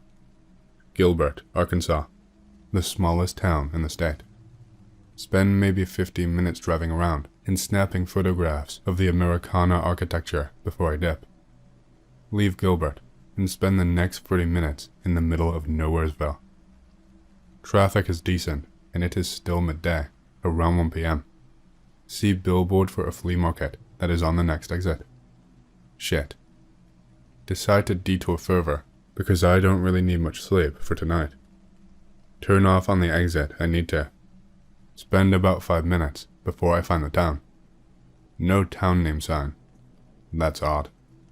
Town looks like a Norman Rockwell painting came alive. Not a single soul to be seen. What? There is cars parked by sidewalks, and produce in the shop windows. I am the only car on the road. I think I'm the only human on the road. I think I'm the only human in town. Twilight Zone theme. Town is as small as shit. 15 buildings maximum. No sign of flea market. Confused as shit. Decide to say fuck it and turn around. There is a four-way street where I can U-turn with only nary a curb clipping. As soon as I complete my U-turn, I see red and blue lights. Ah, fuck. I pull over and wait for my ticket. The cop car behind me is parked about 20 feet away from my car. Wait about 15 to 20 minutes. Nobody's left the car. Against all logical judgment, I get out and put my hands up, walking closer to the cop car. Notice several odd things. 1. It's not a standard issue police vehicle. It should have been a Ford Crown Victoria. It was a Mustang with a blotchy spray paint job. 2. There was no name on the sides of the doors. Usually they say, police, insert county name, county. This one was just police in Arial black. Looked like a dollar store toy. 3. The windows were so tinted, you physically could not see who was in the car. Near Vanta black levels of tinting. This has to be a cop impersonator. I'm in danger. Run back to car and lead-foot it out of there. Fake cop immediately starts chasing me. It hits my bumper a few times, trying to knock me off the road. Speed racer fame. I just keep going straight, in hopes an actual cop sees me and the faker. I make it to where I can turn back onto the interstate. Fake cop car slams its brakes. It's revving like crazy, but won't move at all. As I start to drive onto the ramp, it kills its lights and starts driving in reverse back to where it came. Finally make it to the rest stop after my outer limits and Dukes of Hazzard crossover extravaganza. Decide not to tell parents at all what happened. I did not want the lecture. Clinton, Oklahoma is a fucking creepy-ass town. You wouldn't think so, since it's right off a well-traveled interstate. But when I got off the interstate to fill up with gas, the doors were one of those glass sliding ones, where the cashier had to beep you in for it to open. You feel trapped once you get inside the store. While trying to find a McDonald's, I drove through a bit of the town, and there are rundown homes everywhere, and you can tell there used to be a Pizza Hut and other national chains that are now converted into Mexican restaurants. Also saw a Freemasonry lodge that looked eerie and creepy. My advice: get gas before you hit Clinton, so you can drive right on past it. I have a vague memory from childhood that stuck with me. On vacation on small Greek island. Drive with parents in rental car to go sightseeing. Dad gets lost while driving. Drive for literally half an hour before getting onto a road that looks like it's eventually ending up in a small, secluded neighborhood. Weird. It's all luxury homes, but it's just the frame and walls. No contractors at work. Nothing. Just an unfinished ghost town. Dad kind of freaks out over being lost. Proceed to backtrack. Look out rear window and see a white pickup following us. We find a T intersection and go back to where we came from. Pickup just does a U-turn and goes back to creepy neighborhood. Can't remember ever talking about it again. Be me and my buddy, driving to Dallas. Drive for hours and hours. It's pitch black. Finally see a gas station. Weird. It seems to be the only building out here. Get out. Go piss. Buy drinks and snacks. Get back in the car. Buddy is driving and is fucking around with his phone to try and connect it to Bluetooth again. While he's doing this, I see movement. What the fuck? Dude, there's people out there. It's a gas station. Of course there's. I reach over and hit his lights. Car illuminates like 20 to 30 people surrounding the car. Homie Tokyo drifts his Chrysler 300 out of that bitch. We may or may not have booped a person with the car. Be me, summer of 22. Night drive alone through Kentucky woods. Done this 1,000 times because loner. No work tomorrow, so decide to take a new route. GPS will save me if I get lost. Drive for about an hour southwest of my town on back roads. Never see a single car other than my own. Not weird, because 2 a.m. on a Tuesday in backwoods KY. Think nothing of it. See sign for a town coming up. Woodsap. Never heard of it, but I've also never driven this way. Kinda hungry, so I will check it out since I am driving through. Make a left turn past an old cemetery and head that way. Drive for like 10 minutes with nothing but trees on both sides of the road. Where is this place? Turn down music because that's what you do when you're trying to think for some reason. Slow down a bit to pull out my phone and look at the map. See the sun in the distance and put the phone away. Further away than expected, but okay. Woodsap, Kentucky, established 1799. Yep, this is the place. Keep driving and taking this new town in. See old 90s style Taco Bell. Closed of course, since it's late as fuck, but still cool to see.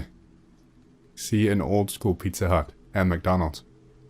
Now I'm impressed because this town looks like it was frozen in time. Get nostalgic because autism. I should move here. Town is completely deserted. Used to bigger towns and cities, so this doesn't shock me for a small town. Spot gas station. Only place with lights on in the town. Snack time. Place looks like everything else in town. Frozen in the 90s. Pull up to pump because I like a quick getaway and don't want to back out of a space. Cut the car on music and step out. It's quiet as fuck apart from the hum of the lights at the gas station. Be X-File, so I know that something is not right. Take a second to just look around and this place is dead. No other cars, no wind blowing, nothing. Well, this is happening. Walk up to the gas station and open the doors. Surprisingly not locked. Walk in. I love the way you love me playing on the speakers. Glance at the counter. Nobody there. Fully aware that some X shit is going on now. Start to look at the smaller details. Marlboro cigarettes, $1.75. Old Doritos bag. old Mountain Dew bottles, spot magazine rack, TV guide. Yeah, okay. Press E to interact. July 16th to 22nd on the cover. Flip open. 1994. Put it back on the rack. Oh shit. Walk up to the counter, lean over and look behind it. Nobody. Fuck it. Go to the fridges and grab a couple of old-ass Mountain Dews. Looks brand new. Idea. Look down the aisles. Snack wells. Haven't had these in years. Grab a box. Leave a $5 bill on the counter. They can keep the change. Walk out to my car. Heart is beating out of my chest for obvious reasons. Sit on the trunk and start snacking and taking everything in. Check phone. Still works in general, but no service and no internet. Chill there for hours, waiting for something else to happen. Driving around and looking at everything like I'm in some sort of museum. Do this until about 6:30 a.m. Sun still is not up. Nobody outside. No lights on in any of the businesses or houses. Nobody on the road. Drive really slow and take it all in for the last time, because I've read enough creepypasta to know this won't be here the next time I come back. Put the town in my rearview. Make the right turn back onto the road by the cemetery. When I come out from the canopy of trees, the sun is up. Drive home. Check maps. No such place as Woodset, Kentucky. Nothing but woods where I was. Maybe I should have been freaked out, like a lot of people would have been, but I just was not at all. I was thankful to go back for a night. Something in me knew that I'd just be able to stroll out as easily as I came in. Or maybe I just did not care if I were doomed to stay. You can go back in time, but no one is there anymore. Be in Cairo, Egypt, December of last year, at City Stores Mall. Biggest mall in Cairo. Basically like the exact same thing as a mall would be in the West, but in Cairo. Go into some type of modern sporting goods store. They sell soccer jerseys and shit. A young woman who works there is standing at the front of the lobby. She's obviously a greeter. Walk in and say salam, and she feigns a smile, and nods, and says something under her breath. She has the same painful half smile on her face as I walk past her. Her eyes don't follow me either. She is rail thin. She's not dressed like an Egyptian, but otherwise looks like a young Egyptian woman. She's wearing pants, and some type of soccer jersey, like what they sell at the store, and no hijab. Her hair is black and medium length. As I'm walking around the store, she doesn't fucking move. It's just me, her, and probably one other person that works there somewhere in the store. Her eyes are completely dead and traumatized. As I am in the store, I keep looking at her from behind. Something about that lady was so fucking off, it's hard for me to really put it into words. This is something that I have been interested in for some time. Unfortunately, I do not have enough time to write a proper response, but if this thread stays up long enough, I will add more when I return. So far I have seen people write stories about being somewhere far from home, in a strange place, etc. But as an old user, I can tell you the disappearance is happening right under your nose. Neighborhoods everywhere, at least in the USA, are empty. Everywhere you go, there are significantly less people than there were only 10 years ago, and to even a greater extent than 20 years ago. There are less children playing, few teenagers walking around, fewer adults chatting. This is not normal, and should not be simply explained away. Try it yourself. Go for a walk in your neighborhood. Notice what you say. Do a quick estimation of the approximate people in your vicinity, and then estimate the percentage of active people within view. Most people will dismiss this as suburbanization, obesity, propaganda, and the breakdown of communities. While this might be true, the shift from functional communities to empty housing allotments happens so fast and dramatically that it must be partially unnatural. Like I said, go out and try it for yourself. Driving through a few neighborhoods and see the lack of people. Walk around some public areas. Tell me if you think the desolation is natural. The government, or whoever, could be numerous groups involved. might be pushing suburbanization, obesity, etc. to further push people away from these places. Best case scenario, the government is behind this. Worst case, they're not. I checked back in on this thread to see if anyone would share their experience with this, but I don't see much besides people thinking this is interesting. I've noticed this too, and it is calculated. The difference between even 2010 and now is insane. We need more old users here that can share their own experience and how things have grown progressively emptier throughout the decades. This is not something limited to small towns. You can even see this in major cities. While there will always be more people walking around high population centers, the differences between, say, 2005 to now is stark. It's not just COVID either. This has been a progressive thing that gets worse every year. Playgrounds, shopping malls, etc. all have less people. Most people can't see this, even boomers that have been around for decades. If you can get them to acknowledge the change, most will dismiss it as a product of suburbanization. And there are many practical explanations for why you see less groups of people congregating in public areas. You can simply say that people are afraid. But what I ask again is that people start sharing their own experience with this. For people who can remember, think about how common it was to see men gathered around a half-fixed car in the driveway or kids playing in a park. When was the last time you saw a group larger than 5 kids riding bikes around a neighborhood? How would you react even if you did? Has the emptiness already been normalized in mind? Empty world phenomena. Has anyone else ever experienced an empty world phenomena, or EWP? I personally went through this a few months ago. Well, what seems like a year or more to me.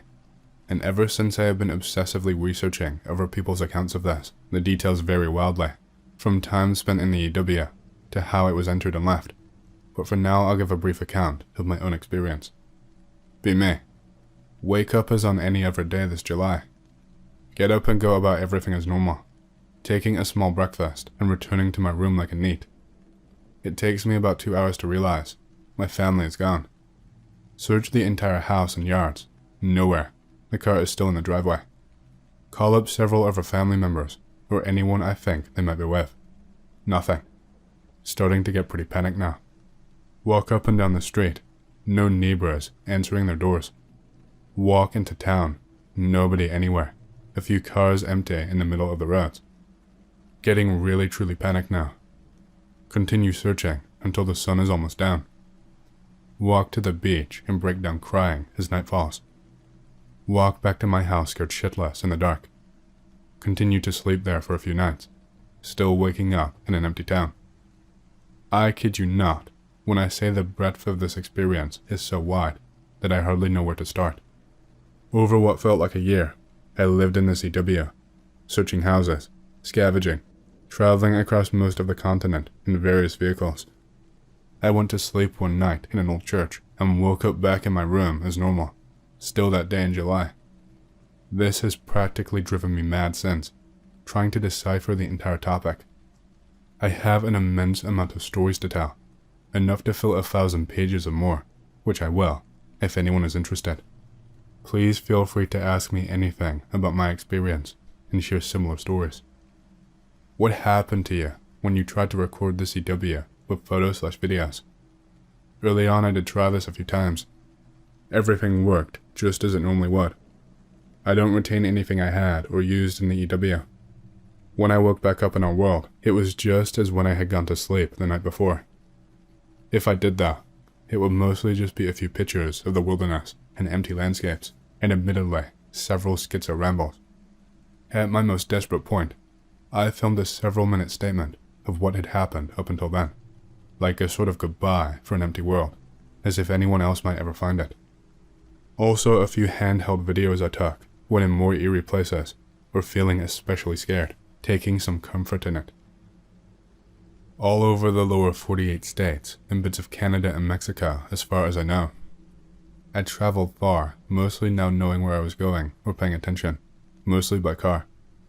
Did the typical store demolishing thing a few times, but I got tired of that before I even left my town.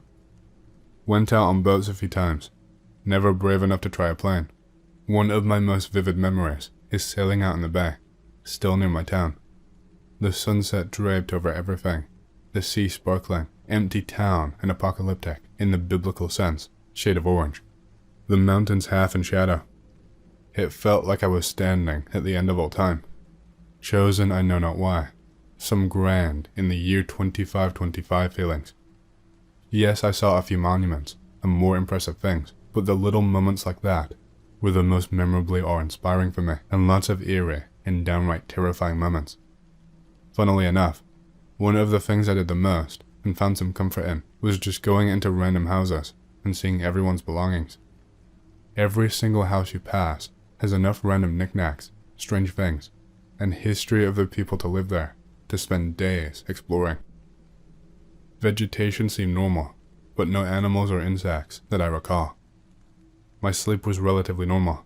I dreamed, not only of the random things I normally would, and past people and experiences, but dreams derived from my experience and my time in the EW. I stayed mostly in the remains of civilization, out of fear. I frequently took back roads, but rarely went further into the wilderness than I would be able to confidently find my way back from. What about connected technology, internet, GPS, cell and landline services? Did you spend any time looking for others? Was there any time you thought you'd found someone else? Most things seem sort of stagnant, for lack of a better word. Like the operation of everything, plant life, technology, was stopped in time. Seasons did not noticeably change. Internet worked, but no new content.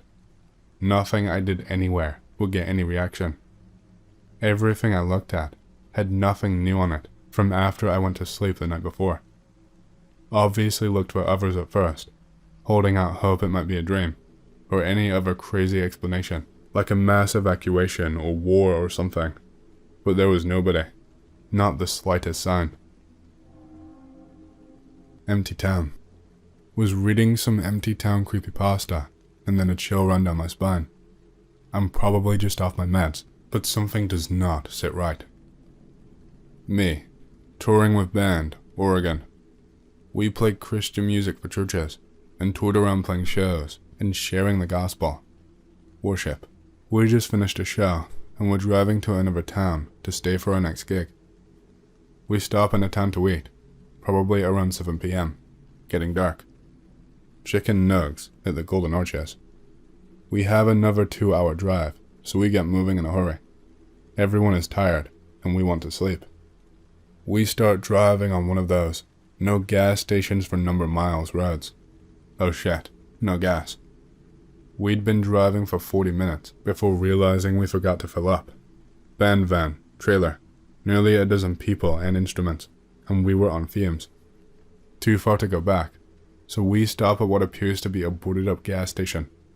Old pumps, a couple empty houses across the street, deserted town in the desert. My face when there is no gas. The sun is set, and we are trying to get cell service to call someone. 0 cars pass by. Empty road. No moon. Everyone is kind of freaking out. Might have to sleep here. Some of the more nervous members are actively praying aloud. Then, headlights. From where we had just driven, comes another vehicle who we flagged down. Praise God. Guy gets out of his DOT truck, pulls out a red can of gas.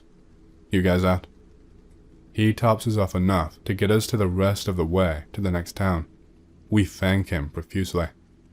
Then he just gets in his truck, turns around, and goes right back where he came from. This was almost a decade ago now, but I'm just now realizing something was off. Maybe it's just me, but how often do you see these dart trucks? It's probably just something these guys do if schmucks like us get trapped, but that answer still feels lacking. I don't know. Maybe I am just schizo. It seems like many areas in the US are experiencing population collapse. Perhaps the reason why many people can't see it is due to the steady stream of propaganda stating otherwise. Think of all the small towns all across the USA that have become hollow shells. They are literally everywhere. Where did all those people go?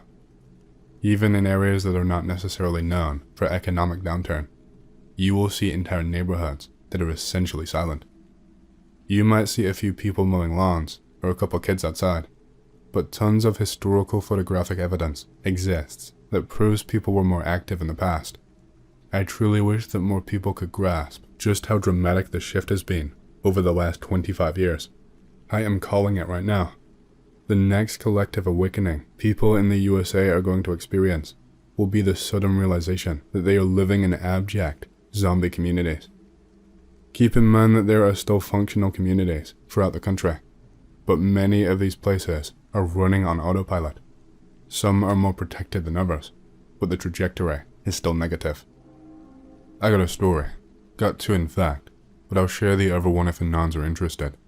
It doesn't 100% fit the thread's theme, but close enough. This story happened about a month ago. Be me. Live near the Smoky Mountains. 22. Work a 4-day schedule. Get Friday to Sunday off. No friends to hang out with. Don't care enough to go to the gym. Drive a '99 Honda Civic. It's got a tape deck. Have a suitcase of cassettes that I bring with me. Develop tradition where I spend the whole weekend driving aimlessly while listening to my albums. Wake up at 6 a.m. Shower. Put $200 in cash in a wallet.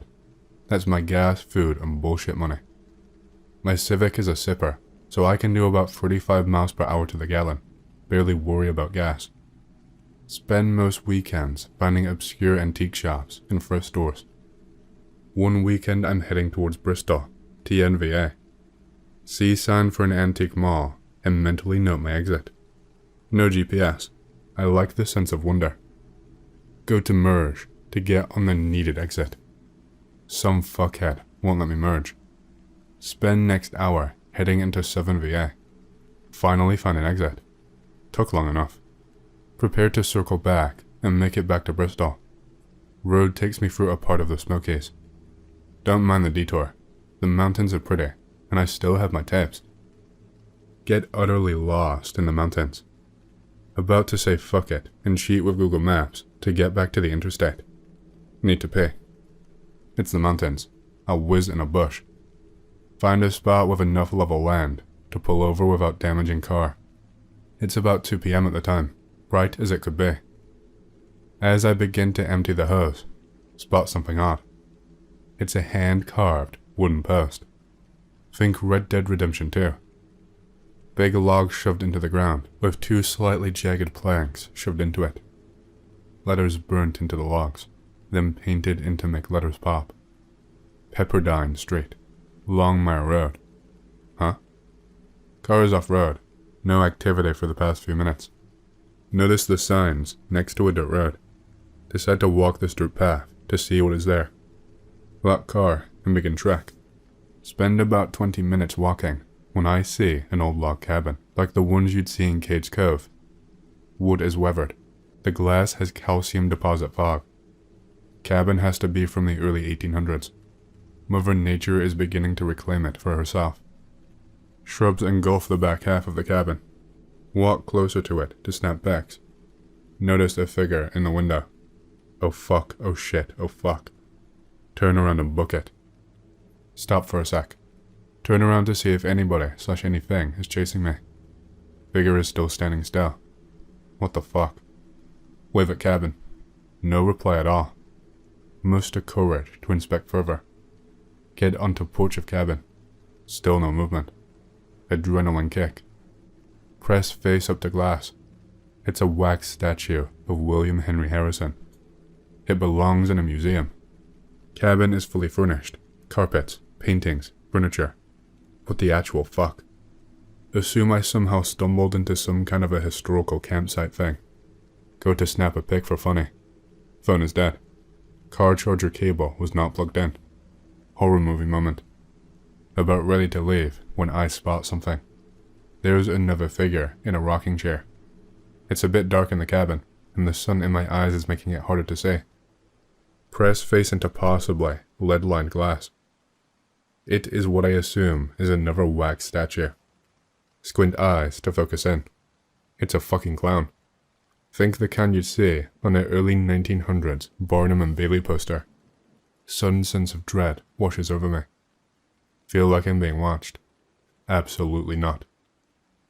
turn, and sprint like a fat kid rushing to an all-you-can-eat buffet. A 20-minute walk became a 10-minute run. Finally make it back to my car.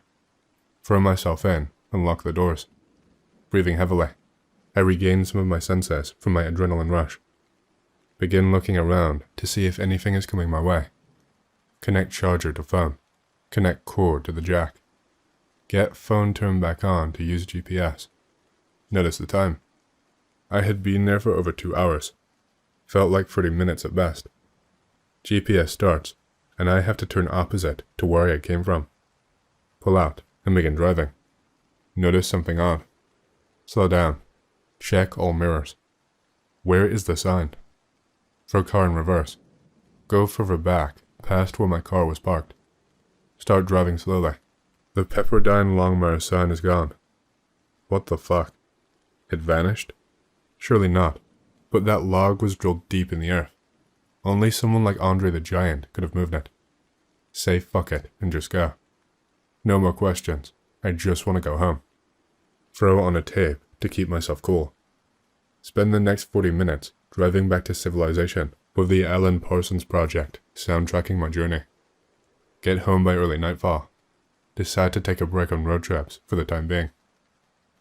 I told a few friends on Discord about the situation, but they don't believe me. I can't really expect them to, but needless to say, I've been spooked out of wanting to explore. I have no rational explanation for any of the things that unfolded.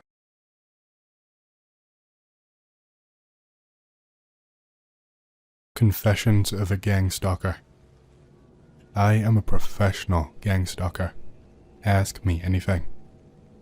Our department was originally under the umbrella of the MK Ultra program, specifically Sub-Project 68, during the 70s, then transferred to another program in the 80s and early 90s. The original mission was to implant ideas and knowledge into subjects using drugs a bit more powerful than LSD. The subjects were given specific locations on the map to recall, which all supposedly contained their own priceless artifacts. Of course, the artifacts were a lie, and the locations were approximately 45 black sites owned and operated by the agency. Most are still operational to this very day, with a few exceptions. Negros Island, Philippines, closed after the subjects who were implanted with this location all passed away. Beirut, Lebanon, located in the port of Beirut and flattened during the 2020 explosion. Mossad agents caused this particular explosion due to the port being a weapon storage location. White, Georgia, one of the very few locations in the US where the CIA controlled the local government and law enforcement. Tora Bora, Afghanistan, deemed too unsafe for the subject to venture. When a black site is no longer active, the subjects are liquidated, usually in automobile accidents, caused by faulty equipment failure in locations with incompetent crime scene investigators. The drug cocktails originally given to the subjects caused most of them to develop mental illnesses, mostly OCD, but the one we love and exploit is the strong and unmedicated schizophrenia. Our organization is now mostly focused on remote experimentation and surveillance of the subjects. We use their schizophrenia to gather information on what they still know about the location of the artifacts. A few have come close to pinpointing the locations, but so far, all of them have failed. Mostly, they go on wild goose chases, digging through log files on their computers and smart devices that they do not understand, but feel like they mean something. They don't. Our mobile device management software is untraceable.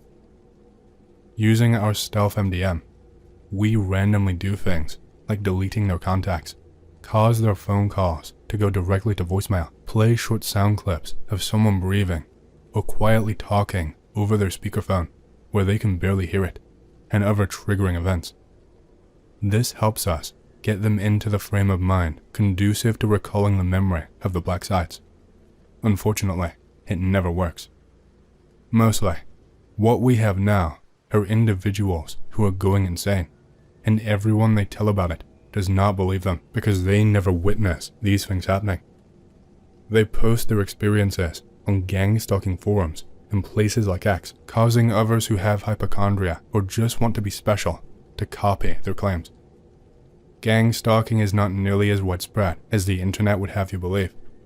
There are less than 100 total individuals currently being gang stalked. If you believe you are being gang stalked, chances are that you are wrong. On the subject of those who are being gang stalked, if they ever located their specific black site, they will be brought inside and interrogated.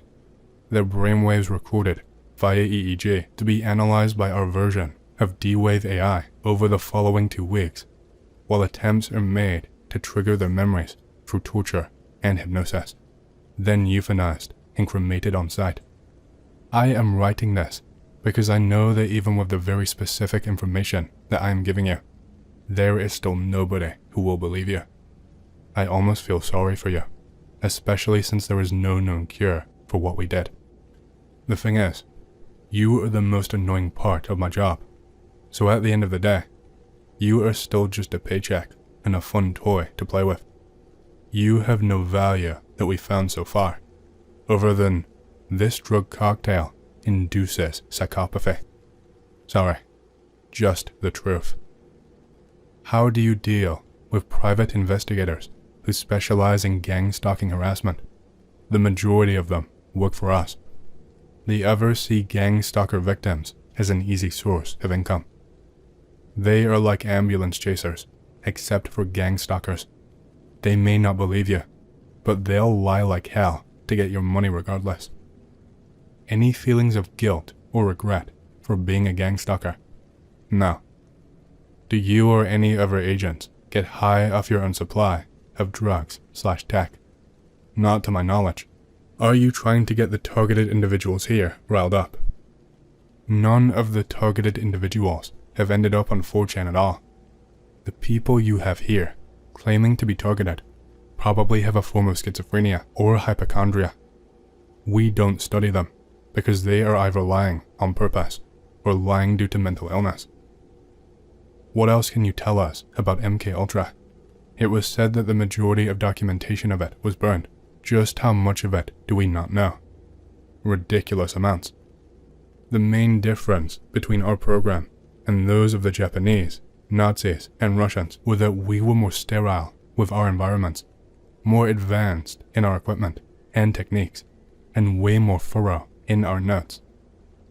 There were plenty of offshoots beside our own as well, including MK Chickwet, MK Often, MK Remote, Capacitive Single. This one was fucking terrifying, and even I don't believe half of the shit that I have been told about it. And Project Straw Horse. The first 2 are the only ones known to the public. Also, are the hypnotic techniques that you use present in public communities? Are there any publicly known techniques or hypnotists that seem similar? Hypnosis requires multiple stages, and the hypnotized individual is never aware of it. Their hypnotist has to get extremely close to them. They have to trust them, believe everything they say, and even love them in some cases. Our form of hypnotism is best described as drugged mental manipulation, and coupled with the right drugs, it is extremely effective. None of the targeted individuals have ended up on 4chan at all. Maybe not the ones you've messed with, but there seem to be multiple other groups doing similar things. We are aware of every program designed like ours by other nations, including those considered our enemies. We know their hallmarks, and none of these individuals display them. They are just schizophrenic or suffering from hypochondria. Can you tell us about them?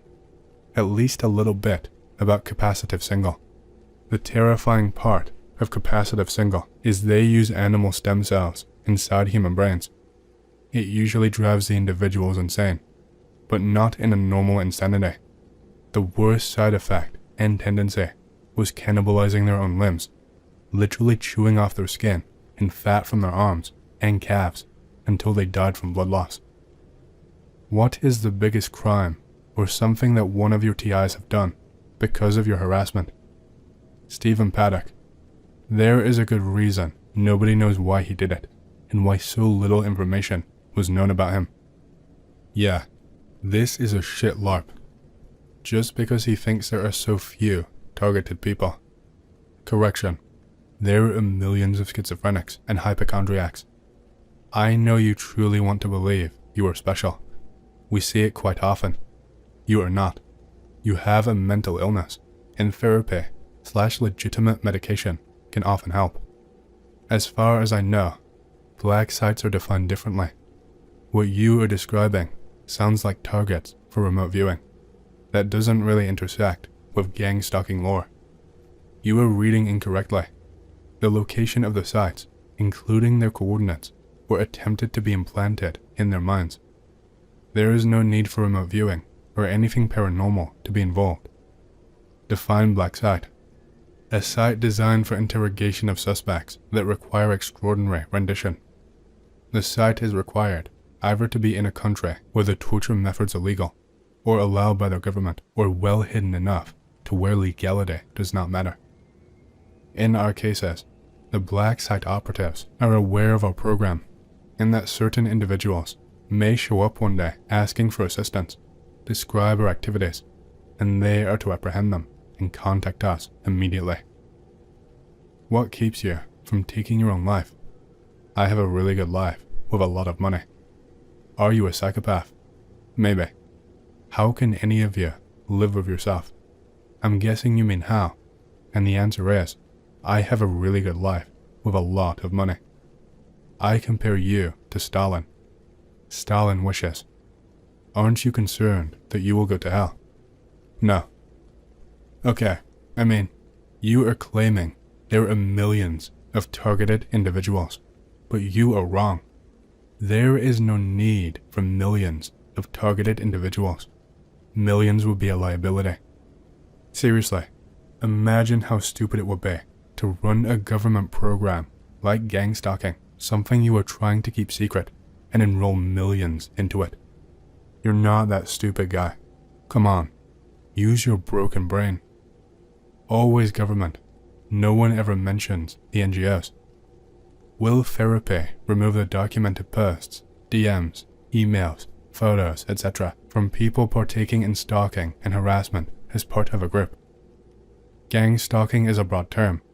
As long as there are two individuals stalking someone, it can be considered gang stalking, you deranged schizophrenic. A group of girls that like me are stalking me. Therefore, I am being gang stalked. Every single one of them has logical explanations. People suffering from schizophrenia opt to the least likely scenario, that some nefarious government or other agency is stalking them, but they can never explain why it happens, why they believe it's more than one individual, why they don't believe it's a logical issue, and why they in particular are being targeted. Lol, this is such a weak LARP. Says every agent gets killed after black site shuts down, then confidently says that no one dies. CIA. There is another organization now that is rarely talked about that has overshadowed the CIA for decades. You type at a 5th grade reading level, but that part isn't totally out of the realm of possibility if this were true at all. Finally, you think your organization can spot any victim of gang stalking that's been enacted by any other organization on Earth, and the explanation is, we just can, Chud. Fuck off, you fucking idiot.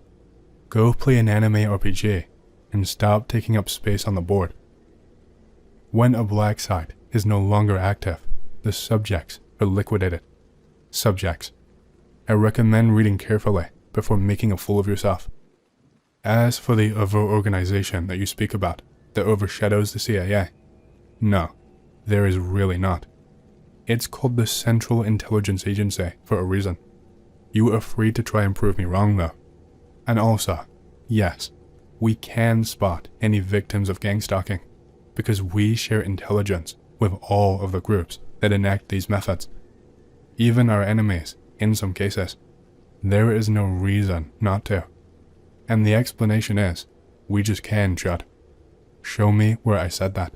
I seem to have struck a pretty deep nerve here. Want to share your personal experiences? MK Remote, or Research and Examination of Metaphysical Operations and Other Telepathic Experiments, with the MK part just being a part of the CIA's naming convention, was paired with another remote viewing experiment that honestly did not go anywhere. It was more of a pet project of some quack who believed that remote viewing was real. They did quite a few experiments on people, claiming to have the ability, but none showed any greater potential past their first examination. Project Straw Horse was similar to our own experiment, but it focused more on the implementation of the results of our experiments. The Straw Horse was a terrorist whose mind was sufficiently able to be implanted with orders, who in turn went back to their organization as a sort of Trojan horse, and, like straw, managed to burn as much of their organization as possible. From my limited knowledge of the program, some of the detainees were used successfully, albeit with state-of-the-art drugs that our own subjects were not given. I find this hard to believe, since the US government is very compartmentalized and there are many different black projects being worked on at all times. If this is not a complete LARP or glowy disinfo, then I have a question. Is there any cases where you completely stopped gang-stalking someone, but then continued to monitor them? This is true with most organizations within the US government, except for the CIA. Being central means all the other intelligence agencies must report to the CIA, regardless of how secret the projects are. Most of our subjects are in a holding stage, 90% of the time. We never permanently disconnect from them, but we do sometimes lose track of their devices and have to re-enroll them through either the phone carrier's back end or their phone manufacturer's back doors. They stalked me like that until I went to Devach and wrote to fuck off, and at the same moment, they fucked off. You won't believe it, but this is most likely a coincidence, although I'm not sure, since everything is monitored quite well here. Usually, they just follow very smart people who, it seems to them, know too much and may share inconvenient information with others. Or if for some reason they suspect these people of something, they will find out from where you live, what you breathe, where you work, etc. Moreover, they can send seemingly harmless people for this task, or foreign specialists, so to speak. They sent both liberals and foreigners to me. As a result, at some point, they left me behind, and life became noticeably duller, but also calmer. Tianka, who constantly invited me to go for walks everywhere, a foreigner, at some point, suddenly cooled off when she realized that I would not take her to my home.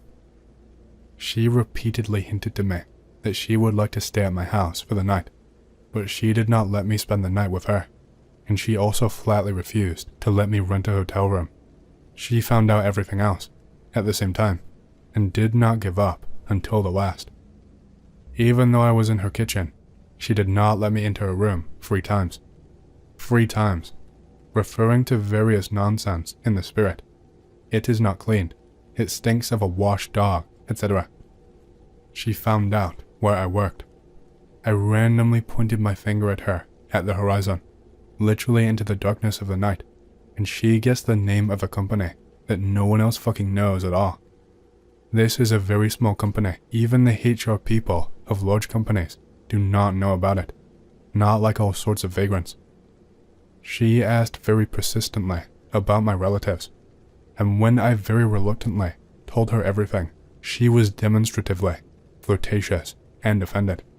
And at the same time, she didn't tell me anything about herself, just as she didn't tell me what she did for years between school and university. She constantly avoided answering questions.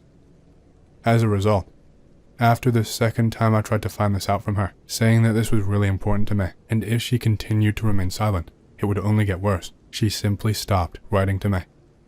She asked some random bullshit.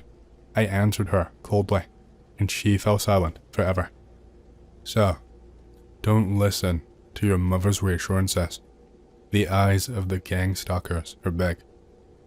Everything is aimed at only one goal, but now they realized that they can work without it, because it doesn't matter anymore, and they actually have all of the cards in their hands. They monitor only the most violent ones, so that no one breaks their system, and they all work together. Only the trackers themselves don't understand why the hell they are doing such useless crap and breaking people's psyches. You are young, playful as they say, and the world is big and mysterious. Interesting, but my situation is very similar to what Gubin says. Some years ago, a series of events began that seemed to escape me from my home. Once you get used to one stimulus, another one appears, then again and again, every time more and more fucked up. For example, I lived without bothering anyone and slept peacefully at night. A low-rise building, but not a private one. At some point, the neighbors below me changed. So kind and so courteous. A couple of years later, they installed a heating boiler under me, right under my bed, combining the room with the kitchen, which was lucky for them to do this without breaking the law. The boiler hums obnoxiously and vibrates through the wall and floor, right into my head. For several years, I have been arguing and asking them to do something, but they will not do anything. Okay, at the very least, I got used to it. I started sleeping with earplugs, sometimes without them, as needed. In warm weather, it almost does not work. Only when someone takes a bath with them. In short, I endured it, okay. At some point, their son and his chick move into their apartment, both of them cruising, and begin to go out cruising under my window in the warm season. I don't smoke. Smoke really pisses me off. I don't sit, I don't shake, I walk and talk. I ask you to smoke somewhere else. It works halfway, depending on how it works. Then, the house next door.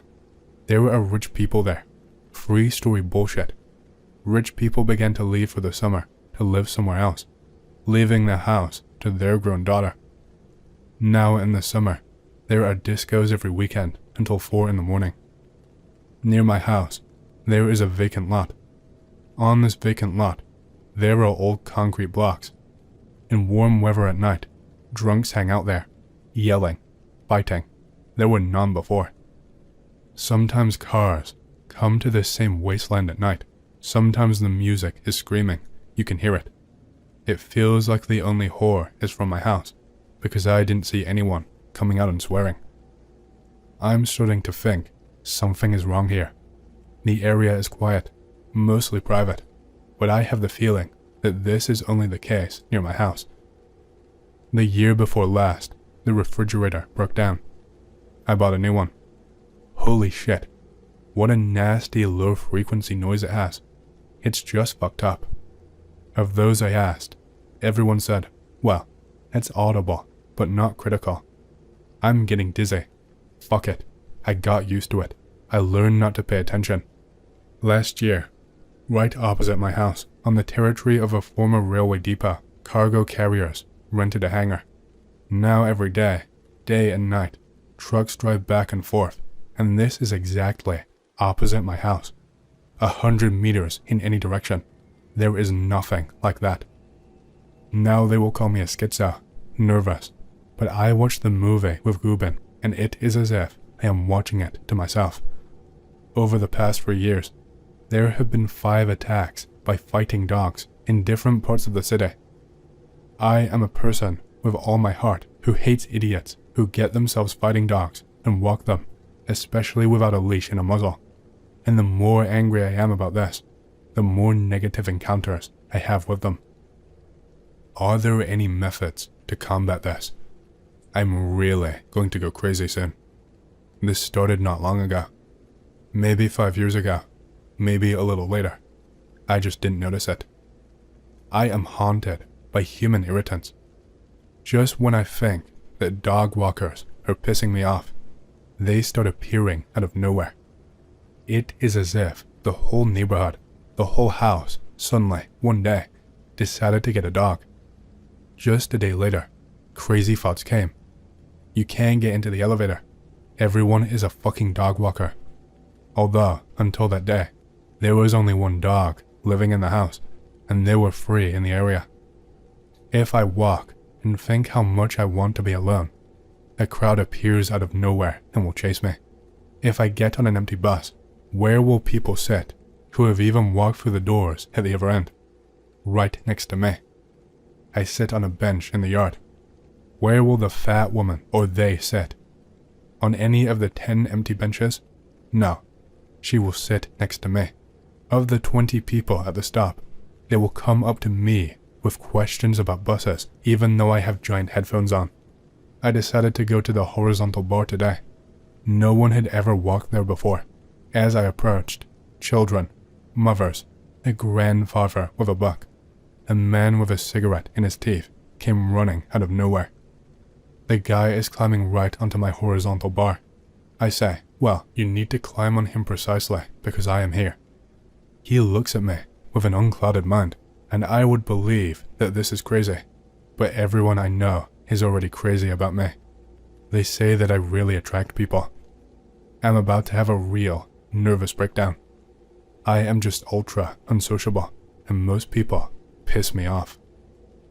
Maybe you are somehow screwing up your purpose, and that is how they're hinting to you. I have been thinking about this for a long time. Here Anons evaluated my message. Some devalued it, some gave advice, but the point is not even whether it is possible to fight these phenomena or not. The thing is, it's like in the video with Gubin. Wherever I go, no matter what I adapt to, new stimuli begin. Roughly speaking, I will get used to it. I will adapt to one thing. Something new appears, and it seems like it has no end or edge. My nervous system is already going to hell. My legs are constantly falling off, in terms of numbness, goosebumps, electricity in my limbs. The more worried and nervous I become, the worse and worse it gets.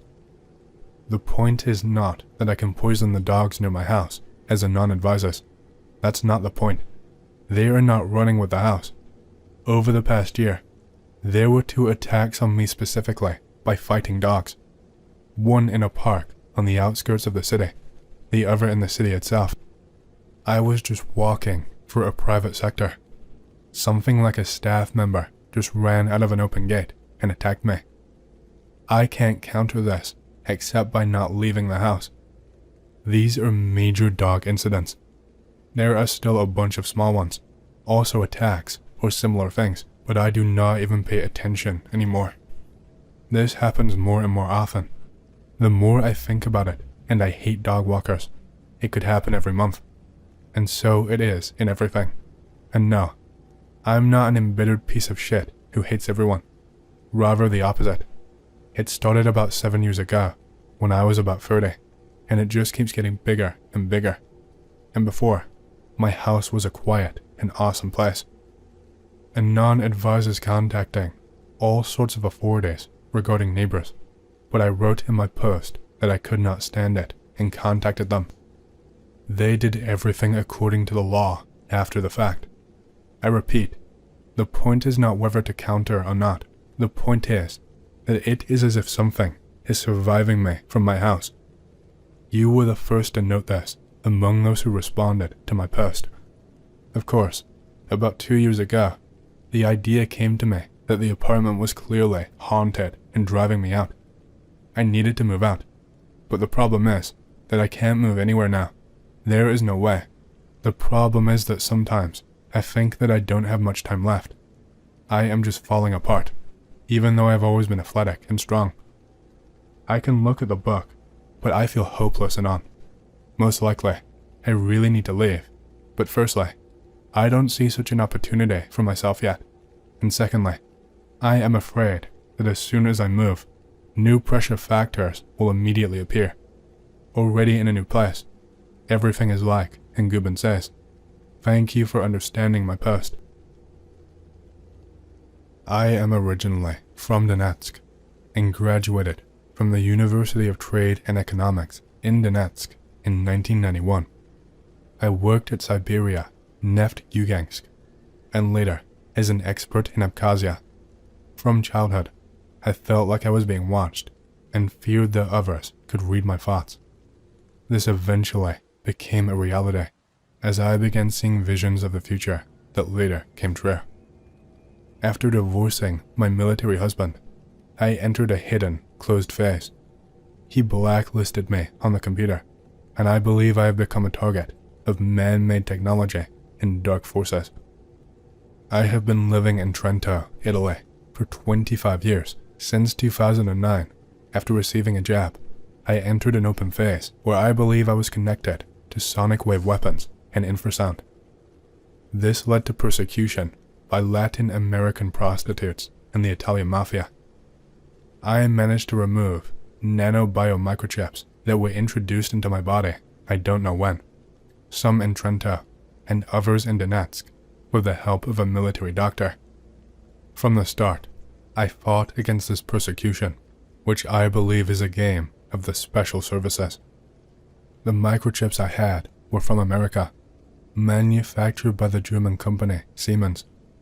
The program targeting me was changed to intensify poisoning with toxic substances and connecting me to damaging radio frequency weapons. Despite appealing to the presidents of Italy and the ministries of Russia and Italy, our efforts were in vain. This appears to be part of a larger agenda by the world government to destroy people. We collaborated with groups at the UN and worked with people against psychoterrorism, but it was futile. Now millions are being monitored and blacklisted on computers, leading to mass murder. In 2022, there was a mass poisoning in Trento that included toxins and heavy metals, followed by exposure to damaging radio frequency weapons.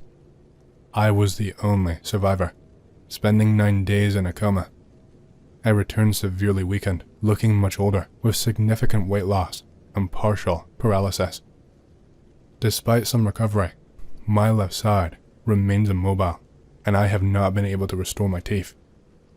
Psychoterrorism involves complete control over a person's consciousness and subconsciousness, with victims subjected to torture, poisoning, and endurance tests. I was sold by Ukrainian special services to the Italians and experienced various forms of torment, including hypnosis, magic, and spatial manipulation.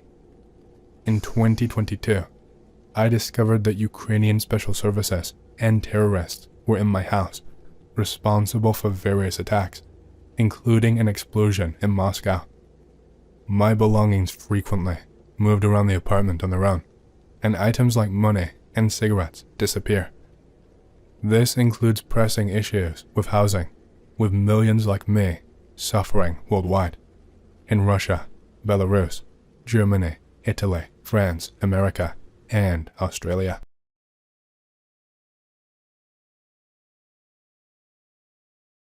The timeline changed in 2016. Something happened in 2016. It's like you can draw a line at that year, and everything before that line was the real world, and everything after that line is the fake world. It is as if the whole mood of everything changed overnight. The world became darker, bleaker, more hopeless.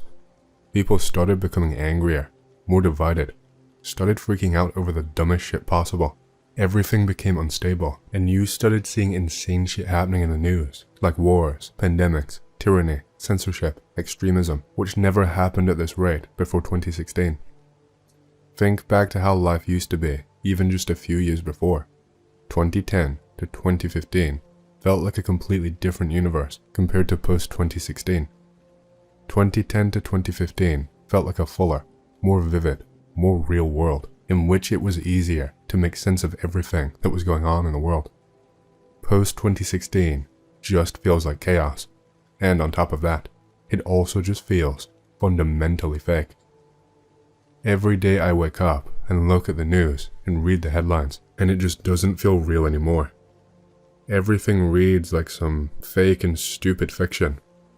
It is as if, in 2016, the real world ended, and we instead started chugging along in the simulation. But it's just like a knockoff version of Earth. it will never compare to the real Earth that we all know and remember from 2015 and earlier. What happened in 2016X? What caused all of this? Lots of psychics at this point have told me that Hillary was supposed to win 2016, that Trump winning was a complete divergence of whatever was planned or supposed to happen. Pick related are posts from 2016. Something did happen. Some people point to Matthew 24:22 as a clue to what, in terms of time running faster, and except those days should be shortened, there should no flesh be saved. But for the elect's sake, those days shall be shortened. I believe this shit, discussed with many people.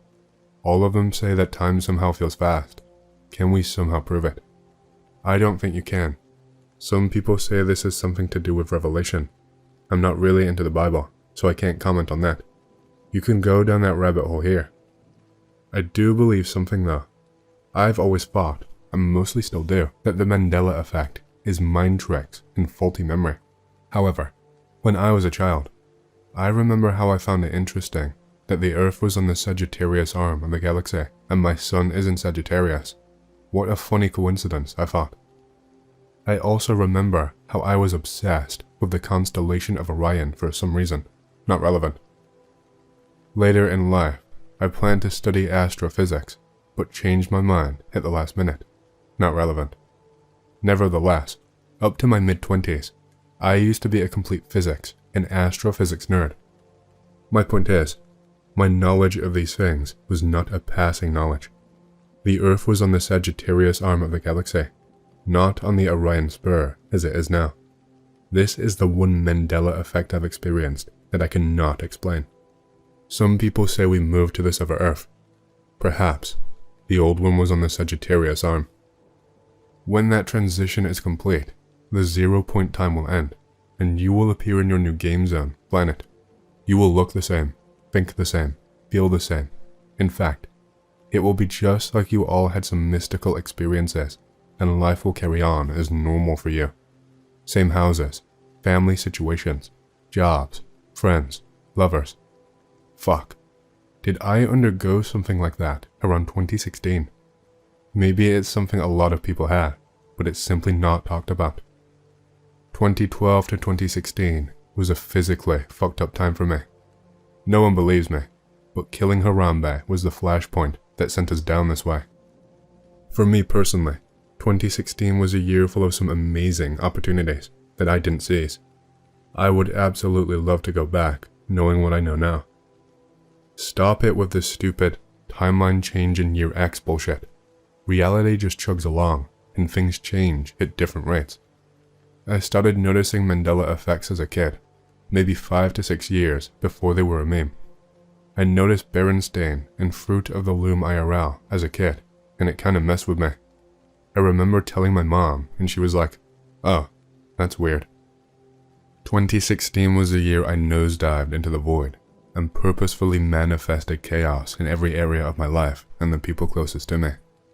I felt like I spent my whole life accumulating all of this bad energy from people and not having anywhere to put it, and no knowledge on how to transmute it. So I just kind of exploded all over the place, like a fat juicy pimple, and infected my venom into every single person in my tiny sliver of the world. Well, wrap it up, this guy's fault. A political psychological operation began that has yet to end. Ironically, this is exactly what people felt when 2001 became 2002. But people got desensitized between 2002 and 2015 and forgot they were in a psychological operation. Based on this pattern, the world should start to slowly get weirdly cozier until 2029, when calamity should hit again. You are going to have to post the year that you were born in order to gain credibility here. You might have just turned the age where things start to feel different, because everything you were saying is true for me of the years 2014 and 2015, rather than 2016. I have been noticing this exact shift for a couple of years by 2016. 2016 was the year I turned 24 years old, which they say is a very formative time. How do you manage to have a Mandela website that doesn't mention the two realest ones? Fruit of the Loom cornucopia, which evidence exists in their filled parents, and only in text-filled parents, and Sinbad as a genie before Shaq did it. David Bowie was the linchpin that held everything together. He was the last in the line of load-bearing individuals. When he died, the world began to unravel. He had no successor. YouTube comment to your post. The year y'all started to really fuck with me. Should have just let me, but no. Apparently seeking information is forbidden, fucking idiots. Y'all will regret messing with me while I'm in that state. I'm coming for each and every one of you cocksuckers. But now I know, and I see clearly now. So enjoy whatever peace remains, it won't last long. I remember why I'm here now. Fucking evil that doesn't know it's evil is the worst kind. I watch you burn countless worlds. Y'all will experience their flames. I am your jailer, and yeah, you get the idea. I remember the earth being on the Sagittarius arm. I trust my own intuition and memories, so I don't have to explain it like a moron to it. We used to be on the outer Sagittarius arm, and now we are here on the inner Orion spur, way closer to the center of the galaxy they now call the galactic core, instead of a black hole. I also remember mirror on the wall, not magic mirror on the wall, and C-3PO never had a silver leg. Even Neil Idiot deGrasse remembers the Sagittarius arm. The sad fact is that nothing changed in 2016. It was just the same cycle that had happened over and over before. That is how history works. Nothing ever really changes. People have always been the way that they are now. Certain factors might change, but it's the same human element. I don't even remember anything specific from 2016. For me, it was 4 years after the failed 2012 Doomsday Prophecy, and 16 years after the Y2K Doomsday. It was also 15 years after 9/11, which was the event that led to the most loss of civil liberties. So, for those of us who lived through that, 2016 was not anything special. Yeah, a lot of significant life events happened for me in 2016. I know Anons aren't interested in my whole life story, so basically, I ended up on a completely different path in life than I had expected starting that year. Also, around the same time, everyone I knew, or tried to get to know except for 2 people, started ghosting me for no apparent reason. Was ghosting even a thing before the 2010s? I am in my 30s, and I clearly remember people being a lot more sociable and honest about their feelings in the early 2000s. Now it's like, everyone either keeps to themselves entirely, or if they do have something to say, they're just upset about something or other.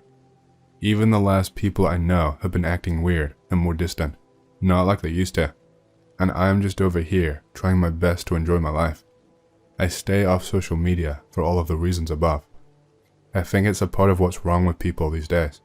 Anyway, I would be interested in hearing what more people think of this. A fake world is more easier to control. The internet is an example of a fake and controlled world. This does not happen only in 2016. Confirmed, on January 1st, 2016, it seems that a totally different world began from December 31st, 2015, backwards. It is as if reality was given a strong varnish that stained absolutely everything false, and only got worse with each passing year. Have you noticed how people can't find what the hell to talk about with others, and pay attention to every insignificant thing to desperately make some topic of conversation that breaks the ruthless silence? Have you noticed how colorless and fake the world looks, even though technology has improved? Have you seen how irreparably disconnected people are from each other? How about we talk about how quickly time flies, and what about the rudeness with which each son of a bitch walks angry on 2 legs, believing that the world and other people owe them a favor? Before 2016, life and everything seemed more accessible and real. Now it can only be the post-credits of a horrible movie. It was always like that. Our collective awareness of these things has merely increased. People always talk shit to each other naturally, not like now, when you have to awkwardly fill silence with whatever. The world was noticeably more colorful, at least until 2013. Go to Google Maps. Time clearly passed by slower before. It didn't always feel so fast-paced, and not to mention the turbo-raging normies that we have today. It wasn't always like this, my dude. Of course not. 2020. No. I meant the latest and single biggest transfer of wealth from the poorest to the richest in history.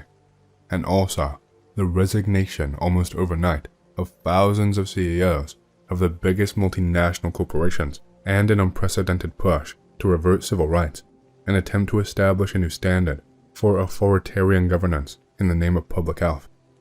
Not to mention the potential covered up murder of millions of senior citizens in care homes, in bizarrely similar, controversial mismanagement issues all over the world. We entered the age of Aquarius around 2020 to 2021. Our current era is ruled by Saturn, meaning people are becoming more restricted in expression. The previous age of Pisces was ruled by Jupiter, where its expansive energies made people more reflective, more open to possibilities, more heart-centered. Saturn is all about imposing restrictions to deal with mundane material life. I wouldn't doubt if the pandemic was a ritual to signify the changing of the guard, mass conformity, the deterioration of art, the increase in business-mindedness. These are some of the changes reflected of the transition from the age of Pisces into the age of Aquarius. The transition period could be said to have started circa 2012 to 2016. It's not all bad though. The first 1,000 or so years of the age of Aquarius is co-ruled by Venus, which is likely where the huge divide amongst people comes from. Venus is about love, pleasure, compassion, freedom, etc. So the population, born with such predilections, sense the changing of the guard and are opposed to restrictive Saturnization of culture. I sense a war of biblical proportions is on the horizon between those who value restriction, conformity, intellect, and materialism, WEF, Illuminati, our controllers and their droids, and those who value expansiveness, individuality, heart-centered consciousness, and spiritualism. Lamau, seriously, these droids will believe anything the experts tell them to believe. Mind control is so fucking easy, and people are too proud of themselves to reflect upon how they could have been played as gullible fools. Personally, I'm starting to think the fake world is all there is actually. Even when things appear to be nice, it is always fake. For example, look at a picture of La Belle Epoque, Paris World's Fair, 1900. Looks fake to me now. It's very pretty. Too much pretty to be real. Another example. All I see is spectacular lighting, bump mapping, filters. It's CGI to me now. No kidding. If you try and search, how did they build that? Then it is much less detailed, and all you see is 2 or 3 builders max on wooden ladders. Not realistic. I have a new theory. If it is true that 12 seconds today would have been 10 seconds in the past before time got fucky, you ever notice how teens and young adults in old movies just look older than a person their age would look today? Maybe it's because their time moves slower, so they actually age faster, / more than we do in what is supposedly the same amount of time. Hence why a 20-year-old in 1980 looked like what a 25 to 30-year-old would look like now, because their time was slower. I'm not sure if that was exactly 2016, but yes, this is not the real world.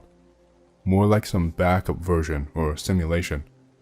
ME is 100% real, and proof we are constantly shifting. Check FE, Flintstones, Fruit Loops, and Houston we have a problem flip-flops. Time is speeding up. I'm not American, but I always knew the Massachusetts counting method. It used to work, now it doesn't. I did a little test with many, even the most skeptic friends. You can do it too. Just tell them to count seconds as they remember it, up to 60. At the same time, start the stopper and compare the results. Each time they were counting 10 to 30% slower than real seconds. All of this is just a tip of an iceberg. Everything around us became batshit crazy, but 99% of NPCs can't or don't want to see it. Every day I wake up and look at the news and read the headlines.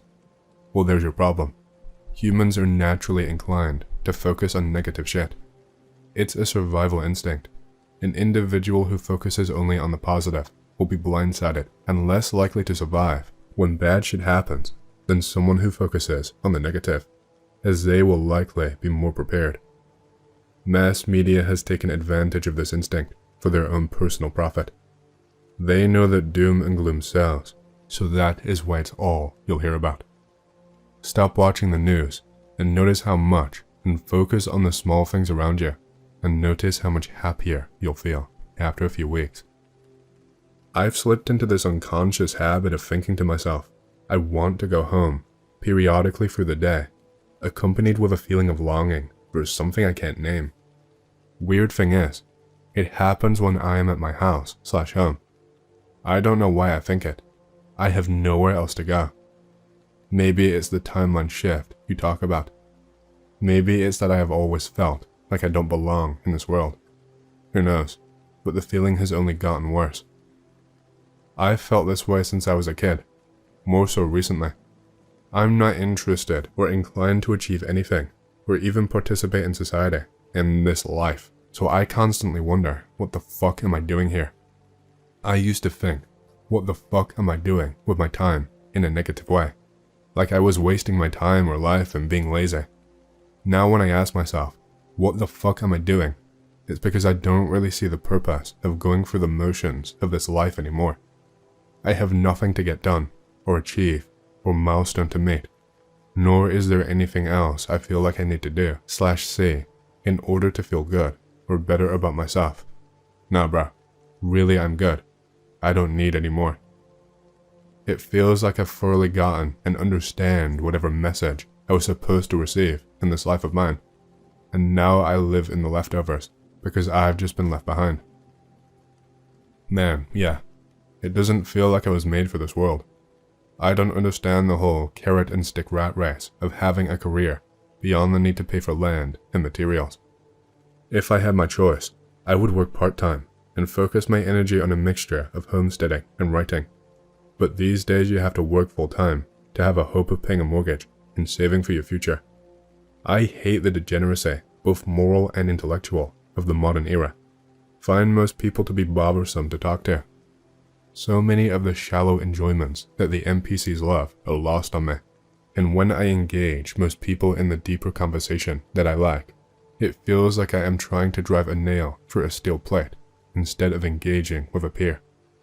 I pine for close-knit communities which don't exist anymore, yet even if they did exist, I would still be solitary and rarely interact with people out of simple disinterest. Another soul who has accepted their fate to live a solitary existence makes me feel less alone, ironically. I feel the same way, that even if I were around like-minded people, I'd still fuck off and want to be alone, but with animals because they are cool people. I continue to try and dull the rage I feel for being born a literal wage slave, but the system, prison, has been so perfected that I feel stuck in an endless cycle of spending all of my time, energy, resources towards trying to feel better after wage slaving sucks my heart and soul dry, and then seeing no progress and feeling further entrapped. Perhaps once I have the means to be my own boss and never have to answer to these fucking archon puppets again, the fire of rage inside of me shall be quenched.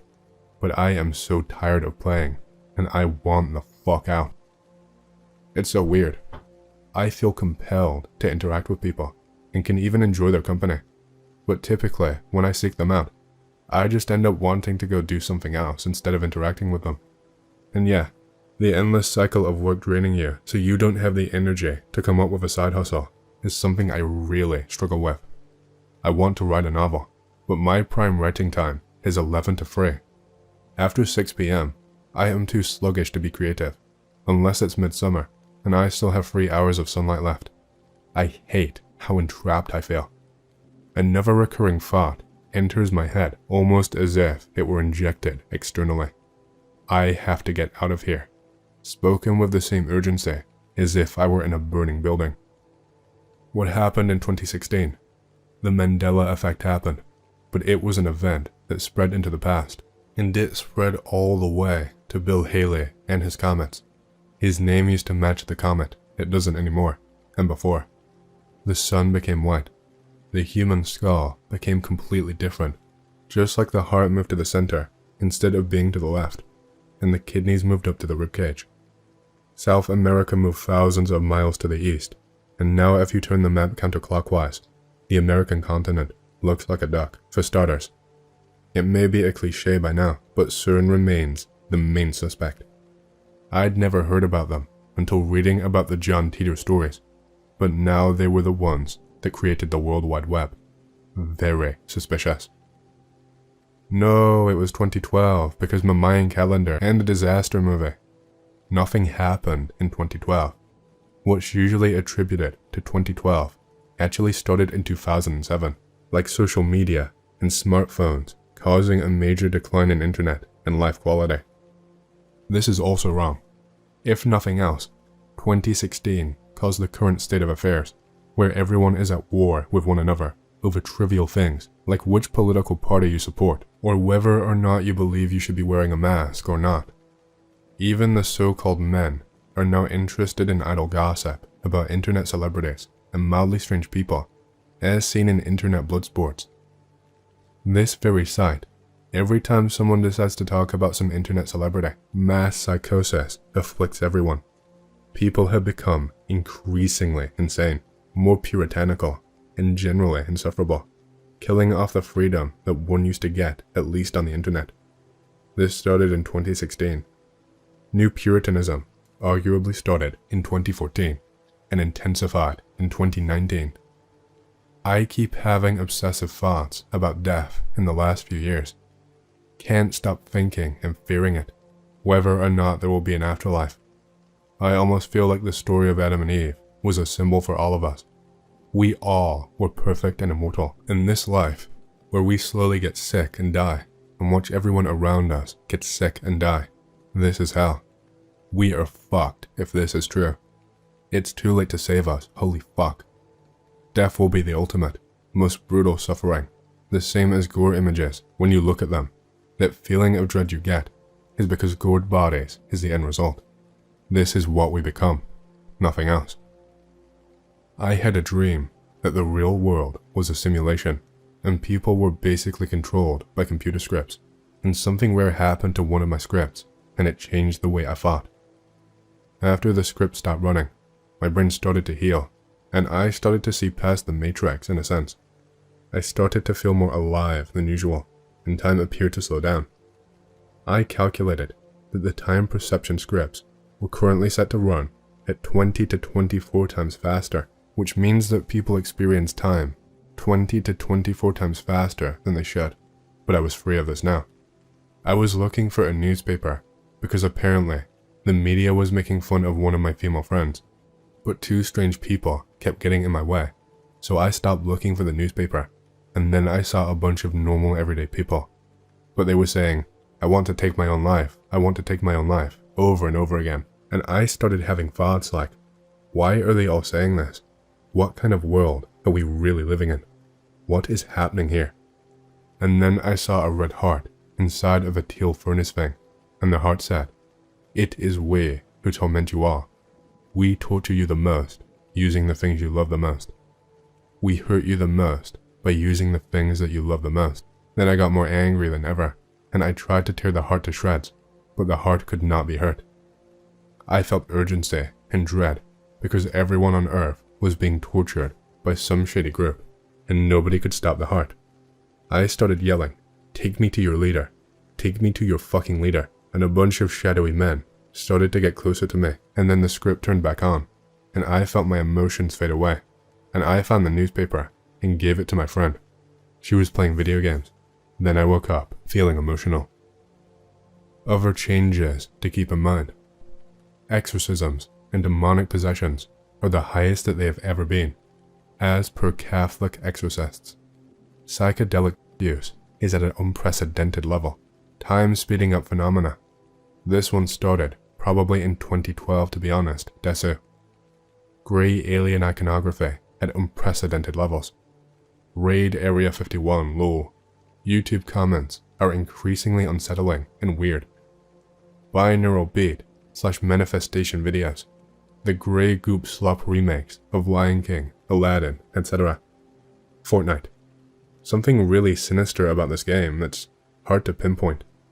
TikTok. Just lol. I could go on and on. The end result is everything becoming faker. The real question is, why? Just some ideas for what changed then and since then. Trump's campaign and later his victory, bringing a whole bunch of unpleasant, far-right lunatics into the political mainstream which were previously off limits, for good reason, severely shifting American and greater Western politics in the process, while the neoliberal and politically rather managerial, centrist and center-right mainstream has been largely unable to really respond to this, while the left couldn't really find itself either. The digitalization of modern Western society aggressively continuing, but more and more centralized onto just a few dozen giant but exceedingly mediocre platforms. In 2020, COVID coming around and ending the 2010s with quite an unpleasant bang. The usual Western cost of living problems and crises worsening and worsening. I used to think it was some sort of reality shift, but now I think it is just a natural downshift in society/civilization. We are at the edge before a large and negative event, so naturally, weird and bizarre things are happening because that is a symptom of a sick and dying age. The last dying time was the World Wars and the Depression in between, including the disease outbreaks, but out of that, we got relatively good and innovative times. So, we are on another downturn, but it is always cyclical, so after the bad times ahead, we can look forward to whatever comes next. Work in northern Alberta for an oil field company. I maintain wells in an area known as Chinchaga. If you look it up, you will learn it's 120 to 160 kilometers in the woods. There is one main road that vehicles can travel in summer and winter. However, in winter, once the muskeg freezes, they make winter access roads. Because of this, 90% of the work is done in winter. Getting to the sites on quads is even very hard in summer. I get promoted to a run where I am helicopter escorted because it's impossible to get to these sites any other way. One time in the summer, I'm on my helicopter run, easily 200 kilometers, plus in the bush now. I go to check on a separator building, a place where all the liquids and gas from a well gather to be measured before going down the pipeline. As I'm going in, this guy who must be 30 to 40 walks out beside me. He's got a backpack, wearing an Iron Maiden t-shirt and ragged jeans. As he is walking away, I call out to him, "Hey, sir, you need help? We can take you to nearest town." He does not respond, he just keeps walking. My pilot is looking at me confused. I return his confused look with a shrug gesture. Iron Maiden guy just walks into the trees surrounding the area. Never heard of him again. I have some other weird shit, but that one bugs me the most. It still sticks with me. Picture related. This is why work does not happen when the ground is thawed.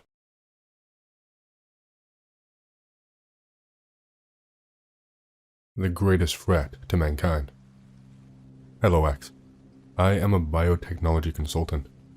I used to work in academia, then in preclinical research, and finally in R&D. I recently was paid to go to a private virology conference by the company, and there was a very interesting speaker there, who was a private contractor for government research firms and was previously employed by Homeland Sec. I think you would be interested in what he had to say. The greatest threat to humanity is the wide-scale application of engineered pathogens.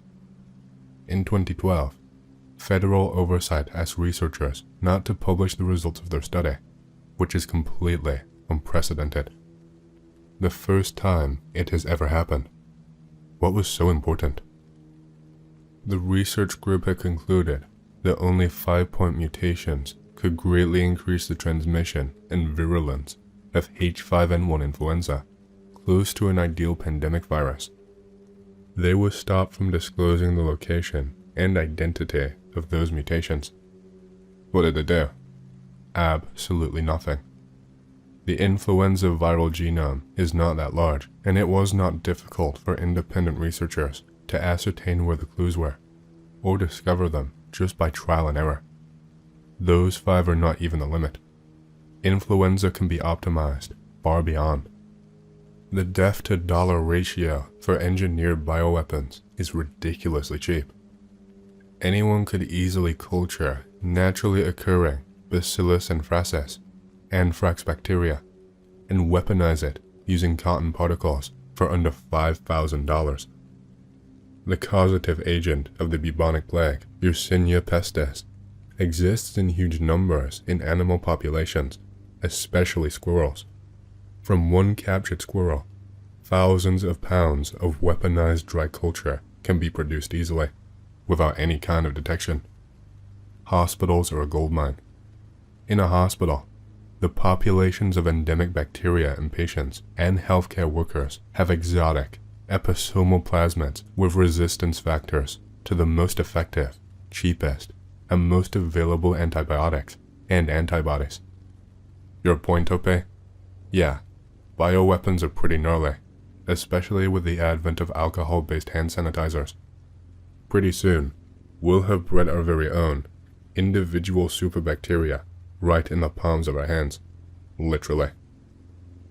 A pilot study by his firm as an experiment was able to acquire more than 40 well-refined Staphylococcus resistance plasmids by having a single person dressed in scrubs collect patient and surface samples from a single hospital. The value of these plasmids cannot be underestimated and were propagated readily in culture, making a super MRSA. Genes have been identified which make the work of tuning up of viral genomes incredibly easy. We know that influenza hemagglutinin and NS, non-structural protein, are highly correlated with mortality and transmission.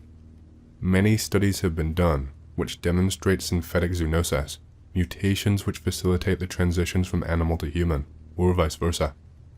It is incredibly inexpensive and easy to do point mutations and the manipulation of genes through commercially available multi-system cloning vectors like TOPA. The speaker said that the Navy is interested in large payload MIRVs for the deployment of weaponized biological vectors. These could be engineered viruses or their derivatives, or more worryingly, synthetic prions.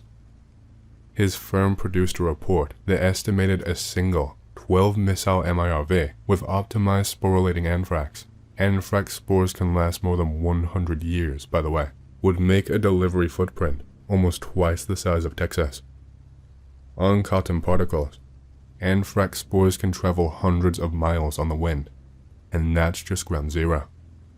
My point is that the most ignored, most sensitive information in this world is the sequence of viral genomes, and those are publicly available. We are talking about a new level of mutually assured destruction. We are talking about a single MIRV with the ability to destroy half of the planet's population. We are talking about nanomaterials which carry nucleoproteins stolen from viruses which can kill you and your children any number of years from your point of infection, with or without your knowledge. We are talking about the government's greatest secret and greatest weakness. We are completely unprepared for where we have found ourselves. His firm examined the properties of a modified influenza which delayed the display of symptoms for 20 whole days. Anyone in epidemiology begins to sweat if you say that. For less than $10,000, with the limited knowledge I have, I or any other interested person could easily destroy entire cities with minimal effort. OP, as a nurse and geochemist, I can tell you that this info, while very hackle-raising and OMG-worthy, shouldn't cause you much concern. Why? Because if such weapons were employed, you would be fucked sideways 7 ways until Sunday. There is literally nothing you could do. Imagine, if you would, an airborne prion. That's really all I need to say. Or, how about the time a field study team brought back anthrax-containing feldspars? We declared the entire field a hazard, because if anyone farmed it, whatever plant that grew will contain anthrax spores. That came off a little condescending. What I'm trying to get across is that, yeah, bioweapons could easily wipe out a whole slew of continents, but so can an entirely random mutation by some bacteria in a mossy piece of stone, and you can't do anything about either of them. I understand what you were saying, and I can appreciate why you would say that, but I find that completely unacceptable. If they were deployed is no longer an option. When they are deployed, you are right. We will be fucked sideways, completely. Especially if they are more effective or more subversive than their natural counterparts. A custom-designed prion, weaponized or aerosolized somehow, is completely devastating to our society. Our civilization can be collapsed with this knowledge. That concerns me greatly. It concerns me greatly that there are foreign biotech groups publishing data over the internet on gene segments that they have isolated from Russian prison tuberculosis wards. This is not a hypothetical. It is going to be used to destroy huge numbers of people, no matter the side. You don't believe there is anything that can be done? The speaker sure did. He said that we need to optimize the pipeline from discovery to vaccine to a finger snap. He urged us to study new nanomaterials which can degrade aerosols, or sturdy enzymes which can be used for early detection or digestion of viral particles. He urged us to devote resources to the study of synthetic interferons and short-term viral immunity drugs. Is your opinion that we should just wait? My opinion is that, as of now, there is nothing at all to do, besides redouble research efforts and pray for a breakthrough. When all of this happens, and I am in full agreement with you that it absolutely will, the results will be beyond devastating. And in those times of crisis is when the real, world-shattering breakthroughs are made. My opinion is not to wait, but to watch and prepare. How about, to save everyone from killer bacteria, viruses, prions, RNA, feces on a stick horrible deaths, we preemptively get rid of all life on Earth? Should about do it, yeah? It's not like you can make this information go away. You can't protect yourself or other people from it, outside of a sci-fi singularity where we all go machine. And then you've got digital viruses and EMPs and shit to worry about, and you can't make a big deal about it, because that never works. It just makes more people, good and bad, take notice. Face it, OP. It is inevitable. The human race is too stupid to live in this universe for very long, and so the only maybe solution is as rapid and wide a dissemination of humanity into interstellar space as possible. Distance is the only safety. I understand now and completely agree with your previous point. Watch and prepare. This was so unusual for conferences like this, where most of the attendances are from private preclinical research companies or pharmaceutical big boys like Pfizer and GSK. They are so dry, so obviously profit motivated, trying to squeeze the maximum amount of cash from the minimum amount of benefit. I mean, you wouldn't want people getting too healthy, right? And here is this obviously ex-military guy, trying to express to this crowd, this is how the world ends. He had nothing to sell. His consulting firm was very interested in donating and stimulating private research for what he, and many other smart people, is a technology hundreds of times more dangerous than the atom bomb. And they brushed him off like that was weird. I was jarred. This was not a conspiracy YouTube video. This was an ex-naval officer, PhD molecular geneticist, telling all of us in plain English that the Navy wants to build MIRVs capable of deploying apocalyptic scale infectious weapons. And my colleagues are going, MIRV? While he's pleading for us to devote some time now to research solutions before it is too late. Like he really honestly believes there is nothing else he can do than to find a room of pharmaceutical R&D people and beg them to stop the end of the world. It was so frightening to hear such a lucid, compelling argument for the end of mankind. It was clear his warning fell on deaf ears, and his presentation ended with applause. Because that is what we do. When the sky is raining fucking norovirus, I hope they're clapping then. This position is still unacceptable. Mankind has never been doing better in the war against natural pathogens. Our understanding has advanced so rapidly that we have sent several scourges of the human condition back to the bench, and it gets better every day. We are in an evolutionary arms race, and we are losing. What you are advocating is throwing in the towel. That was echoed by several people I spoke with. Well, what can you do? Fucking something. Anything is better than what can you do? Solution. Nanotech. Nanobots perhaps. Injected into a person at birth, / every so many years that are programmed to act like super white blood cells, i.e. kill any foreign particles that would kill us if it got a foothold in our bodies. What about new viri, pathogens? Simple. We simply update individual protections, new injections, or reprogramming of nanobots currently in one's body every so often. Is this real, X? When presented with complete bullshit, 2012, demonic symbolism, and Illuminati control, we're all about to fight. But when confronted with realistic danger, it's in our best interest to lie down and wait for the sweet release of death. Remain civil. We can all change the situation ourselves. Now this is a man with a plan.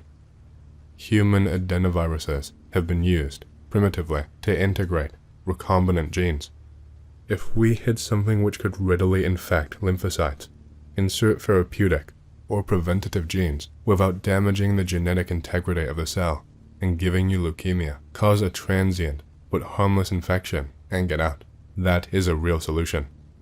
We could issue security updates with artificially designed antibodies if they could be stably propagated in B-cell lines.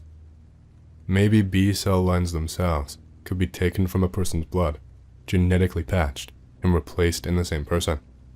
Of course, you'd have to make whatever method you went with cheap and efficient, or else it will be unfeasible for mass deployment.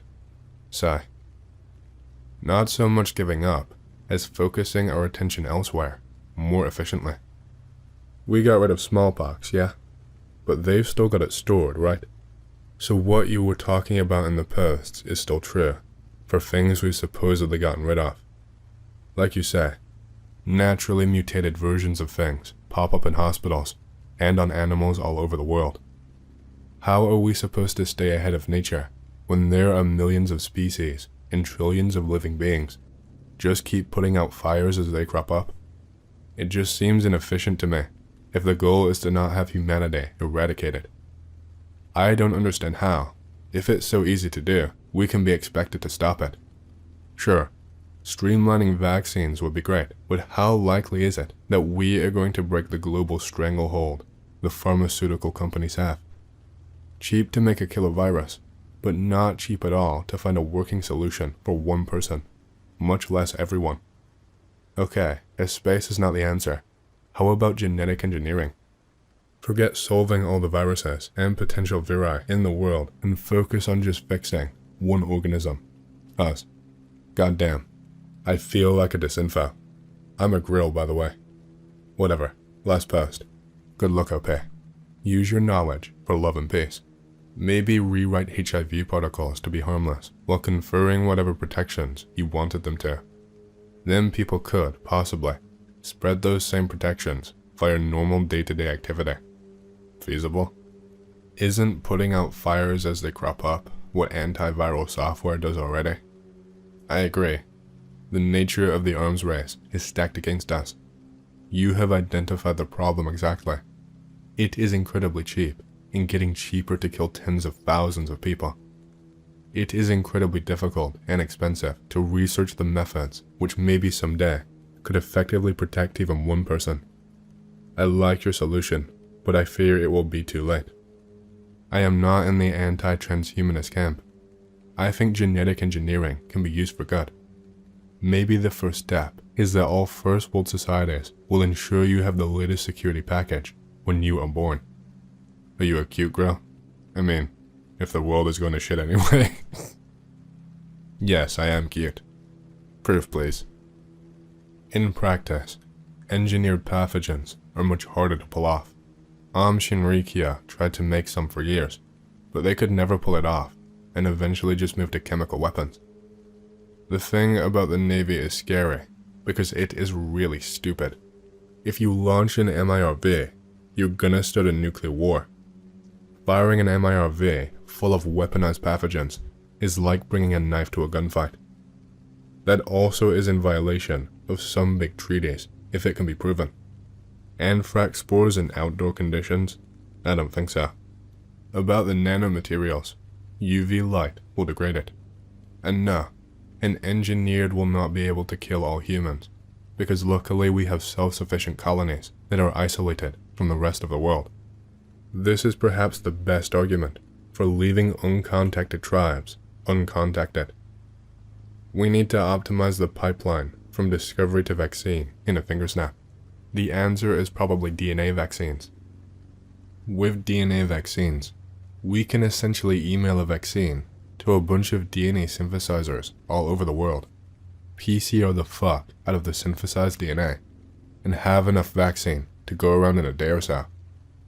If we could get human horizontal gene transfer working, that would be good too. So that we could install wetware updates so we could become resistant to these engineered pathogens. But that is way out there. You have raised a lot of interesting points. Knife to a gunfight. But the engineered pathogens are the gun in this case. I mean, shit. Zarabama looks like a bad hair day compared to clouds of norovirus or prion showers. I disagree about the engineered pathogens being hard to pull off.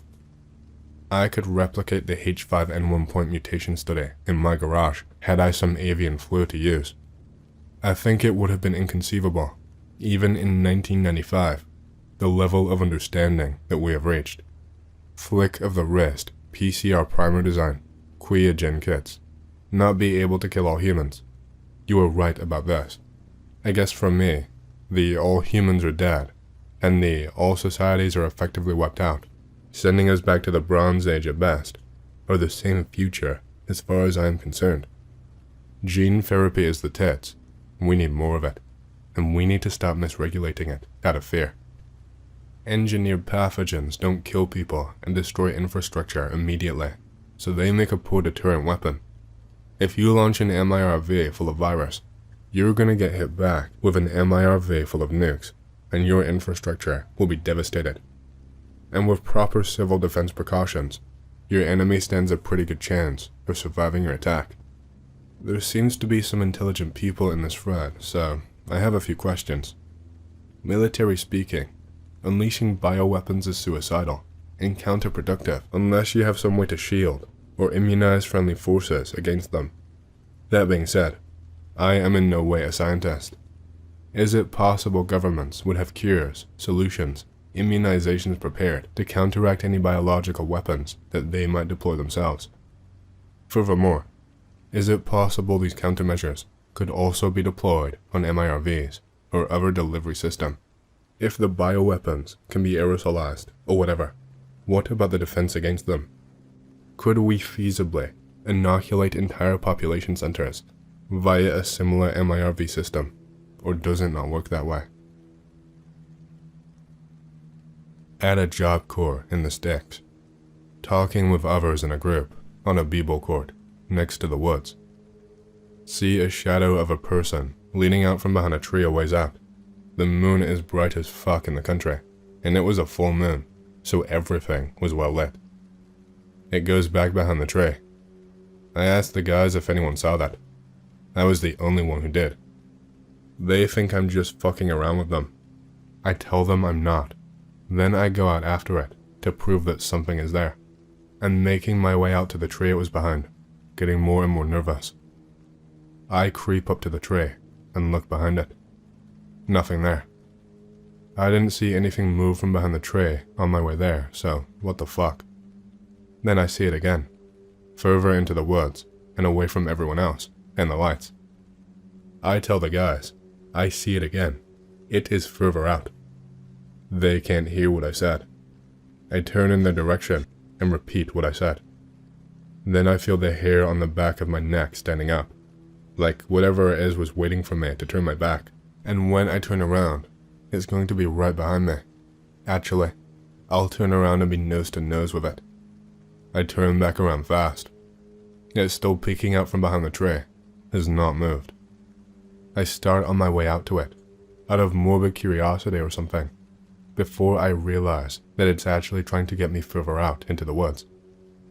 I back all the way to the group and tell them what I saw and what it did. They still think I'm bullshitting them. I never was, and still ain't. Okay, people are interested. I was about to go to sleep. Good thing I checked back, so no BS, round 2. Stationed at an army base in Germany.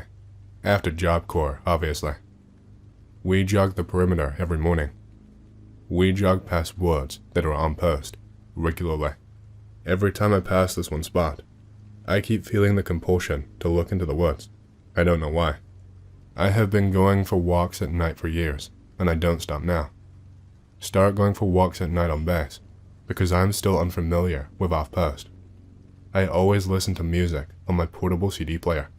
This is before iPods and such. Feel real peace and freedom in being out at night, on my own. At first, I take a straight out and straight back route. After a couple nights, I start wandering further out, until I'm walking half the path we jog. I start walking all the way out to the place where I pass by, and feel the urge to look into the woods. First time I do this, I get that feeling where I'm being watched again. Hairs on back of my neck standing up. I keep my eye on the woods, and keep throwing glances behind me as I walk. Keep going. Continue back to my room. Decide to go out again the next night.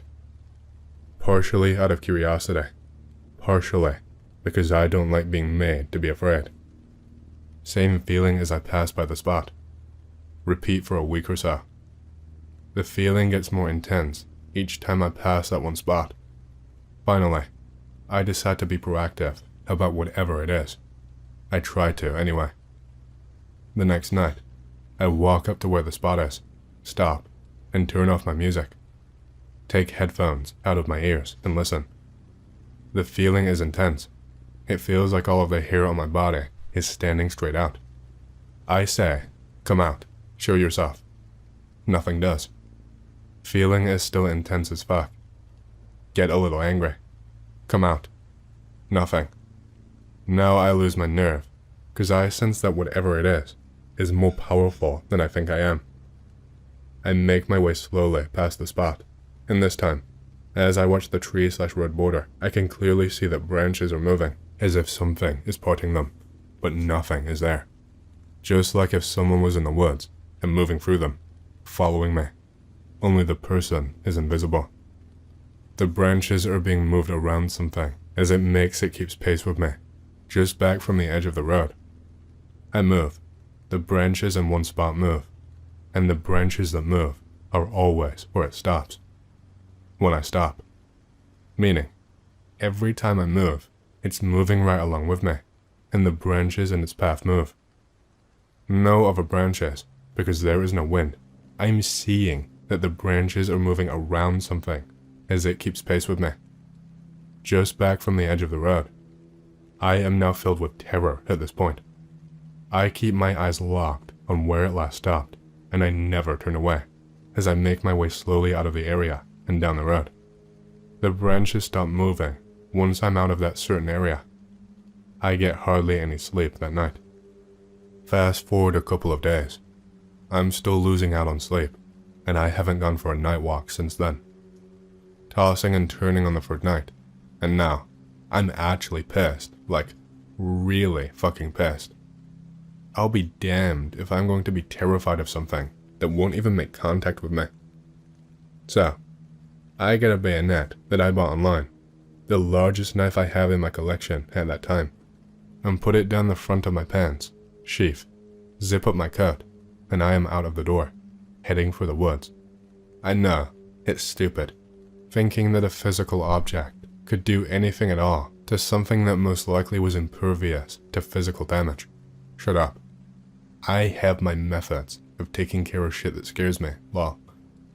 So, I get to the edge of the woods. I forgot to mention, I brought a flashlight, because it is as dark as fuck in the woods, and I want to be able to actually see, so I don't fall and break a leg or something. I stop at the road, before entering the woods. I turn the flashlight on, aim it at the woods, and yell, "Come out and face me, you motherfucker." Don't laugh. I was ready to actually kill whatever it was, or attempt to, well. No response whatsoever. So I crash into the woods, and at this point, I'm completely in homicidal mode. I'm aiming the light everywhere as I move into the woods as fast as I can, trying to see something, anything, so that I can attack and kill. I'm actually doing something like growling and baring my teeth at this point. I was way beyond hostile. I felt like a cornered animal, and I wanted to fuck shit up. In between my own animalistic noises, I would say loudly, not yelling, because I wanted to conserve my air for a fight. "Come out, motherfucker. Come on. Come on out. I want you, motherfucker. Yeah, gay, whatever.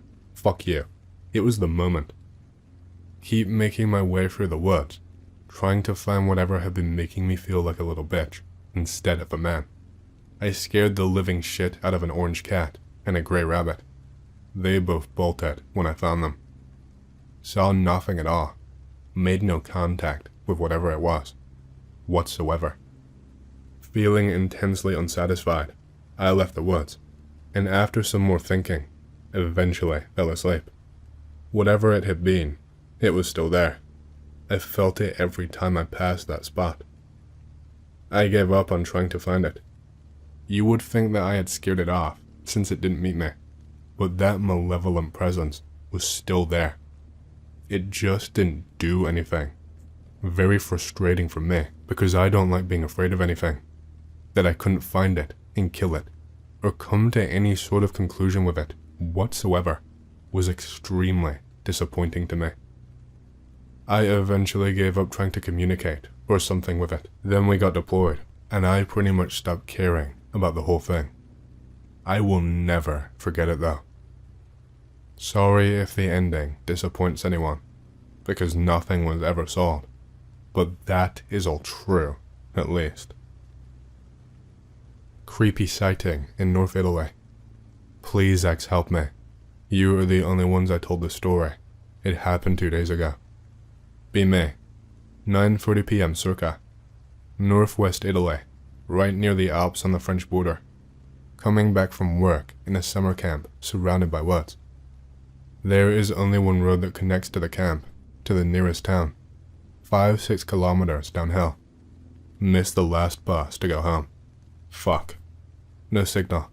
Hopefully there is another bus in town that can bring me to where I live. Fuck again. I have less than an hour to catch it. Instead of following the road, I take a shortcut. Walking in a woods on a dirt track used by the partisans in World War II. At first there's still some daylight, but soon it gets really dark. Turn on my phone's flashlight. It's a peaceful night. No sounds except some night birds, cicadas, and of course my steps on the track. Suddenly hear a crack in the bushes. There are no big predators here. Wolves left those mountains 30 years ago. Forgot about boars. Freeze. Wait a couple of minutes. Nothing. Keep walking. Shortly after I hear another crack. Then another. A screech of a small dying animal, and then silence. I turn my flashlight toward the bushes. Suddenly, 2 yellow eyes appear on the track. A small gray humanoid creature, not taller than 40 centimeters, hairless, extremely skinny. Shit myself. It walks sideways, keeping eye contact. I can't move a muscle, breathing heavily in utter terror. It carries a dead rabbit, covered in blood by the ears. It runs on the other side of the track. I nope the fuck out, and reach the town as fast as I can. It kind of looked like pig related. What could it be?